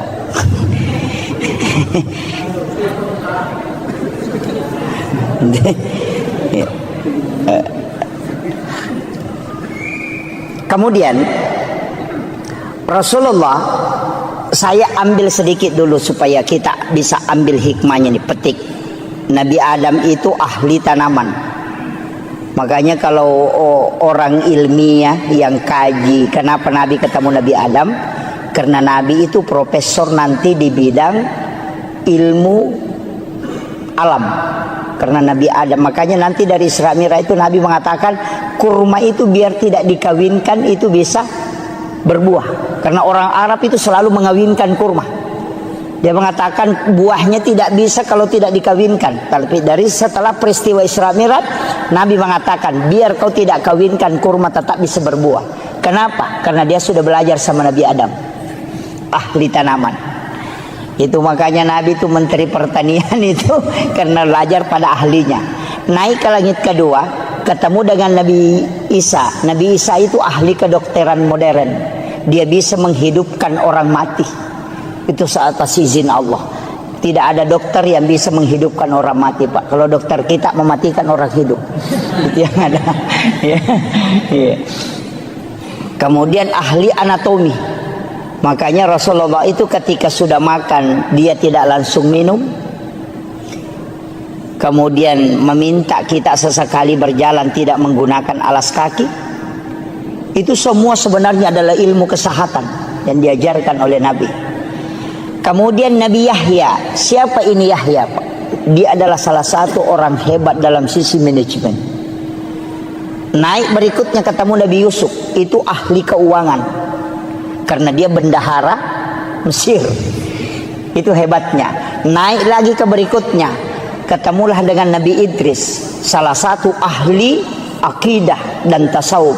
Satu-satunya nabi yang bisa mengelabui malaikat. Kenapa bisa mengelabui malaikat? Karena malakul maut itu dikasih tahu, sakit kira-kira kalau kita mati. Malakul maut mengatakan sakit. Dia mengatakan saya ingin merasakan sakitnya mati. Malakul maut mengatakan tidak bisa tanpa izin Allah. Maka Nabi Idris meminta, beri aku kesempatan merasakan bagaimana sakitnya sakarat. Maka dicabutlah nyawanya atas izin Allah. Setelah mati, dia kasih tahu, antar saya ke neraka. Saya mau melihat neraka sebelum saya hidup kembali. Dibawa ke neraka, sebentar saja dia bilang, kasih keluar saya. Dia ule monroko magar jengoko. Tapi dia bilang, bawa saya ke surga sebentar. Setelah dibawa ke surga, dia menikmati di dalam. Apa kata Nabi Idris? Tidak usah saya pulang, di sini saja. Kemudian malaikat mengatakan tidak boleh, orang masuk ke sini harus ke neraka. Nabi bilang tadi sama-sama kita dari sana, baru pun pergi ke sini kan. Maka Nabi yang ada di dalam surga itu lebih dulu adalah Nabi Idris.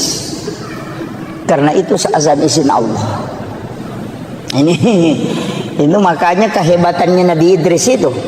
Tapi apakah istimewanya Nabi Idris? Tidak ada yang mengalahkan dalam nikmat dalam berzikir. Karena ketika dia dinikahkan oleh bapaknya, dia menerima. Tapi setelah dia tidur bersama dengan istrinya pengantin baru, apa kata dia? Wala zikrullahu akbar.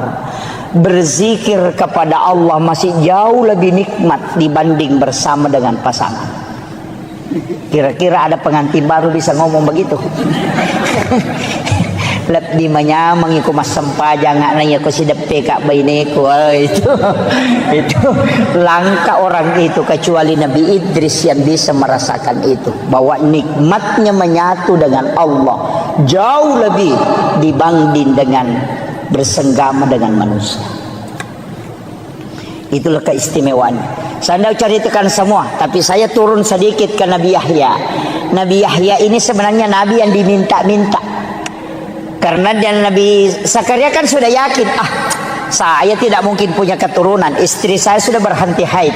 Tapi ketika dia mengambil Maryam, dia bawakan makanan, karena kamarnya dikunci dari luar, tidak ada jendelanya. Makanya Bapak Ibu saya kasih tahu, kalau punya anak gadis, bikinkan kamar, jangan kasih jendela, supaya dia tidak lihat orang lalu lalang. Bikinkan saja lubang angin. Yang kedua, kuncinya kita yang pegang, jangan kasih kunci dia. Kunci dari luar pintunya, supaya jangan keluar. Kalau kita punyanya gadis, dikasih kunci motor, makanya kadang masuk angin. Ini jadi masalah. Makanya di dalam kamar itu dia tinggal, tapi dia bikinkan tempat sholat dengan 2 anak tangga. Itulah alasannya kenapa mihrab imam itu 2 lapis. Ada sajadah lapisan bawahnya atau amblak, kemudian ada sajadah satu di atasnya. Karena mihrabnya Maryam itu dengan 2 anak tangga. Itu alasannya. Kullama dahala alaiha Zakaria al-mihrab. Saya pakai ayatnya langsung. Kullama dahala alaiha Zakaria al-mihrab. Setiap Nabi Zakaria masuk ke dalam tempat sholatnya Maryam, wajada indah rizqan. Dia kaget karena dia melihat ada makanan, tapi pintu tidak pernah terbuka. Makanya dia bertanya, anna laki haza, dari mana ini? Apa jawabannya Maryam? Huwa min indillah. Ini langsung Allah yang kasih. Nabi Zakaria itu kan nabi, hebat pemikirannya, ilmunya hebat. Dia tidak bisa terima dengan akal sehat. Anak gadis belia, dia bukan nabi, tapi kok bisa dikasih makanan langsung dari langit? Saya ini nabi, sudah lama berdoa di sini tidak pernah dikasih makanan langsung. Apa istimewanya anak ini? Dia berpikir, ternyata bukan anak ini yang istimewa, tapi tempatnya yang sholat itu diistimewakan oleh Allah. Maka dia suruh Maryam keluar dari situ, tinggalkan itu tempatnya. Hunalika da'a Zakaria rabbah. Maka datanglah Nabi Zakaria ke tempat sholat itu, bermunajat kepada Allah. Ayatnya, wa huwa qaimun yusalli. Sementara dia berdiri sholat, fil mihrab, di dalam mihrab itu, dia meminta, Rabbi habli min ladunka zurriyatan thayyibatan innaka sami'ud du'a. Apa yang terjadi, Pak? Fanadatul malaikatu wa huwa qaimun yusalli fil mihrab. Langsung malaikat turun dari langit ketika Nabi Zakaria memohon di dalam mihrab. Apa kata malaikat? Annallaha yubassiruka bi Yahya musaddiqan bi kalimatin wa sayyidan wa hasura wa nabiyyan minas sholihin. Ini yang orang tidak tahu banyak. Guru Taki Abdul Rahman Ambodale, kamarnya itu dibagi 2. Setengah dia tempati tidur, setengah dia tempati sholat. Itu tidak pernah diganggu tempat sholatnya. Ki Haji Maimun Subair, dia kunci kamar pribadinya. Ada tempat khusus dia tempati di dalam kamar pribadi, itulah mihrab. Ketika dia melaksanakan haji, dia punya wasiat, jangan kau buka itu kamar kecuali saya meninggal ataupun kembali. Semua ulama itu punya tempat khusus beribadah, karena itu disebut mihrab, karena itu perintah Al-Quran. Kita tidak. Kalau bukan di samping lemari, lari ke depan kulkas. Ada orang di kulkas, lari ke dekat kursi. Main orang di kursi, lari masuk ke kamar. Tidak ada tempat khusus kita buat untuk berdua-duaan dengan Allah. Tapi kita bangun WC sampai 30-40 juta hanya untuk buang kotoran. Tapi tempat beribadah kita tidak buat untuk khususnya.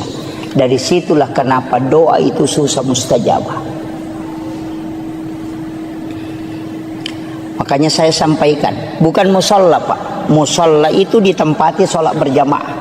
Ada tamu datang ke rumah bisa dia masuk sholat. Tapi kalau mihrab tidak ada orang yang boleh masuk kecuali hanya pemilik mihrab.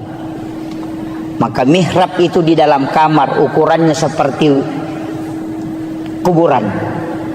Paling bagus menurut mursyid kami di tarekah, beli kain kapan. Kain kapan itu kau letakkan, baru kau tahan sudutnya supaya dia tidak bergerak. Karena mihrab itu tidak boleh bergerak. Kemudian kau tutupi dengan kain tipis atau paling ada penutupnya. Setiap kau mau sholat masuk ke situ, dan jangan ada kalimat dunia yang keluar dari lisanmu di tempat itu kecuali hanya zikir dan bacaan Al-Quran. Ketika kau mampu istiqamah, maka dia itu akan tembus ke langit. Karena itulah tempat khusus yang kau buat untuk berkomunikasi dengan Allah. Itulah kenapa mihrab tempat imam itu mustajabah ketika dia berdoa. Makanya saya itu Pak kalau ikut berjamaah disuruh berdoa, saya tidak pernah ambil doanya. Karena tempatnya imam itu yang tembus, bukan yang di belakang. Karena yang di belakang ini disebut masjid, yang tempatnya imam disebut mihrab. Itu tidak sembarang. Nah banyak imam sekarang main HP di tempatnya. Itu penting Pak. Jadi ada hal-hal itu sebenarnya Pak dalam agama kita anggap biasa, tapi itu luar biasa. Makanya Guru Kiai Abdul Rahman Ambodale, ketika ada santrinya mau pulang, saya dapat cerita itu dari salah satu santri beliau. Kalau ada santrinya mau pulang, nah tidak ada transportnya, masuk ke Guru minta uang, digaga tanpa otoku namanya Kak Rewa. Kada Guru tama nak kok kamar, coba lihat di bawah sajadah. Ketika anak-anak itu memasukkan tangannya di bawah sajadah, itu mendapatkan uang. Padahal Guru tidak pernah simpan. Dari mana itu? Wa min indillah. Sebagaimana mal Allah berikan kepada Maryam. Itu hakikatnya sebenarnya yang jarang kita lakukan. Makanya saya menyampaikan kepada seluruh jamaah, ini hikmah Isra Mi'raj. Paling tidak kalau yang belum punya mihrab tahun ini kita bisa buat di dalam kamar. Tidak luas kok Bapak. Ongkosnya mungkin hanya sekitar 500.000. Cukup kita beli kain tipis kemudian kita tutupi. Beli kain kafan 1 lapis. Walaupun bukan kain kafan, mungkin sajadah 2 lapis kita simpan di situ. Kenapa saya mengatakan bagusnya kalau kain kafan? Kalau kain kafan bikin wasiat. Nak ketika saya meninggal, ada kain kafan di mihrab itu kau ambil itu yang kau bungkuskan aku. Karena kain kafan ia ambil dari mihrab, biar sampai 50 tahun tidak akan luput termakan oleh tanah ketika itu yang dibungkuskan oleh orang yang dipakai sholat. Itulah kenapa banyak ulama dulu itu tidak hancur kain kafannya. Itu karena kain kafan yang bersumber dari mihrab yang dia pakai.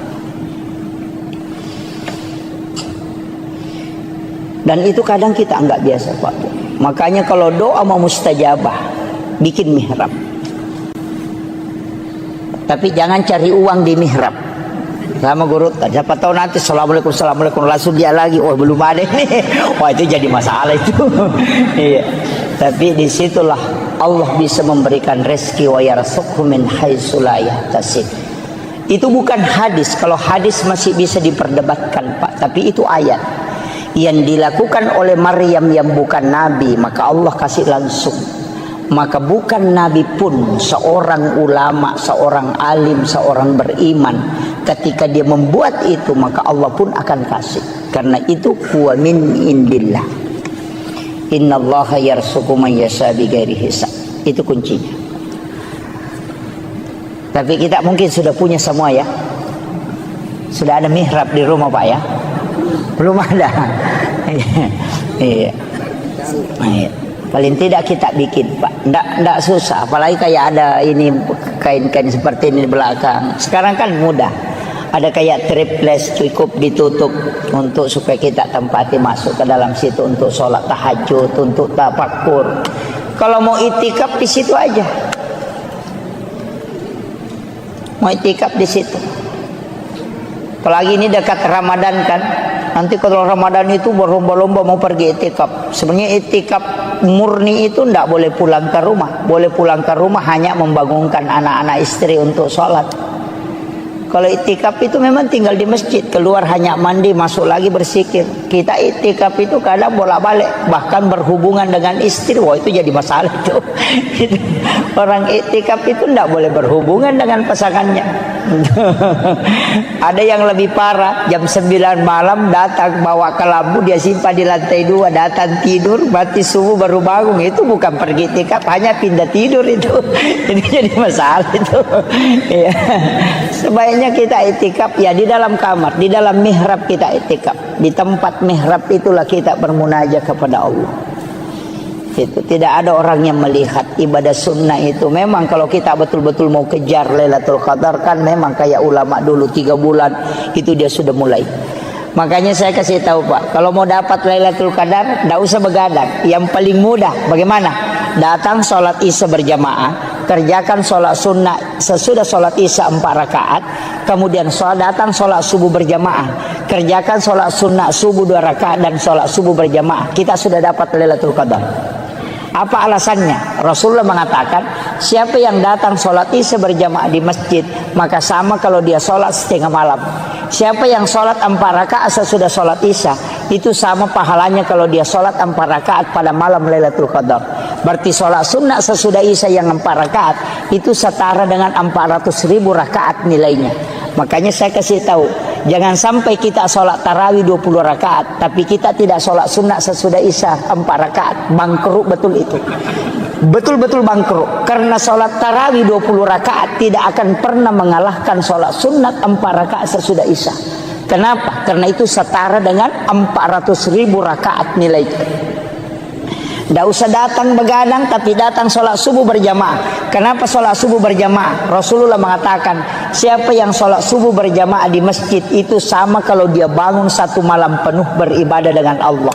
Makanya kalau sudah sholat isya berjamaah dapat setengah malam, sholat 4 rakaat sesudah isya sama dengan sholat 4 rakaat pada malam Lailatul Qadar, baru ambil sholat sunnah subuh, itu lebih mulia daripada dunia dan isinya, baru ambil sholat subuh berjamaah, berarti sama dengan sholat 1 malam penuh, itu pasti dapat Lailatul Qadar. Itu aja kuncinya. Hanya tidak usah pusing Pak. Jadi kecuali yang mau betul-betul mengejar ya kejar. Pokoknya begadang setiap malamnya. Kalau tidak mampu ambil aja itu tadi. Itu jadi ulama kita dari dulu tuh simpel sekali. Ya, tidak usah datang menyiksa diri tuh Pak. Tidak usah. Apalagi yang sekarang. Kecuali kita mampu memang. Nah, makanya 3 bulan ini kan disebut Syahrul Rajab Syahrullah, Syahrul Sya'ban Syahri, Syahrul Ramadan Syahrul Ummati. Itu 3. Makanya doanya itu Allahumma barik li fi Rajab wa Sya'ban, digabungkan 2 baru wa balikni Ramadan. Apa maknanya? Allahumma barik. Kalau berkah itu pasti wirid, bukan ilmu. Karena kalau ilmu derajat. Makanya yarfa'illahu alladhina amanu minkum walladhina utul ilma darajah. Tapi kalau mau berkah bukan ilmu tapi wirid. Makanya Syahrul Rajab Syahrullah, kalau bulannya Allah berarti bulan istighfar. Kalau bulannya Nabi berarti bulan sholawat. Kalau bulannya kita berarti bulan bacaan Quran. Makanya Rajab perbanyak istighfar, Sya'ban perbanyak sholawat, nanti Ramadan banyak baca Quran. Itu sudah dapat. Itu kuncinya. Makanya jadi makanya disebut bulan Rajab itu bulan menanam, bulan Sya'ban itu bulan menyiram, bulan Ramadan itu bulan menuai, panen. Nah, itu kuncinya. Makanya ini sederhana aja Pak. Makanya istighfar di bulan Rajab ini minimal 1.000. Sebagus-bagusnya 10.000. Tapi istighfar itu tidak menghapus dosa. Ya. Ingat, kalau kita istighfar itu dosa tidak terhapus, cuma tertutup. Makanya istighfar itu dari kata istakfar, menutup yang nampak. Bapak kalau menulis di kertas ada tulisan salah, ambil tip X kemudian di tip X. Tip X itu tidak menghapus tulisan, cuma menutup supaya tidak kelihatan. Itulah makna istakfar, menutup yang nampak supaya dia tidak memberi dampak negatif. Makanya taubat dengan istighfar itu tidak sama. Kalau taubat kembali, kalau istighfar menutup. Bagaimana cara supaya dosa terhapus? Jangan pakai istighfar, pakai al-afu. Makanya kalau Ramadan tidak pakai istighfar, tapi pakai Allahumma innaka afuwun karim tuhibbul afwa fa'fu anna. Kalau al-afu itu menghapus, makanya dalam salat itu dipakai al-afu. Rabbi ghafirli warhamni wajaburni warfa'ni warsukni wahdini wafini wa'fu anni. Itu kuncinya. Ini sudah 1 jam Pak. Ya, ini saya tambah sedikit ya. Iya, kita mengambil hikmah hakikatnya dulu. Saya berusaha menjelaskan seringan mungkin. Kalau di dalam tarekat itu agak berat. Kita sholat itu sebenarnya Pak kuncinya cuma 2. Itu 2 versi sholat itu. Itulah menjadi rukun ihsan. Kalau rukun Islam kan ada 5, rukun iman itu 6, rukun ihsan itu 1, makanya 12. Rukun ihsan ini anta'budallah ka'annaka tarahu, 1. Fa illam takun tarahu fa innahu yaraka. Itu yang dipakai kalau sholat. Jadi anta'budallah ka'annaka tarahu, sampai puamu pada komitai. Itulah yang dipakai as-salatu mi'rajul mu'minin. Biasa ki runtuk tau kata bere Pak Cengan layas. Allahu akbar. Biasa begitu kan? Allahu akbar. Itu karena baru dia berjalan naik.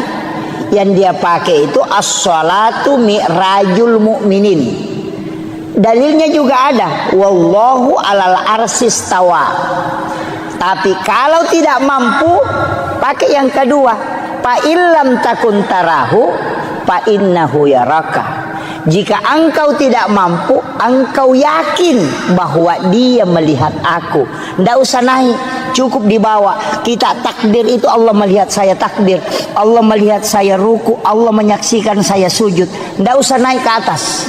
Dalilnya mana? Wa huwa ma'akum aina ma kuntum. Dia selalu bersamamu dimanapun kau berada.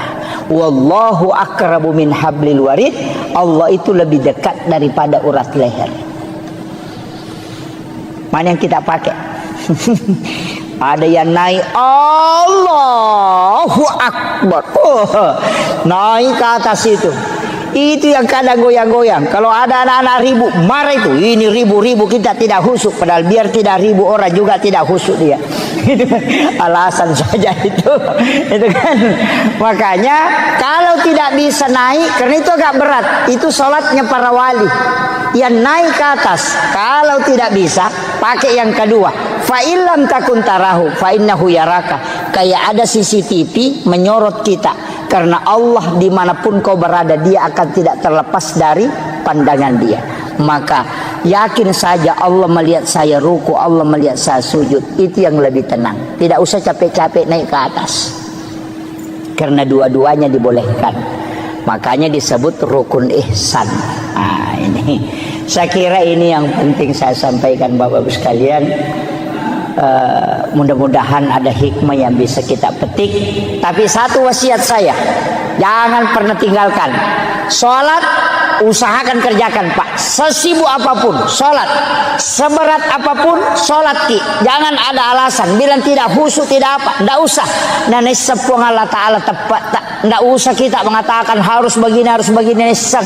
Maka dah sekok minta tepat nala cundeke nala nama tu paling tepat. Makanya dalam tarikah itu mengatakan kalau saya sholat saya kafir. Itu jangan dipahami secara syariat. Maka dia kuya masam pajak kaperek kak berarti wangga ia aleku iya matoro itapakku.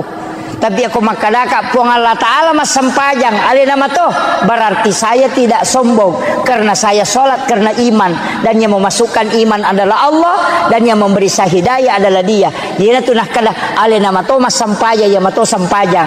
Angkaina de inangkah. Oh itu jadi masalah Pak. Banyak kan orang. Saya itu kuncinya sederhana. Ulama-ulama itu sudah mengatakan yang penting mas sampaja kona. Angkat istilahna tomato tariolo makadaro tumu balalin romo de kamu lolongan. Kode bisa ngisana sampajange. Maka de guru tekali si denre. Podangi kena tanyaga pe palolo ngakong kana balang. Tu guru ta.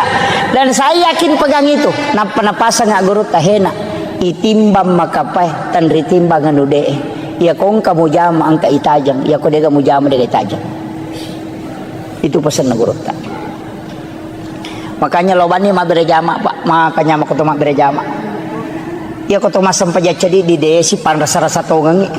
Ya ko dapat talumi itu talui paresah. Ya kotoma berjama, angka pagatang. Ya ko matanri kehusuan nero nagatangi barakana. Ya tu ampai Pak pada mi sentere. Ya ko angka sentere 10 baterena, si basi di baterena.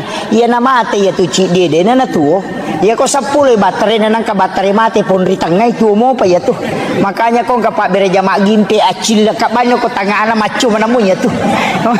Maka itulah hikmahnya kenapa berjamaah itu sangat bagus, karena dia mengikutkan semua. Jadi aja tak sampai jadi di, aja tak culi. Pokoknya cuki. Tapi memang tempat yang paling bagus itu imam. Setelah imam yang di belakang imam 1 orang, baru sebelah kanan 3, sebelah kiri 3. Makanya 7 orang itu. Itu yang paling istimewa Pak. Tapi aja tabarani lah koro-koro gatap. Alladzi rafa'al mustafa manasibal insani wal busyra wa ja'ala israhu min makkah muqaddasi fi lailata wahidatin ayatul kubra wassalatu wassalamu ala asyrafil anbiya'i wal mursalin sayyidina wa maulana wa habibina wa syafi'ina wa ala alihi wa ashabihi wa sahabatihi ajma'in. Allahumma salli ala Sayyidina Muhammadin salatan tuballighuna biha kullal maqsud. Ya Jawwadu ya Ma'bud ya Rahimu ya Wadud birahmatika ya arhamar rahimin. Allahumma salli ala Sayyidina Muhammadin tibbil qulubi wa dawaiha wa afiyatil abdani wa shifaiha wa nuril absari wa diyaiha wa ala alihi wa sahbihi wa sallim. Saya pakai bahasa Indonesia Pak Bu ya.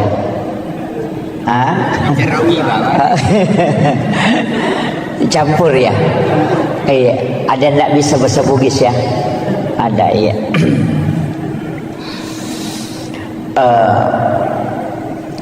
Pertama, saya tidak terlalu membahas tentang sejarah sebelum Rasulullah diisra dan dimi'rajkan. Akan tetapi saya titik beratkan pembahasan kita pada malam hari ini berkaitan dengan hikmah di balik semua peristiwa yang dialami oleh Rasulullah dari pendekatan ulama-ulama hakikat dalam memahami peristiwa Isra dan Mi'raj. Karena kalau saya bicara tentang sejarah sebelum dan risalah perjalanan Rasulullah, saya kira di antara para alim, para masyayikh, para ulama kita itu sudah banyak yang membahas. Cuma saya sedikit mencoba memahami dengan keterbatasan ilmu yang sedikit ini untuk mengkaji sesuai dengan apa yang disampaikan pada mursyid-mursyid thariqah tentang peristiwa Isra dan Mi'raj ini. Pertama, ketika Rasulullah ingin diperjalankan oleh Allah, Irona Bitta dibelah dadanya, kemudian jantungnya Rasulullah diambil dan dimasukkan ke dalam satu wadah, di mana wadah itu sudah diisi dengan air Zamzam. Kalau ulama syariat dia memahami bahwa jantungnya Nabi itu dibersihkan dengan air Zamzam kalau pendekatan syariat. Tapi kalau pendekatan hakikat itu ada pertanyaan, mana yang bersih, jantungnya Nabi atau air Zamzam? Itu kan dua hal.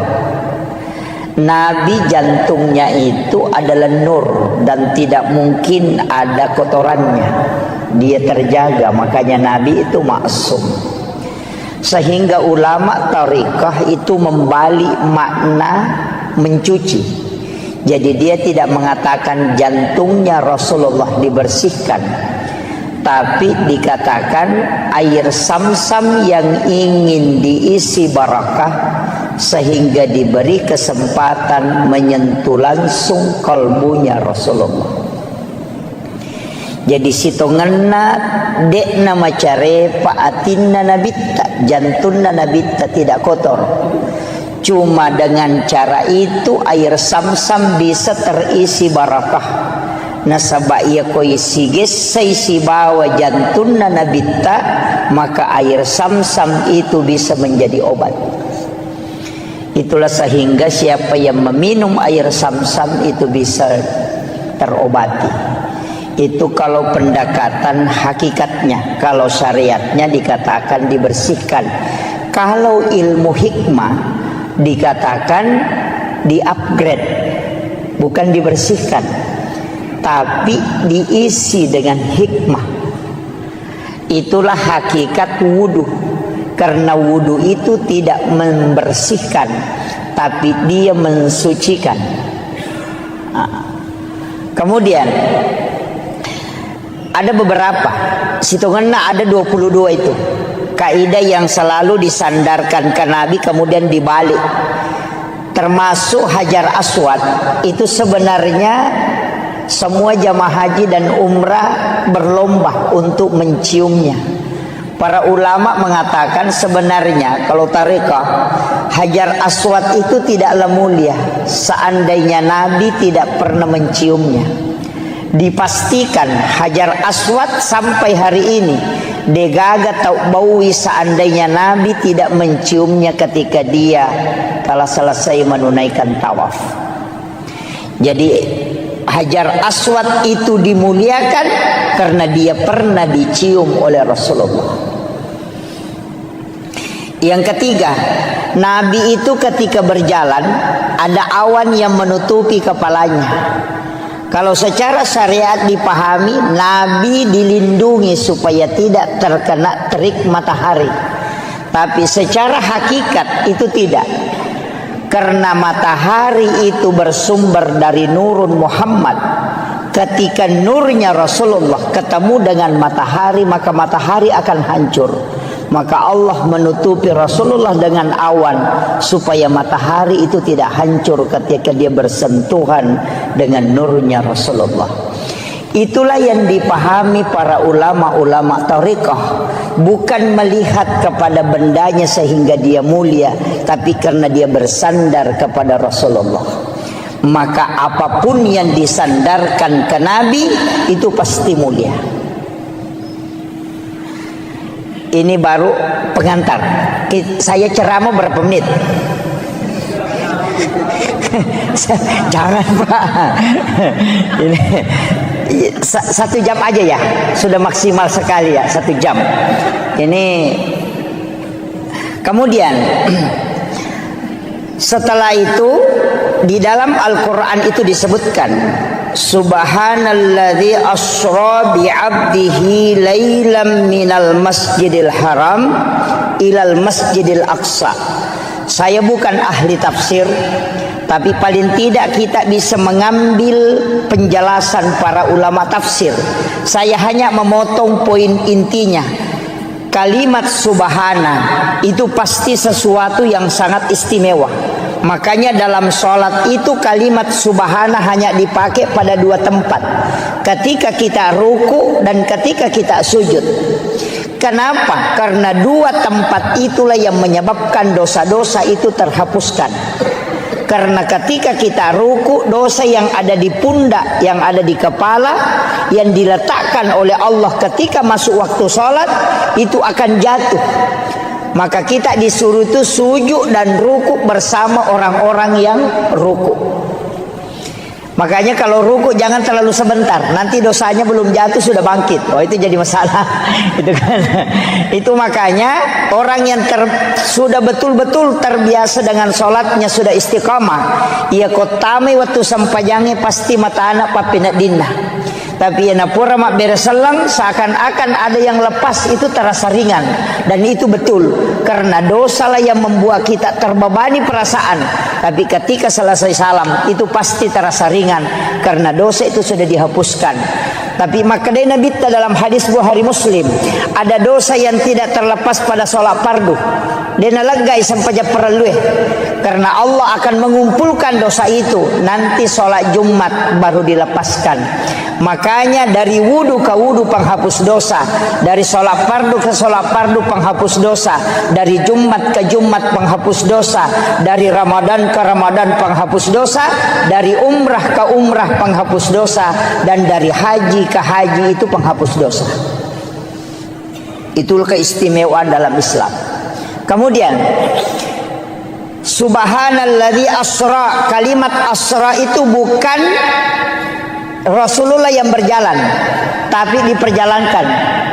Mungkin di sini ada jam dinding. Tadi di dalam saya lihat ada jam dinding. Jam dinding itu ketika dia berputar, itu hanya 24 jam normalnya. Tapi kalau panitia masjid ini mengambil jam dinding kemudian dia putar, itu bisa sampai 300 kali berputar dalam 1 jam. Artinya ketika dia berjalan hanya 24 jam, tapi ketika dia diperjalankan oleh pengurus, maka itu bisa sampai 300 kali lipat. Begitu juga dengan Rasulullah, dia tidak berjalan tapi dia diperjalankan. Kemudian ada kalimat bi abdihi, bukan bi rasulin, bukan bi Muhammadin. Jadi roi palalangit tania surona pong Allah Ta'ala. Dena kada subhanalladzi asra bi rasulin. Juga tidak mengatakan asra bi Muhammadin, tidak, tapi mengatakan asra bi abdihi. Ia komelo ki ele keistimewaan diperjalankan, maka jadi hamba. Makanya tidak semua nabi itu melakukan perjalanan. Ada nabi yang mi'raj tapi tidak isra. Ada nabi yang isra tapi dia tidak mi'raj. Tapi ada nabi yang isra sekaligus mi'raj. Nabi yang mi'raj tapi tidak isra, itu Nabi Isa, diangkat langsung ke langit kedua. Ada nabi yang mi'raj tapi dia tidak isra, itu Nabi Musa ketika ke negeri Madian. Ada nabi yang isra sekaligus mi'raj, itulah Nabiullah Muhammad sallallahu alaihi wasallam. Makanya peristiwa itu sudah ada sebelumnya. Ada yang isra, ada yang hanya mi'raj, ada yang kedua-duanya. Kemudian ini kata kuncinya, minal masjidil haram ilal masjidil aqsa. Itu 2 tempat disebut.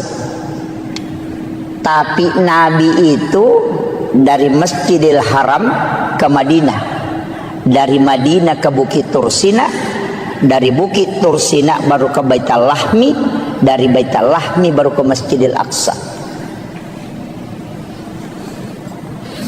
Ini jarang dibahas orang. Ini. Jadi perjalanannya Rasulullah itu bukan dari Masjidil Haram ke Masjidil Aqsa, tidak. Dari Masjidil Haram ke Madinah. Di Madinah Nabi disuruh sholat oleh malaikat Jibril. Selesai sholat 2 rakaat, Rasulullah bertanya, tempat apa nih Jibril? Kenapa saya sholat di sini? Malaikat Jibril mengatakan, ini adalah Madinah Muhammad, kelak engkau akan berhijrah di tempat ini. Kemudian setelah itu dibawa 1042,3 km dari Madinah ke Gunung Sinai. Bukit Tursina. Nabi disuruh sholat. Selesai sholat 2 rakaat di situ, Nabi bertanya, tempat apa ini Jibril? Kenapa saya mesti sholat di tempat ini? Malaikat Jibril mengatakan, disinilah Nabi Musa kalau ingin berbicara dengan Tuhannya. Wa kallamallahu Musa taklima. Itulah Gunung Sinai, Bukit Tursina. Dari situ kemudian dibawa ke sebelah selatan Masjidil Aqsa, 10,7 km ke sebelah selatan. Ada tempat di situ disebut dengan Baitul Lahmi atau Bethlehem. Nabi disuruh sholat. Selesai sholat 2 rakaat, Nabi bertanya, tempat apa ini Jibril? Kenapa saya mesti sholat di tempat ini? Malaikat Jibril mengatakan, ini adalah Baitul Lahmi. Disinilah Isa bin Maryam dilahirkan. Kemudian setelah itu dikembalikan, dimasukkan ke Masjidil Aqsa di Palestina. Kemudian di atas batulah itulah Nabi duduk. Apa sebenarnya hakikatnya Pak Bu? Kenapa ayat cuma menyebut 2 tempat, sedangkan Nabi pergi ke 5 tempat? Kenapa ayat tidak mengatakan minal masjidil haram ilal madinah wa bukit tursina wa baitul lahmi wa masjidil aqsa? Itu pesan untuk kita, bahwa hikmah perjalanan mesti dari masjid ke masjid. Makanya Bapak Ibu misalnya mau ke Sidrap, kalau berangkat nanti sesudah misalnya sholat subuh, di sujud terakhir sholat subuh, niatkan memang untuk sholat duhur misalnya di Mangkoso atau di Parepare. Kita yakin bahwa jam sekian saya berangkat, saya dapat sholat duhur di Mangkoso. Jadi di sujud terakhir sholat subuh, niatkan memang untuk sholat duhur di Mangkoso. Ketika kita melakukan perjalanan, tiba-tiba di Maros kita kecelakaan kemudian meninggal, Allah itu cuma tanya malaikatnya 2 hal, hambaku dari mana dan mau kemana? Maka malaikat akan menjawab, dia dari masjid Todopoli sholat subuh, tapi dia mau pergi Mangkoso sholat duhur. Maka Allah mengatakan, karena dia meninggalkan masjid dan menuju ke masjid, dia meninggalkan sholat untuk menuju ke sholat. Jangan engkau memeriksanya, karena dia ahlul jannah. Itulah yang kata ulama orang Bugis, sempajat tepetuh, yang kadang kita tidak pakai Pak Bu. Mereka tahu kau melo melakukan perjalanan warung mina na pikiriki kinroki matu lepa mandre. Ini jadi masalah.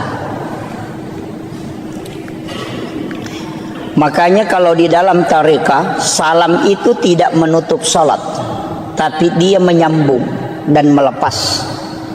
Jadi salam ke kanan itu assalamualaikum warahmatullah, itu tidak menutup sholat, tapi menyambung, memasukkan diri pada sholat berikutnya. Kemudian assalamualaikum warahmatullah, baru kita lepaskan sholat setelahnya. Jadi ajak talap pesengi sempajas subuh kode patat tamai wisampajal loroh. Itulah sebenarnya ketika tidak lepas jeneriasem, tersambungnya sholat dengan sholat. Makanya ulama tarekat itu mengatakan niat sholat dan niat mau sholat itu berbeda. Ia niat sholat ada pada takbiratul ihram, sedangkan niat mau sholat itu ada pada salam atau sujud terakhir. Idi na tau rogila narik ko sampajat tami batarekeng, paling tidak 5 menit mas sempajang. Sempajang loro 5 menit, sempajang ngasara 5 menit, sempajang mengharibi 5 menit, isa 5 menit, sholat subuh 5 menit. 5 kali 5 25. Dia nagana si tengah jawat tu ipake mas sempajang. Ia ko mak gosip ki si jang manasabang kerok ni si tengah jang. Tapi ketika kita menyambung, moloki pasae, namoloki kantoroe, namoloki kampus kita kemana saja tetap menuju ke sholat. Nah sebab memang sempajang mapasi sumpus sempajang. Itulah yang katanya orang tua dulu, namo ko ka kantoroe, namo ko ka galunge, namo ko ka tasie, namo ko ka onrotin roku, namo ko ka pasae mate sahitoka, karena saya mati dalam keadaan menuju ke sholat. Dan itulah orang yang biar tidak bersikir tetap berpahala langkahnya. Nah sebab Nabi temakada setiap langkah kaki menuju ke ibadah itu dinilai ibadah oleh Allah. Itu hakikatnya. Jadi ajak lalu tarogi Pak. Mas sempajang itu tutup, mas sempajang itu tutup. Jangan pernah tutup. pasisumpungi mataru. Semua ibadah. Mapasusek kaki niatkan memang berzakat tahun depan. Masjidak kaki niat memang sedekah. Sedekah subuh niatkan memang sedekah subuh berikutnya. Masjidak Jumat berkaki niatkan memang untuk keluarkan Jumat berkah. Nah, sebab setiap amal baik yang kita niatkan itu sudah dicatat.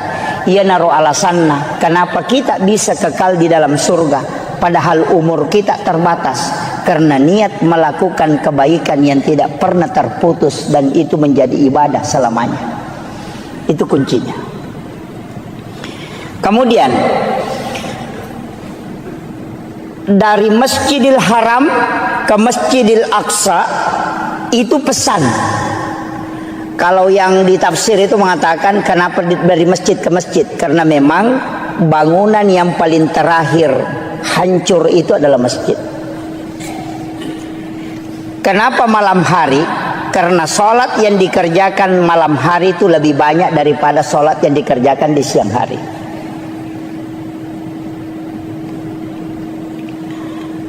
Kemudian saya tidak ambil ini perjalanan Isra terlalu jauh, tapi kita naik ke Mi'raj. Nabi itu meletakkan, jadi Nabi itu naik di satu batu, nah cekengi rubatue, kemudian dari situlah Nabi Mi'raj. Makanya disebut tangga untuk naik. Tapi ketika naik Rasulullah, batu yang diinjak itu ikut. Ya rubatue na cekengi Nabi tamacio. Nabi tegur, tidak usah kau ikut, cukup di situ. Tapi ya robatu takkala tarakka nih, Nabi larang dia ikut, maka sampai hari ini batu itu masih tergantung. Sampai hari ini. Makanya kalau kita lihat itu di HP bisa kita buka batu gantung peristiwa Isra Mi'raj. Itu tidak sandar ke tanah, padahal beratnya itu berapa itu, besar itu.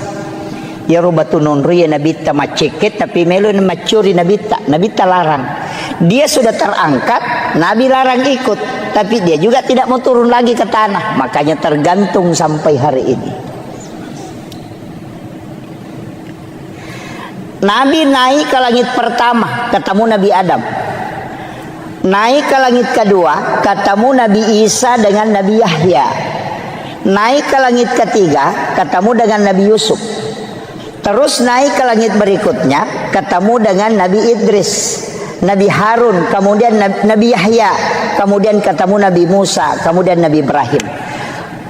Banyak Nabi dan Rasul. Saya tidak mau bahas semua. Banyak Nabi dan Rasul. Tapi kenapa ini Nabi yang disuruh menjemput Rasulullah di langit-langit itu? Angka Nabi Daud,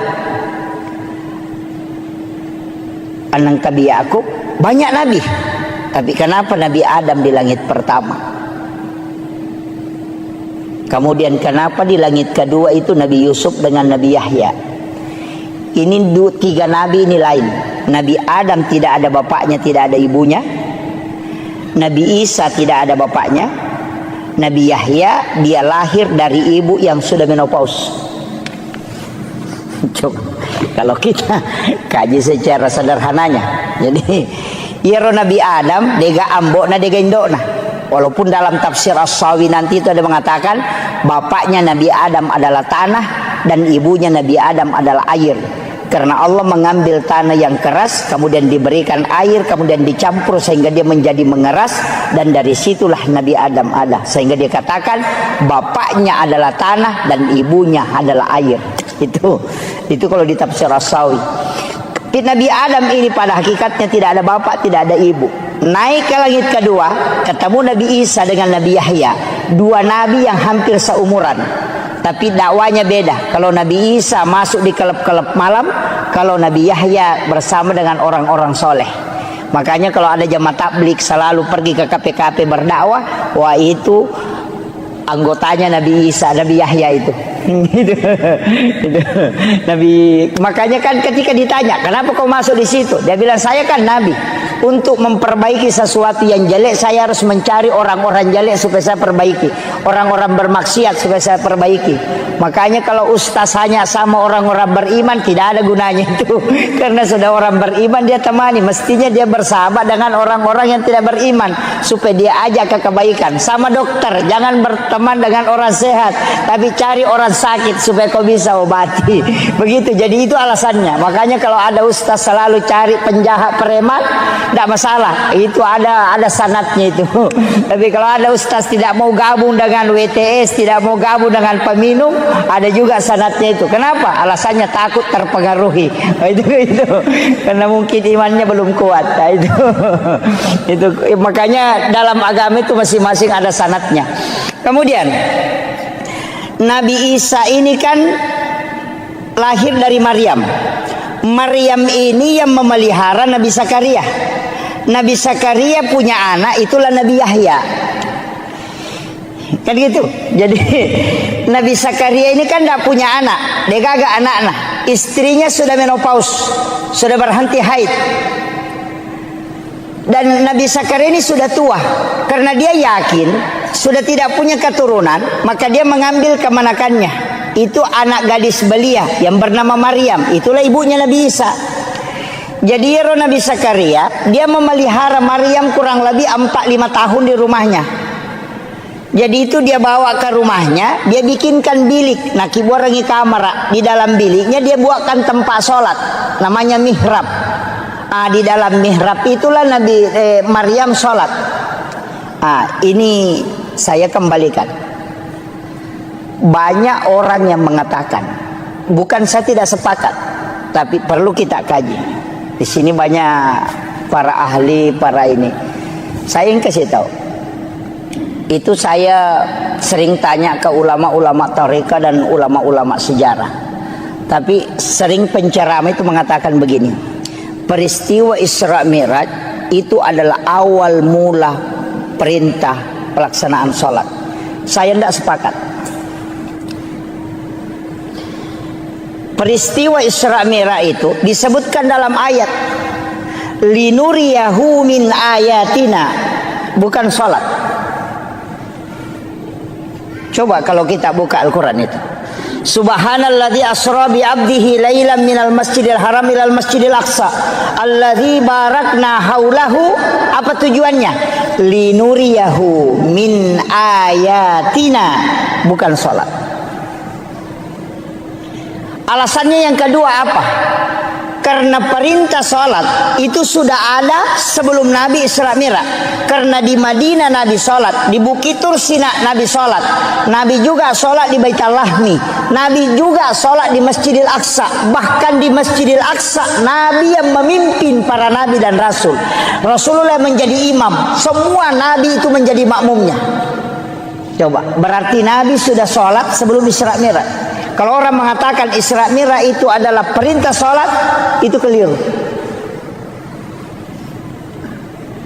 Coba, karena dia sudah sholat. Kalau kita buka Al-Quran, oke lah. Kalau orang tidak percaya bilang ini hadis apa, kita pakai Al-Quran.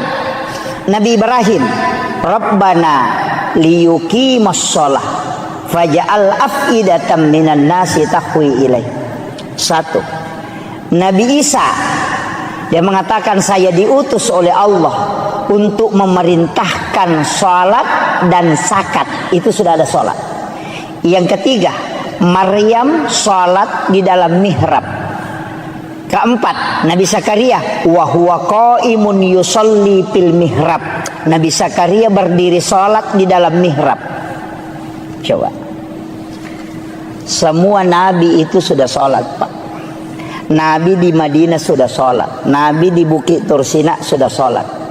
Jadi naik Isra Mi'raj ini apa sebenarnya? Itu disebutkan dalam ayat linuriyahu min ayatina, untuk memperlihatkan, bukan menceritakan. Karena ya di surga dan neraka itu hanya diceritakan ke nabi-nabi terdahulu. Nabi Musa diceritakan surga, Nabi Ibrahim diceritakan neraka. Semua nabi diceritakan tentang neraka. Tidak ada nabi yang melihat tingkatan langit sampai ke Sidratil Muntaha, dan tidak ada nabi satupun yang bisa melihat Allah. Makanya nabi disebutkan linuriyahu min ayatina, untuk memperlihatkan tanda-tanda kebesaran Allah, bukan menceritakan tanda-tanda kebesaran Allah. Makanya nabi itu menyaksikan semua. Maka dari situlah Rasulullah mengatakan, dalam peristiwa Isra Mi'raj saya dikasih 3 ilmu. Ini inti pokoknya. Ilmu pertama adalah ilmu syariat, ilmu kedua adalah ilmu hakikat, dan ilmu ketiga adalah ilmu asrar ilahiyah. Satu, saya harus menyampaikan semua ilmu itu syariat. Satu, boleh saya memilih, boleh saya sampaikan, boleh tidak. Makanya ada ilmu yang diajarkan ke Sayyidina Ali, tidak diajarkan ke sahabat yang lain. Karena Nabi memilih, boleh dia sampaikan, boleh tidak, sesuai dengan khatibun nasa ala qadri ukulihim. Kemudian yang ketiga, ilmu asrar ilahiyah. Nabi tidak boleh menyampaikan ilmu itu, diminta oleh Allah untuk menutup itu. Mana yang dimaksud asrar ilahiyah? Nabi tidak pernah menyebutkan bahwa wajah Allah seperti ini, modelnya Allah seperti ini, padahal Nabi ketemu langsung dengan Allah. Itu yang disebut dengan asrar ilahiyah.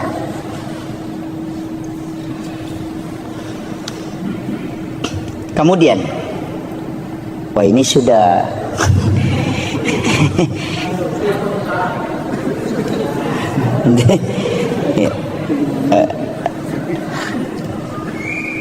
kemudian Rasulullah, saya ambil sedikit dulu supaya kita bisa ambil hikmahnya nih, petik.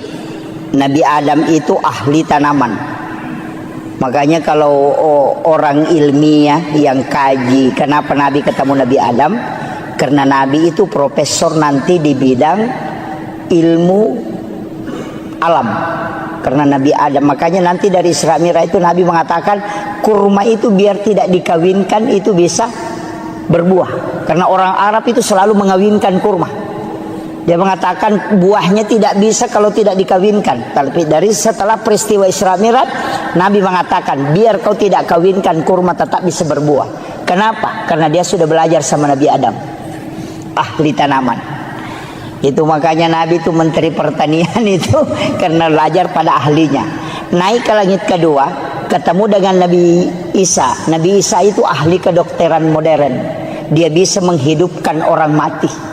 Itu atas izin Allah. Tidak ada dokter yang bisa menghidupkan orang mati, Pak. Kalau dokter kita mematikan orang hidup. Itu yang ada.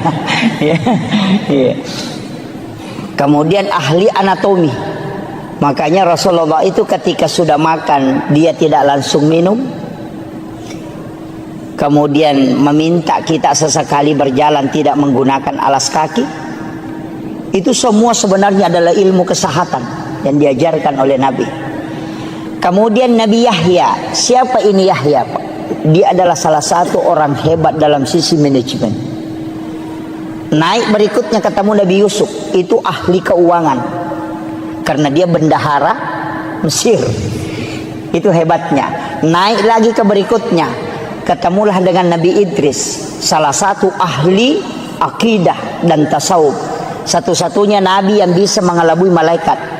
Kenapa bisa mengelabui malaikat? Karena malakul maut itu dikasih tahu, sakit kira-kira kalau kita mati. Malakul maut mengatakan sakit. Dia mengatakan saya ingin merasakan sakitnya mati. Malakul maut mengatakan tidak bisa tanpa izin Allah. Maka Nabi Idris meminta, beri aku kesempatan merasakan bagaimana sakitnya sakarat. Maka dicabutlah nyawanya atas izin Allah. Setelah mati, dia kasih tahu, antar saya ke neraka. Saya mau melihat neraka sebelum saya hidup kembali. Dibawa ke neraka, sebentar saja dia bilang, kasih keluar saya. Dia ule monroko magar jingoko. Tapi dia bilang, bawa saya ke surga sebentar. Setelah dibawa ke surga, dia menikmati di dalam. Apa kata Nabi Idris? Tidak usah saya pulang, di sini saja. Kemudian malaikat mengatakan tidak boleh, orang masuk ke sini harus ke neraka. Nabi bilang tadi sama-sama kita dari sana, baru pun pergi ke sini kan. Maka Nabi yang ada di dalam surga itu lebih dulu adalah Nabi Idris. Karena itu seazan izin Allah.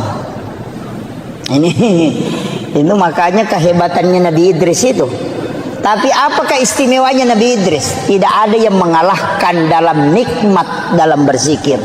Karena ketika dia dinikahkan oleh bapaknya, dia menerima.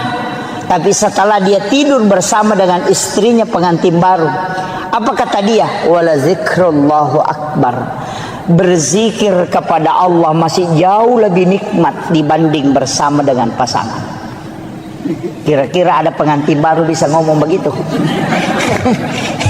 Lep di manya mengiku mas sempajang nanya ko si depe kak bainiku. Itu langka orang itu kecuali Nabi Idris yang bisa merasakan itu, bahwa nikmatnya menyatu dengan Allah jauh lebih dibanding dengan bersenggama dengan manusia. Itulah keistimewaannya. Saya tidak ceritakan semua, tapi saya turun sedikit ke Nabi Yahya. Nabi Yahya ini sebenarnya Nabi yang diminta-minta. Karena dan Nabi Zakaria kan sudah yakin, saya tidak mungkin punya keturunan, istri saya sudah berhenti haid. Tapi ketika dia mengambil Maryam, dia bawakan makanan, karena kamarnya dikunci dari luar, tidak ada jendelanya. Makanya Bapak Ibu saya kasih tahu, kalau punya anak gadis, bikinkan kamar, jangan kasih jendela, supaya dia tidak lihat orang lalu lalang. Bikinkan saja lubang angin. Yang kedua, kuncinya kita yang pegang, jangan kasih kunci dia. Kunci dari luar pintunya, supaya jangan keluar. Kalau kita punyanya gadis, dikasih kunci motor, makanya kadang masuk angin. Ini jadi masalah. Makanya di dalam kamar itu dia tinggal, tapi dia bikinkan tempat sholat dengan 2 anak tangga. Itulah alasannya kenapa mihrab imam itu 2 lapis. Ada sajadah lapisan bawahnya atau amblak, kemudian ada sajadah satu di atasnya. Karena mihrabnya Maryam itu dengan 2 anak tangga. Itu alasannya. Kullama dahala alaiha Zakaria al-mihrab. Saya pakai ayatnya langsung. Kullama dahala alaiha Zakaria al-mihrab. Setiap Nabi Zakaria masuk ke dalam tempat sholatnya Maryam, wajada indah rizqan. Dia kaget karena dia melihat ada makanan, tapi pintu tidak pernah terbuka. Makanya dia bertanya, anna laki haza, dari mana ini? Apa jawabannya Maryam? Huwa min indillah. Ini langsung Allah yang kasih. Nabi Zakaria itu kan nabi, hebat pemikirannya, ilmunya hebat. Dia tidak bisa terima dengan akal sehat. Anak gadis belia, dia bukan nabi, tapi kok bisa dikasih makanan langsung dari langit? Saya ini nabi, sudah lama berdoa di sini tidak pernah dikasih makanan langsung. Apa istimewanya anak ini? Dia berpikir, ternyata bukan anak ini yang istimewa, tapi tempatnya yang sholat itu diistimewakan oleh Allah. Maka dia suruh Maryam keluar dari situ, tinggalkan itu tempatnya. Hunalika da'a Zakaria rabbah. Maka datanglah Nabi Zakaria ke tempat sholat itu, bermunajat kepada Allah. Ayatnya, wa huwa qaimun yusalli. Sementara dia berdiri sholat, fil mihrab, di dalam mihrab itu, dia meminta, Rabbi habli min ladunka zurriyatan thayyibatan innaka sami'ud du'a. Apa yang terjadi, Pak? Fanadatul malaikatu wa huwa qaimun yusalli fil mihrab. Langsung malaikat turun dari langit ketika Nabi Zakaria memohon di dalam mihrab. Apa kata malaikat? Annallaha yubassiruka bi Yahya musaddiqan bi kalimatin wa sayyidan wa hasura wa nabiyyan minas sholihin. Ini yang orang tidak tahu banyak. Guru Taki Abdul Rahman Ambodale, kamarnya itu dibagi 2. Setengah dia tempati tidur, setengah dia tempati sholat. Itu tidak pernah diganggu tempat sholatnya. Ki Haji Maimun Subair, dia kunci kamar pribadinya. Ada tempat khusus dia tempati di dalam kamar pribadi, itulah mihrab.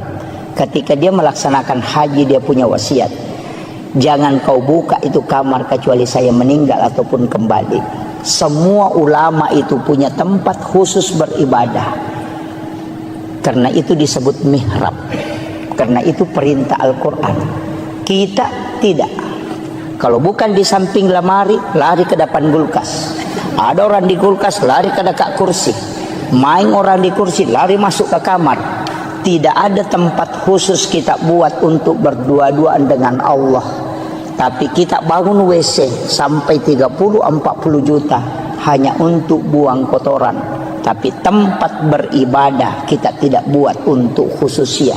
Dari situlah kenapa doa itu susah mustajabah. Makanya saya sampaikan, bukan musola Pak. Musola itu ditempati sholat berjamaah.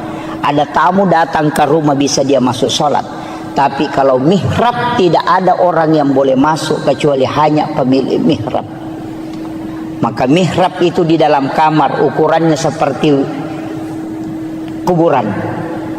Paling bagus menurut mursyid kami di tarekah, beli kain kapan. Kain kapan itu kau letakkan, baru kau tahan sudutnya supaya dia tidak bergerak, karena mihrab itu tidak boleh bergerak. Kemudian kau tutupi dengan kain tipis atau paling ada penutupnya. Setiap kau mau sholat masuk ke situ, dan jangan ada kalimat dunia yang keluar dari lisanmu di tempat itu kecuali hanya zikir dan bacaan Al-Quran. Ketika kau mampu istiqamah, maka dia akan tembus ke langit, karena itulah tempat khusus yang kau buat untuk berkomunikasi dengan Allah. Itulah kenapa mihrab tempat imam itu mustajabah ketika dia berdoa. Makanya saya itu Pak, kalau ikut berjamaah disuruh berdoa, saya tidak pernah ambil doanya, karena tempatnya imam itu yang tembus, bukan yang di belakang. Karena yang di belakang ini disebut masjid, yang tempatnya imam disebut mihrab. Itu tidak sembarang. Nah, banyak imam sekarang main HP di tempatnya. Itu penting, Pak. Jadi ada hal-hal itu sebenarnya Pak dalam agama kita anggap biasa, tapi itu luar biasa. Makanya Guru Kiai Abdul Rahman Ambodale, ketika ada santrinya mau pulang, saya dapat cerita itu dari salah satu santri beliau.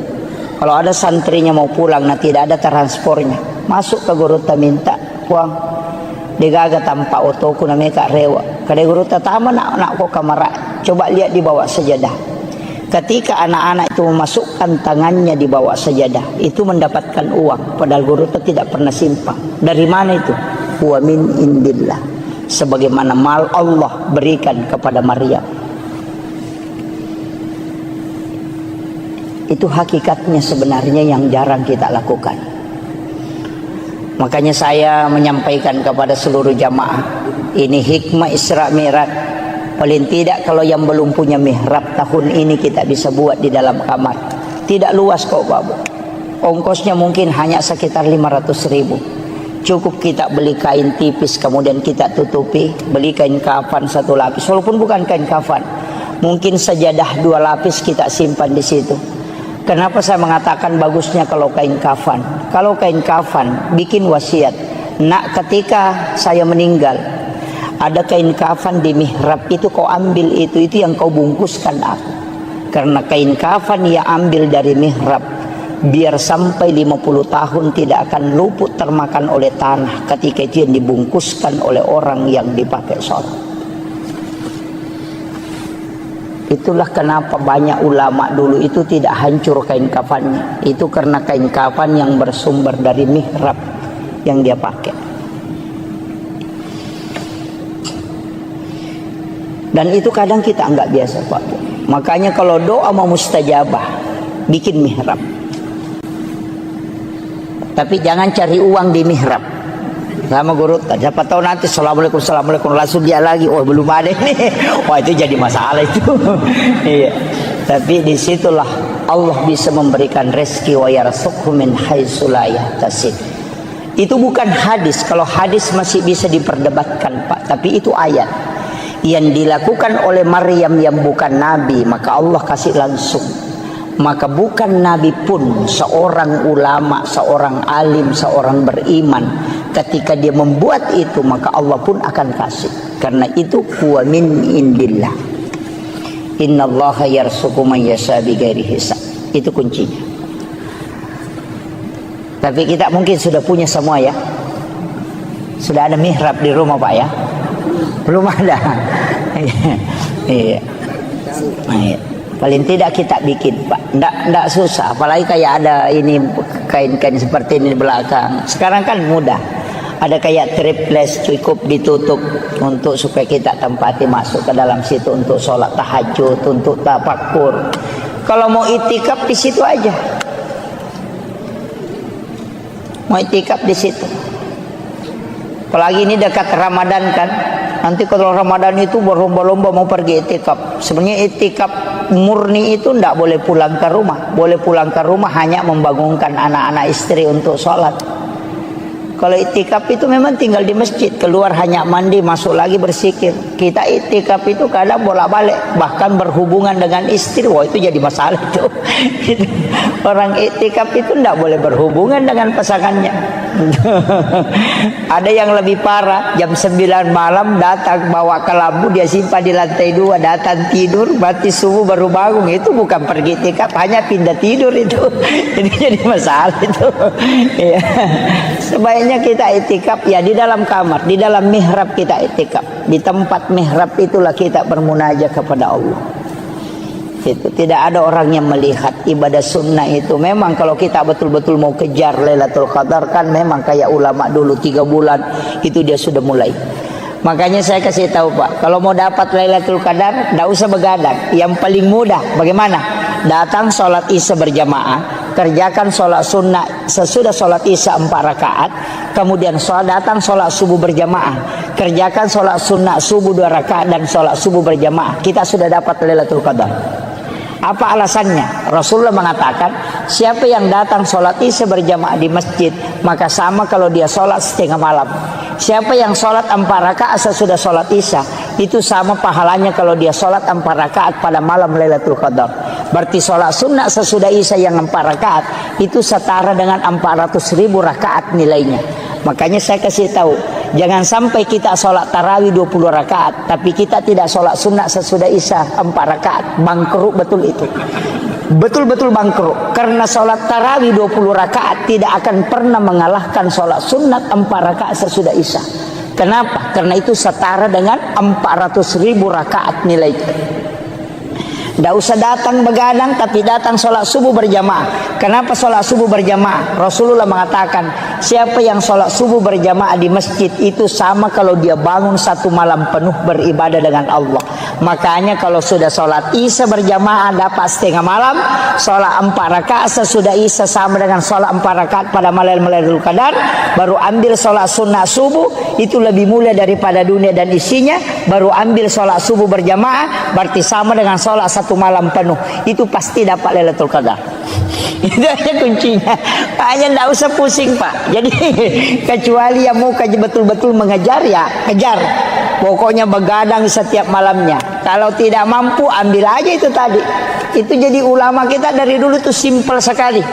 Ya, tidak usah datang menyiksa diri tuh Pak. Tidak usah. Apalagi yang sekarang. Kecuali kita mampu memang. Nah, makanya 3 bulan ini kan disebut Syahrul Rajab Syahrullah, Syahrul Sya'ban Syahri, Syahrul Ramadan Syahrul Ummati. Itu 3. Makanya doanya itu Allahumma barik li fi Rajab wa Sya'ban, digabungkan 2 baru wa balikni Ramadan. Apa maknanya? Allahumma barik. Kalau berkah itu pasti wirid, bukan ilmu. Karena kalau ilmu derajat. Makanya yarfa'illahu alladhina amanu minkum walladhina utul ilma darajah. Tapi kalau mau berkah bukan ilmu tapi wirid. Makanya Syahrul Rajab Syahrullah, kalau bulannya Allah berarti bulan istighfar. Kalau bulannya Nabi berarti bulan sholawat. Kalau bulannya kita berarti bulan bacaan Quran. Makanya Rajab perbanyak istighfar, Sya'ban perbanyak sholawat, nanti Ramadan banyak baca Quran. Itu sudah dapat. Itu kuncinya.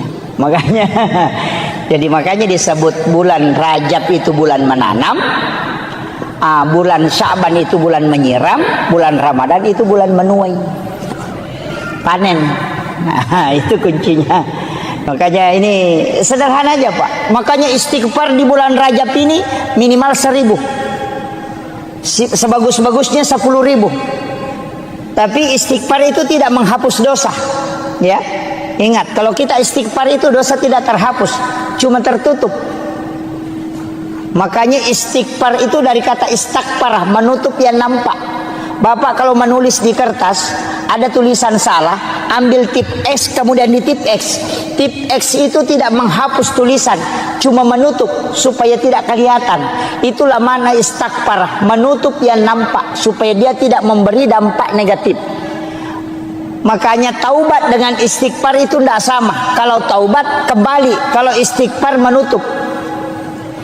Bagaimana cara supaya dosa terhapus? Jangan pakai istighfar, pakai al-afu. Makanya kalau Ramadan tidak pakai istighfar, tapi pakai Allahumma innaka afuwun karim tuhibbul afwa fa'fu anna.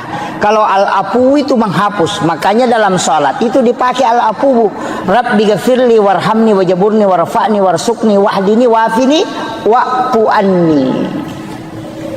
Itu kuncinya. Ini sudah 1 jam Pak. Ya, ini saya tambah sedikit ya. Iya, kita mengambil hikmah hakikatnya dulu. Saya berusaha menjelaskan seringan mungkin. Kalau di dalam tarekat itu agak berat. Kita sholat itu sebenarnya Pak kuncinya cuma 2. Itu 2 versi sholat itu.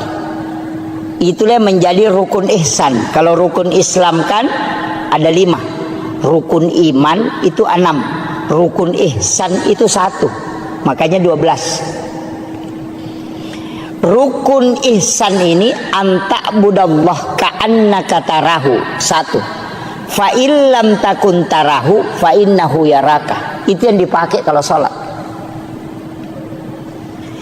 Jadi anta'budallah ka'annaka tarahu, sampai puamu pada komitai. Itulah yang dipakai as-salatu mi'rajul mu'minin. Biasa ki runtuk tau kata bere Pak Cengan layas.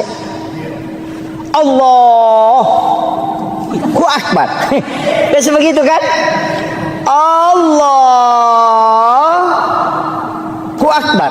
Itu karena baru dia berjalan naik.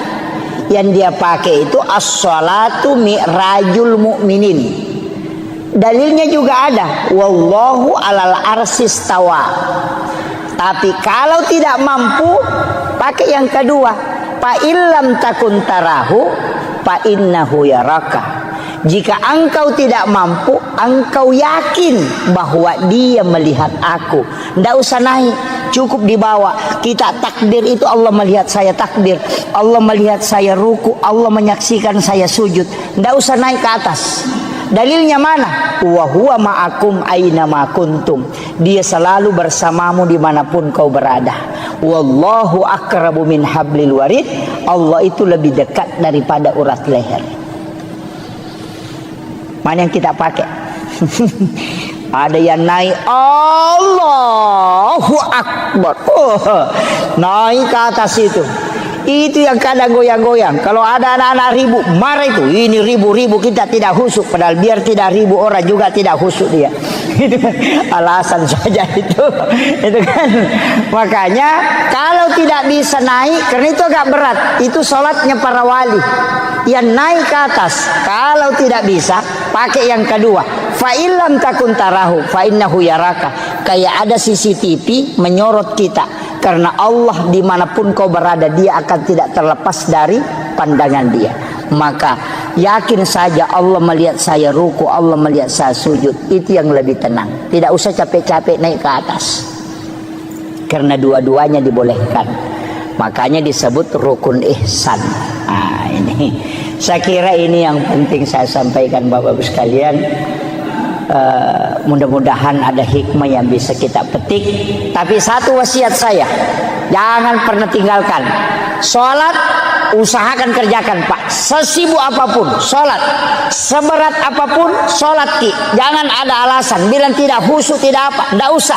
Dan sepung Allah Ta'ala tepat, tidak usah kita mengatakan harus begini nesang. Maka dah sekok minta tepat nala cundeke nala nama tu paling tepat. Makanya dalam tarikah itu mengatakan kalau saya sholat saya kafir. Itu jangan dipahami secara syariat. Maka dia kuya masam pajak kaperek kak berarti wangga ia aleku iya matoro itapakku. Tapi aku makadaka puang Allah Ta'ala mas sempajang ali nama toh, berarti saya tidak sombong karena saya sholat karena iman, dan yang memasukkan iman adalah Allah, dan yang memberi saya hidayah adalah Dia. Dia tunah kada ali nama toh mas sampaja ya mato sampajang angkaina de inangkah. Oh itu jadi masalah Pak, banyak kan orang. Saya itu kuncinya sederhana. Ulama-ulama itu sudah mengatakan yang penting mas sampaja kona angkat istilahna tomato tariolo makadaro tumu balalin romo de kamu lolongan. Kode bisa ngisana sampajange maka de guru tekali sidendre podangi kana tanyaga pe palolo ngakong kana balang. Tu guru ta. Dan saya yakin pegang itu. Napasa nga guru tahena itimbang makapai tan ritimbang anu dee. Ya kong kamu jama angka itajang, ya kode kamu jama de itajang. Itu pesan guru ta. Makanya lobani ma berjama Pak, makanya ma kutu ma berjama. Ya kutu ma sampaja cedi di desi pan rasa-rasa tongangi. Ya ko dapat talu mi itu talu iparesah. Ya kutu ma berjama angka pagatang. Ya ko matanri kehusuan nero nagatangi barakana. Ya tu ampai Pak pada mi sentere ya ko ka sentere 10 baterena si basi di baterena. Ya nama ate ya tu ci de na tuo. Ya ko 10 baterena nang ka batere mate pun ritangai tuo mo pa ya tu. Makanya kau Pak berjamaah gimpe acil kak banyak kau tangga anak macu manamunya tuh. Maka itulah hikmahnya kenapa berjamaah itu sangat bagus, karena dia mengikutkan semua. Jadi aja tak sampai jadi di, aja tak culi pokoknya cuki. Tapi memang tempat yang paling bagus itu imam. Setelah imam yang di belakang imam 1 orang, baru sebelah kanan 3, sebelah kiri 3. Makanya 7 orang itu. Itu yang paling istimewa Pak. Tapi aja tabarani lah koro-koro gatap. Alladzi rafa'al mustafa manasibal insani wal busyra wa ja'ala israhu min makkah muqaddasi fi lailata wahidatin ayatul kubra wassalatu wassalamu ala asyrafil anbiya'i wal mursalin sayyidina wa maulana wa habibina wa syafi'ina wa ala alihi wa ashabihi wa sahabatihi ajma'in. Allahumma salli ala Sayyidina Muhammadin salatan tuballighuna biha kullal maqsud ya Jawwadu ya Ma'bud ya Rahimu ya Wadud birahmatika ya Arhamar Rahimin. Allahumma salli ala Sayyidina Muhammadin tibbil qulubi wa dawaiha wa afiyatil abdani wa shifaiha wa nuril absari wa diyaiha wa ala alihi wa sahbihi wa sallim. Saya pakai bahasa Indonesia Pak Bu ya.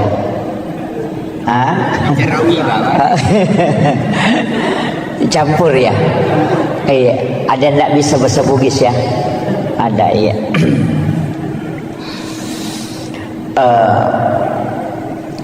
Pertama, saya tidak terlalu membahas tentang sejarah sebelum Rasulullah diisra dan dimi'rajkan. Akan tetapi saya titik beratkan pembahasan kita pada malam hari ini berkaitan dengan hikmah di balik semua peristiwa yang dialami oleh Rasulullah dari pendekatan ulama-ulama hakikat dalam memahami peristiwa Isra dan Mi'raj. Karena kalau saya bicara tentang sejarah sebelum dan risalah perjalanan Rasulullah, saya kira di antara para alim, para masyayikh, para ulama kita itu sudah banyak yang membahas. Cuma saya sedikit mencoba memahami dengan keterbatasan ilmu yang sedikit ini untuk mengkaji sesuai dengan apa yang disampaikan pada mursyid-mursyid thariqah tentang peristiwa Isra dan Mi'raj ini. Pertama, ketika Rasulullah ingin diperjalankan oleh Allah, Irona Bita dibelah dadanya, kemudian jantungnya Rasulullah diambil dan dimasukkan ke dalam satu wadah, di mana wadah itu sudah diisi dengan air Zamzam. Kalau ulama syariat dia memahami bahwa jantungnya Nabi itu dibersihkan dengan air Zamzam kalau pendekatan syariat. Tapi kalau pendekatan hakikat itu ada pertanyaan, mana yang bersih, jantungnya Nabi atau air Zamzam? Itu kan dua hal. Nabi jantungnya itu adalah nur dan tidak mungkin ada kotorannya. Dia terjaga, makanya Nabi itu maksum. Sehingga ulama tariqah itu membalik makna mencuci. Jadi dia tidak mengatakan jantungnya Rasulullah dibersihkan, tapi dikatakan air Zamzam yang ingin diisi barakah sehingga diberi kesempatan menyentuh langsung kalbunya Rasulullah. Jadi situ ngena dekna macare paatinna nabitta, jantungna nabitta tidak kotor. Cuma dengan cara itu air Zamzam bisa terisi barakah. Nasaba ia koi siges saisi bawa jantungna nabitta, maka air Zamzam itu bisa menjadi obat. Itulah sehingga siapa yang meminum air Zamzam itu bisa terobati. Itu kalau pendekatan hakikatnya. Kalau syariatnya dikatakan dibersihkan. Kalau ilmu hikmah dikatakan di-upgrade, bukan dibersihkan, tapi diisi dengan hikmah. Itulah hakikat wudu. Karena wudu itu tidak membersihkan, tapi dia mensucikan. Kemudian ada beberapa, hitungannya ada 22 itu kaidah yang selalu disandarkan ke Nabi kemudian dibalik. Termasuk Hajar Aswad itu sebenarnya semua jamaah haji dan umrah berlomba untuk menciumnya. Para ulama mengatakan sebenarnya kalau tarekat Hajar Aswad itu tidaklah mulia seandainya Nabi tidak pernah menciumnya. Dipastikan Hajar Aswad sampai hari ini degaga tau baui seandainya Nabi tidak menciumnya ketika dia telah selesai menunaikan tawaf. Jadi Hajar Aswad itu dimuliakan karena dia pernah dicium oleh Rasulullah. Yang ketiga, Nabi itu ketika berjalan ada awan yang menutupi kepalanya. Kalau secara syariat dipahami, Nabi dilindungi supaya tidak terkena terik matahari. Tapi secara hakikat itu tidak. Karena matahari itu bersumber dari nurun Muhammad. Ketika nurnya Rasulullah ketemu dengan matahari, maka matahari akan hancur. Maka Allah menutupi Rasulullah dengan awan supaya matahari itu tidak hancur ketika dia bersentuhan dengan nurnya Rasulullah. Itulah yang dipahami para ulama-ulama tariqah, bukan melihat kepada bendanya sehingga dia mulia, tapi karena dia bersandar kepada Rasulullah. Maka apapun yang disandarkan ke Nabi itu pasti mulia.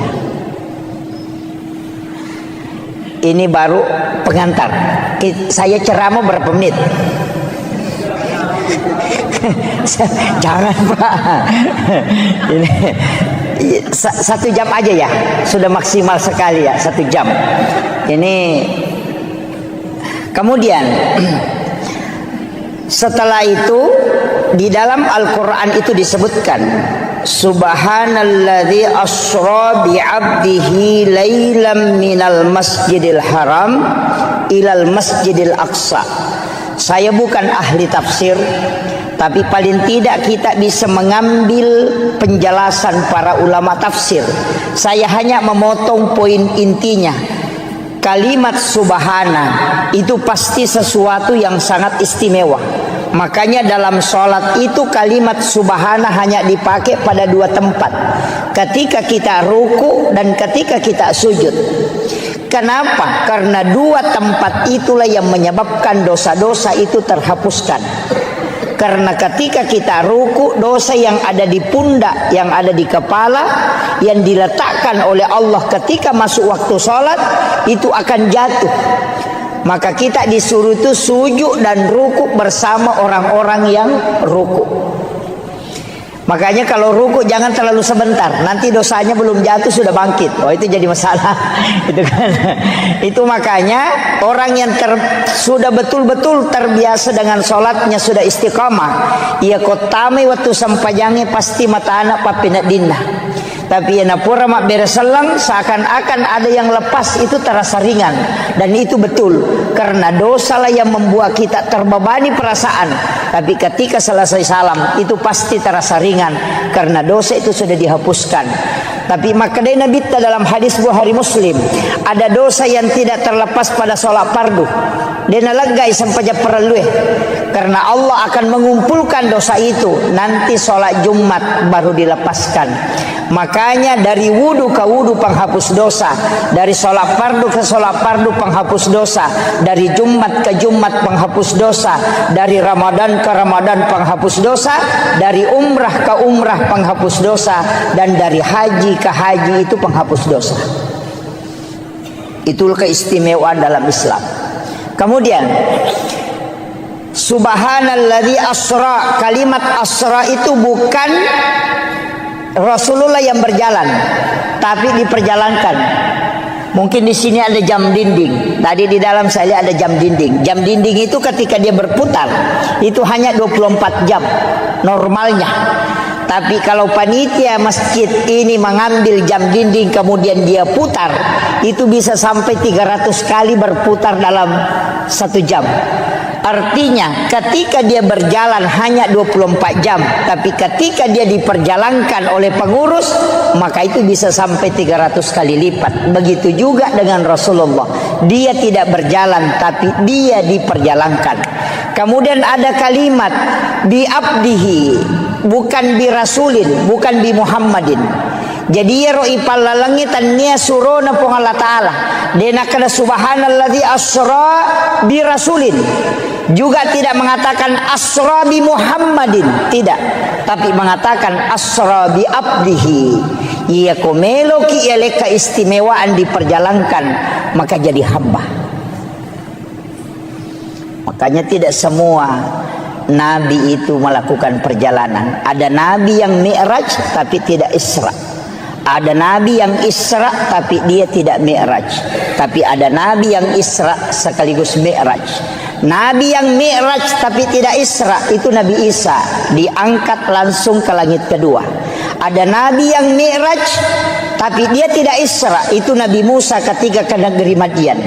Ada nabi yang isra sekaligus mi'raj, itulah Nabiullah Muhammad sallallahu alaihi wasallam.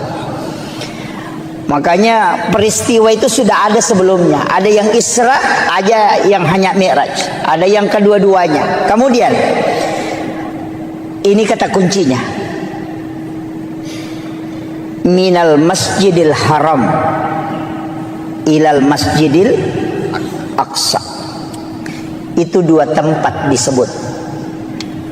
Tapi Nabi itu dari Masjidil Haram ke Madinah, dari Madinah ke Bukit Tursina, dari Bukit Tursina baru ke Baitul Lahmi, dari Baitul Lahmi baru ke Masjidil Aqsa. Ini jarang dibahas orang. Ini. Jadi perjalanannya Rasulullah itu bukan dari Masjidil Haram ke Masjidil Aqsa, tidak. Dari Masjidil Haram ke Madinah. Di Madinah Nabi disuruh sholat oleh malaikat Jibril. Selesai sholat 2 rakaat, Rasulullah bertanya, tempat apa nih Jibril? Kenapa saya sholat di sini? Malaikat Jibril mengatakan, ini adalah Madinah Muhammad, kelak engkau akan berhijrah di tempat ini. Kemudian setelah itu dibawa 1042,3 km dari Madinah ke Gunung Sinai, Bukit Tursina. Nabi disuruh sholat. Selesai sholat 2 rakaat di situ, Nabi bertanya, tempat apa nih Jibril? Kenapa saya mesti sholat di tempat ini? Malaikat Jibril mengatakan, disinilah Nabi Musa kalau ingin berbicara dengan Tuhannya Wa kallamallahu Musa taklima. Itulah Gunung Sinai, Bukit Tur Sina. Dari situ kemudian dibawa ke sebelah selatan Masjidil Aqsa, 10,7 km ke sebelah selatan. Ada tempat di situ disebut dengan Baitul Lahmi atau Bethlehem. Nabi disuruh sholat. Selesai sholat 2 rakaat, Nabi bertanya, tempat apa ini Jibril? Kenapa saya mesti sholat di tempat ini? Malaikat Jibril mengatakan, ini adalah Baitul Lahmi. Di sinilah Isa bin Maryam dilahirkan. Kemudian setelah itu dikembalikan, dimasukkan ke Masjidil Aqsa di Palestina. Kemudian di atas batulah itulah Nabi duduk.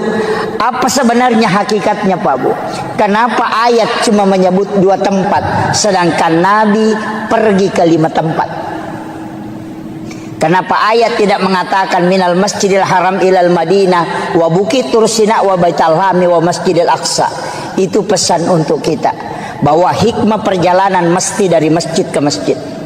Makanya Bapak Ibu misalnya mau ke Sidrap, kalau berangkat nanti sesudah misalnya sholat subuh, di sujud terakhir sholat subuh, niatkan memang untuk sholat duhur misalnya di Mangkoso atau di Parepare. Kita yakin bahwa jam sekian saya berangkat, saya dapat sholat duhur di Mangkoso. Jadi di sujud terakhir sholat subuh, niatkan memang untuk sholat duhur di Mangkoso. Ketika kita melakukan perjalanan, tiba-tiba di Maros kita kecelakaan kemudian meninggal, Allah itu cuma tanya malaikatnya 2 hal, hambaku dari mana dan mau kemana? Maka malaikat akan menjawab, dia dari Masjid Todopoli sholat subuh, tapi dia mau pergi Mangkoso sholat duhur. Maka Allah mengatakan, karena dia meninggalkan masjid dan menuju ke masjid, dia meninggalkan sholat untuk menuju ke sholat. Jangan engkau memeriksanya, karena dia ahlul jannah. Itulah yang kata ulama orang Bugis, sempajat tepetuh, yang kadang kita tidak pakai Pak Bu. Mereka tahu kau melo melakukan perjalanan warung mina na pikiriki kinroki matu lepa mandre. Ini jadi masalah. Makanya kalau di dalam tarekat, salam itu tidak menutup salat, tapi dia menyambung dan melepas. Jadi salam ke kanan itu assalamualaikum warahmatullah, itu tidak menutup sholat, tapi menyambung, memasukkan diri pada sholat berikutnya. Kemudian assalamualaikum warahmatullah, baru kita lepaskan sholat setelahnya. Jadi ajak talap pesengi sempajas subuh kode patat tamai wisampajal loroy. Itulah sebenarnya ketika tidak lepas inariasang tersambungnya sholat dengan sholat. Makanya ulama tarekat itu mengatakan niat sholat dan niat mau sholat itu berbeda. Ia niat sholat ada pada takbiratul ihram, sedangkan niat mau sholat itu ada pada salam atau sujud terakhir. Idi na tau rogila narik ko sampajat tami batarekeng, paling tidak 5 menit mas sempajang. Sempajang loro 5 menit, sempajang ngasara 5 menit, sempajang mengharibi 5 menit, isa 5 menit, sholat subuh 5 menit. 5 kali 5 25. Dia nagana si tengah jawat tu ipake mas sempajang. Ia ko mak gosip ki si jang manasabang kerok ni si tengah jang. Tapi ketika kita menyambung, moloki pasae, namoloki kantoroe, namoloki kampus kita kemana saja tetap menuju ke sholat. Nah sebab memang sempajang mapasi sumpus sempajang. Itulah yang katanya orang tua dulu, namo ko ka kantoroe, namo ko ka galunge, namo ko ka tasie, namo ko ka onrotin roku, namo ko ka pasae mate sahitoka, karena saya mati dalam keadaan menuju ke sholat. Dan itulah orang yang biar tidak bersikir tetap berpahala langkahnya. Nah sebab Nabi temakada setiap langkah kaki menuju ke ibadah itu dinilai ibadah oleh Allah. Itu hakikatnya. Jadi ajak lalu tarogi Pak. Mas sempajang itu tutup, mas sempajang itu tutup. Jangan pernah tutup. pasisumpungi mataru, semua ibadah. Mapasusek kaki niatkan memang berzakat tahun depan. Masjidak kaki niat memang sedekah. Sedekah subuh niatkan memang sedekah subuh berikutnya. Masjidak ke Jumat berkaki niatkan memang untuk keluarkan Jumat berkah. Nah, sebab setiap amal baik yang kita niatkan itu sudah dicatat. Ia naruh alasannya kenapa kita bisa kekal di dalam surga. Padahal umur kita terbatas karena niat melakukan kebaikan yang tidak pernah terputus dan itu menjadi ibadah selamanya. Itu kuncinya. Kemudian dari Masjidil Haram ke Masjidil Aqsa itu pesan. Kalau yang ditafsir itu mengatakan kenapa dari masjid ke masjid, karena memang bangunan yang paling terakhir hancur itu adalah masjid. Kenapa malam hari? Karena sholat yang dikerjakan malam hari itu lebih banyak daripada sholat yang dikerjakan di siang hari.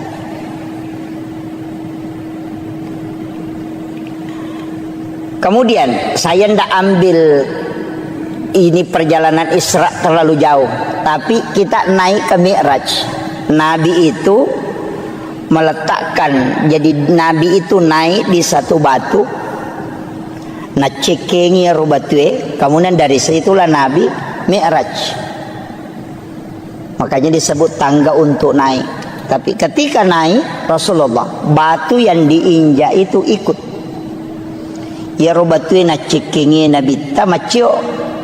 Nabi tegur, tidak usah kau ikut, cukup di situ. Tapi ya robatu tak kala tarakka nih, Nabi larang dia ikut, maka sampai hari ini batu itu masih tergantung. Sampai hari ini. Makanya kalau kita lihat itu di HP bisa kita buka batu gantung peristiwa Isra Mi'raj. Itu tidak sandar ke tanah. Padahal beratnya itu berapa itu? Besar itu. Ya robatu nonri ya Nabi ta maceket tapi melo macuri Nabi ta larang. Dia sudah terangkat, Nabi larang ikut, tapi dia juga tidak mau turun lagi ke tanah. Makanya tergantung sampai hari ini. Nabi naik ke langit pertama, ketemu Nabi Adam. Naik ke langit kedua, ketemu Nabi Isa dengan Nabi Yahya. Naik ke langit ketiga, ketemu dengan Nabi Yusuf. Terus naik ke langit berikutnya, ketemu dengan Nabi Idris, Nabi Harun, kemudian Nabi Yahya, kemudian ketemu Nabi Musa, kemudian Nabi Ibrahim. Banyak Nabi dan Rasul. Saya tidak mau bahas semua. Banyak Nabi dan Rasul. Tapi kenapa ini Nabi yang disuruh menjemput Rasulullah di langit-langit itu? Angka Nabi Daud, anak Nabi Yakub, banyak Nabi. Tapi kenapa Nabi Adam di langit pertama? Kemudian kenapa di langit kedua itu Nabi Yusuf dengan Nabi Yahya? Ini tiga Nabi ini lain. Nabi Adam tidak ada bapaknya, tidak ada ibunya. Nabi Isa tidak ada bapaknya. Nabi Yahya dia lahir dari ibu yang sudah menopause.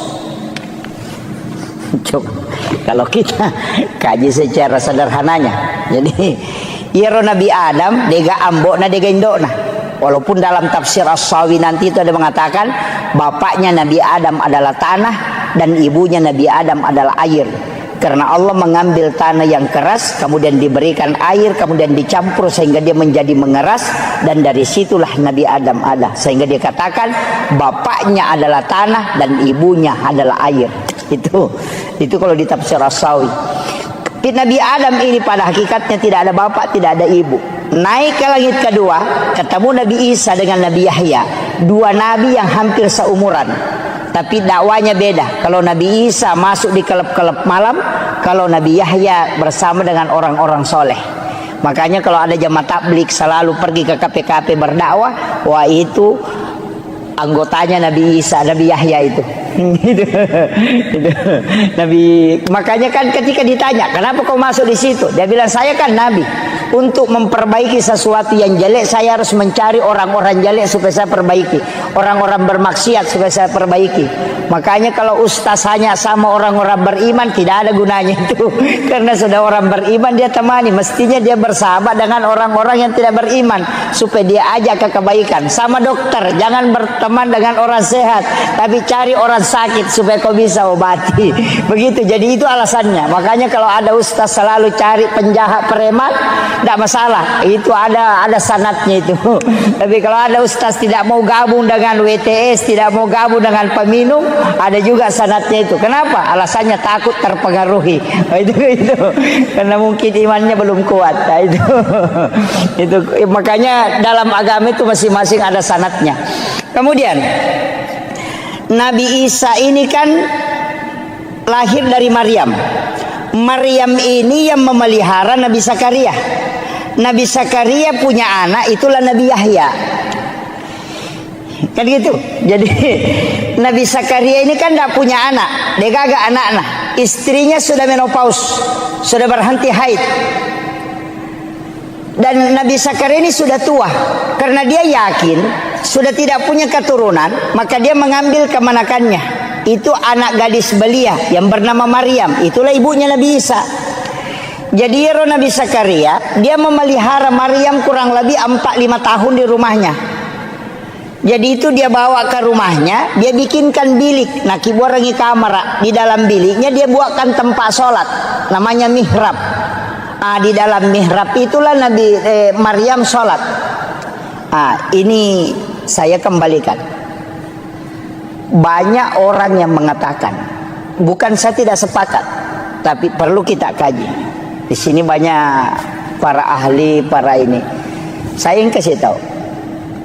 Itu saya sering tanya ke ulama-ulama tarekat dan ulama-ulama sejarah. Tapi sering penceramah itu mengatakan begini. Peristiwa Isra Mi'raj itu adalah awal mula perintah pelaksanaan sholat. Saya tidak sepakat. Peristiwa Isra Mi'raj itu disebutkan dalam ayat linuriyahu min ayatina, bukan sholat. Coba kalau kita buka Al-Quran itu, Subhanalladzi asra bi 'abdihi lailan minal masjidil haram ilal masjidil aqsa alladzi barakna haulahu. Apa tujuannya? Linuriyahu min ayatina, bukan sholat. Alasannya yang kedua apa? Karena perintah sholat itu sudah ada sebelum Nabi Isra Mi'raj. Karena di Madinah Nabi sholat, di Bukit Tursina Nabi sholat, Nabi juga sholat di Baitul Lahmi, Nabi juga sholat di Masjidil Aqsa. Bahkan di Masjidil Aqsa Nabi yang memimpin para Nabi dan Rasul. Rasulullah menjadi imam, semua Nabi itu menjadi makmumnya. Coba, berarti Nabi sudah sholat sebelum Isra Mi'raj. Kalau orang mengatakan Isra Mi'raj itu adalah perintah sholat, itu keliru. Coba, karena dia sudah sholat. Kalau kita buka Al-Quran, oke lah. Kalau orang tidak percaya bilang ini hadis apa, kita pakai Al-Quran. Nabi Ibrahim, Rabbana liyuqimus sholah faja'al af'idatan minan nasi tahwi ilaih. Satu, Nabi Isa, dia mengatakan saya diutus oleh Allah untuk memerintahkan sholat dan zakat. Itu sudah ada sholat. Yang ketiga, Maryam sholat di dalam mihrab. Keempat, Nabi Zakaria wa huwa qaimun yusalli fil mihrab. Nabi Zakaria berdiri sholat di dalam mihrab. Coba, semua nabi itu sudah sholat, Pak. Nabi di Madinah sudah sholat, Nabi di Bukit Tursina sudah sholat. Jadi naik Isra Mi'raj ini apa sebenarnya? Itu disebutkan dalam ayat linuriyahu min ayatina, untuk memperlihatkan, bukan menceritakan. Karena ya di surga dan neraka itu hanya diceritakan ke nabi-nabi terdahulu. Nabi Musa diceritakan surga, Nabi Ibrahim diceritakan neraka. Semua nabi diceritakan tentang neraka. Tidak ada nabi yang melihat tingkatan langit sampai ke Sidratil Muntaha, dan tidak ada nabi satupun yang bisa melihat Allah. Makanya nabi disebutkan linuriyahu min ayatina, untuk memperlihatkan tanda-tanda kebesaran Allah, bukan menceritakan tanda-tanda kebesaran Allah. Makanya nabi itu menyaksikan semua. Maka dari situlah Rasulullah mengatakan, dalam peristiwa Isra Mi'raj saya dikasih 3 ilmu. Ini inti pokoknya. Ilmu pertama adalah ilmu syariat, ilmu kedua adalah ilmu hakikat, dan ilmu ketiga adalah ilmu asrar ilahiyah. Satu, saya harus menyampaikan semua ilmu itu syariat. Satu, boleh saya memilih, boleh saya sampaikan, boleh tidak. Makanya ada ilmu yang diajarkan ke Sayyidina Ali, tidak diajarkan ke sahabat yang lain. Karena Nabi memilih, boleh dia sampaikan, boleh tidak, sesuai dengan khatibun nasa ala qadri ukulihim. Kemudian yang ketiga, ilmu asrar ilahiyah. Nabi tidak boleh menyampaikan ilmu itu, diminta oleh Allah untuk menutup itu. Mana yang dimaksud asrar ilahiyah? Nabi tidak pernah menyebutkan bahwa wajah Allah seperti ini, modelnya Allah seperti ini, padahal Nabi ketemu langsung dengan Allah. Itu yang disebut dengan asrar ilahiyah.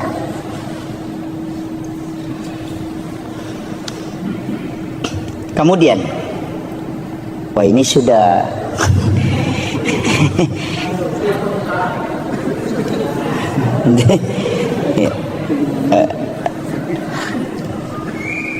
kemudian Rasulullah, saya ambil sedikit dulu supaya kita bisa ambil hikmahnya nih, petik. Nabi Adam itu ahli tanaman. Makanya kalau orang ilmiah yang kaji kenapa Nabi ketemu Nabi Adam, karena Nabi itu profesor nanti di bidang ilmu alam. Karena Nabi Adam, makanya nanti dari Isra Mi'raj itu Nabi mengatakan kurma itu biar tidak dikawinkan itu bisa berbuah. Karena orang Arab itu selalu mengawinkan kurma. Dia mengatakan buahnya tidak bisa kalau tidak dikawinkan. Tapi dari setelah peristiwa Isra Mi'raj, Nabi mengatakan biar kau tidak kawinkan, kurma tetap bisa berbuah. Kenapa? Karena dia sudah belajar sama Nabi Adam, ahli tanaman. Itu makanya Nabi itu menteri pertanian itu karena belajar pada ahlinya. Naik ke langit kedua, ketemu dengan Nabi Isa. Nabi Isa itu ahli kedokteran modern. Dia bisa menghidupkan orang mati. Itu atas izin Allah.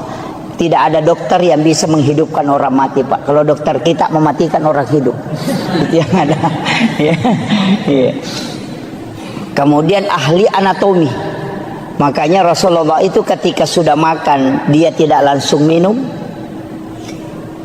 Kemudian meminta kita sesekali berjalan tidak menggunakan alas kaki. Itu semua sebenarnya adalah ilmu kesehatan yang diajarkan oleh Nabi. Kemudian Nabi Yahya. Siapa ini Yahya, Pak? Dia adalah salah satu orang hebat dalam sisi manajemen. Naik berikutnya ketemu Nabi Yusuf. Itu ahli keuangan. Karena dia bendahara Mesir. Itu hebatnya. Naik lagi ke berikutnya, ketemulah dengan Nabi Idris, salah satu ahli akidah dan tasawuf. Satu-satunya nabi yang bisa mengelabui malaikat. Kenapa bisa mengelabui malaikat? Karena malakul maut itu dikasih tahu, sakit kira-kira kalau kita mati. Malakul maut mengatakan sakit. Dia mengatakan saya ingin merasakan sakitnya mati. Malakul maut mengatakan tidak bisa tanpa izin Allah. Maka Nabi Idris meminta, beri aku kesempatan merasakan bagaimana sakitnya sakarat. Maka dicabutlah nyawanya atas izin Allah. Setelah mati, dia kasih tahu, antar saya ke neraka. Saya mau melihat neraka sebelum saya hidup kembali. Dibawa ke neraka, sebentar saja dia bilang, kasih keluar saya. Dia ule monroko magar jingoko. Tapi dia bilang, bawa saya ke surga sebentar. Setelah dibawa ke surga, dia menikmati di dalam. Apa kata Nabi Idris? Tidak usah saya pulang, di sini saja. Kemudian malaikat mengatakan tidak boleh, orang masuk ke sini harus ke neraka. Nabi bilang tadi sama-sama kita dari sana, baru pun pergi ke sini kan. Maka Nabi yang ada di dalam surga itu lebih dulu adalah Nabi Idris. Karena itu seazan izin Allah. Itu makanya kehebatannya Nabi Idris itu. Tapi apakah istimewanya Nabi Idris? Tidak ada yang mengalahkan dalam nikmat dalam berzikir. Karena ketika dia dinikahkan oleh bapaknya, dia menerima. Tapi setelah dia tidur bersama dengan istrinya pengantin baru, apa kata dia? Wala zikrullahu akbar. Berzikir kepada Allah masih jauh lebih nikmat dibanding bersama dengan pasangan. Kira-kira ada pengantin baru bisa ngomong begitu? Lep di manya mengiku mas sempaja nggak nanya ko si depe kak bayineku itu langka orang itu kecuali Nabi Idris yang bisa merasakan itu, bahwa nikmatnya menyatu dengan Allah jauh lebih dibanding dengan bersenggama dengan manusia. Itulah keistimewaannya. Saya tidak ceritakan semua, tapi saya turun sedikit ke Nabi Yahya. Nabi Yahya ini sebenarnya Nabi yang diminta-minta. Karena dan Nabi Zakaria kan sudah yakin, saya tidak mungkin punya keturunan, istri saya sudah berhenti haid. Tapi ketika dia mengambil Maryam, dia bawakan makanan, karena kamarnya dikunci dari luar, tidak ada jendelanya. Makanya Bapak Ibu saya kasih tahu, kalau punya anak gadis, bikinkan kamar, jangan kasih jendela, supaya dia tidak lihat orang lalu lalang.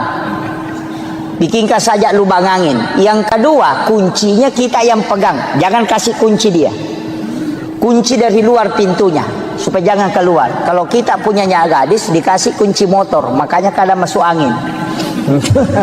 Ini jadi masalah. Makanya di dalam kamar itu dia tinggal, tapi dia bikinkan tempat sholat dengan 2 anak tangga. Itulah alasannya kenapa mihrab imam itu 2 lapis. Ada sajadah lapisan bawahnya atau amblak, kemudian ada sajadah satu di atasnya. Karena mihrabnya Maryam itu dengan 2 anak tangga. Itu alasannya.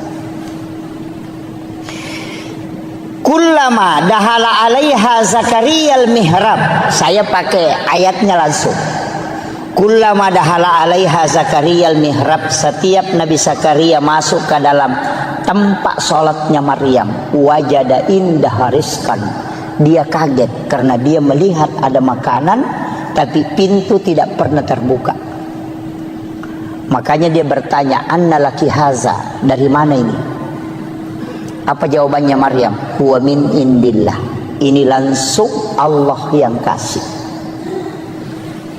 Nabi Zakaria itu kan nabi, hebat pemikirannya, ilmunya hebat. Dia tidak bisa terima dengan akal sehat. Anak gadis belia, dia bukan nabi, tapi kok bisa dikasih makanan langsung dari langit? Saya ini nabi, sudah lama berdoa di sini tidak pernah dikasih makanan langsung. Apa istimewanya anak ini?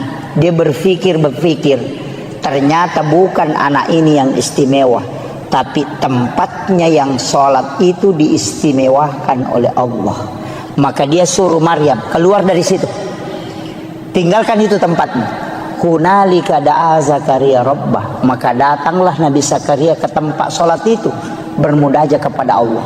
Ayatnya, wa huwa qaimun yusalli.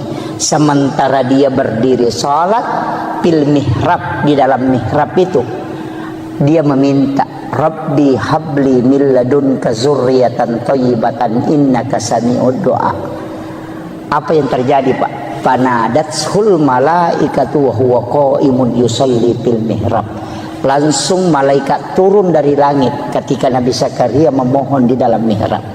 Apa kata malaikat? Annallaha yubassiruka bi Yahya musaddiqan bi kalimatin wa sayyidan wa hasura wa nabiyyan minas solihin. Ini yang orang tidak tahu banyak. Guru Taki Abdul Rahman Ambodale, kamarnya itu dibagi 2. Setengah dia tempati tidur, setengah dia tempati sholat. Itu tidak pernah diganggu tempat sholatnya. Ki Haji Maimun Subair, dia kunci kamar pribadinya. Ada tempat khusus dia tempati di dalam kamar pribadi, itulah mihrab. Ketika dia melaksanakan haji, dia punya wasiat, jangan kau buka itu kamar kecuali saya meninggal ataupun kembali. Semua ulama itu punya tempat khusus beribadah, karena itu disebut mihrab, karena itu perintah Al-Quran. Kita Tidak. Kalau bukan di samping lemari, lari ke depan kulkas. Ada orang di kulkas, lari ke dekat kursi. Main orang di kursi, lari masuk ke kamar. Tidak ada tempat khusus kita buat untuk berdua-duaan dengan Allah. Tapi kita bangun WC sampai 30-40 juta hanya untuk buang kotoran. Tapi tempat beribadah kita tidak buat untuk khususia. Dari situlah kenapa doa itu susah mustajabah. Makanya saya sampaikan, bukan musola Pak. Musola itu ditempati sholat berjamaah. Ada tamu datang ke rumah bisa dia masuk sholat. Tapi kalau mihrab tidak ada orang yang boleh masuk kecuali hanya pemilik mihrab. Maka mihrab itu di dalam kamar ukurannya seperti kuburan. Paling bagus menurut mursyid kami di tarekah, beli kain kapan. Kain kapan itu kau letakkan, baru kau tahan sudutnya supaya dia tidak bergerak. Karena mihrab itu tidak boleh bergerak. Kemudian kau tutupi dengan kain tipis atau paling ada penutupnya. Setiap kau mau sholat masuk ke situ, dan jangan ada kalimat dunia yang keluar dari lisanmu di tempat itu kecuali hanya zikir dan bacaan Al-Quran. Ketika kau mampu istiqamah, maka dia akan tembus ke langit. Karena itulah tempat khusus yang kau buat untuk berkomunikasi dengan Allah. Itulah kenapa mihrab tempat imam itu mustajabah ketika dia berdoa. Makanya saya itu Pak, kalau ikut berjamaah disuruh berdoa, saya tidak pernah ambil doanya. Karena tempatnya imam itu yang tembus, bukan yang di belakang. Karena yang di belakang ini disebut masjid, yang tempatnya imam disebut mihrab. Itu tidak sembarang. Nah, banyak imam sekarang main HP di tempatnya. Itu penting, Pak. Jadi ada hal-hal itu sebenarnya Pak dalam agama kita anggap biasa, tapi itu luar biasa. Makanya Guru Kiai Abdul Rahman Ambodale, ketika ada santrinya mau pulang, saya dapat cerita itu dari salah satu santri beliau. Kalau ada santrinya mau pulang, tidak ada transportnya, masuk ke Guru minta uang, digaga tanpa otoku namanya Kak Rewa. Kada Guru tama nak kok kamar, coba lihat di bawah sajadah. Ketika anak-anak itu memasukkan tangannya di bawah sajadah, itu mendapatkan uang. Padahal Guru tidak pernah simpan. Dari mana itu? Wa min indillah. Sebagaimana mal Allah berikan kepada Maryam. Itu hakikatnya sebenarnya yang jarang kita lakukan. Makanya saya menyampaikan kepada seluruh jamaah, ini hikmah Isra Mi'raj. Paling tidak kalau yang belum punya mihrab tahun ini kita bisa buat di dalam kamar. Tidak luas kok Bapak. Ongkosnya mungkin hanya sekitar 500.000. Cukup kita beli kain tipis kemudian kita tutupi, beli kain kafan 1 lapis. Walaupun bukan kain kafan, mungkin sajadah 2 lapis kita simpan di situ. Kenapa saya mengatakan bagusnya kalau kain kafan? Kalau kain kafan bikin wasiat, nak ketika saya meninggal, ada kain kafan di mihrab itu kau ambil itu yang kau bungkuskan aku. Karena kain kafan yang ambil dari mihrab, biar sampai 50 tahun tidak akan luput termakan oleh tanah ketika itu yang dibungkuskan oleh orang yang dipakai sholat.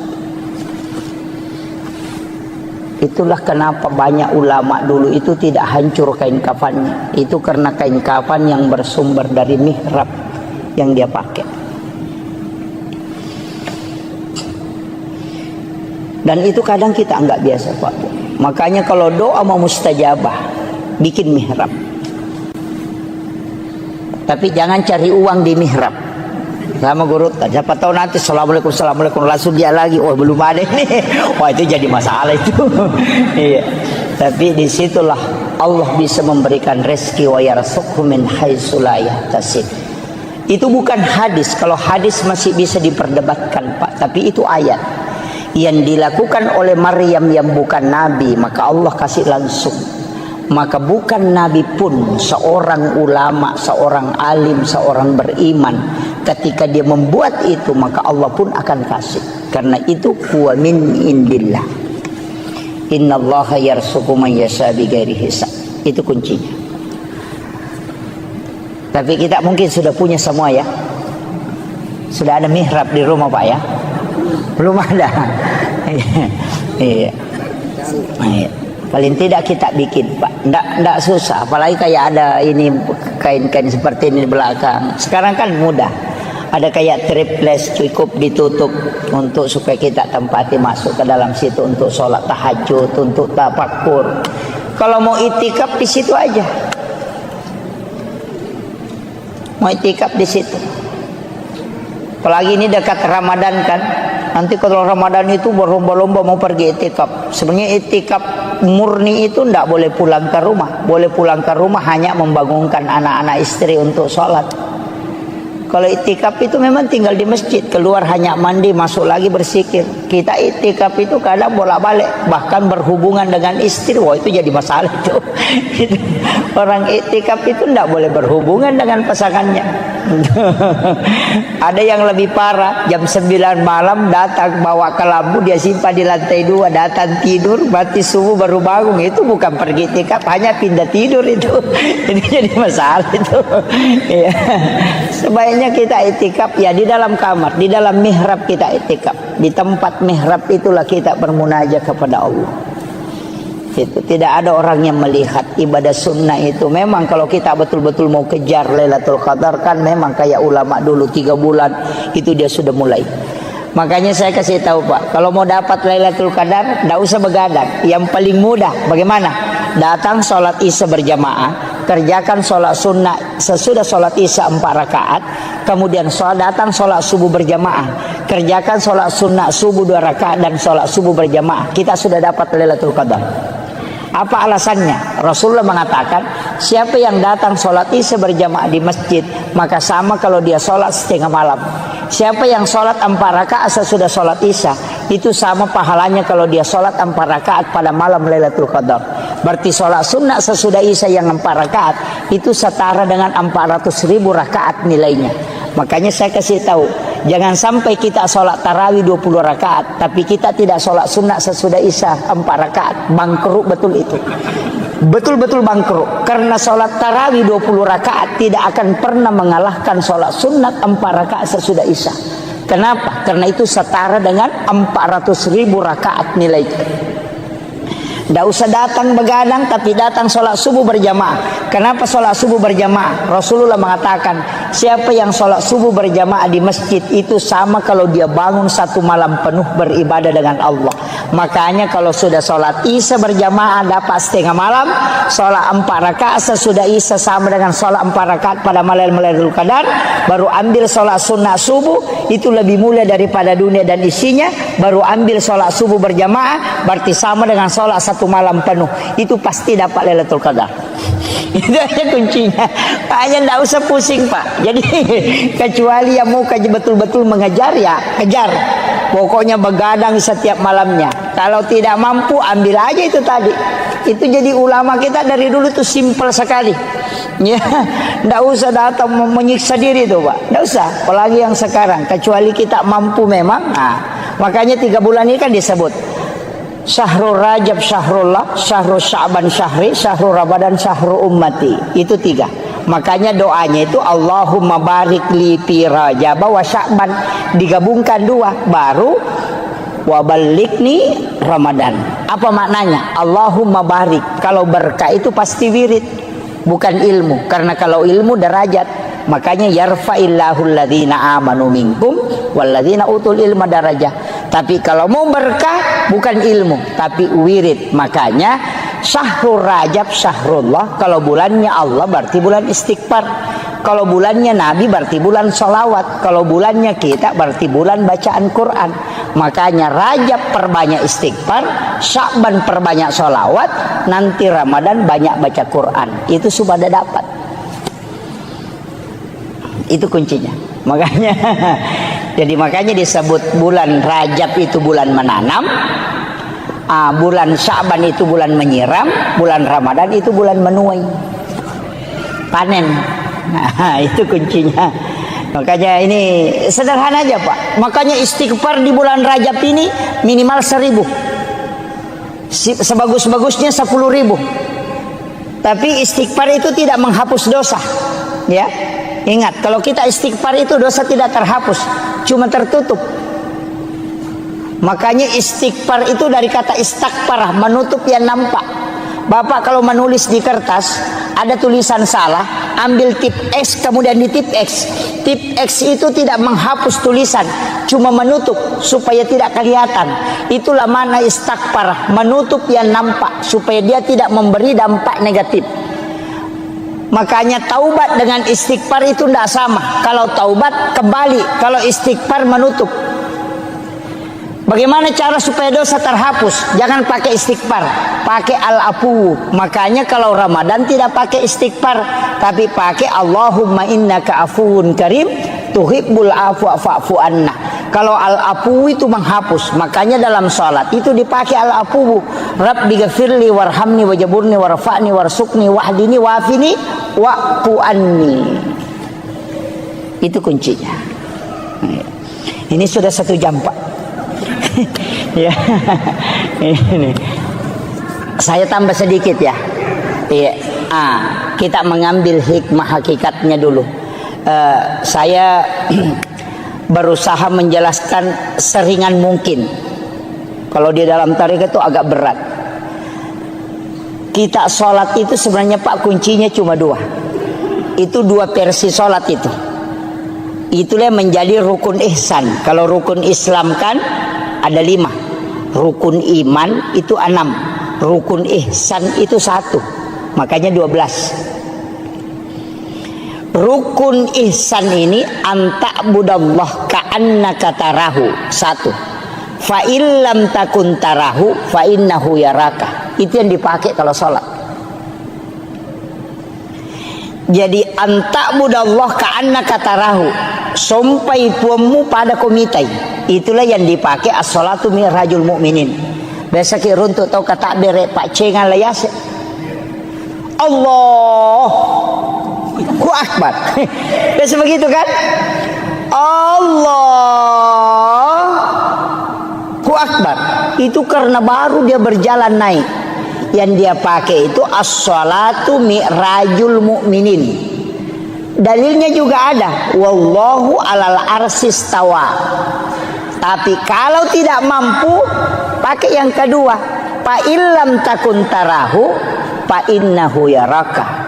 Jika engkau tidak mampu, engkau yakin bahwa dia melihat aku. Tidak usah naik, cukup dibawa. Kita takbir itu Allah melihat saya takbir, Allah melihat saya ruku, Allah menyaksikan saya sujud. Tidak usah naik ke atas. Dalilnya mana? Wa huwa ma'akum aina ma kuntum. Dia selalu bersamamu dimanapun kau berada. Wallahu akrabu min hablil warid. Allah itu lebih dekat daripada urat leher. Mana yang kita pakai? Ada yang naik Allahu Akbar, naik ke atas itu. Itu yang kadang goyang-goyang. Kalau ada anak-anak ribu, marah itu. Ini ribu-ribu kita tidak husuk. Padahal biar tidak ribu orang juga tidak husuk dia. Itu alasan saja itu. Itu kan. Makanya kalau tidak bisa naik, karena itu agak berat. Itu sholatnya para wali.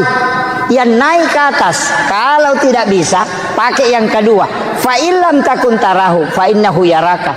Kayak ada CCTV menyorot kita. Karena Allah dimanapun kau berada, dia akan tidak terlepas dari pandangan dia. Maka yakin saja Allah melihat saya ruku, Allah melihat saya sujud. Itu yang lebih tenang. Tidak usah capek-capek naik ke atas. Karena dua-duanya dibolehkan. Makanya disebut rukun ihsan. Nah, ini saya kira ini yang penting saya sampaikan Bapak-Ibu sekalian.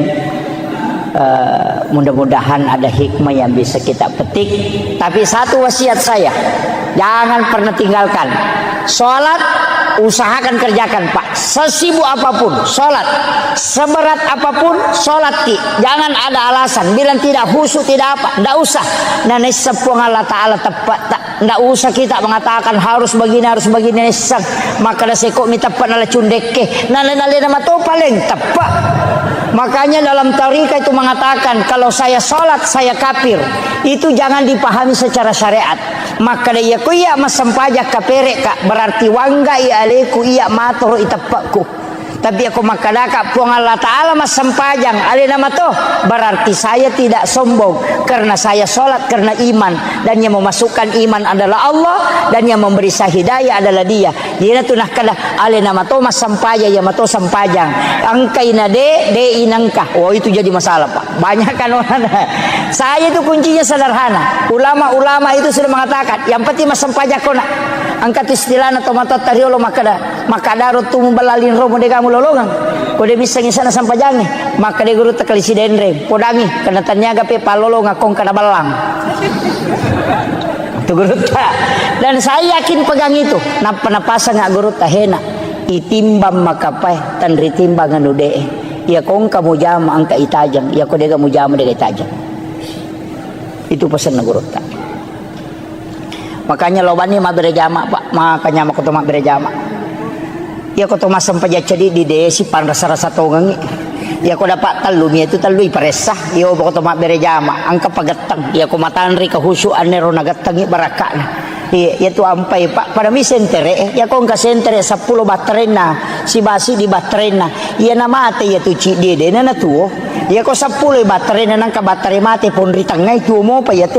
Makanya kau Pak berjamaah gimpe acil kak banyak kau tangga anak macu menemunya tuh. Begitu, itulah hikmahnya kenapa berjamaah itu sangat bagus karena dia mengikutkan semua. Jadi aja tak sampai jadi di, aja tak culi. Pokoknya cuki, tapi memang tempat yang paling bagus itu imam. Setelah imam yang di belakang imam 1 orang, baru sebelah kanan 3, sebelah kiri 3. Makanya 7 orang itu. Itu yang paling istimewa Pak. Tapi aja tabarani lah koro-koro gatap. Alladzi rafa'al mustafa manasibal insani wal busyra wa ja'ala israhu min makkah muqaddasi fi lailata wahidatin ayatul kubra wassalatu wassalamu ala asyrafil anbiya'i wal mursalin sayyidina wa maulana wa habibina wa syafi'ina wa ala alihi wa ashabihi wa sahabatihi ajma'in. Allahumma salli ala Sayyidina Muhammadin salatan tuballighuna biha kullal maqsud ya Jawwadu ya Ma'bud ya Rahimu ya Wadud birahmatika ya Arhamar Rahimin.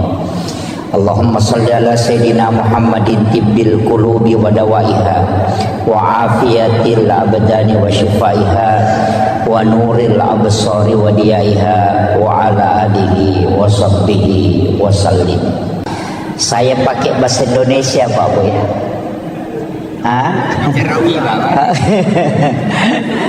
Campur ya. Iya, ada enggak bisa bahasa Bugis ya? Ada ya.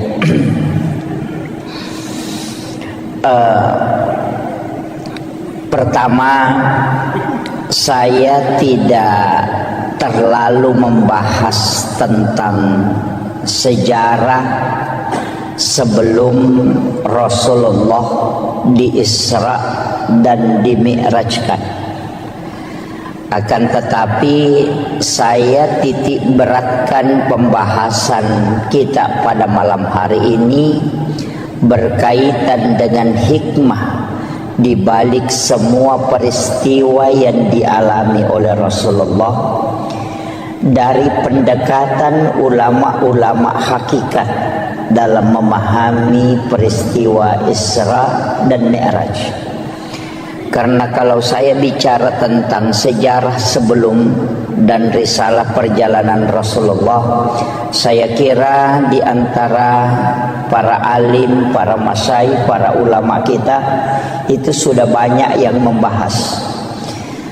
Cuma saya sedikit mencoba memahami dengan keterbatasan ilmu yang sedikit ini untuk mengkaji sesuai dengan apa yang disampaikan pada mursyid-mursyid thariqah tentang peristiwa Isra dan Mi'raj ini.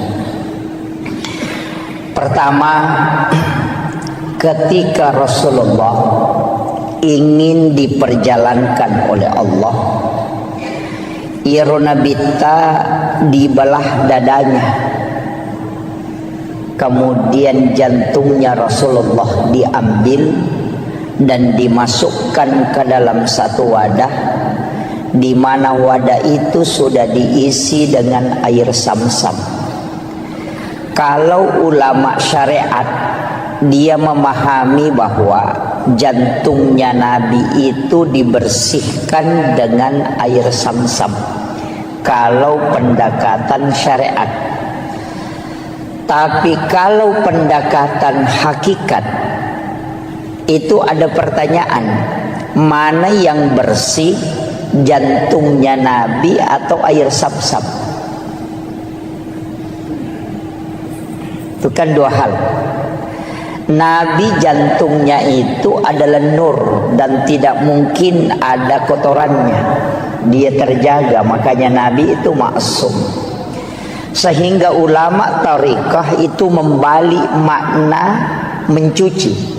Jadi dia tidak mengatakan jantungnya Rasulullah dibersihkan, tapi dikatakan air Zamzam yang ingin diisi barakah sehingga diberi kesempatan menyentuh langsung kalbunya Rasulullah. Jadi situ ngena dekna macare paatinna nabitta, jantungna nabitta tidak kotor. Cuma dengan cara itu air Zamzam bisa terisi barakah.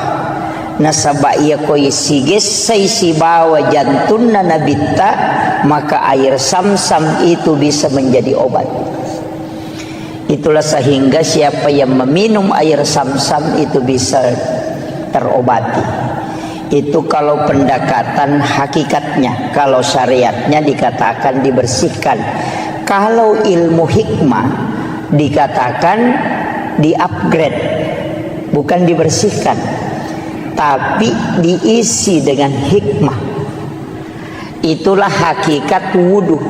Karena wudu itu tidak membersihkan, tapi dia mensucikan. Kemudian ada beberapa, hitungannya ada 22 itu kaidah yang selalu disandarkan ke Nabi kemudian dibalik. Termasuk Hajar Aswad itu sebenarnya semua jamaah haji dan umrah berlomba untuk menciumnya. Para ulama mengatakan sebenarnya kalau tariqah Hajar Aswad itu tidaklah mulia seandainya Nabi tidak pernah menciumnya. Dipastikan Hajar Aswad sampai hari ini degaga tau baui seandainya Nabi tidak menciumnya ketika dia telah selesai menunaikan tawaf. Jadi Hajar Aswad itu dimuliakan karena dia pernah dicium oleh Rasulullah. Yang ketiga, Nabi itu ketika berjalan ada awan yang menutupi kepalanya. Kalau secara syariat dipahami, Nabi dilindungi supaya tidak terkena terik matahari. Tapi secara hakikat itu tidak. Karena matahari itu bersumber dari nurun Muhammad. Ketika nurnya Rasulullah ketemu dengan matahari, maka matahari akan hancur. Maka Allah menutupi Rasulullah dengan awan supaya matahari itu tidak hancur ketika dia bersentuhan dengan nurnya Rasulullah. Itulah yang dipahami para ulama-ulama tariqah, bukan melihat kepada bendanya sehingga dia mulia, tapi karena dia bersandar kepada Rasulullah. Maka apapun yang disandarkan ke Nabi itu pasti mulia. Ini baru pengantar. Saya ceramah berapa menit? Jangan Pak. Ini 1 jam aja ya. Sudah maksimal sekali ya 1 jam. Ini kemudian setelah itu di dalam Al-Quran itu disebutkan Subhanalladzi asra bi'abdihi lailam minal masjidil haram ilal masjidil aqsa. Saya bukan ahli tafsir, tapi paling tidak kita bisa mengambil penjelasan para ulama tafsir. Saya hanya memotong poin intinya. Kalimat subhana itu pasti sesuatu yang sangat istimewa. Makanya dalam sholat itu kalimat subhana hanya dipakai pada 2 tempat. Ketika kita ruku dan ketika kita sujud. Kenapa? Karena 2 tempat itulah yang menyebabkan dosa-dosa itu terhapuskan. Karena ketika kita ruku, dosa yang ada di pundak, yang ada di kepala, yang diletakkan oleh Allah ketika masuk waktu sholat, itu akan jatuh. Maka kita disuruh itu sujud dan ruku bersama orang-orang yang ruku. Makanya kalau ruku jangan terlalu sebentar, nanti dosanya belum jatuh sudah bangkit. Oh, itu jadi masalah. Itu kan. Itu makanya orang yang sudah betul-betul terbiasa dengan sholatnya, sudah istiqamah, ia kotame waktu sampajange pasti mata anak papina dinna. Tapi yang pura mak bereselang seakan-akan ada yang lepas, itu terasa ringan. Dan itu betul, karena dosa lah yang membuat kita terbebani perasaan. Tapi ketika selesai salam, itu pasti terasa ringan, karena dosa itu sudah dihapuskan. Tapi makanya Nabi dalam hadis Bukhari Muslim, ada dosa yang tidak terlepas pada sholat fardu. Dia nalagai sampai perlu, karena Allah akan mengumpulkan dosa itu nanti sholat Jumat baru dilepaskan. Makanya dari wudu ke wudu penghapus dosa, dari sholat fardu ke sholat fardu penghapus dosa, dari Jumat ke Jumat penghapus dosa, dari Ramadan ke Ramadan penghapus dosa, dari umrah ke umrah penghapus dosa, dan dari haji ke haji itu penghapus dosa. Itulah keistimewaan dalam Islam. Kemudian subhanalladzi asra, kalimat asra itu bukan Rasulullah yang berjalan, tapi diperjalankan. Mungkin di sini ada jam dinding. Tadi di dalam saya lihat ada jam dinding. Jam dinding itu ketika dia berputar, itu hanya 24 jam normalnya.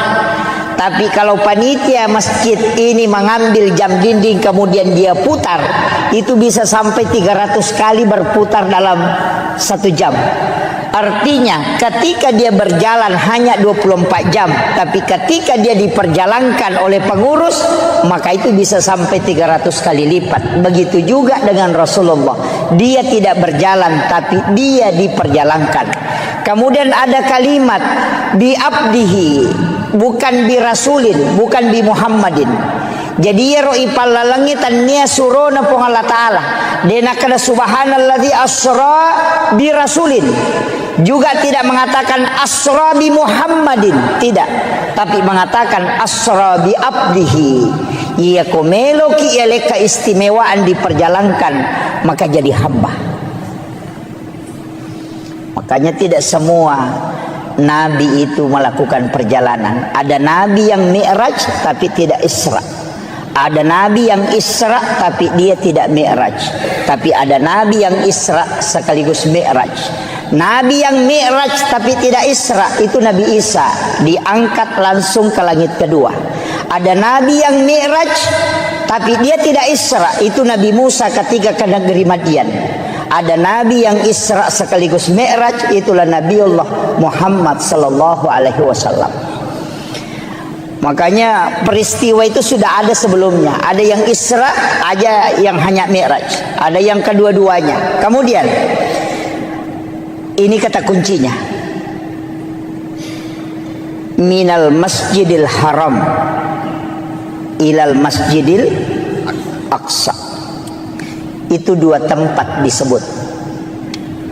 Tapi Nabi itu dari Masjidil Haram ke Madinah, dari Madinah ke Bukit Tursina, dari Bukit Tursina baru ke Baitul Lahmi, dari Baitul Lahmi baru ke Masjidil Aqsa. Ini jarang dibahas orang. Ini. Jadi perjalanannya Rasulullah itu bukan dari Masjidil Haram ke Masjidil Aqsa, tidak. Dari Masjidil Haram ke Madinah. Di Madinah Nabi disuruh sholat oleh malaikat Jibril. Selesai sholat 2 rakaat, Rasulullah bertanya, tempat apa nih Jibril? Kenapa saya sholat di sini? Malaikat Jibril mengatakan, ini adalah Madinah Muhammad, kalau engkau akan berhijrah di tempat ini. Kemudian setelah itu dibawa 1042,3 km dari Madinah ke Gunung Sinai. Bukit Tursina. Nabi disuruh sholat. Selesai sholat 2 rakaat di situ, Nabi bertanya, tempat apa ini Jibril? Kenapa saya mesti sholat di tempat ini? Malaikat Jibril mengatakan, disinilah Nabi Musa kalau ingin berbicara dengan Tuhannya. Wa kallamallahu Musa taklima. Itulah Gunung Sinai, Bukit Tursina. Dari situ kemudian dibawa ke sebelah selatan Masjidil Aqsa, 10,7 km ke sebelah selatan. Ada tempat di situ disebut dengan Baitul Lahmi atau Bethlehem. Nabi disuruh sholat. Selesai sholat 2 rakaat, Nabi bertanya, tempat apa ini Jibril? Kenapa saya mesti sholat di tempat ini? Malaikat Jibril mengatakan, ini adalah Baitul Lahmi. Disinilah Isa bin Maryam dilahirkan. Kemudian setelah itu dikembalikan, dimasukkan ke Masjidil Aqsa di Palestina. Kemudian di atas batulah itulah Nabi duduk. Apa sebenarnya hakikatnya Pak Bu? Kenapa ayat cuma menyebut 2 tempat, sedangkan Nabi pergi ke 5 tempat? Kenapa ayat tidak mengatakan minal masjidil haram ilal madinah wa bukit tursina wa baitul lahmi wa masjidil aqsa? Itu pesan untuk kita, bahwa hikmah perjalanan mesti dari masjid ke masjid. Makanya Bapak Ibu misalnya mau ke Sidrap, kalau berangkat nanti sesudah misalnya sholat subuh, di sujud terakhir sholat subuh, niatkan memang untuk sholat duhur misalnya di Mangkoso atau di Parepare. Kita yakin bahwa jam sekian saya berangkat, saya dapat sholat duhur di Mangkoso. Jadi di sujud terakhir sholat subuh, niatkan memang untuk sholat duhur di Mangkoso. Ketika kita melakukan perjalanan, tiba-tiba di Maros kita kecelakaan kemudian meninggal, Allah itu cuma tanya malaikatnya 2 hal, hambaku dari mana dan mau kemana? Maka malaikat akan menjawab, dia dari masjid Todopoli sholat subuh, tapi dia mau pergi Mangkoso sholat duhur. Maka Allah mengatakan, karena dia meninggalkan masjid dan menuju ke masjid, dia meninggalkan sholat untuk menuju ke sholat. Jangan engkau memeriksanya, karena dia ahlul jannah. Itulah yang kata ulama orang Bugis, sempajat tepetuh, yang kadang kita tidak pakai Pak Bu. Mereka tahu kau melo melakukan perjalanan warung mina na pikiriki kinroki matu lepa mandre. Ini jadi masalah. Makanya kalau di dalam tarekat, salam itu tidak menutup salat, tapi dia menyambung dan melepas. Jadi salam ke kanan itu assalamualaikum warahmatullah, itu tidak menutup sholat, tapi menyambung, memasukkan diri pada sholat berikutnya. Kemudian assalamualaikum warahmatullah, baru kita lepaskan sholat setelahnya.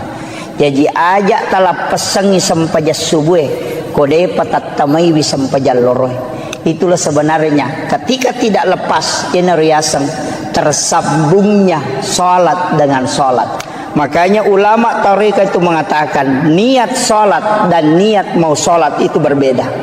Ia kok niat sholat ada pada takbiratul ihram, sedangkan niat mau sholat itu ada pada salam atau sujud terakhir.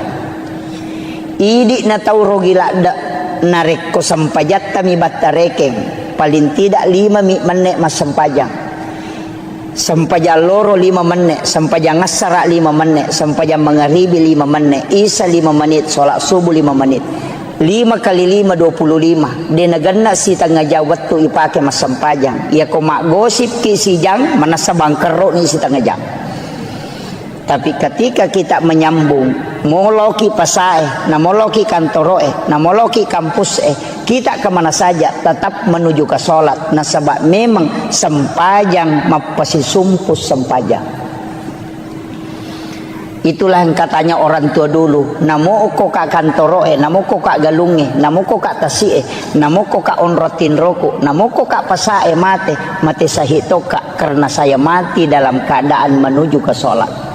Dan itulah orang yang biar tidak bersikir tetap berpahala langkahnya. Nah sebab Nabi temakada setiap langkah kaki menuju ke ibadah itu dinilai ibadah oleh Allah. Itu hakikatnya. Jadi ajak lalu tarogi Pak. Mas sempajang itu tutup, mas sempajang itu tutup. Jangan pernah tutup. pasisumpungi mataru. Semua ibadah. Mapasusek kaki niatkan memang berzakat tahun depan. Masjidak kaki niat memang sedekah. Sedekah subuh niatkan memang sedekah subuh berikutnya. Masjidak Jumat berkaki niatkan memang untuk keluarkan Jumat berkah. Nah, sebab setiap amal baik yang kita niatkan itu sudah dicatat. Ia naruh alasannya kenapa kita bisa kekal di dalam surga. Padahal umur kita terbatas karena niat melakukan kebaikan yang tidak pernah terputus dan itu menjadi ibadah selamanya. Itu kuncinya. Kemudian dari Masjidil Haram ke Masjidil Aqsa itu pesan. Kalau yang ditafsir itu mengatakan kenapa dari masjid ke masjid, karena memang bangunan yang paling terakhir hancur itu adalah masjid. Kenapa malam hari? Karena sholat yang dikerjakan malam hari itu lebih banyak daripada sholat yang dikerjakan di siang hari.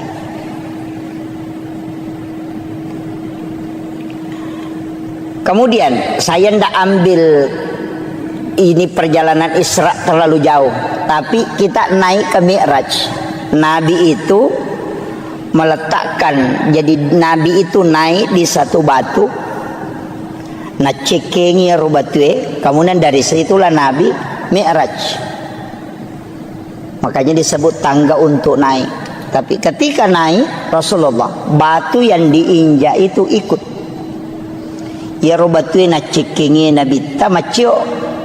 Nabi tegur, tidak usah kau ikut, cukup di situ. Tapi ya robatue tak kala tarakka nih, Nabi larang dia ikut, maka sampai hari ini batu itu masih tergantung. Sampai hari ini.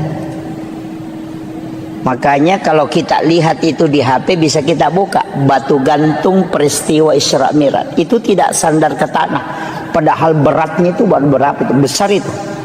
Ya rubatu nunri ya Nabi ta maceket tapi melo macuri Nabi ta larang. Dia sudah terangkat, Nabi larang ikut, tapi dia juga tidak mau turun lagi ke tanah, makanya tergantung sampai hari ini. Nabi naik ke langit pertama, ketemu Nabi Adam. Naik ke langit kedua, ketemu Nabi Isa dengan Nabi Yahya. Naik ke langit ketiga, ketemu dengan Nabi Yusuf. Terus naik ke langit berikutnya, ketemu dengan Nabi Idris, Nabi Harun, kemudian Nabi Yahya, kemudian ketemu Nabi Musa, kemudian Nabi Ibrahim. Banyak Nabi dan Rasul. Saya tidak mau bahas semua. Banyak Nabi dan Rasul. Tapi kenapa ini Nabi yang disuruh menjemput Rasulullah di langit-langit itu? Angka Nabi Daud, anak Nabi Yakub, banyak Nabi. Tapi kenapa Nabi Adam di langit pertama? Kemudian kenapa di langit kedua itu Nabi Yusuf dengan Nabi Yahya? Ini tiga Nabi ini lain. Nabi Adam tidak ada bapaknya, tidak ada ibunya. Nabi Isa tidak ada bapaknya. Nabi Yahya dia lahir dari ibu yang sudah menopause. Coba kalau kita kaji secara sederhananya, jadi Yero Nabi Adam dega ambok na dega indok na. Walaupun dalam tafsir As-Sawi nanti itu ada mengatakan bapaknya Nabi Adam adalah tanah dan ibunya Nabi Adam adalah air. Karena Allah mengambil tanah yang keras, kemudian diberikan air, kemudian dicampur sehingga dia menjadi mengeras, dan dari situlah Nabi Adam ada. Sehingga dia katakan bapaknya adalah tanah dan ibunya adalah air. Itu kalau di tafsir As-Sawi. Nabi Adam ini pada hakikatnya tidak ada bapak, tidak ada ibu. Naik ke langit kedua, ketemu Nabi Isa dengan Nabi Yahya. Dua nabi yang hampir seumuran, tapi dakwanya beda. Kalau Nabi Isa masuk di kelab-kelab malam, kalau Nabi Yahya bersama dengan orang-orang soleh. Makanya kalau ada jamaah tabligh selalu pergi ke KPKP berdakwah, wah itu anggotanya Nabi Isa, Nabi Yahya itu. Gitu. Gitu. Nabi, makanya kan ketika ditanya, kenapa kau masuk di situ? Dia bilang, saya kan nabi. Untuk memperbaiki sesuatu yang jelek, saya harus mencari orang-orang jelek supaya saya perbaiki, orang-orang bermaksiat supaya saya perbaiki. Makanya kalau ustaz hanya sama orang-orang beriman, tidak ada gunanya itu. Karena sudah orang beriman dia temani, mestinya dia bersahabat dengan orang-orang yang tidak beriman supaya dia ajak ke kebaikan. Sama dokter, jangan berteman dengan orang sehat, tapi cari orang sakit supaya kau bisa obati. Begitu. Jadi itu alasannya. Makanya kalau ada ustaz selalu cari penjahat, preman, tidak masalah, itu ada sanatnya itu. Tapi kalau ada ustaz tidak mau gabung dengan WTS, tidak mau gabung dengan peminum, ada juga sanatnya itu. Kenapa? Alasannya takut terpengaruhi. Itu karena mungkin imannya belum kuat. Nah, itu makanya dalam agama itu masing-masing ada sanatnya. Kemudian Nabi Isa ini kan lahir dari Maryam. Maryam ini yang memelihara Nabi Zakaria. Nabi Zakaria punya anak, itulah Nabi Yahya. Kan gitu. Jadi Nabi Zakaria ini kan tidak punya anak, dia gagak anak-anak. Istrinya sudah menopause, sudah berhenti haid. Dan Nabi Zakaria ini sudah tua. Karena dia yakin sudah tidak punya keturunan, maka dia mengambil kemanakannya. Itu anak gadis belia yang bernama Maryam, itulah ibunya Nabi Isa. Jadi Nabi Zakaria dia memelihara Maryam kurang lebih 4-5 tahun di rumahnya. Jadi itu dia bawa ke rumahnya, dia bikinkan bilik, nak kiborangi kamar. Di dalam biliknya dia buatkan tempat sholat, namanya mihrab. Di dalam mihrab itulah Nabi Maryam sholat. Ini saya kembalikan. Banyak orang yang mengatakan, bukan saya tidak sepakat, tapi perlu kita kaji. Di sini banyak para ahli, para ini. Saya yang kasih tahu. Itu saya sering tanya ke ulama-ulama tarekat dan ulama-ulama sejarah. Tapi sering penceramah itu mengatakan begini. Peristiwa Isra Mi'raj itu adalah awal mula perintah pelaksanaan sholat. Saya tidak sepakat. Peristiwa Isra Mi'raj itu disebutkan dalam ayat linuriyahu min ayatina, bukan sholat. Coba kalau kita buka Al-Quran itu, Subhanalladzi asra bi 'abdihi lailan minal masjidil haram ilal masjidil aqsa alladzi barakna haulahu. Apa tujuannya? Linuriyahu min ayatina, bukan sholat. Alasannya yang kedua apa? Karena perintah sholat itu sudah ada sebelum Nabi Isra Mi'raj. Karena di Madinah Nabi sholat, di Bukit Tursina Nabi sholat, Nabi juga sholat di Baitul Lahmi, Nabi juga sholat di Masjidil Aqsa. Bahkan di Masjidil Aqsa Nabi yang memimpin para Nabi dan Rasul. Rasulullah menjadi imam, semua Nabi itu menjadi makmumnya. Coba, berarti Nabi sudah sholat sebelum Isra Mi'raj. Kalau orang mengatakan Isra Mi'raj itu adalah perintah sholat, itu keliru. Coba, karena dia sudah sholat. Kalau kita buka Al-Quran, oke lah. Kalau orang tidak percaya bilang ini hadis apa, kita pakai Al-Quran. Nabi Ibrahim, Rabbana liyuqimus sholah faja'al af'idatan minan nasi tahwi ilaih. Satu. Nabi Isa, dia mengatakan saya diutus oleh Allah untuk memerintahkan sholat dan zakat. Itu sudah ada sholat. Yang ketiga, Maryam sholat di dalam mihrab. Keempat, Nabi Zakaria wa huwa qaimun yusolli fil mihrab. Nabi Zakaria berdiri sholat di dalam mihrab. Coba, semua nabi itu sudah sholat, Pak. Nabi di Madinah sudah sholat, Nabi di Bukit Tursina sudah sholat. Jadi naik Isra Mi'raj ini apa sebenarnya? Itu disebutkan dalam ayat linuriyahu min ayatina, untuk memperlihatkan, bukan menceritakan. Karena ya di surga dan neraka itu hanya diceritakan ke nabi-nabi terdahulu. Nabi Musa diceritakan surga, Nabi Ibrahim diceritakan neraka. Semua nabi diceritakan tentang neraka. Tidak ada nabi yang melihat tingkatan langit sampai ke Sidratil Muntaha, dan tidak ada nabi satupun yang bisa melihat Allah. Makanya nabi disebutkan linuriyahu min ayatina, untuk memperlihatkan tanda-tanda kebesaran Allah, bukan menceritakan tanda-tanda kebesaran Allah. Makanya nabi itu menyaksikan semua. Maka dari situlah Rasulullah mengatakan, dalam peristiwa Isra Mi'raj saya dikasih 3 ilmu. Ini inti pokoknya. Ilmu pertama adalah ilmu syariat, ilmu kedua adalah ilmu hakikat, dan ilmu ketiga adalah ilmu asrar ilahiyah. Satu, saya harus menyampaikan semua ilmu itu syariat. Satu, boleh saya memilih, boleh saya sampaikan, boleh tidak. Makanya ada ilmu yang diajarkan ke Sayyidina Ali, tidak diajarkan ke sahabat yang lain. Karena Nabi memilih, boleh dia sampaikan, boleh tidak, sesuai dengan khatibun nasa ala qadri ukulihim.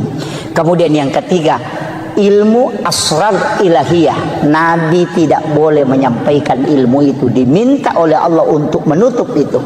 Mana yang dimaksud asrar ilahiyah?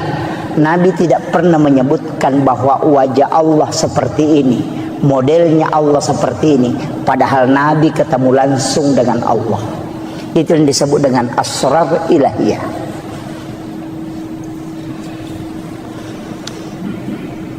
Kemudian, wah ini sudah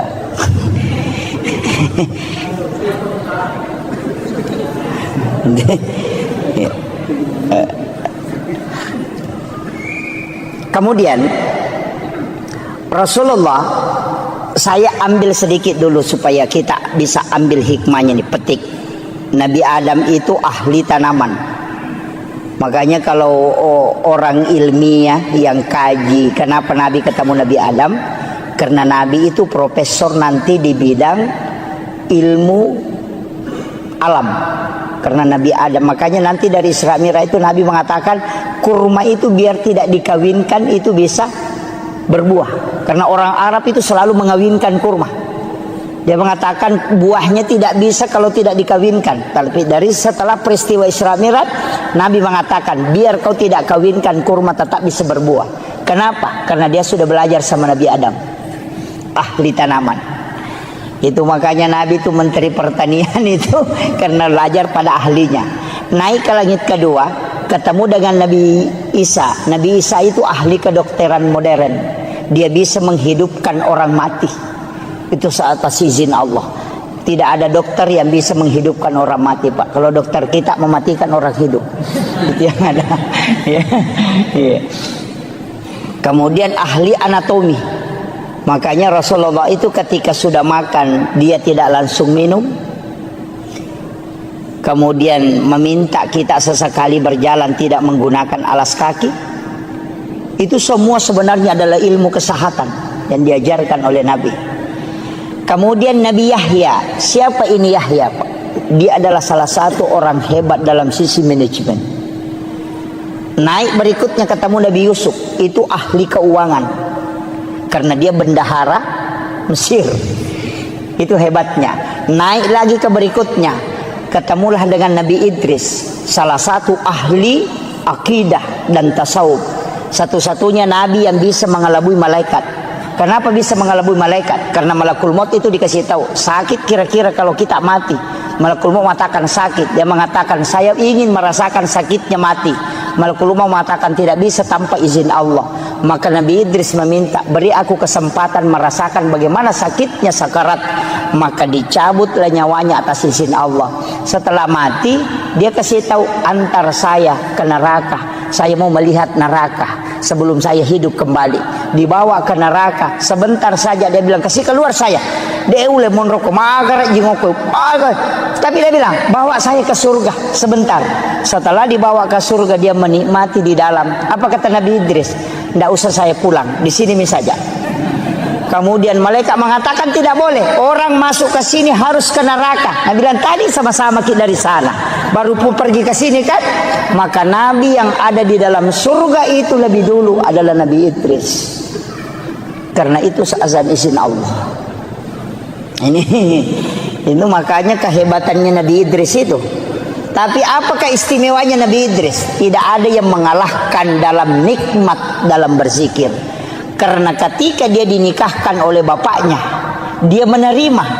Tapi setelah dia tidur bersama dengan istrinya pengantin baru, apa kata dia? Wala zikrullahu akbar. Berzikir kepada Allah masih jauh lebih nikmat dibanding bersama dengan pasangan. Kira-kira ada pengantin baru bisa ngomong begitu? Lep di manya mengiku mas sempajang nanya ko si depe kak bainiku. Itu langka orang itu kecuali Nabi Idris yang bisa merasakan itu, bahwa nikmatnya menyatu dengan Allah jauh lebih dibanding dengan bersenggama dengan manusia. Itulah keistimewaannya. Saya tidak ceritakan semua, tapi saya turun sedikit ke Nabi Yahya. Nabi Yahya ini sebenarnya Nabi yang diminta-minta. Karena dan Nabi Zakaria kan sudah yakin, saya tidak mungkin punya keturunan, istri saya sudah berhenti haid. Tapi ketika dia mengambil Maryam, dia bawakan makanan, karena kamarnya dikunci dari luar, tidak ada jendelanya. Makanya Bapak Ibu saya kasih tahu, kalau punya anak gadis, bikinkan kamar, jangan kasih jendela, supaya dia tidak lihat orang lalu lalang. Bikinkan saja lubang angin. Yang kedua, kuncinya kita yang pegang, jangan kasih kunci dia. Kunci dari luar pintunya, supaya jangan keluar. Kalau kita punyanya gadis, dikasih kunci motor, makanya kadang masuk angin. Ini jadi masalah. Makanya di dalam kamar itu dia tinggal, tapi dia bikinkan tempat sholat dengan 2 anak tangga. Itulah alasannya kenapa mihrab imam itu 2 lapis. Ada sajadah lapisan bawahnya atau amblak, kemudian ada sajadah satu di atasnya. Karena mihrabnya Maryam itu dengan 2 anak tangga. Itu alasannya. Kullama dahala alaiha Zakaria al-mihrab. Saya pakai ayatnya langsung. Kullama dahala alaiha Zakaria al-mihrab. Setiap Nabi Zakaria masuk ke dalam tempat sholatnya Maryam, wajada indah rizqan. Dia kaget karena dia melihat ada makanan, tapi pintu tidak pernah terbuka. Makanya dia bertanya, anna laki haza, dari mana ini? Apa jawabannya Maryam? Huwa min indillah. Ini langsung Allah yang kasih. Nabi Zakaria itu kan nabi, hebat pemikirannya, ilmunya hebat. Dia tidak bisa terima dengan akal sehat. Anak gadis belia, dia bukan nabi, tapi kok bisa dikasih makanan langsung dari langit? Saya ini nabi, sudah lama berdoa di sini tidak pernah dikasih makanan langsung. Apa istimewanya anak ini? Dia berpikir, ternyata bukan anak ini yang istimewa, tapi tempatnya yang sholat itu diistimewakan oleh Allah. Maka dia suruh Maryam keluar dari situ, tinggalkan itu tempatnya. Hunalika da'a Zakaria rabbah. Maka datanglah Nabi Zakaria ke tempat sholat itu, bermunajat kepada Allah. Ayatnya, wa huwa qaimun yusalli. Sementara dia berdiri sholat, fil mihrab, di dalam mihrab itu, dia meminta, Rabbi habli min ladunka zurriyatan thayyibatan innaka sami'ud du'a. Apa yang terjadi, Pak? Fanadatul malaikatu wa huwa qaimun yusalli fil mihrab. Langsung malaikat turun dari langit ketika Nabi Zakaria memohon di dalam mihrab. Apa kata malaikat? Annallaha yubassiruka bi Yahya musaddiqan bi kalimatin wa sayyidan wa hasura wa nabiyyan minas sholihin. Ini yang orang tidak tahu banyak. Guru Taki Abdul Rahman Ambodale, kamarnya itu dibagi 2. Setengah dia tempati tidur, setengah dia tempati sholat. Itu tidak pernah diganggu tempat sholatnya. Ki Haji Maimun Subair, dia kunci kamar pribadinya. Ada tempat khusus dia tempati di dalam kamar pribadi, itulah mihrab. Ketika dia melaksanakan haji, dia punya wasiat, jangan kau buka itu kamar kecuali saya meninggal ataupun kembali. Semua ulama itu punya tempat khusus beribadah. Karena itu disebut mihrab. Karena itu perintah Al-Quran. Kita Tidak. Kalau bukan di samping lemari, lari ke depan kulkas. Ada orang di kulkas, lari ke dekat kursi. Main orang di kursi, lari masuk ke kamar. Tidak ada tempat khusus kita buat untuk berdua-duaan dengan Allah. Tapi kita bangun WC sampai 30-40 juta hanya untuk buang kotoran. Tapi tempat beribadah kita tidak buat untuk khususiah. Dari situlah kenapa doa itu susah mustajabah. Makanya saya sampaikan, bukan musola Pak. Musola itu ditempati sholat berjamaah. Ada tamu datang ke rumah bisa dia masuk sholat.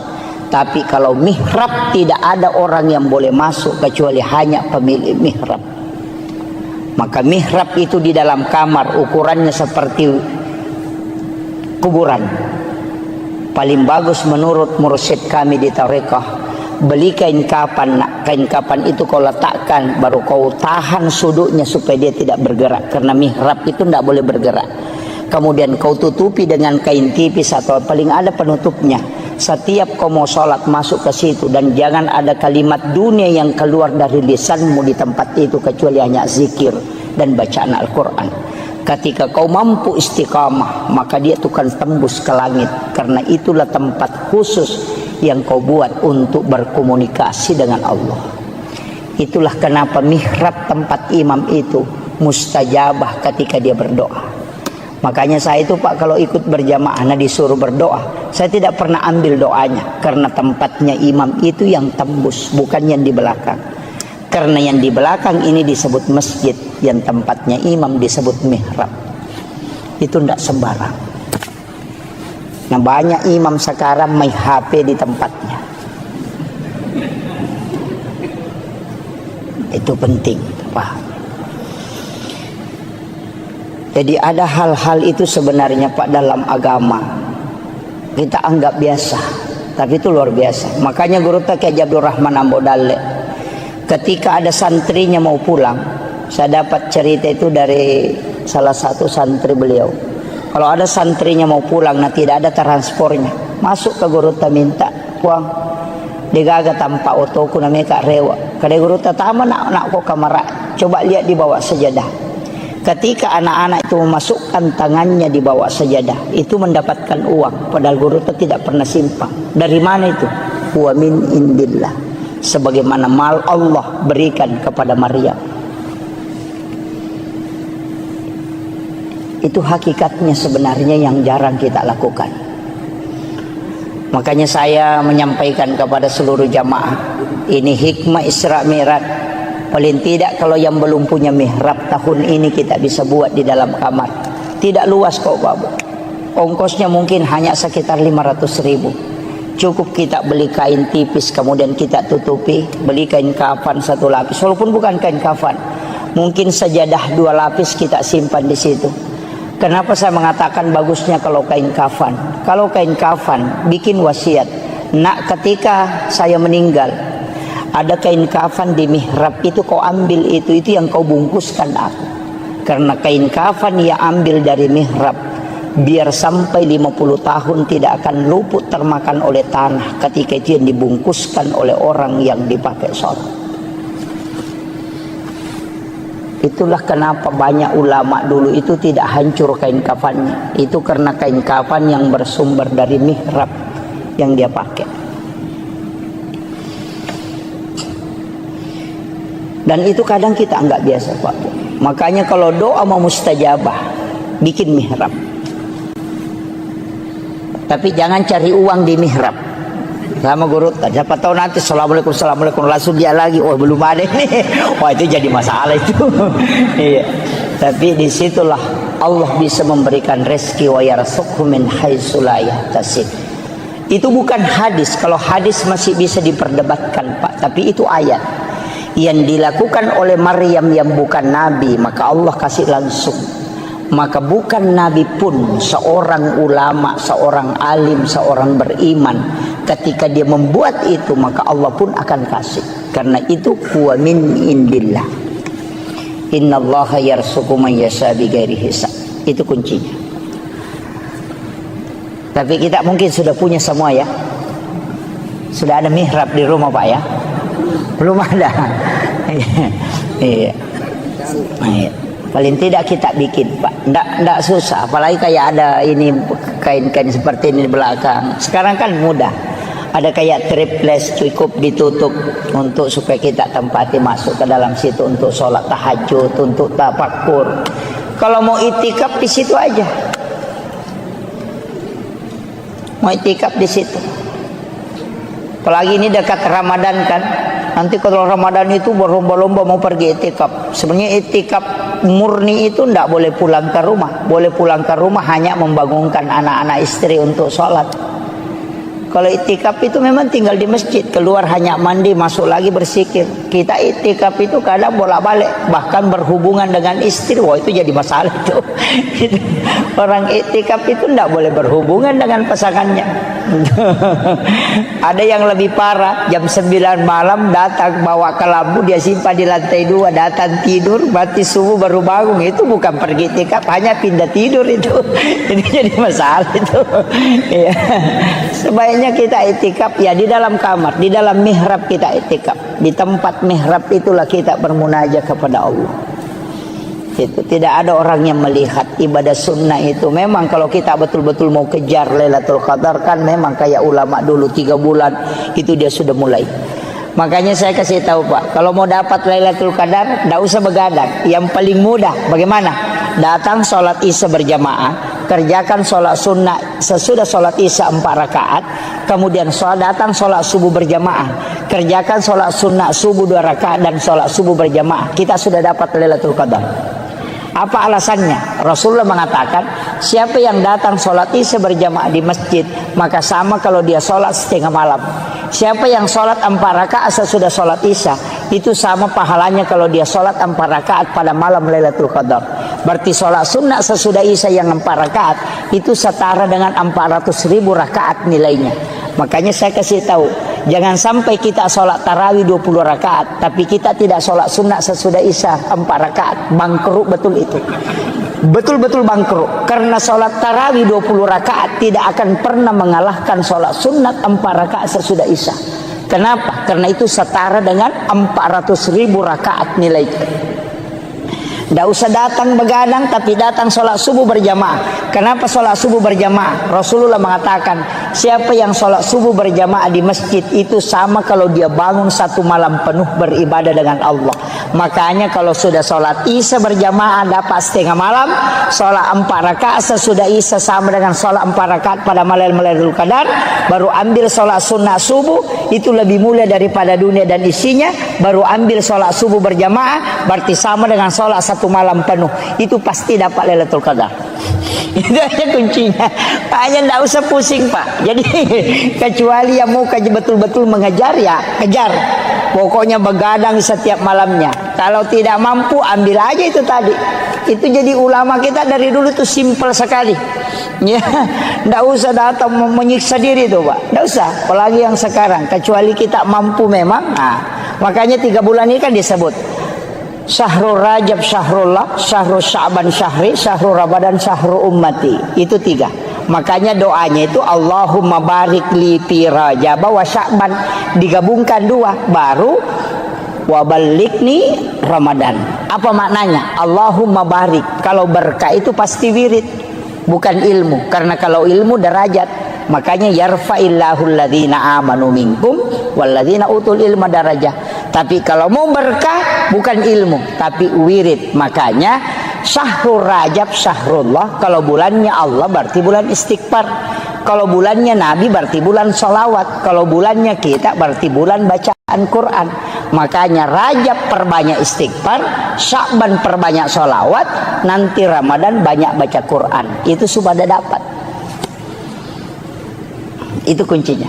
Makanya jadi makanya disebut bulan Rajab itu bulan menanam, bulan Sya'ban itu bulan menyiram, bulan Ramadan itu bulan menuai, panen. Nah, itu kuncinya. Makanya ini sederhana aja Pak. Makanya istighfar di bulan Rajab ini minimal 1.000. Sebagus-bagusnya 10.000. Tapi istighfar itu tidak menghapus dosa. Ya.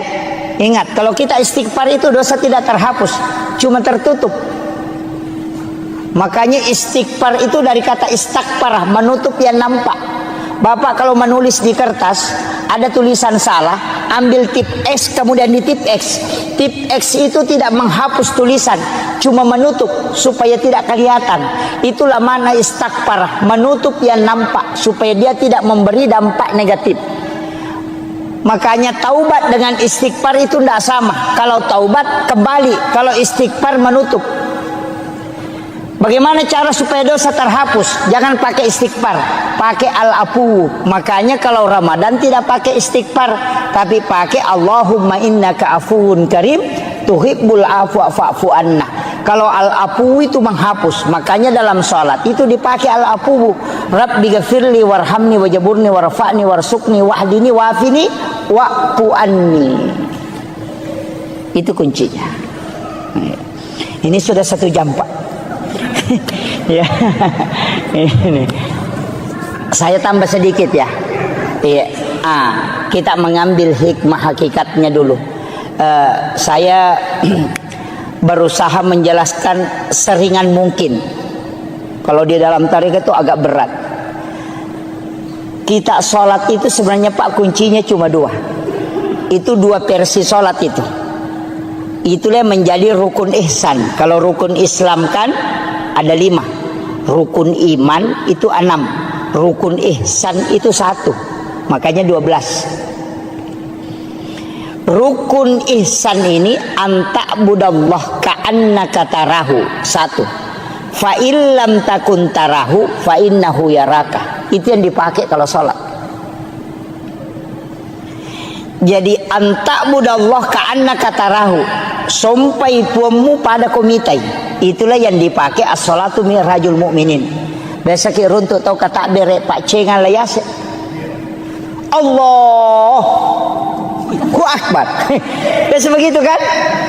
Allahu akbar. Itu karena baru dia berjalan naik. Yang dia pakai itu as-salatu mi'rajul mu'minin. Dalilnya juga ada, wallahu alal arsis tawa.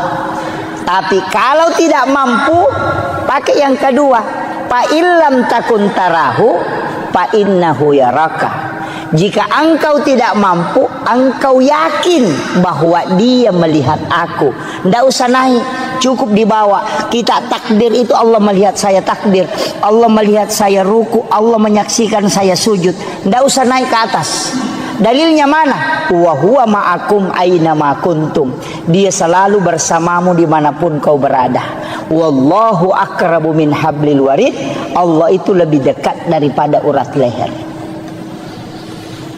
Mana yang kita pakai?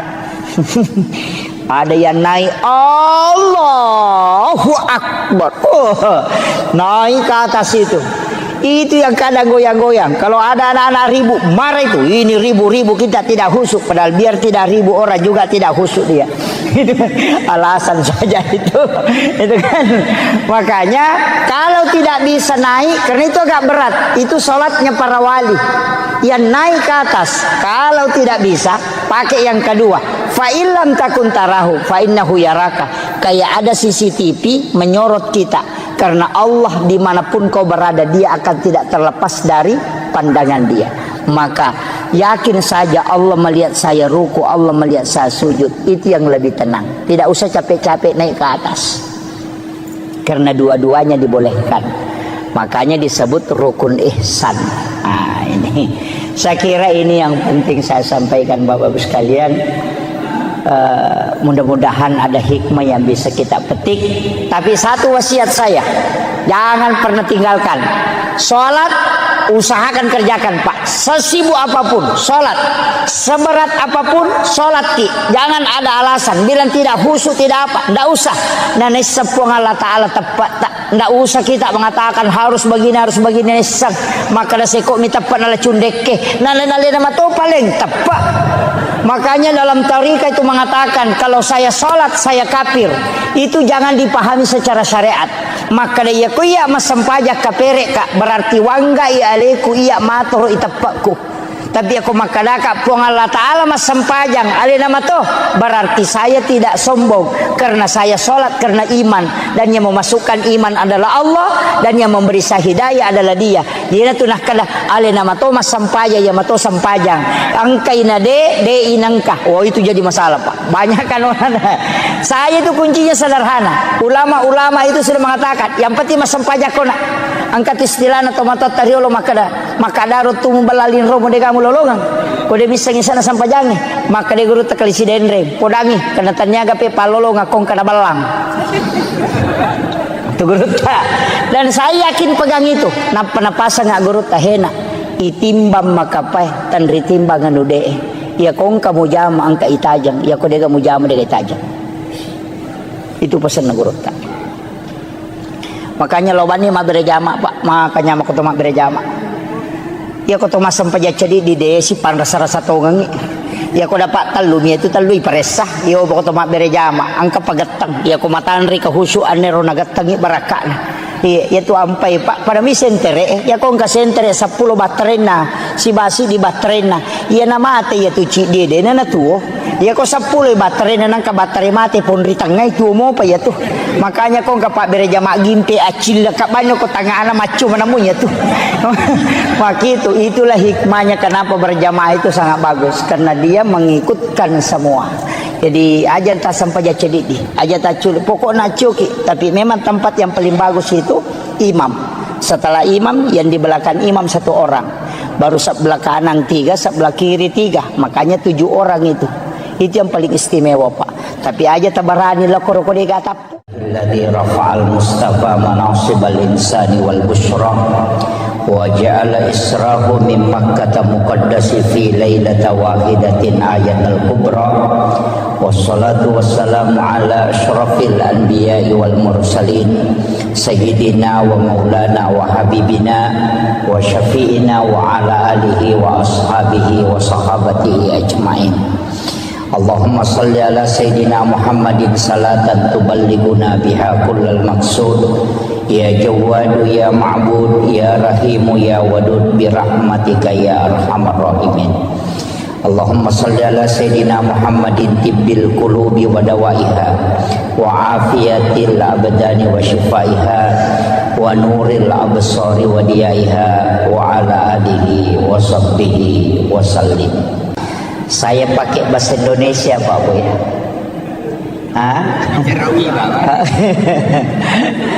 Campur ya. Iya, ada enggak bisa bahasa Bugis ya? Ada iya.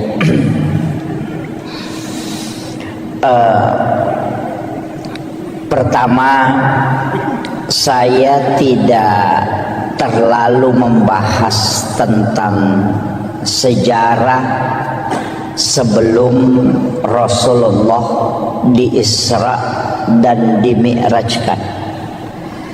Akan tetapi saya titik beratkan pembahasan kita pada malam hari ini berkaitan dengan hikmah di balik semua peristiwa yang dialami oleh Rasulullah dari pendekatan ulama-ulama hakikat dalam memahami peristiwa Isra dan Mi'raj. Karena kalau saya bicara tentang sejarah sebelum dan risalah perjalanan Rasulullah, saya kira di antara para alim, para masyayikh, para ulama kita itu sudah banyak yang membahas. Cuma saya sedikit mencoba memahami dengan keterbatasan ilmu yang sedikit ini untuk mengkaji sesuai dengan apa yang disampaikan pada mursyid-mursyid thariqah tentang peristiwa Isra dan Mi'raj ini. Pertama, ketika Rasulullah ingin diperjalankan oleh Allah, Irona Bita dibelah dadanya, kemudian jantungnya Rasulullah diambil dan dimasukkan ke dalam satu wadah, di mana wadah itu sudah diisi dengan air Zamzam. Kalau ulama syariat dia memahami bahwa jantungnya Nabi itu dibersihkan dengan air Sam-Sam kalau pendekatan syariat. Tapi kalau pendekatan hakikat itu ada pertanyaan, mana yang bersih, jantungnya Nabi atau air Sam-Sam? Itu kan dua hal. Nabi jantungnya itu adalah nur dan tidak mungkin ada kotorannya. Dia terjaga, makanya Nabi itu maksum. Sehingga ulama tariqah itu membalik makna mencuci. Jadi dia tidak mengatakan jantungnya Rasulullah dibersihkan, tapi dikatakan air Sam-Sam yang ingin diisi barakah sehingga diberi kesempatan menyentuh langsung kalbunya Rasulullah. Jadi situ ngena dek nama care paatinna nabitta, jantungna nabitta tidak kotor. Cuma dengan cara itu air Sam-Sam bisa terisi barakah. Nasaba ia koi siges saisi bawa jantungna nabitta, maka air Sam-Sam itu bisa menjadi obat. Itulah sehingga siapa yang meminum air Sam-Sam itu bisa terobati. Itu kalau pendekatan hakikatnya. Kalau syariatnya dikatakan dibersihkan. Kalau ilmu hikmah dikatakan di-upgrade, bukan dibersihkan, tapi diisi dengan hikmah. Itulah hakikat wudu. Karena wudu itu tidak membersihkan, tapi dia mensucikan. Kemudian ada beberapa, hitungannya ada 22 itu. Kaidah yang selalu disandarkan ke Nabi kemudian dibalik. Termasuk Hajar Aswad itu sebenarnya semua jamaah haji dan umrah berlomba untuk menciumnya. Para ulama mengatakan sebenarnya kalau tariqah Hajar Aswad itu tidaklah mulia seandainya Nabi tidak pernah menciumnya. Dipastikan Hajar Aswad sampai hari ini degaga tau baui seandainya Nabi tidak menciumnya ketika dia kala selesai menunaikan tawaf.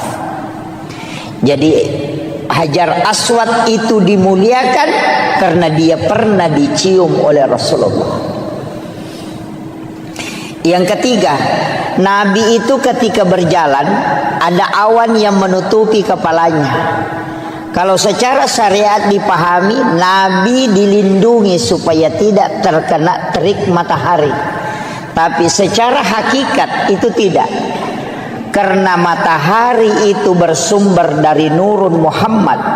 Ketika nurnya Rasulullah ketemu dengan matahari, maka matahari akan hancur. Maka Allah menutupi Rasulullah dengan awan supaya matahari itu tidak hancur ketika dia bersentuhan dengan nurnya Rasulullah. Itulah yang dipahami para ulama-ulama tariqah, bukan melihat kepada bendanya sehingga dia mulia, tapi karena dia bersandar kepada Rasulullah. Maka apapun yang disandarkan ke Nabi itu pasti mulia. Ini baru pengantar. Saya ceramah berapa menit? Jangan Pak. Ini 1 jam aja ya. Sudah maksimal sekali ya 1 jam. Ini kemudian setelah itu di dalam Al-Quran itu disebutkan Subhanalladzi asra bi'abdihi lailam minal masjidil haram ilal masjidil aqsa. Saya bukan ahli tafsir, tapi paling tidak kita bisa mengambil penjelasan para ulama tafsir. Saya hanya memotong poin intinya. Kalimat subhana itu pasti sesuatu yang sangat istimewa. Makanya dalam sholat itu kalimat subhana hanya dipakai pada 2 tempat. Ketika kita ruku dan ketika kita sujud. Kenapa? Karena 2 tempat itulah yang menyebabkan dosa-dosa itu terhapuskan. Karena ketika kita ruku, dosa yang ada di pundak, yang ada di kepala, yang diletakkan oleh Allah ketika masuk waktu sholat, itu akan jatuh. Maka kita disuruh itu sujud dan ruku bersama orang-orang yang ruku. Makanya kalau ruku jangan terlalu sebentar, nanti dosanya belum jatuh sudah bangkit. Oh, itu jadi masalah. Itu kan. Itu makanya orang yang sudah betul-betul terbiasa dengan sholatnya, sudah istiqamah, ia kotame waktu sampajange pasti mata anak papinat dinna. Tapi yang pura mak bereselang seakan-akan ada yang lepas, itu terasa ringan. Dan itu betul, karena dosa lah yang membuat kita terbebani perasaan. Tapi ketika selesai salam, itu pasti terasa ringan, karena dosa itu sudah dihapuskan. Tapi makanya Nabi dalam hadis Bukhari Muslim, ada dosa yang tidak terlepas pada sholat fardu. Dia nalagai sampai perlueh, karena Allah akan mengumpulkan dosa itu nanti sholat Jumat baru dilepaskan. Makanya dari wudu ke wudu penghapus dosa, dari sholat fardu ke sholat fardu penghapus dosa, dari Jumat ke Jumat penghapus dosa, dari Ramadan ke Ramadan penghapus dosa, dari umrah ke umrah penghapus dosa, dan dari haji ke haji itu penghapus dosa. Itulah keistimewaan dalam Islam. Kemudian subhanalladzi asra, kalimat asra itu bukan Rasulullah yang berjalan, tapi diperjalankan. Mungkin di sini ada jam dinding. Tadi di dalam saya lihat ada jam dinding. Jam dinding itu ketika dia berputar, itu hanya 24 jam normalnya. Tapi kalau panitia masjid ini mengambil jam dinding kemudian dia putar, itu bisa sampai 300 kali berputar dalam 1 jam. Artinya ketika dia berjalan hanya 24 jam, tapi ketika dia diperjalankan oleh pengurus, maka itu bisa sampai 300 kali lipat. Begitu juga dengan Rasulullah, dia tidak berjalan tapi dia diperjalankan. Kemudian ada kalimat bi abdihi, bukan bi rasulin, bukan bi Muhammadin. Jadi ya roi palalangi tania surona pong Allah Ta'ala. Dena kada subhanalladzi asra bi rasulin. Juga tidak mengatakan asra bi Muhammadin, tidak, tapi mengatakan asra bi abdihi. Ia komelo ki ele keistimewaan diperjalankan, maka jadi hamba. Makanya tidak semua nabi itu melakukan perjalanan. Ada nabi yang mi'raj tapi tidak Isra. Ada nabi yang Isra tapi dia tidak mi'raj. Tapi ada nabi yang Isra sekaligus mi'raj. Nabi yang mi'raj tapi tidak Isra itu Nabi Isa, diangkat langsung ke langit kedua. Ada nabi yang mi'raj tapi dia tidak Isra, itu Nabi Musa ketika ke negeri Madian. Ada nabi yang Isra sekaligus mi'raj, itulah Nabiullah Muhammad sallallahu alaihi wasallam.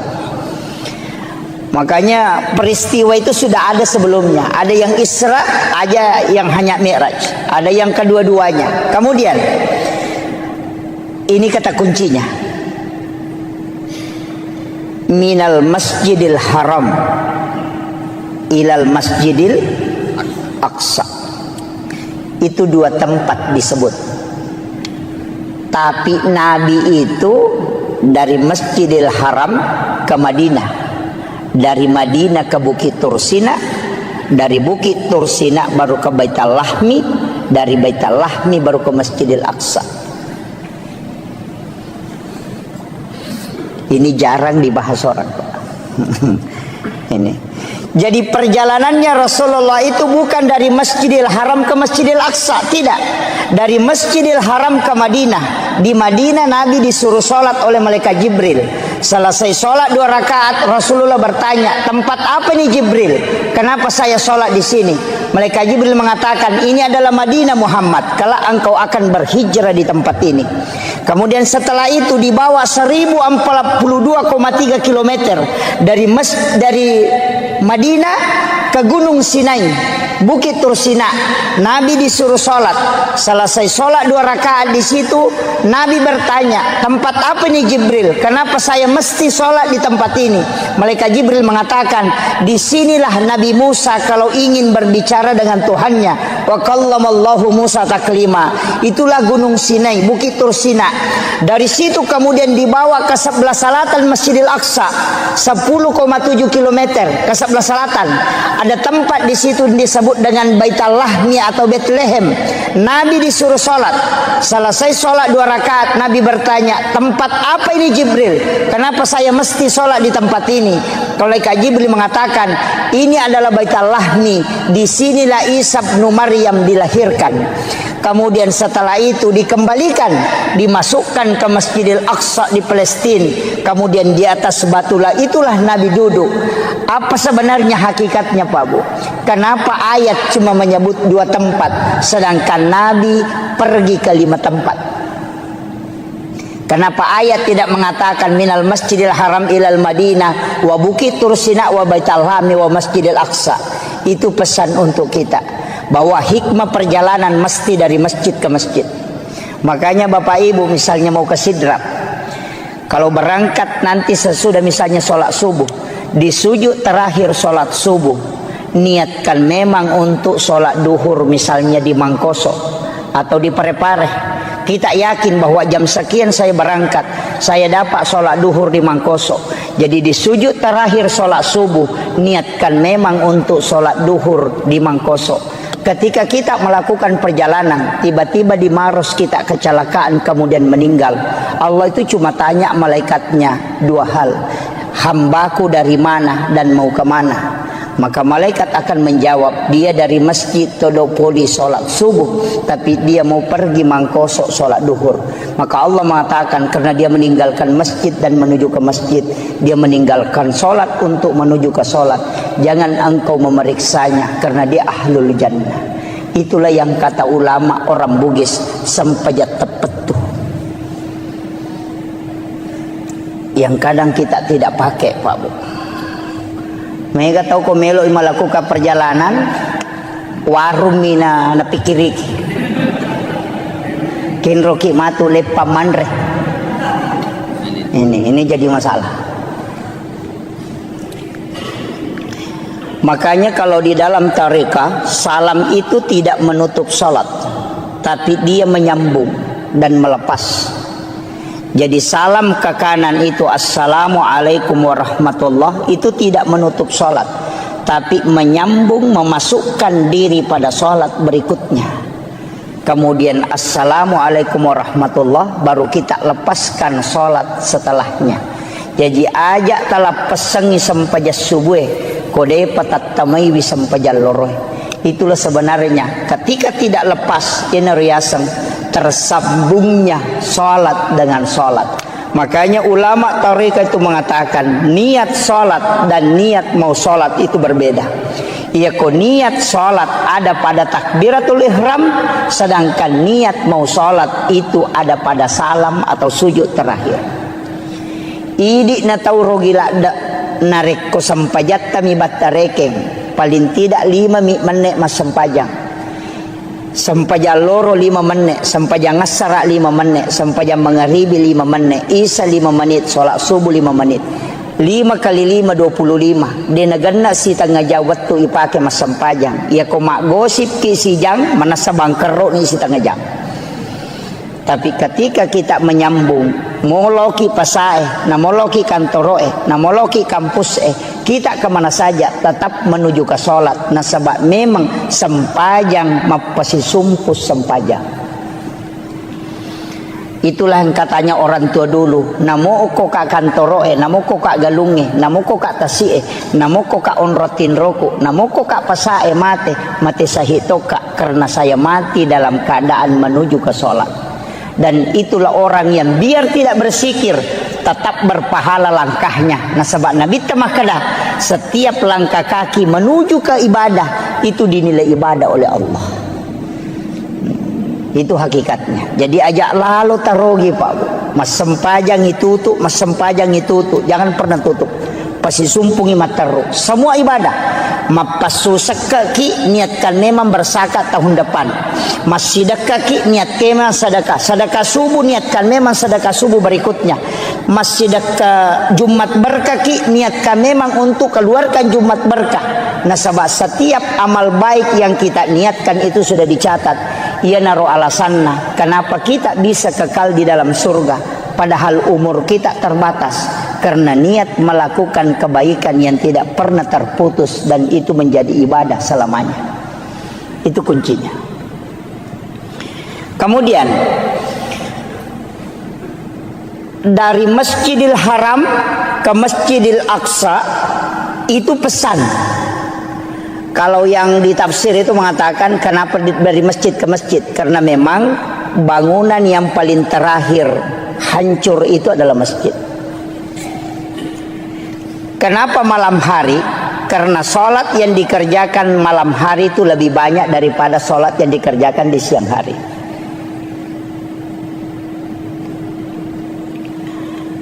Kemudian saya tidak ambil ini perjalanan Isra terlalu jauh, tapi kita naik ke Mi'raj. Nabi itu meletakkan, jadi Nabi itu naik di satu batu, nah cekengi rubatue, kemudian dari situlah Nabi Mi'raj. Makanya disebut tangga untuk naik. Tapi ketika naik Rasulullah, batu yang diinjak itu ikut. Ya rubatue na cekengi Nabi tamacio. Nabi tegur, tidak usah kau ikut, cukup di situ. Tapi ya robatue tak kala tarakka nih, Nabi larang dia ikut, maka sampai hari ini batu itu masih tergantung sampai hari ini. Makanya kalau kita lihat itu di HP bisa kita buka batu gantung peristiwa Isra Mi'raj. Itu tidak sandar ke tanah, padahal beratnya itu berapa itu, besar itu. Ya rubatu nonri ya Nabi ta maceket tapi melu macuri Nabi ta larang. Dia sudah terangkat, Nabi larang ikut, tapi dia juga tidak mau turun lagi ke tanah, makanya tergantung sampai hari ini. Nabi naik ke langit pertama, ketemu Nabi Adam. Naik ke langit kedua, ketemu Nabi Isa dengan Nabi Yahya. Naik ke langit ketiga, ketemu dengan Nabi Yusuf. Terus naik ke langit berikutnya, ketemu dengan Nabi Idris, Nabi Harun, kemudian Nabi Yahya, kemudian ketemu Nabi Musa, kemudian Nabi Ibrahim.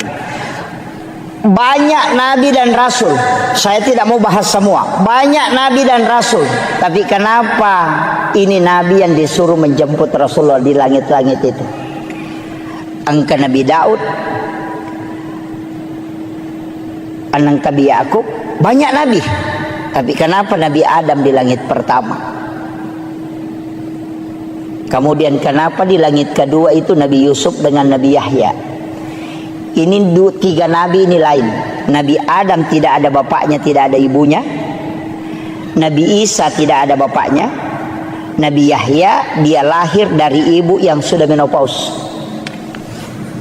Coba kalau kita kaji secara sederhananya. Jadi Iro Nabi Adam dega ambok na dega indok na. Walaupun dalam tafsir As-Sawi nanti itu ada mengatakan bapaknya Nabi Adam adalah tanah dan ibunya Nabi Adam adalah air.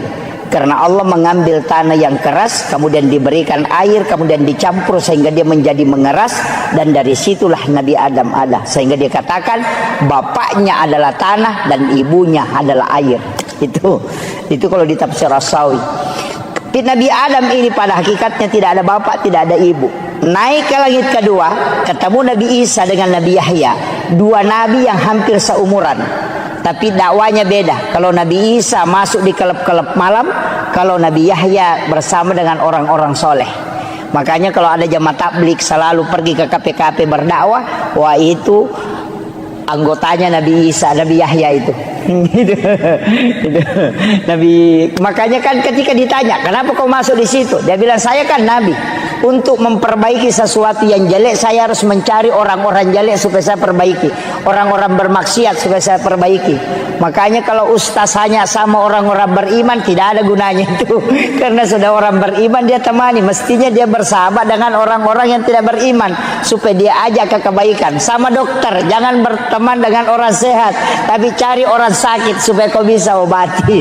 Begitu. Jadi itu alasannya. Makanya kalau ada ustaz selalu cari penjahat, preman, tidak masalah, itu ada sanatnya itu. Tapi kalau ada ustaz tidak mau gabung dengan WTS, tidak mau gabung dengan peminum, ada juga sanatnya itu. Kenapa? Alasannya takut terpengaruhi. Itu karena mungkin imannya belum kuat. Nah, itu makanya dalam agama itu masing-masing ada sanatnya. Kemudian Nabi Isa ini kan lahir dari Maryam. Maryam ini yang memelihara Nabi Zakaria. Nabi Zakaria punya anak, itulah Nabi Yahya. Kan gitu. Jadi Nabi Zakaria ini kan tidak punya anak, dia gagak anak-anak. Istrinya sudah menopause, sudah berhenti haid. Dan Nabi Zakaria ini sudah tua. Karena dia yakin sudah tidak punya keturunan, maka dia mengambil kemanakannya. Itu anak gadis belia yang bernama Maryam. Itulah ibunya Nabi Isa. Jadi Nabi Zakaria dia memelihara Maryam kurang lebih 4-5 tahun di rumahnya. Jadi itu dia bawa ke rumahnya, dia bikinkan bilik. Nah, kiborangi kamar. Di dalam biliknya dia buatkan tempat sholat, namanya mihrab. Di dalam mihrab itulah Nabi Maryam sholat. Ini saya kembalikan. Banyak orang yang mengatakan, bukan saya tidak sepakat, tapi perlu kita kaji. Di sini banyak para ahli, para ini. Saya yang kasih tahu. Itu saya sering tanya ke ulama-ulama tarekat dan ulama-ulama sejarah. Tapi sering penceramah itu mengatakan begini. Peristiwa Isra Mi'raj itu adalah awal mula perintah pelaksanaan sholat. Saya tidak sepakat. Peristiwa Isra Mi'raj itu disebutkan dalam ayat linuriyahu min ayatina, bukan sholat. Coba kalau kita buka Al-Quran itu, subhanalladzi asra bi 'abdihi lailan minal masjidil haram ilal masjidil aqsa alladzi barakna haulahu. Apa tujuannya? Linuriyahu min ayatina, bukan sholat.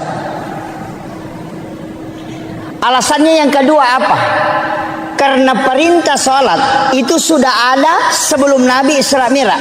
Karena di Madinah Nabi sholat, di Bukit Tur Sina Nabi sholat, Nabi juga sholat di Baitul Lahmi, Nabi juga sholat di Masjidil Aqsa. Bahkan di Masjidil Aqsa Nabi yang memimpin para Nabi dan Rasul. Rasulullah menjadi imam, semua Nabi itu menjadi makmumnya.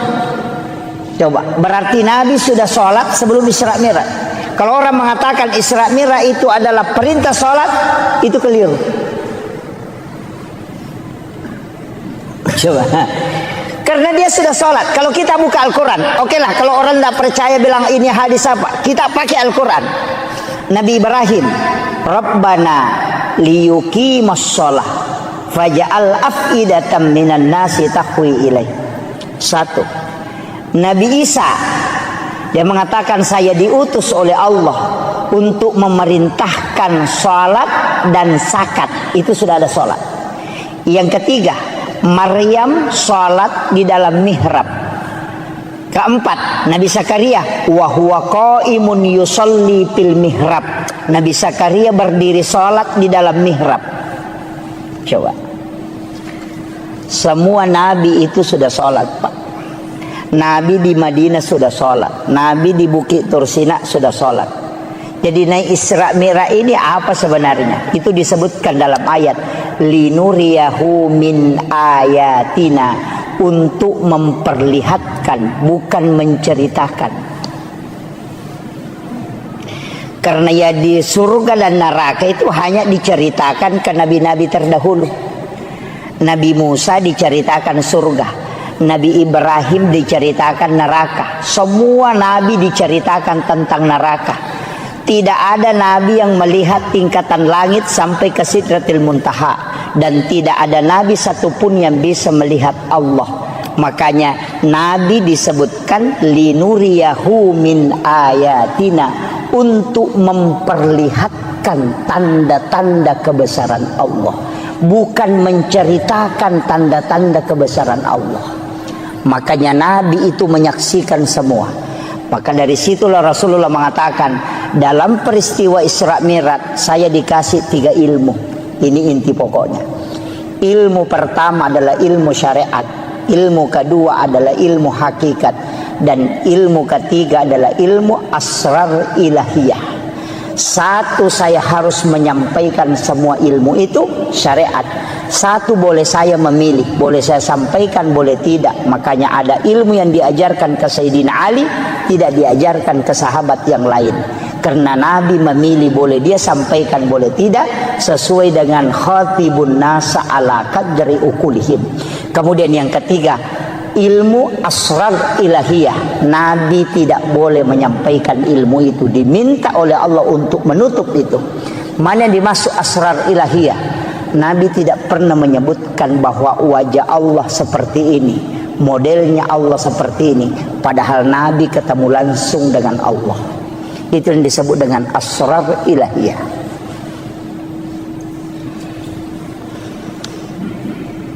Kemudian, wah ini sudah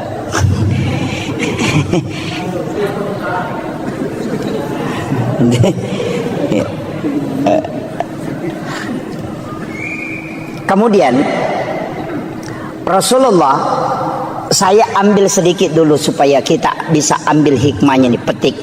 Nabi Adam itu ahli tanaman. Makanya kalau orang ilmiah yang kaji kenapa Nabi ketemu Nabi Adam, karena Nabi itu profesor nanti di bidang ilmu alam. Karena Nabi Adam, makanya nanti dari Isra Mi'raj itu Nabi mengatakan kurma itu biar tidak dikawinkan itu bisa berbuah. Karena orang Arab itu selalu mengawinkan kurma. Dia mengatakan buahnya tidak bisa kalau tidak dikawinkan. Tapi dari setelah peristiwa Isra Mi'raj, Nabi mengatakan biar kau tidak kawinkan, kurma tetap bisa berbuah. Kenapa? Karena dia sudah belajar sama Nabi Adam, ahli tanaman. Itu makanya Nabi itu menteri pertanian itu karena belajar pada ahlinya. Naik ke langit kedua, ketemu dengan Nabi Isa. Nabi Isa itu ahli kedokteran modern. Dia bisa menghidupkan orang mati. Itu atas izin Allah. Tidak ada dokter yang bisa menghidupkan orang mati, Pak. Kalau dokter kita mematikan orang hidup. Itu yang ada. Ya. Kemudian ahli anatomi. Makanya Rasulullah itu ketika sudah makan, dia tidak langsung minum. Kemudian meminta kita sesekali berjalan tidak menggunakan alas kaki. Itu semua sebenarnya adalah ilmu kesehatan yang diajarkan oleh Nabi. Kemudian Nabi Yahya. Siapa ini Yahya, Pak? Dia adalah salah satu orang hebat dalam sisi manajemen. Naik berikutnya ketemu Nabi Yusuf. Itu ahli keuangan. Karena dia bendahara Mesir. Itu hebatnya. Naik lagi ke berikutnya, ketemulah dengan Nabi Idris, salah satu ahli akidah dan tasawuf. Satu-satunya nabi yang bisa mengelabui malaikat. Kenapa bisa mengelabui malaikat? Karena malakul maut itu dikasih tahu, sakit kira-kira kalau kita mati. Malakul maut mengatakan sakit. Dia mengatakan saya ingin merasakan sakitnya mati. Malakul maut mengatakan tidak bisa tanpa izin Allah. Maka Nabi Idris meminta, beri aku kesempatan merasakan bagaimana sakitnya sakarat. Maka dicabutlah nyawanya atas izin Allah. Setelah mati, dia kasih tahu, antar saya ke neraka. Saya mau melihat neraka sebelum saya hidup kembali. Dibawa ke neraka, sebentar saja dia bilang, kasih keluar saya. Dia ule monroko magar jingoko. Tapi dia bilang, bawa saya ke surga sebentar. Setelah dibawa ke surga, dia menikmati di dalam. Apa kata Nabi Idris? Tidak usah saya pulang, di sini saja. Kemudian malaikat mengatakan tidak boleh, orang masuk ke sini harus ke neraka. Nabi bilang tadi sama-sama kita dari sana, baru pun pergi ke sini kan. Maka Nabi yang ada di dalam surga itu lebih dulu adalah Nabi Idris. Karena itu seazan izin Allah. Itu makanya kehebatannya Nabi Idris itu. Tapi apakah istimewanya Nabi Idris? Tidak ada yang mengalahkan dalam nikmat dalam berzikir. Karena ketika dia dinikahkan oleh bapaknya, dia menerima. Tapi setelah dia tidur bersama dengan istrinya pengantin baru, apa kata dia? Wala zikrullahu akbar. Berzikir kepada Allah masih jauh lebih nikmat dibanding bersama dengan pasangan. Kira-kira ada pengantin baru bisa ngomong begitu? Lep di manya mengiku mas sempajang nanya ko si depe kak bayineku. Itu langka orang itu kecuali Nabi Idris yang bisa merasakan itu, bahwa nikmatnya menyatu dengan Allah jauh lebih dibanding dengan bersenggama dengan manusia. Itulah keistimewaannya. Saya tidak ceritakan semua, tapi saya turun sedikit ke Nabi Yahya. Nabi Yahya ini sebenarnya Nabi yang diminta-minta. Karena Nabi Zakaria kan sudah yakin, saya tidak mungkin punya keturunan, istri saya sudah berhenti haid. Tapi ketika dia mengambil Maryam, dia bawakan makanan, karena kamarnya dikunci dari luar, tidak ada jendelanya. Makanya Bapak Ibu saya kasih tahu, kalau punya anak gadis, bikinkan kamar, jangan kasih jendela, supaya dia tidak lihat orang lalu lalang. Bikinkan saja lubang angin. Yang kedua, kuncinya kita yang pegang, jangan kasih kunci dia. Kunci dari luar pintunya, supaya jangan keluar. Kalau kita punyanya gadis, dikasih kunci motor, makanya kadang masuk angin. Ini jadi masalah. Makanya di dalam kamar itu dia tinggal, tapi dia bikinkan tempat sholat dengan 2 anak tangga. Itulah alasannya kenapa mihrab imam itu 2 lapis. Ada sajadah lapisan bawahnya atau amblak, kemudian ada sajadah satu di atasnya. Karena mihrabnya Maryam itu dengan 2 anak tangga. Itu alasannya. Kullama dahala alaiha Zakaria al-mihrab. Saya pakai ayatnya langsung. Kullama dahala alaiha Zakaria al-mihrab. Setiap Nabi Zakaria masuk ke dalam tempat sholatnya Maryam, wajada indah rizqan. Dia kaget karena dia melihat ada makanan, tapi pintu tidak pernah terbuka. Makanya dia bertanya, anna laki haza, dari mana ini? Apa jawabannya Maryam? Huwa min indillah. Ini langsung Allah yang kasih. Nabi Zakaria itu kan nabi, hebat pemikirannya, ilmunya hebat. Dia tidak bisa terima dengan akal sehat. Anak gadis belia, dia bukan nabi, tapi kok bisa dikasih makanan langsung dari langit? Saya ini nabi, sudah lama berdoa di sini tidak pernah dikasih makanan langsung. Apa istimewanya anak ini? Dia berpikir, ternyata bukan anak ini yang istimewa, tapi tempatnya yang sholat itu diistimewakan oleh Allah. Maka dia suruh Maryam keluar dari situ, tinggalkan itu tempatnya. Hunalika da'a Zakaria rabbah. Maka datanglah Nabi Zakaria ke tempat sholat itu, bermunajat kepada Allah. Ayatnya, wa huwa qaimun yusalli. Sementara dia berdiri sholat, fil mihrab, di dalam mihrab itu dia meminta, Rabbi habli min ladunka zurriyatan thayyibatan innaka sami'ud du'a. Apa yang terjadi, Pak? Fanadathul malaikatu wa huwa qaimun yusalli fil mihrab. Langsung malaikat turun dari langit ketika Nabi Zakaria memohon di dalam mihrab. Apa kata malaikat? Annallaha yubassiruka bi Yahya musaddiqan bi kalimatin wa sayyidan wa hasura wa nabiyyan minas solihin. Ini yang orang tidak tahu banyak. Guru Kiai Abdul Rahman Ambo Dalle, kamarnya itu dibagi 2. Setengah dia tempati tidur, setengah dia tempati sholat. Itu tidak pernah diganggu tempat sholatnya. Kiai Haji Maimun Subair, dia kunci kamar pribadinya. Ada tempat khusus dia tempati di dalam kamar pribadi, itulah mihrab. Ketika dia melaksanakan haji, dia punya wasiat, jangan kau buka itu kamar kecuali saya meninggal ataupun kembali. Semua ulama itu punya tempat khusus beribadah. Karena itu disebut mihrab. Karena itu perintah Al-Quran. Kita tidak.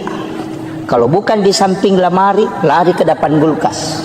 Ada orang di kulkas, lari ke dekat kursi. Main orang di kursi, lari masuk ke kamar. Tidak ada tempat khusus kita buat untuk berdua-duaan dengan Allah. Tapi kita bangun WC sampai 30-40 juta hanya untuk buang kotoran. Tapi tempat beribadah kita tidak buat untuk khususiah. Dari situlah kenapa doa itu susah mustajabah. Makanya saya sampaikan, bukan musola Pak. Musola itu ditempati sholat berjamaah. Ada tamu datang ke rumah bisa dia masuk sholat. Tapi kalau mihrab tidak ada orang yang boleh masuk kecuali hanya pemilik mihrab. Maka mihrab itu di dalam kamar ukurannya seperti kuburan. Paling bagus menurut mursyid kami di tarekah, beli kain kafan. Kain kafan itu kau letakkan, baru kau tahan sudutnya supaya dia tidak bergerak. Karena mihrab itu tidak boleh bergerak. Kemudian kau tutupi dengan kain tipis atau paling ada penutupnya. Setiap kau mau sholat masuk ke situ, dan jangan ada kalimat dunia yang keluar dari lisanmu di tempat itu kecuali hanya zikir dan bacaan Al-Quran. Ketika kau mampu istiqamah, maka dia akan tembus ke langit. Karena itulah tempat khusus yang kau buat untuk berkomunikasi dengan Allah. Itulah kenapa mihrab tempat imam itu mustajabah ketika dia berdoa.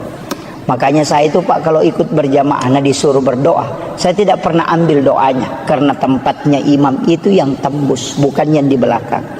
Karena yang di belakang ini disebut masjid, yang tempatnya imam disebut mihrab. Itu tidak sembarang. Nah, banyak imam sekarang main HP di tempatnya. Itu penting, Pak.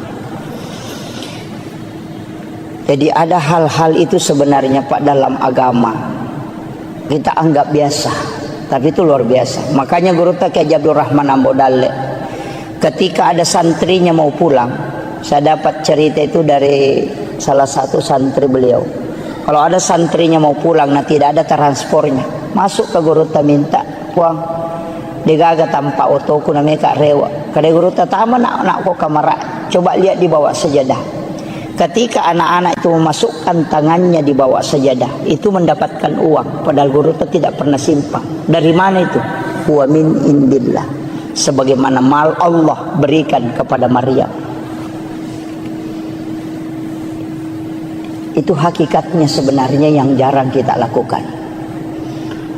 Makanya saya menyampaikan kepada seluruh jamaah, ini hikmah Isra Mi'raj. Paling tidak kalau yang belum punya mihrab tahun ini kita bisa buat di dalam kamar. Tidak luas kok Pak. Ongkosnya mungkin hanya sekitar 500.000. Cukup kita beli kain tipis kemudian kita tutupi, beli kain kafan 1 lapis. Walaupun bukan kain kafan, mungkin sajadah 2 lapis kita simpan di situ. Kenapa saya mengatakan bagusnya kalau kain kafan? Kalau kain kafan bikin wasiat, nak ketika saya meninggal, ada kain kafan di mihrab itu kau ambil itu yang kau bungkuskan aku. Karena kain kafan yang ambil dari mihrab biar sampai 50 tahun tidak akan luput termakan oleh tanah ketika itu yang dibungkuskan oleh orang yang dipakai sholat. Itulah kenapa banyak ulama dulu itu tidak hancur kain kafannya. Itu karena kain kafan yang bersumber dari mihrab yang dia pakai. Dan itu kadang kita anggap biasa Pak. Makanya kalau doa mau mustajabah, bikin mihrab. Tapi jangan cari uang di mihrab. Sama Guru, siapa tahu nanti assalamualaikum langsung dia lagi, oh belum ada nih. Wah itu jadi masalah itu. Iya. Tapi disitulah Allah bisa memberikan rezeki wa yarzuqhu min haitsu la yahtasib. Itu bukan hadis. Kalau hadis masih bisa diperdebatkan Pak, tapi itu ayat. Yang dilakukan oleh Maryam yang bukan nabi, maka Allah kasih langsung. Maka bukan nabi pun, seorang ulama, seorang alim, seorang beriman, ketika dia membuat itu maka Allah pun akan kasih. Karena itu huwa min indillah. Innallaha yarzuqu man yasha bighairi hisab. Itu kuncinya.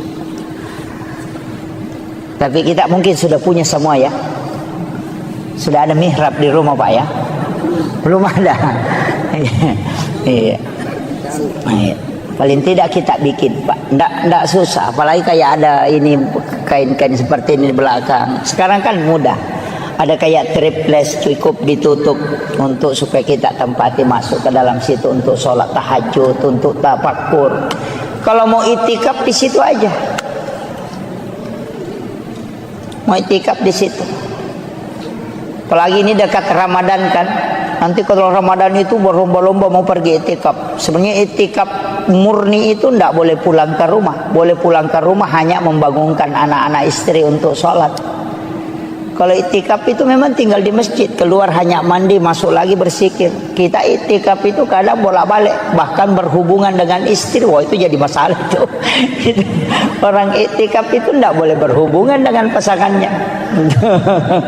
Ada yang lebih parah, jam 9 malam datang bawa ke lampu, dia simpan di lantai 2, datang tidur, mati subuh baru bangun. Itu bukan pergi itikaf, hanya pindah tidur itu.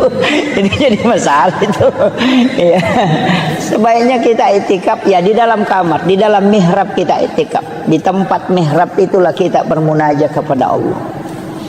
Itu tidak ada orang yang melihat ibadah sunnah itu. Memang kalau kita betul-betul mau kejar Lailatul Qadar kan memang kayak ulama dulu 3 bulan itu dia sudah mulai.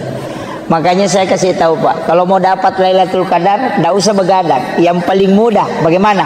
Datang sholat isya berjamaah, kerjakan sholat sunnah sesudah sholat isya 4 rakaat, kemudian datang sholat subuh berjamaah, kerjakan sholat sunnah subuh 2 rakaat dan sholat subuh berjamaah. Kita sudah dapat Lailatul Qadar. Apa alasannya? Rasulullah mengatakan, siapa yang datang sholat isya berjamaah di masjid, maka sama kalau dia sholat setengah malam. Siapa yang sholat 4 rakaat sesudah sholat isya, itu sama pahalanya kalau dia sholat 4 rakaat pada malam Lailatul Qadar. Berarti sholat sunnah sesudah isya yang 4 rakaat itu setara dengan 400.000 rakaat nilainya. Makanya saya kasih tahu, jangan sampai kita sholat tarawih 20 rakaat tapi kita tidak sholat sunnah sesudah isya 4 rakaat. Bangkrut betul itu. Betul-betul bangkrut. Karena sholat tarawih 20 rakaat tidak akan pernah mengalahkan sholat sunnah 4 rakaat sesudah isya. Kenapa? Karena itu setara dengan 400.000 rakaat nilainya. Tidak usah datang begadang, tapi datang sholat subuh berjamaah. Kenapa sholat subuh berjamaah? Rasulullah mengatakan, siapa yang sholat subuh berjamaah di masjid itu sama kalau dia bangun 1 malam penuh beribadah dengan Allah. Makanya kalau sudah sholat isya berjamaah dapat setengah malam, sholat 4 rakaat sesudah isya sama dengan sholat 4 rakaat pada malam Lailatul Qadar, baru ambil sholat sunnah subuh, itu lebih mulia daripada dunia dan isinya, baru ambil sholat subuh berjamaah, berarti sama dengan sholat 1 malam penuh, itu pasti dapat Lailatul Qadar. Itu aja kuncinya. Hanya tidak usah pusing Pak. Jadi kecuali yang mau betul-betul mengejar ya kejar. Pokoknya begadang setiap malamnya. Kalau tidak mampu ambil aja itu tadi. Itu jadi ulama kita dari dulu tuh simpel sekali. Ya, tidak usah datang menyiksa diri tuh Pak. Tidak usah. Apalagi yang sekarang. Kecuali kita mampu memang. Nah, makanya 3 bulan ini kan disebut Syahrul Rajab Syahrullah, Syahrul Sya'ban Syahri, Syahrul Ramadan Syahrul Ummati. Itu 3. Makanya doanya itu Allahumma barik li fi Rajab wa Sya'ban, digabungkan 2 baru wa balikni Ramadan. Apa maknanya? Allahumma barik. Kalau berkah itu pasti wirid, bukan ilmu. Karena kalau ilmu derajat. Makanya yarfa'illahu alladhina amanu minkum walladhina utul ilma darajah. Tapi kalau mau berkah bukan ilmu tapi wirid. Makanya Syahrul Rajab Syahrullah, kalau bulannya Allah berarti bulan istighfar. Kalau bulannya Nabi berarti bulan sholawat. Kalau bulannya kita berarti bulan bacaan Quran. Makanya Rajab perbanyak istighfar, Sya'ban perbanyak sholawat, nanti Ramadan banyak baca Quran. Itu sudah dapat. Itu kuncinya. Makanya jadi makanya disebut bulan Rajab itu bulan menanam, bulan Sya'ban itu bulan menyiram, bulan Ramadan itu bulan menuai, panen. Nah, itu kuncinya. Makanya ini sederhana aja Pak. Makanya istighfar di bulan Rajab ini minimal 1000. Sebagus-bagusnya 10.000. Tapi istighfar itu tidak menghapus dosa. Ya. Ingat, kalau kita istighfar itu dosa tidak terhapus, cuma tertutup. Makanya istighfar itu dari kata istighfar, menutup yang nampak. Bapak kalau menulis di kertas ada tulisan salah, ambil tip X kemudian di tip X. Tip X itu tidak menghapus tulisan, cuma menutup supaya tidak kelihatan. Itulah makna istighfar, menutup yang nampak supaya dia tidak memberi dampak negatif. Makanya taubat dengan istighfar itu tidak sama. Kalau taubat kembali, kalau istighfar menutup. Bagaimana cara supaya dosa terhapus? Jangan pakai istighfar, pakai al-afu. Makanya kalau Ramadan tidak pakai istighfar, tapi pakai Allahumma innaka afuwun karim tuhibbul afwa fa'fu anna. Kalau al-afu itu menghapus, makanya dalam salat itu dipakai al-afu. Rabbi ghafirli warhamni wajaburni warfa'ni warsukni wahdini wafini wa'fu anni. Itu kuncinya. Ini sudah 1 jam, Pak. Ya, ini saya tambah sedikit ya. Iya, kita mengambil hikmah hakikatnya dulu. Saya berusaha menjelaskan seringan mungkin. Kalau di dalam tarekat itu agak berat.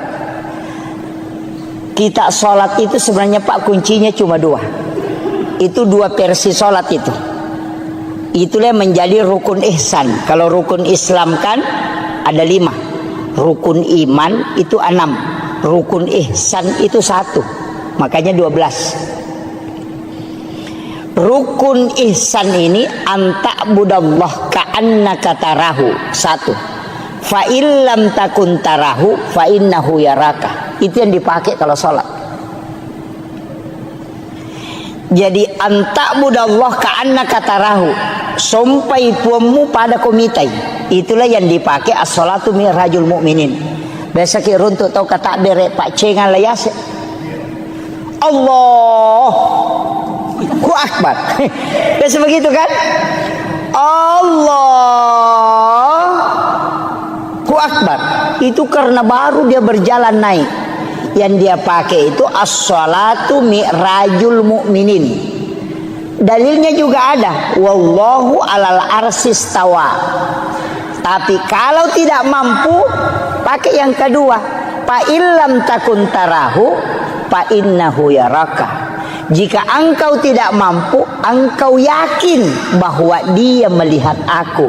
Tidak usah naik, cukup dibawa. Kita takbir itu Allah melihat saya takbir, Allah melihat saya ruku, Allah menyaksikan saya sujud. Tidak usah naik ke atas. Dalilnya mana? Wa huwa ma'akum aina ma kuntum. Dia selalu bersamamu dimanapun kau berada. Wallahu akrabu min hablil warid. Allah itu lebih dekat daripada urat leher. Mana yang kita pakai? Ada yang naik Allahu akbar. Naik ke atas itu. Itu yang kadang goyang-goyang. Kalau ada anak-anak ribu, marah itu. Ini ribu-ribu kita tidak khusyuk. Padahal biar tidak ribu orang juga tidak khusyuk dia. Itu alasan saja itu. Itu kan. Makanya kalau tidak bisa naik, karena itu agak berat. Itu sholatnya para wali. Yang naik ke atas. Kalau tidak bisa, pakai yang kedua. Fa illam takun tarahu fa innahu yaraka. Kayak ada CCTV menyorot kita. Karena Allah dimanapun kau berada, dia akan tidak terlepas dari pandangan dia. Maka yakin saja Allah melihat saya ruku, Allah melihat saya sujud. Itu yang lebih tenang. Tidak usah capek-capek naik ke atas. Karena dua-duanya dibolehkan. Makanya disebut rukun ihsan. Nah, ini saya kira ini yang penting saya sampaikan Bapak-Ibu sekalian. Mudah-mudahan ada hikmah yang bisa kita petik. Tapi satu wasiat saya, jangan pernah tinggalkan sholat. Usahakan kerjakan Pak, sesibuk apapun sholat, seberat apapun sholat ki. Jangan ada alasan bilang tidak khusyuk tidak apa, tidak usah. Dan sepung Allah Ta'ala tepat tak, tidak usah kita mengatakan harus begini nesang. Maka dah sekok minta tepat nala cundeke nala nama tu paling tepat. Makanya dalam tarikah itu mengatakan kalau saya sholat saya kafir, itu jangan dipahami secara syariat. Maka dia ku iya masempajak kaperek kak, berarti wangga iya aleku iya matoro itapakku. Tapi aku makadaka puang Allah Ta'ala mas sempajang ali nama toh, berarti saya tidak sombong karena saya sholat karena iman, dan yang memasukkan iman adalah Allah, dan yang memberi saya hidayah adalah Dia. Dia tu nak kada ali nama toh mas sempajang ya mato sempajang angka inade de inangka. Oh itu jadi masalah Pak. Banyak kan orang. Saya itu kuncinya sederhana. Ulama-ulama itu sudah mengatakan yang penting mas sempajang kona. Angkat istilah atau mata tariolo maka darut tu membalalin romo de kamu lolongan. Ko de bisa ngisana sampajangnya, maka de guru tekalisi denre podangi kana tanyaga pe palolong akong kana balang. Tu guru ta. Dan saya yakin pegang itu. Napa-napasa nga guru ta hena. Itimbang makapai tan ritimbang anu de. Ya kong kamu jama angka itajang, ya ko de kamu jama de itajang. Itu pesan na guru ta. Makanya loban ni berjama Pak, makanya mau ketemu berjama. Ya ketemu sampaja jadi di desi pan rasa-rasa tongangi. Ya ko dapat talumi itu talui paresah. Ya ko ketemu berjama, angka pagatang. Ya ko matanri kehusuan nero nagatangi barakana. Ya tu ampai Pak pada mi sentere ya ko ka sentere 10 baterena si basi di baterena. Ya namate ya tu ci de na tuo. Ya ko 10 baterena nang ka batere mate pon ritangai tu mo pa ya tu. Makanya kau enggak Pak berjamaah gimpe acil ka banyo ko tangana macu manamunya tuh. Maka itulah hikmahnya kenapa berjamaah itu sangat bagus, karena dia mengikutkan semua. Jadi aja tak sampai jadi di, aja tak curi pokoknya cuki. Tapi memang tempat yang paling bagus itu imam. Setelah imam yang di belakang imam 1 orang, baru sebelah kanan 3, sebelah kiri 3. Makanya 7 orang itu. Itu yang paling istimewa Pak. Tapi aja tabarani lah koroko de gatap. Alladzi rafa'al mustafa manasibal insani wal busyra wa ja'ala israhu min makkah muqaddasi fi lailata wahidatin ayatul kubra wassalatu wassalamu ala asyrafil anbiya'i wal mursalin sayyidina wa maulana wa habibina wa syafi'ina wa ala alihi wa ashabihi wa sahabatihi ajma'in. Allahumma salli ala Sayyidina Muhammadin salatan tuballighuna biha kullal maqsud ya Jawwadu ya Ma'bud ya Rahimu ya Wadud birahmatika ya Arhamar Rahimin. Allahumma salli ala Sayyidina Muhammadin tibbil qulubi wa dawaiha wa afiyatil abdani wa shifaiha wa nuril absari wa diyaiha wa ala alihi wa sahbihi wa sallim. Saya pakai bahasa Indonesia Pak Bu ya.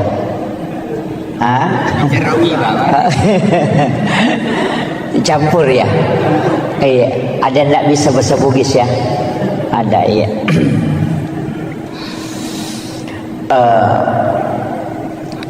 Pertama, saya tidak terlalu membahas tentang sejarah sebelum Rasulullah di-Isra dan di-Mi'rajkan.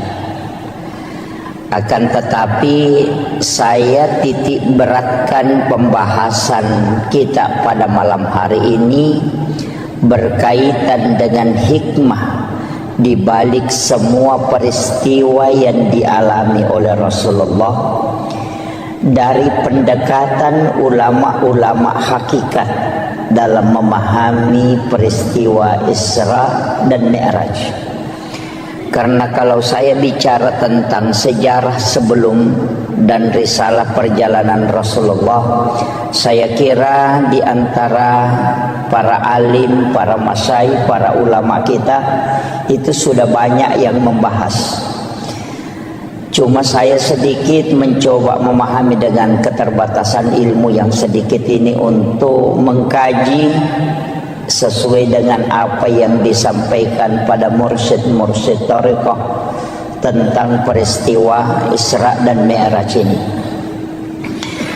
Pertama, ketika Rasulullah ingin diperjalankan oleh Allah, Irona Bita dibelah dadanya,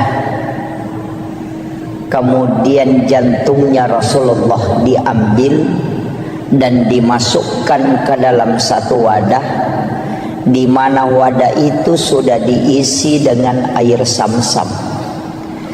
Kalau ulama syariat dia memahami bahwa jantungnya Nabi itu dibersihkan dengan air Zamzam kalau pendekatan syariat.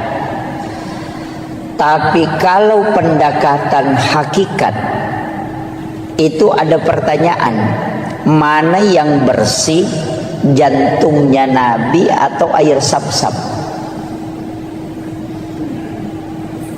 Itu kan dua hal.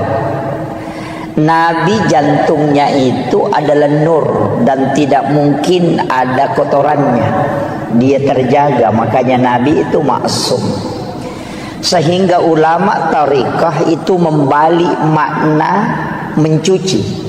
Jadi dia tidak mengatakan jantungnya Rasulullah dibersihkan, tapi dikatakan air Zamzam yang ingin diisi barakah sehingga diberi kesempatan menyentuh langsung kalbunya Rasulullah.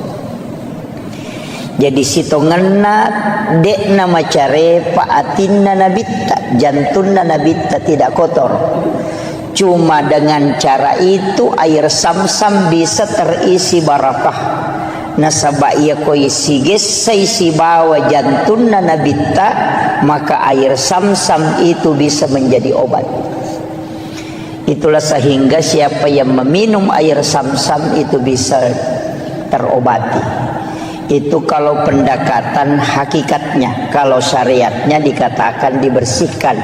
Kalau ilmu hikmah dikatakan di-upgrade, bukan dibersihkan, tapi diisi dengan hikmah. Itulah hakikat wudu. Karena wudu itu tidak membersihkan, tapi dia mensucikan. Kemudian ada beberapa, hitungannya ada 22 itu kaidah yang selalu disandarkan ke Nabi kemudian dibalik. Termasuk Hajar Aswad itu sebenarnya semua jamaah haji dan umrah berlomba untuk menciumnya. Para ulama mengatakan sebenarnya kalau tariqah Hajar Aswad itu tidaklah mulia seandainya Nabi tidak pernah menciumnya. Dipastikan Hajar Aswad sampai hari ini degaga tau baui seandainya Nabi tidak menciumnya ketika dia kala selesai menunaikan tawaf.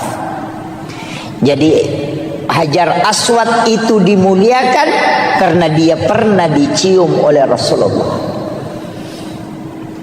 Yang ketiga, Nabi itu ketika berjalan ada awan yang menutupi kepalanya. Kalau secara syariat dipahami, Nabi dilindungi supaya tidak terkena terik matahari. Tapi secara hakikat itu tidak. Karena matahari itu bersumber dari nurun Muhammad. Ketika nurnya Rasulullah ketemu dengan matahari, maka matahari akan hancur. Maka Allah menutupi Rasulullah dengan awan supaya matahari itu tidak hancur ketika dia bersentuhan dengan nurnya Rasulullah. Itulah yang dipahami para ulama-ulama tariqah, bukan melihat kepada bendanya sehingga dia mulia, tapi karena dia bersandar kepada Rasulullah. Maka apapun yang disandarkan ke Nabi itu pasti mulia. Ini baru pengantar. Saya ceramah berapa menit? Jangan Pak. Ini 1 jam aja ya. Sudah maksimal sekali ya 1 jam. Ini kemudian setelah itu di dalam Al-Quran itu disebutkan Subhanalladzi asra bi'abdihi lailam minal masjidil haram ilal masjidil aqsa. Saya bukan ahli tafsir, tapi paling tidak kita bisa mengambil penjelasan para ulama tafsir. Saya hanya memotong poin intinya. Kalimat subhana itu pasti sesuatu yang sangat istimewa. Makanya dalam sholat itu kalimat subhana hanya dipakai pada 2 tempat. Ketika kita ruku dan ketika kita sujud.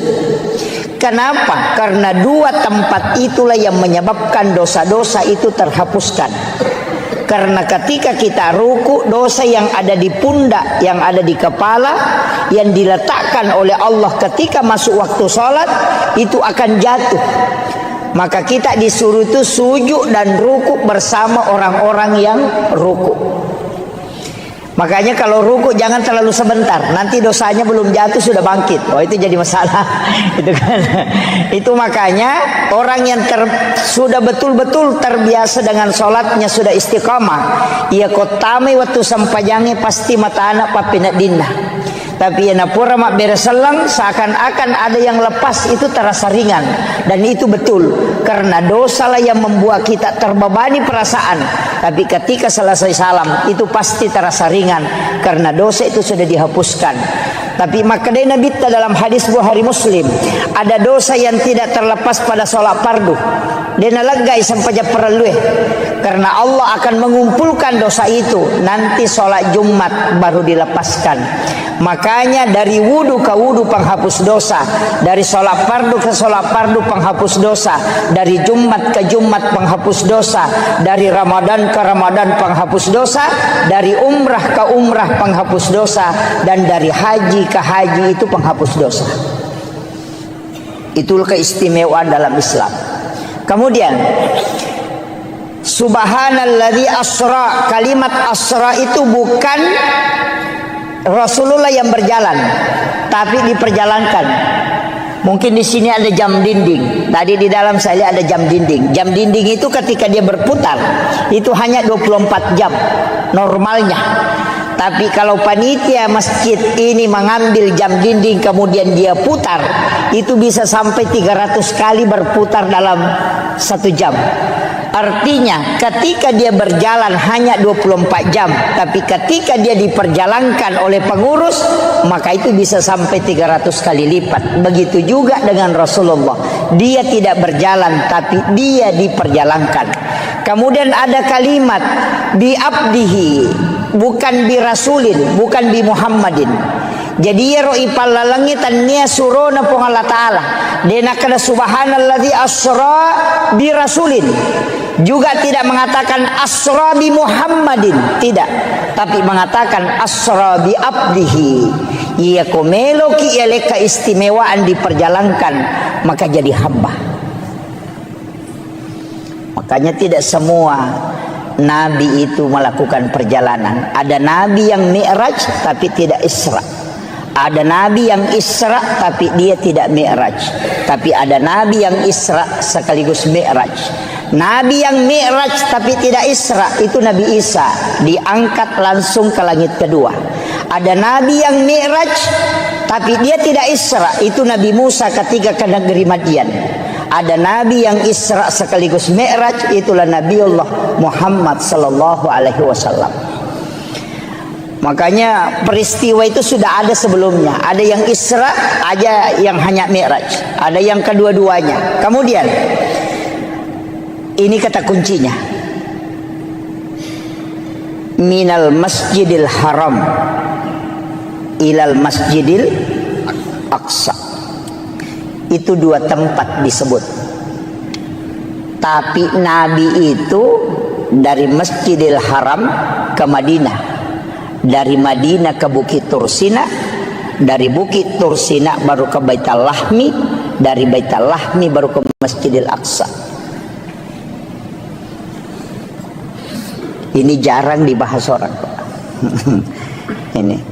Jadi perjalanannya Rasulullah itu bukan dari Masjidil Haram ke Masjidil Aqsa, tidak.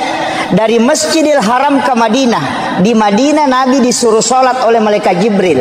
Selesai sholat 2 rakaat, Rasulullah bertanya, tempat apa nih Jibril? Kenapa saya sholat di sini? Malaikat Jibril mengatakan, ini adalah Madinah Muhammad, kalau engkau akan berhijrah di tempat ini. Kemudian setelah itu dibawa 1042,3 km dari Madinah ke Gunung Sinai. Bukit Tursina. Nabi disuruh sholat. Selesai sholat 2 rakaat di situ, Nabi bertanya, tempat apa ini Jibril? Kenapa saya mesti sholat di tempat ini? Malaikat Jibril mengatakan, disinilah Nabi Musa kalau ingin berbicara dengan Tuhannya. Wa kallamallahu Musa taklima. Itulah Gunung Sinai, Bukit Tursina. Dari situ kemudian dibawa ke sebelah selatan Masjidil Aqsa, 10,7 km ke sebelah selatan. Ada tempat di situ disebut dengan Baitul Lahmi atau Bethlehem. Nabi disuruh sholat. Selesai sholat 2 rakaat, Nabi bertanya, tempat apa ini Jibril? Kenapa saya mesti sholat di tempat ini? Malaikat Jibril mengatakan, ini adalah Baitul Lahmi. Disinilah Isa bin Maryam dilahirkan. Kemudian setelah itu dikembalikan, dimasukkan ke Masjidil Aqsa di Palestina.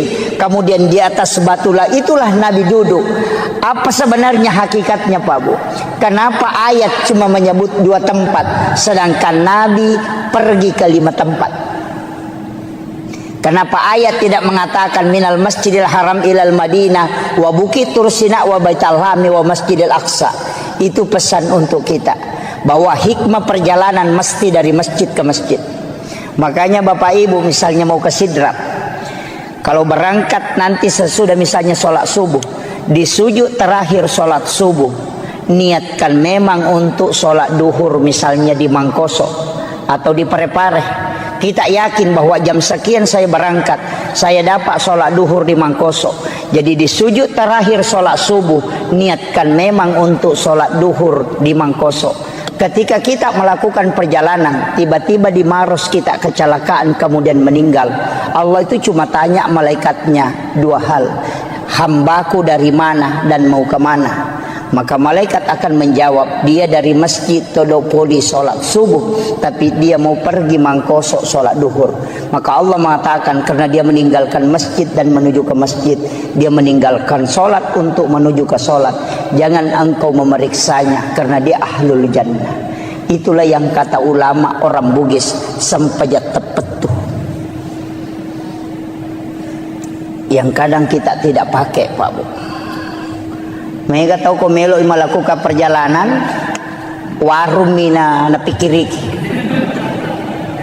kinroki matu lepa mandre. Ini jadi masalah. Makanya kalau di dalam tarekat, salam itu tidak menutup salat, tapi dia menyambung dan melepas. Jadi salam ke kanan itu assalamualaikum warahmatullah, itu tidak menutup sholat, tapi menyambung, memasukkan diri pada sholat berikutnya. Kemudian assalamualaikum warahmatullah, baru kita lepaskan sholat setelahnya. Jadi ajak talap pesengi sampaja subuh, kode patat tamai sampaja loroy.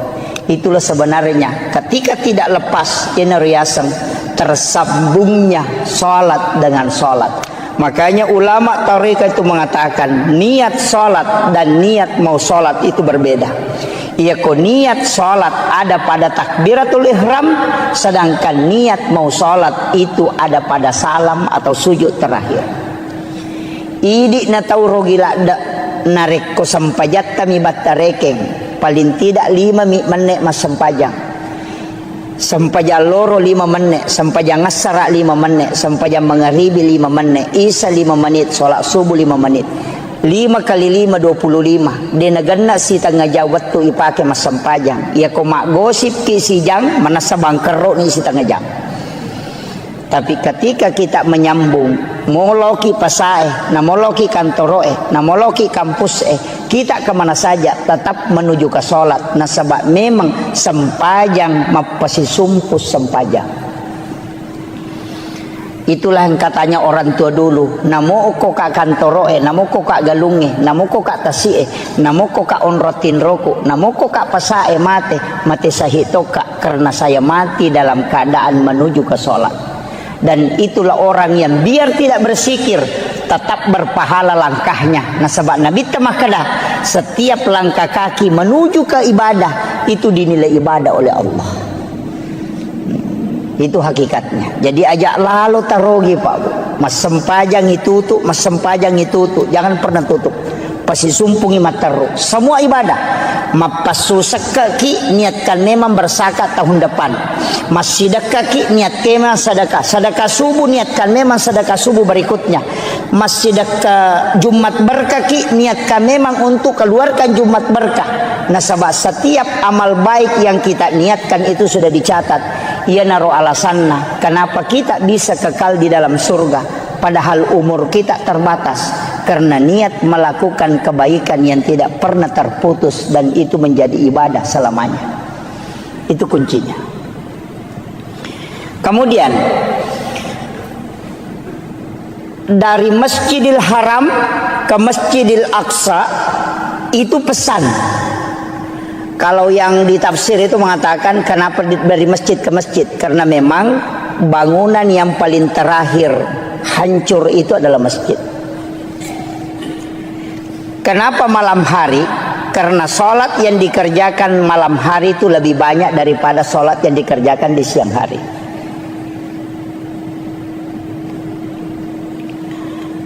Kemudian saya tidak ambil ini perjalanan Isra terlalu jauh, tapi kita naik ke Mi'raj. Nabi itu meletakkan, jadi Nabi itu naik di satu batu, nah cekengi rubatue, kemudian dari situlah Nabi Mi'raj. Makanya disebut tangga untuk naik. Tapi ketika naik Rasulullah, batu yang diinjak itu ikut. Ya rubatue na cekengi Nabi tamacio. Nabi tegur, tidak usah kau ikut, cukup di situ. Tapi ya robatu takkala tarakka nih, Nabi larang dia ikut, maka sampai hari ini batu itu masih tergantung. Sampai hari ini. Makanya kalau kita lihat itu di HP bisa kita buka batu gantung peristiwa Isra Mi'raj. Itu tidak sandar ke tanah, padahal beratnya itu berapa itu, besar itu. Ya rubatu nunri ya Nabi ta maceket tapi melo macuri Nabi ta larang. Dia sudah terangkat, Nabi larang ikut, tapi dia juga tidak mau turun lagi ke tanah, makanya tergantung sampai hari ini. Nabi naik ke langit pertama, ketemu Nabi Adam. Naik ke langit kedua, ketemu Nabi Isa dengan Nabi Yahya. Naik ke langit ketiga, ketemu dengan Nabi Yusuf. Terus naik ke langit berikutnya, ketemu dengan Nabi Idris, Nabi Harun, kemudian Nabi Yahya, kemudian ketemu Nabi Musa, kemudian Nabi Ibrahim. Banyak Nabi dan Rasul. Saya tidak mau bahas semua. Banyak Nabi dan Rasul. Tapi kenapa ini Nabi yang disuruh menjemput Rasulullah di langit-langit itu? Angka Nabi Daud, anak Nabi Yakub, banyak Nabi. Tapi kenapa Nabi Adam di langit pertama? Kemudian kenapa di langit kedua itu Nabi Yusuf dengan Nabi Yahya? Ini tiga Nabi ini lain. Nabi Adam tidak ada bapaknya, tidak ada ibunya. Nabi Isa tidak ada bapaknya. Nabi Yahya dia lahir dari ibu yang sudah menopause. Coba kalau kita kaji secara sederhananya, jadi Iro Nabi Adam dega ambok na dega indok na. Walaupun dalam tafsir As-Sawi nanti itu ada mengatakan bapaknya Nabi Adam adalah tanah dan ibunya Nabi Adam adalah air. Karena Allah mengambil tanah yang keras, kemudian diberikan air, kemudian dicampur sehingga dia menjadi mengeras, dan dari situlah Nabi Adam ada. Sehingga dia katakan bapaknya adalah tanah dan ibunya adalah air. Itu kalau di tafsir As-Sawi. Nabi Adam ini pada hakikatnya tidak ada bapak, tidak ada ibu. Naik ke langit kedua, ketemu Nabi Isa dengan Nabi Yahya. Dua nabi yang hampir seumuran, tapi dakwanya beda. Kalau Nabi Isa masuk di kelab-kelab malam, kalau Nabi Yahya bersama dengan orang-orang soleh. Makanya kalau ada jamaah tabligh selalu pergi ke KPKP berdakwah, wah itu anggotanya Nabi Isa, Nabi Yahya itu. Nabi, makanya kan ketika ditanya kenapa kau masuk di situ, dia bilang saya kan nabi. untuk memperbaiki sesuatu yang jelek, saya harus mencari orang-orang jelek supaya saya perbaiki, orang-orang bermaksiat supaya saya perbaiki. Makanya kalau ustaz hanya sama orang-orang beriman, tidak ada gunanya itu. Karena sudah orang beriman dia temani, mestinya dia bersahabat dengan orang-orang yang tidak beriman supaya dia ajak ke kebaikan. Sama dokter, jangan berteman dengan orang sehat, tapi cari orang sakit supaya kau bisa obati. Begitu. Jadi itu alasannya. Makanya kalau ada ustaz selalu cari penjahat preman, tidak masalah. Itu ada sanatnya itu. Tapi kalau ada ustaz tidak mau gabung dengan WTS, tidak mau gabung dengan peminum, ada juga sanatnya itu. Kenapa? Alasannya takut terpengaruhi. Itu. Karena mungkin imannya belum kuat. Itu makanya dalam agama itu masing-masing ada sanatnya. Kemudian Nabi Isa ini kan lahir dari Maryam. Maryam ini yang memelihara Nabi Zakaria. Nabi Zakaria punya anak, itulah Nabi Yahya. Kan gitu. Jadi Nabi Zakaria ini kan tidak punya anak, dia gagak anak-anak. Istrinya sudah menopause, sudah berhenti haid. Dan Nabi Zakaria ini sudah tua. Karena dia yakin sudah tidak punya keturunan, maka dia mengambil kemanakannya. Itu anak gadis belia yang bernama Maryam, itulah ibunya Nabi Isa. Jadi Nabi Zakaria dia memelihara Maryam kurang lebih 4-5 tahun di rumahnya. Jadi itu dia bawa ke rumahnya, dia bikinkan bilik, nah kiborangi kamar. Di dalam biliknya dia buatkan tempat sholat, namanya mihrab. Di dalam mihrab itulah Nabi Maryam sholat. Ini saya kembalikan. Banyak orang yang mengatakan, bukan saya tidak sepakat, tapi perlu kita kaji. Di sini banyak para ahli, para ini. Saya yang kasih tahu. Itu saya sering tanya ke ulama-ulama tarekat dan ulama-ulama sejarah. Tapi sering penceramah itu mengatakan begini. Peristiwa Isra Mi'raj itu adalah awal mula perintah pelaksanaan sholat. Saya tidak sepakat. Peristiwa Isra Mi'raj itu disebutkan dalam ayat linuriyahu min ayatina, bukan sholat. Coba kalau kita buka Al-Quran itu, Subhanalladzi asra bi 'abdihi lailan minal masjidil haram ilal masjidil aqsa alladzi barakna haulahu. Apa tujuannya? Linuriyahu min ayatina, bukan sholat. Alasannya yang kedua apa? Karena perintah sholat itu sudah ada sebelum Nabi Isra Mi'raj. Karena di Madinah Nabi sholat, di Bukit Tursina Nabi sholat, Nabi juga sholat di Baitul Lahmi, Nabi juga sholat di Masjidil Aqsa. Bahkan di Masjidil Aqsa Nabi yang memimpin para Nabi dan Rasul. Rasulullah menjadi imam, semua Nabi itu menjadi makmumnya. Coba, berarti Nabi sudah sholat sebelum Isra Mi'raj. Kalau orang mengatakan Isra Mi'raj itu adalah perintah sholat, itu keliru. Coba. Karena dia sudah sholat. Kalau kita buka Al-Quran, oke lah. Kalau orang tidak percaya bilang ini hadis apa, kita pakai Al-Quran. Nabi Ibrahim, Rabbana liyuqimus sholah faja'al af'idatan minan nasi tahwi ilaih. Satu. Nabi Isa, dia mengatakan saya diutus oleh Allah untuk memerintahkan sholat dan zakat. Itu sudah ada sholat. Yang ketiga, Maryam sholat di dalam mihrab. Keempat, Nabi Zakaria wa huwa qaimun yusolli fil mihrab. Nabi Zakaria berdiri sholat di dalam mihrab. Coba, semua nabi itu sudah sholat, Pak. Nabi di Madinah sudah sholat, Nabi di Bukit Tursina sudah sholat. Jadi naik Isra Mi'raj ini apa sebenarnya? Itu disebutkan dalam ayat linuriyahu min ayatina, untuk memperlihatkan, bukan menceritakan. Karena ya di surga dan neraka itu hanya diceritakan ke nabi-nabi terdahulu. Nabi Musa diceritakan surga, Nabi Ibrahim diceritakan neraka. Semua nabi diceritakan tentang neraka. Tidak ada nabi yang melihat tingkatan langit sampai ke Sidratil Muntaha. dan tidak ada nabi satupun yang bisa melihat Allah. Makanya nabi disebutkan linuriyahu min ayatina, untuk memperlihatkan tanda-tanda kebesaran Allah, bukan menceritakan tanda-tanda kebesaran Allah. Makanya nabi itu menyaksikan semua. Maka dari situlah Rasulullah mengatakan, dalam peristiwa Isra Mi'raj saya dikasih 3 ilmu. Ini inti pokoknya. Ilmu pertama adalah ilmu syariat, ilmu kedua adalah ilmu hakikat, dan ilmu ketiga adalah ilmu asrar ilahiyah. Satu, saya harus menyampaikan semua ilmu itu syariat. Satu, boleh saya memilih, boleh saya sampaikan, boleh tidak. Makanya ada ilmu yang diajarkan ke Sayyidina Ali, tidak diajarkan ke sahabat yang lain.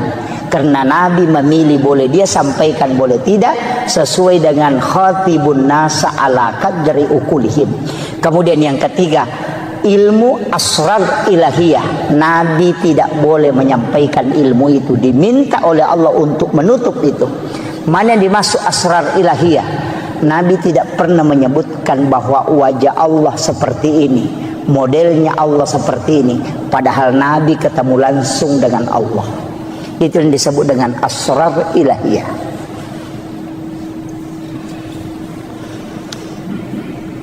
Kemudian, wah ini sudah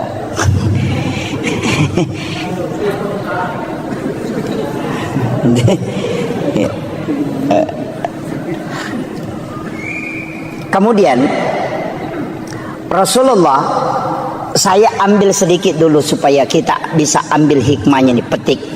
Nabi Adam itu ahli tanaman.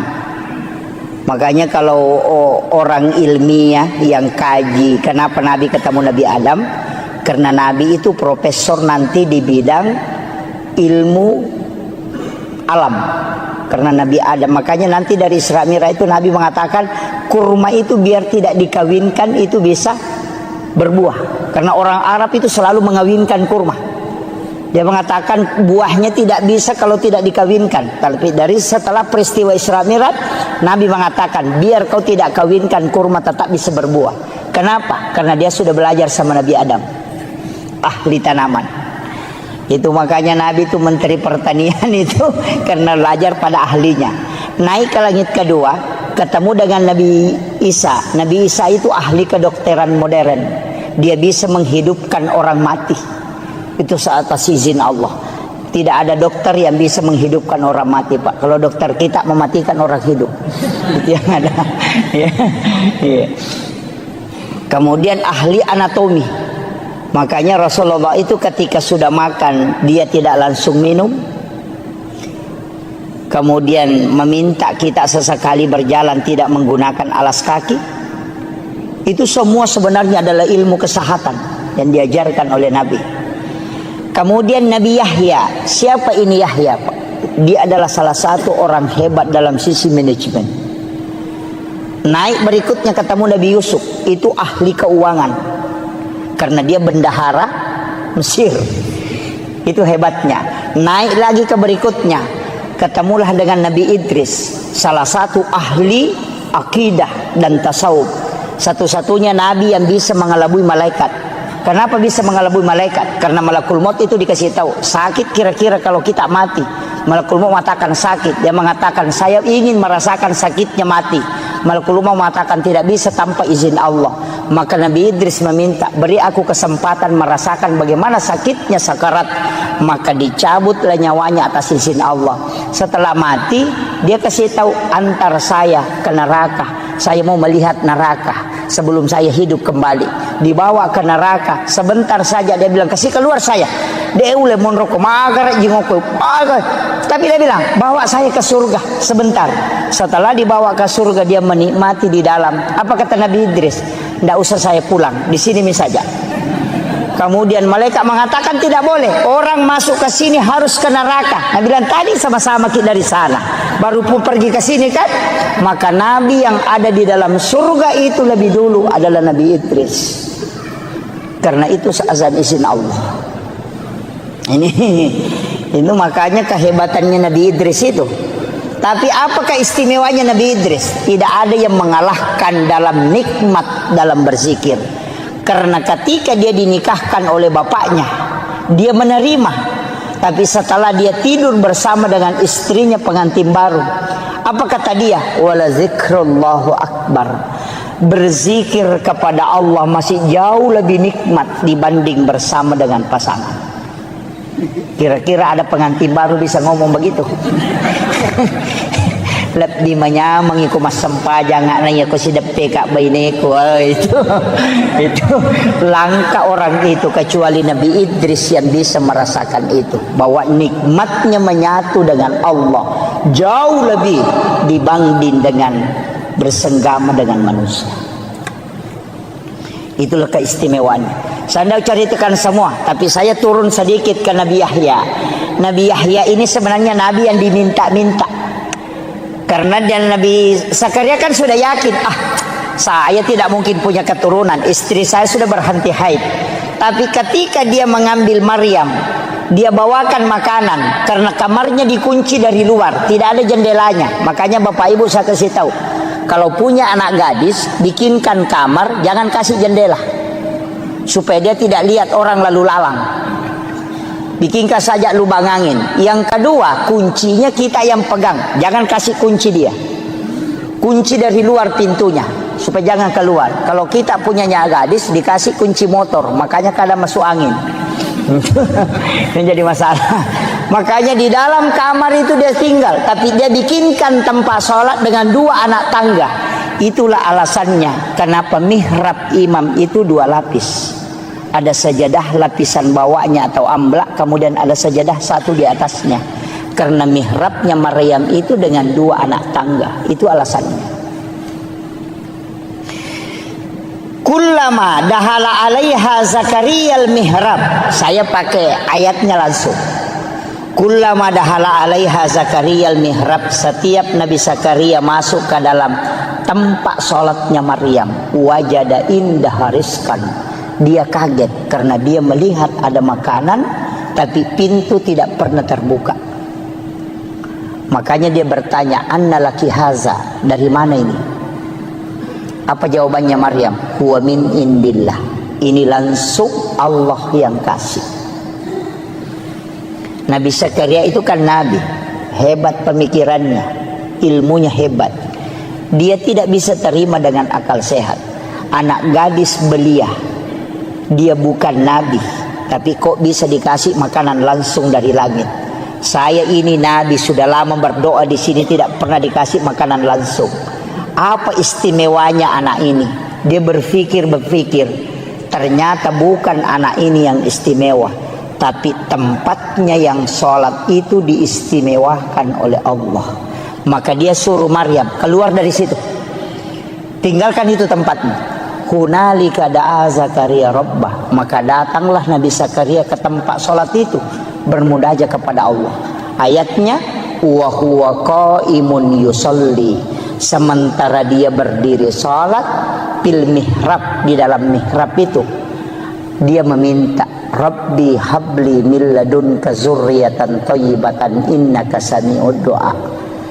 Apa yang terjadi, Pak? Fanadatul malaikatu wa huwa qaimun yusalli fil mihrab. Langsung malaikat turun dari langit ketika Nabi Zakaria memohon di dalam mihrab. Apa kata malaikat? Annallaha yubassiruka bi Yahya musaddiqan bi kalimatin wa sayyidan wa hasura wa nabiyyan minas sholihin. Ini yang orang tidak tahu banyak. Guru Taki Abdul Rahman Ambo Dalle, kamarnya itu dibagi 2. Setengah dia tempati tidur, setengah dia tempati sholat. Itu tidak pernah diganggu tempat sholatnya. Ki Haji Maimun Subair, dia kunci kamar pribadinya. Ada tempat khusus dia tempati di dalam kamar pribadi, itulah mihrab. Ketika dia melaksanakan haji, dia punya wasiat, jangan kau buka itu kamar kecuali saya meninggal ataupun kembali. Semua ulama itu punya tempat khusus beribadah, karena itu disebut mihrab, karena itu perintah Al-Quran. Kita tidak. Kalau bukan di samping lemari, lari ke depan kulkas. Ada orang di kulkas, lari ke dekat kursi. Main orang di kursi, lari masuk ke kamar. Tidak ada tempat khusus kita buat untuk berdua-duaan dengan Allah. Tapi kita bangun WC sampai 30-40 juta hanya untuk buang kotoran. Tapi tempat beribadah kita tidak buat untuk khususiah. Dari situlah kenapa doa itu susah mustajabah. Makanya saya sampaikan, bukan musola Pak. Musola itu ditempati sholat berjamaah. Ada tamu datang ke rumah bisa dia masuk sholat. Tapi kalau mihrab tidak ada orang yang boleh masuk kecuali hanya pemilik mihrab. Maka mihrab itu di dalam kamar ukurannya seperti kuburan. Paling bagus menurut mursyid kami di tarekah, beli kain kapan. Kain kapan itu kau letakkan, baru kau tahan sudutnya supaya dia tidak bergerak. Karena mihrab itu tidak boleh bergerak. Kemudian kau tutupi dengan kain tipis atau paling ada penutupnya. Setiap kau mau sholat masuk ke situ, dan jangan ada kalimat dunia yang keluar dari lisanmu di tempat itu kecuali hanya zikir dan bacaan Al-Quran. Ketika kau mampu istiqamah, maka dia itu akan tembus ke langit. Karena itulah tempat khusus yang kau buat untuk berkomunikasi dengan Allah. Itulah kenapa mihrab tempat imam itu mustajabah ketika dia berdoa.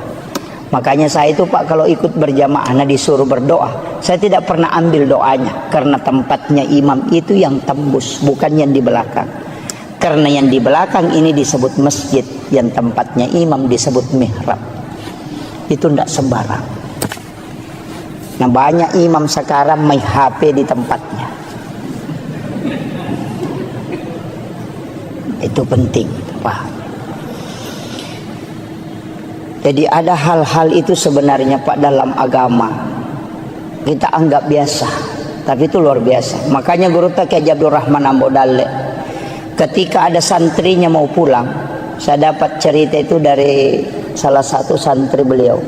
Kalau ada santrinya mau pulang, nah tidak ada transportnya, masuk ke Guru minta puang, digaga tanpa otoku namanya Kak Rewa. Kada Guru tama nak kok kamar, coba lihat di bawah sajadah. Ketika anak-anak itu memasukkan tangannya di bawah sajadah, itu mendapatkan uang. Padahal Guru tidak pernah simpan. Dari mana itu? Wa min indillah. Sebagaimana mal Allah berikan kepada Maryam. Itu hakikatnya sebenarnya yang jarang kita lakukan. Makanya saya menyampaikan kepada seluruh jamaah, ini hikmah Isra Mi'raj. Paling tidak kalau yang belum punya mihrab tahun ini kita bisa buat di dalam kamar. Tidak luas kok Pak. Ongkosnya mungkin hanya sekitar 500.000. Cukup kita beli kain tipis kemudian kita tutupi. Beli kain kafan 1 lapis. Walaupun bukan kain kafan, mungkin sajadah 2 lapis kita simpan di situ. Kenapa saya mengatakan bagusnya kalau kain kafan? Kalau kain kafan bikin wasiat. Nak ketika saya meninggal, ada kain kafan di mihrab itu kau ambil itu yang kau bungkuskan aku. Karena kain kafan ia ambil dari mihrab, biar sampai 50 tahun tidak akan luput termakan oleh tanah ketika itu yang dibungkuskan oleh orang yang dipakai sholat. Itulah kenapa banyak ulama dulu itu tidak hancur kain kafannya. Itu karena kain kafan yang bersumber dari mihrab yang dia pakai. Dan itu kadang kita anggap biasa Pak. Makanya kalau doa mau mustajabah, bikin mihrab. Tapi jangan cari uang di mihrab. Sama Guru, siapa tahu nanti assalamualaikum langsung dia lagi, oh belum ada nih. Wah itu jadi masalah itu. Iya. Tapi disitulah Allah bisa memberikan rezeki wa yarzuqhu min haitsu la yahtasib. Itu bukan hadis. Kalau hadis masih bisa diperdebatkan Pak, tapi itu ayat. Yang dilakukan oleh Maryam yang bukan nabi, maka Allah kasih langsung. Maka bukan nabi pun, seorang ulama, seorang alim, seorang beriman, ketika dia membuat itu maka Allah pun akan kasih. Karena itu huwa min indillah. Innallaha yarzuqu man yasha bighairi hisab. Itu kuncinya. Tapi kita mungkin sudah punya semua ya. Sudah ada mihrab di rumah Pak ya. Belum ada. Iya. Paling tidak kita bikin, Pak. Nggak susah. Apalagi kayak ada ini kain-kain seperti ini di belakang. Sekarang kan mudah. Ada kayak triples cukup ditutup untuk supaya kita tempati masuk ke dalam situ untuk sholat tahajud, untuk tafakur. Kalau mau itikaf di situ aja. Mau itikaf di situ. Apalagi ini dekat Ramadan kan. Nanti kalau Ramadan itu berlomba-lomba mau pergi itikaf. Sebenarnya itikaf murni itu tidak boleh pulang ke rumah. Boleh pulang ke rumah hanya membangunkan anak-anak istri untuk sholat. Kalau itikaf itu memang tinggal di masjid, keluar hanya mandi, masuk lagi bersikir. Kita itikaf itu kadang bolak-balik, bahkan berhubungan dengan istri. Wah, itu jadi masalah itu. Orang itikaf itu tidak boleh berhubungan dengan pasangannya. Ada yang lebih parah, jam 9 malam datang bawa kelambu, dia simpan di lantai 2, datang tidur, mati subuh baru bangun. Itu bukan pergi itikaf, hanya pindah tidur itu. Jadi masalah itu. Ya. Sebaiknya kita itikaf ya di dalam kamar, di dalam mihrab kita itikaf. Di tempat mihrab itulah kita bermunajat kepada Allah. Itu tidak ada orang yang melihat ibadah sunnah itu. Memang kalau kita betul-betul mau kejar Lailatul Qadar kan memang kayak ulama dulu 3 bulan itu dia sudah mulai. Makanya saya kasih tahu Pak, kalau mau dapat Lailatul Qadar tidak usah begadang. Yang paling mudah bagaimana? Datang sholat isya berjamaah, kerjakan sholat sunnah sesudah sholat isya 4 rakaat, kemudian datang sholat subuh berjamaah, kerjakan sholat sunnah subuh 2 rakaat dan sholat subuh berjamaah. Kita sudah dapat Lailatul Qadar. Apa alasannya? Rasulullah mengatakan, siapa yang datang sholat isya berjamaah di masjid, maka sama kalau dia sholat setengah malam. Siapa yang sholat 4 rakaat sesudah sholat isya, itu sama pahalanya kalau dia sholat 4 rakaat pada malam Lailatul Qadar. Berarti sholat sunnah sesudah isya yang 4 rakaat itu setara dengan 400.000 rakaat nilainya. Makanya saya kasih tahu, jangan sampai kita sholat tarawih 20 rakaat, tapi kita tidak sholat sunnah sesudah isya 4 rakaat. Bangkrut betul itu. Betul-betul bangkrut. Karena sholat tarawih 20 rakaat tidak akan pernah mengalahkan sholat sunnah 4 rakaat sesudah isya. Kenapa? Karena itu setara dengan 400.000 rakaat nilainya. Tidak usah datang begadang, tapi datang sholat subuh berjamaah. Kenapa sholat subuh berjamaah? Rasulullah mengatakan, siapa yang sholat subuh berjamaah di masjid itu sama kalau dia bangun 1 malam penuh beribadah dengan Allah. Makanya kalau sudah sholat isya berjamaah dapat setengah malam, sholat 4 rakaat sesudah isya sama dengan sholat 4 rakaat pada malam Lailatul Qadar, baru ambil sholat sunnah subuh, itu lebih mulia daripada dunia dan isinya, baru ambil sholat subuh berjamaah, berarti sama dengan sholat 1 malam penuh, itu pasti dapat Lailatul Qadar. Itu aja kuncinya. Makanya tidak usah pusing Pak. Jadi kecuali yang mau betul-betul mengejar ya kejar. Pokoknya begadang setiap malamnya. Kalau tidak mampu ambil aja itu tadi. Itu jadi ulama kita dari dulu tuh simpel sekali. Ya, tidak usah datang menyiksa diri tuh Pak. Tidak usah. Apalagi yang sekarang. Kecuali kita mampu memang. Nah, makanya 3 bulan ini kan disebut Syahrul Rajab Syahrullah, Syahrul Sya'ban Syahri, Syahrul Ramadan Syahrul Ummati. Itu 3. Makanya doanya itu Allahumma barik li fi Rajab wa Sya'ban, digabungkan 2 baru wa balikni Ramadan. Apa maknanya? Allahumma barik. Kalau berkah itu pasti wirid, bukan ilmu. Karena kalau ilmu derajat. Makanya yarfa'illahu alladhina amanu minkum walladhina utul ilma darajah. Tapi kalau mau berkah bukan ilmu tapi wirid. Makanya Syahrul Rajab Syahrullah, kalau bulannya Allah berarti bulan istighfar. Kalau bulannya Nabi berarti bulan sholawat. Kalau bulannya kita berarti bulan bacaan Quran.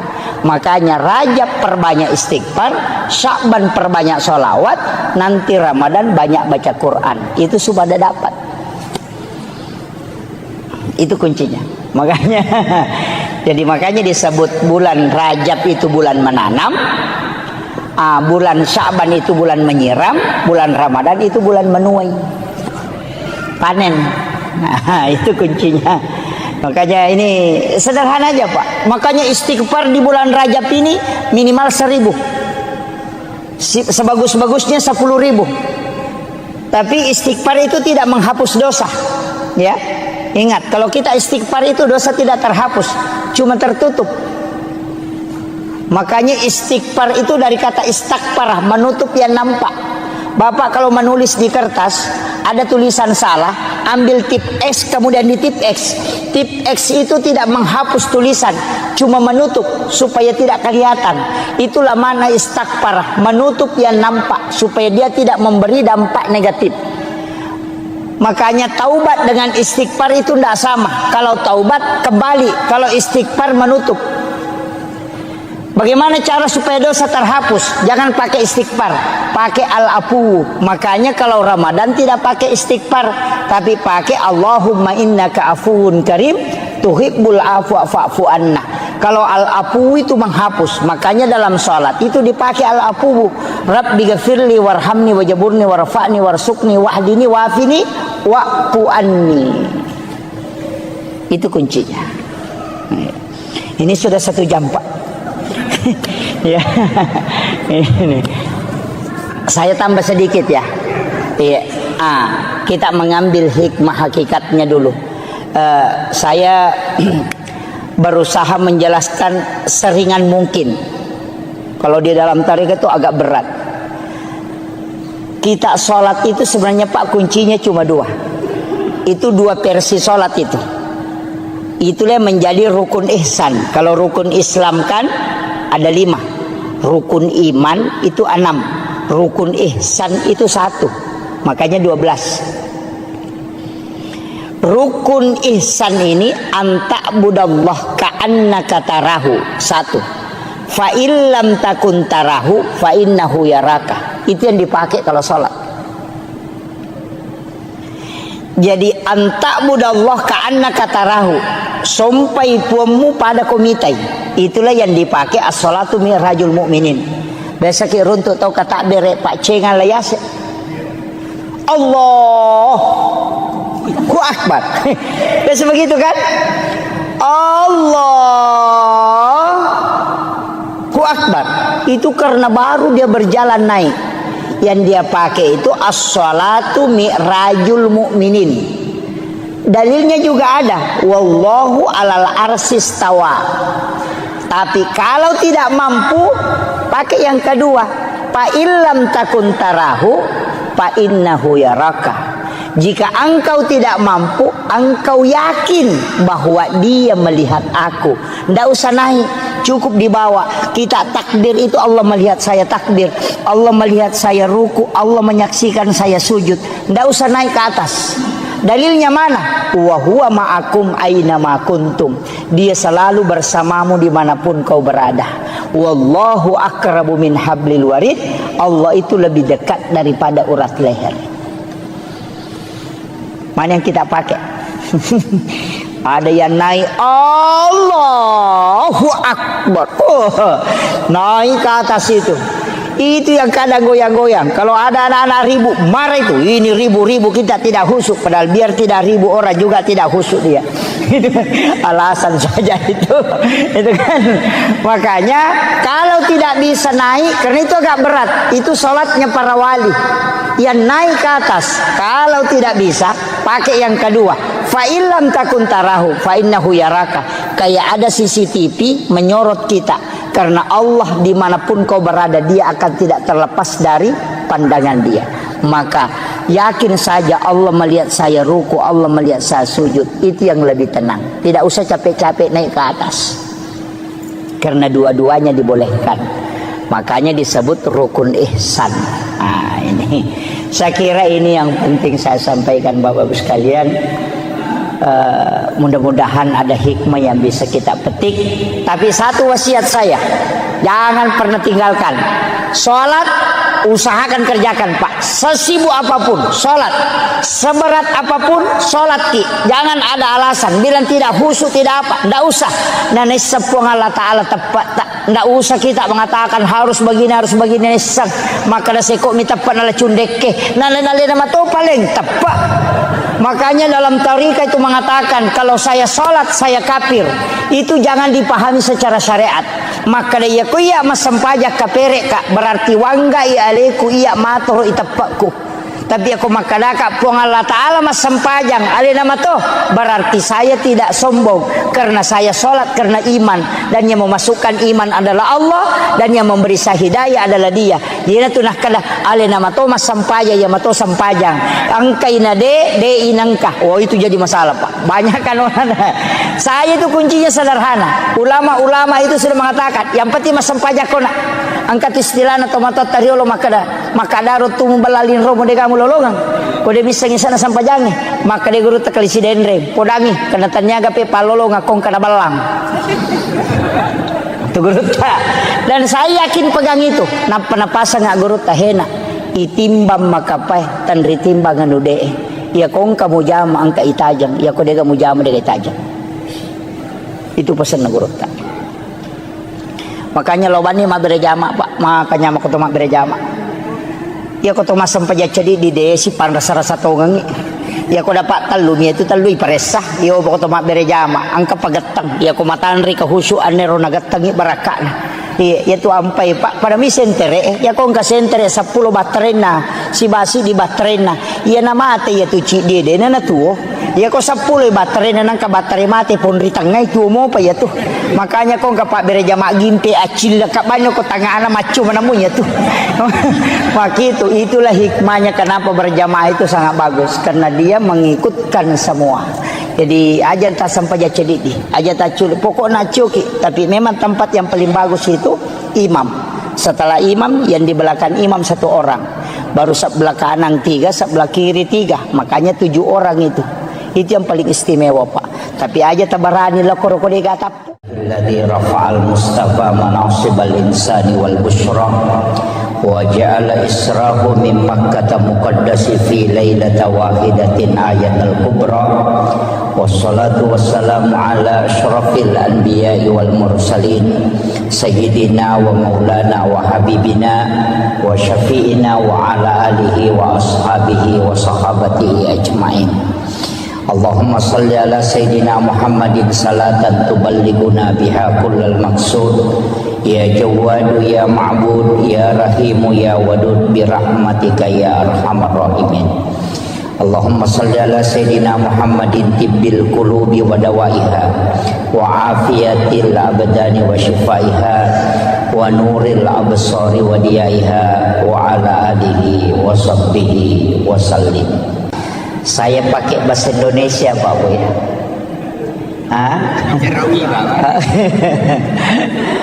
Campur ya. Iya, ada enggak bisa bahasa Bugis ya? Ada iya.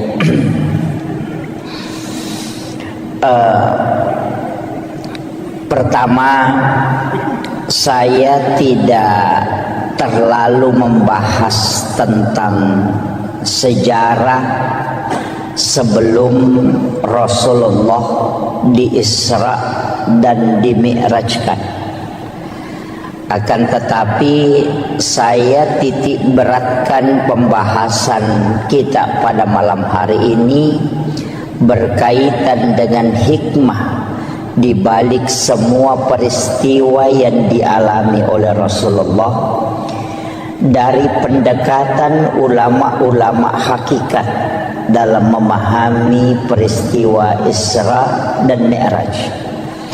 Karena kalau saya bicara tentang sejarah sebelum dan risalah perjalanan Rasulullah, saya kira di antara para alim, para masyayikh, para ulama kita itu sudah banyak yang membahas. Cuma saya sedikit mencoba memahami dengan keterbatasan ilmu yang sedikit ini untuk mengkaji sesuai dengan apa yang disampaikan pada mursyid-mursyid thariqah tentang peristiwa Isra dan Mi'raj ini. Pertama, ketika Rasulullah ingin diperjalankan oleh Allah, Irona Bita dibelah dadanya, kemudian jantungnya Rasulullah diambil dan dimasukkan ke dalam satu wadah, di mana wadah itu sudah diisi dengan air Zamzam. Kalau ulama syariat dia memahami bahwa jantungnya Nabi itu dibersihkan dengan air Zamzam kalau pendekatan syariat. Tapi kalau pendekatan hakikat itu ada pertanyaan, mana yang bersih, jantungnya Nabi atau air Zamzam? Itu kan dua hal. Nabi jantungnya itu adalah nur dan tidak mungkin ada kotorannya. Dia terjaga, makanya Nabi itu maksum. Sehingga ulama tariqah itu membalik makna mencuci. Jadi dia tidak mengatakan jantungnya Rasulullah dibersihkan, tapi dikatakan air Zamzam yang ingin diisi barakah sehingga diberi kesempatan menyentuh langsung kalbunya Rasulullah. Jadi sitonganna dekna macare paatinna nabitta, jantunna nabitta tidak kotor. Cuma dengan cara itu air Zamzam bisa terisi barakah. Nasaba ia koi siges saisi bawa jantunna nabitta, maka air Zamzam itu bisa menjadi obat. Itulah sehingga siapa yang meminum air Zamzam itu bisa terobati. Itu kalau pendekatan hakikatnya. Kalau syariatnya dikatakan dibersihkan. Kalau ilmu hikmah dikatakan di-upgrade, bukan dibersihkan, tapi diisi dengan hikmah. Itulah hakikat wudu. Karena wudu itu tidak membersihkan, tapi dia mensucikan. Kemudian ada beberapa, hitungannya ada 22 itu kaidah yang selalu disandarkan ke Nabi kemudian dibalik. Termasuk Hajar Aswad itu sebenarnya semua jamaah haji dan umrah berlomba untuk menciumnya. Para ulama mengatakan sebenarnya kalau tariqah Hajar Aswad itu tidaklah mulia seandainya Nabi tidak pernah menciumnya. Dipastikan Hajar Aswad sampai hari ini degaga tau baui seandainya Nabi tidak menciumnya ketika dia telah selesai menunaikan tawaf. Jadi Hajar Aswad itu dimuliakan karena dia pernah dicium oleh Rasulullah. Yang ketiga, Nabi itu ketika berjalan ada awan yang menutupi kepalanya. Kalau secara syariat dipahami, Nabi dilindungi supaya tidak terkena terik matahari. Tapi secara hakikat itu tidak. Karena matahari itu bersumber dari nurun Muhammad. Ketika nurnya Rasulullah ketemu dengan matahari, maka matahari akan hancur.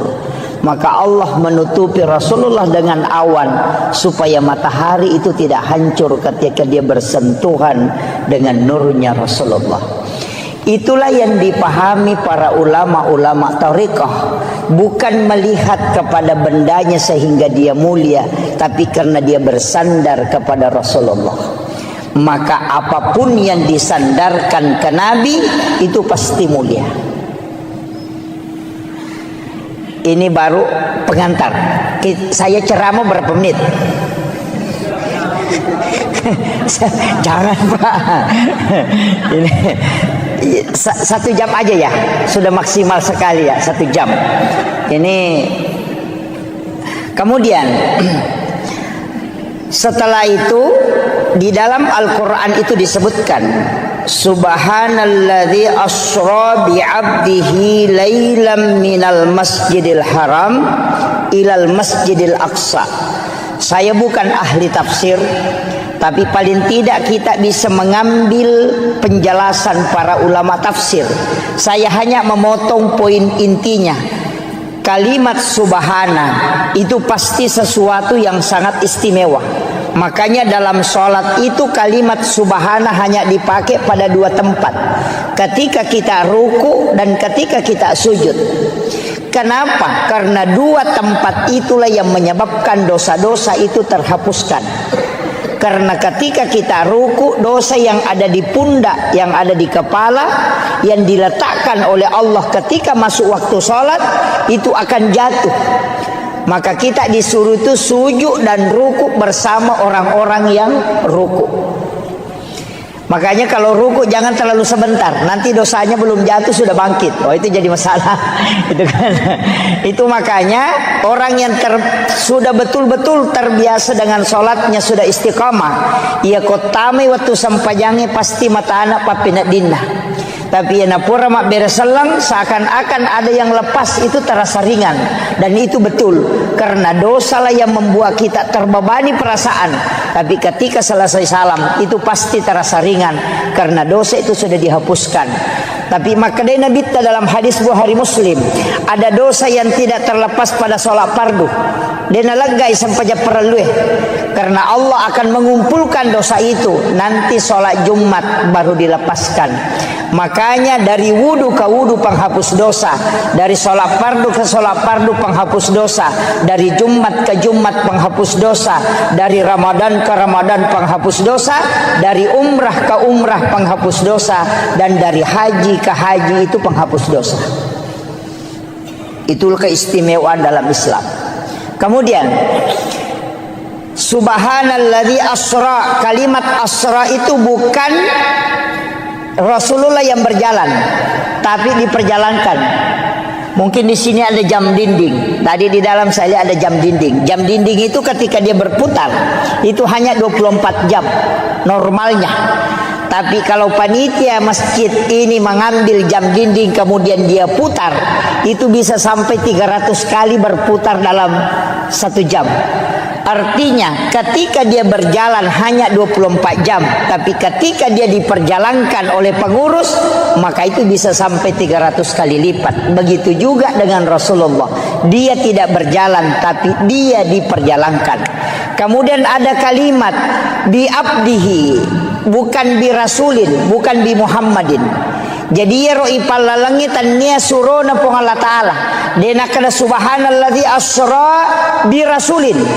Juga tidak mengatakan asra bi Muhammadin, tidak, tapi mengatakan asra bi abdihi.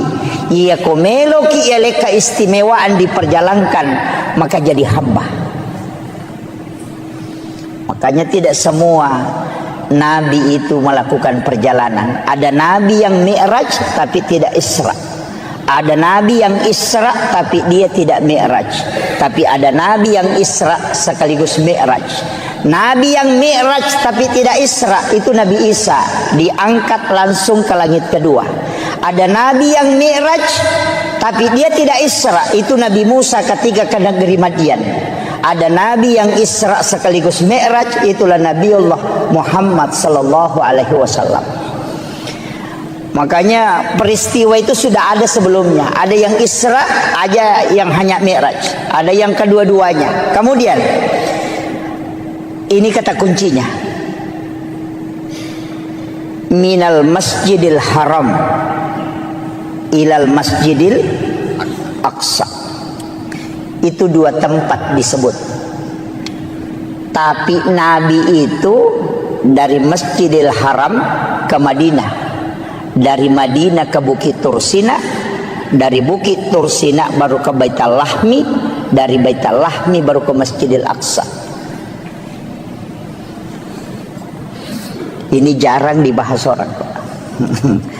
Ini. Jadi perjalanannya Rasulullah itu bukan dari Masjidil Haram ke Masjidil Aqsa, tidak. Dari Masjidil Haram ke Madinah. Di Madinah Nabi disuruh sholat oleh malaikat Jibril. Selesai sholat 2 rakaat, Rasulullah bertanya, tempat apa nih Jibril? Kenapa saya sholat di sini? Malaikat Jibril mengatakan, ini adalah Madinah Muhammad, kalau engkau akan berhijrah di tempat ini. Kemudian setelah itu dibawa 1042,3 km dari Madinah ke Gunung Sinai, Bukit Tursina. Nabi disuruh sholat. Selesai sholat 2 rakaat di situ, Nabi bertanya, tempat apa nih Jibril? Kenapa saya mesti sholat di tempat ini? Malaikat Jibril mengatakan, disinilah Nabi Musa kalau ingin berbicara dengan Tuhannya Wa kallamallahu Musa taklima. Itulah Gunung Sinai, Bukit Tur Sina. Dari situ kemudian dibawa ke sebelah selatan Masjidil Aqsa, 10,7 km ke sebelah selatan. Ada tempat di situ disebut dengan Baitul Lahmi atau Bethlehem. Nabi disuruh sholat. Selesai sholat 2 rakaat, Nabi bertanya, tempat apa ini Jibril? Kenapa saya mesti sholat di tempat ini? Malaikat Jibril mengatakan, ini adalah Baitul Lahmi. Disinilah Isa bin Maryam dilahirkan. Kemudian setelah itu dikembalikan, dimasukkan ke Masjidil Aqsa di Palestina.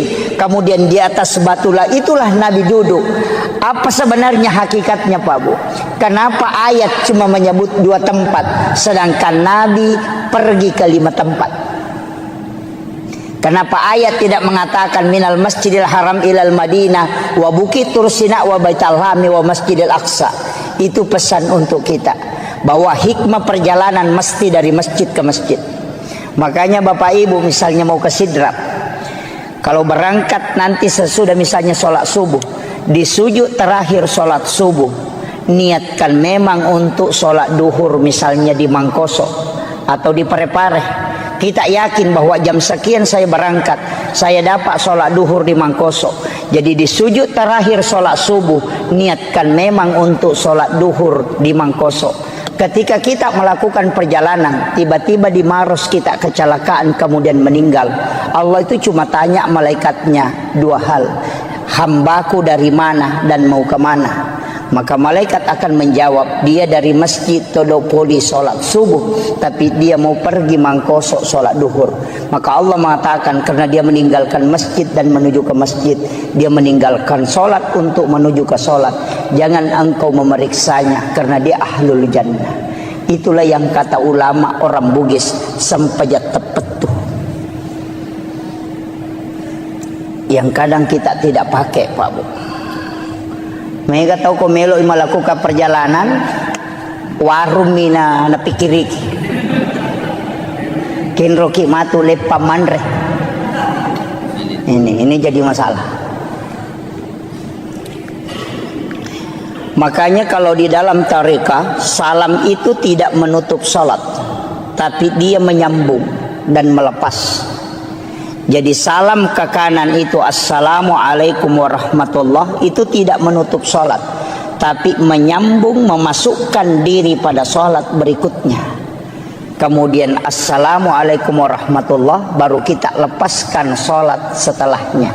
Jadi ajak talap pesengi sampajas subuh, kode patat tamai wisampajal loroy. Itulah sebenarnya ketika tidak lepas jeneriasem, tersambungnya sholat dengan sholat. Makanya ulama tarekat itu mengatakan niat sholat dan niat mau sholat itu berbeda. Iya, kok niat sholat ada pada takbiratul ihram, sedangkan niat mau sholat itu ada pada salam atau sujud terakhir. Idi na tau rogila narik ko sampajat kami batarekeng, paling tidak 5 menit mas sampajang.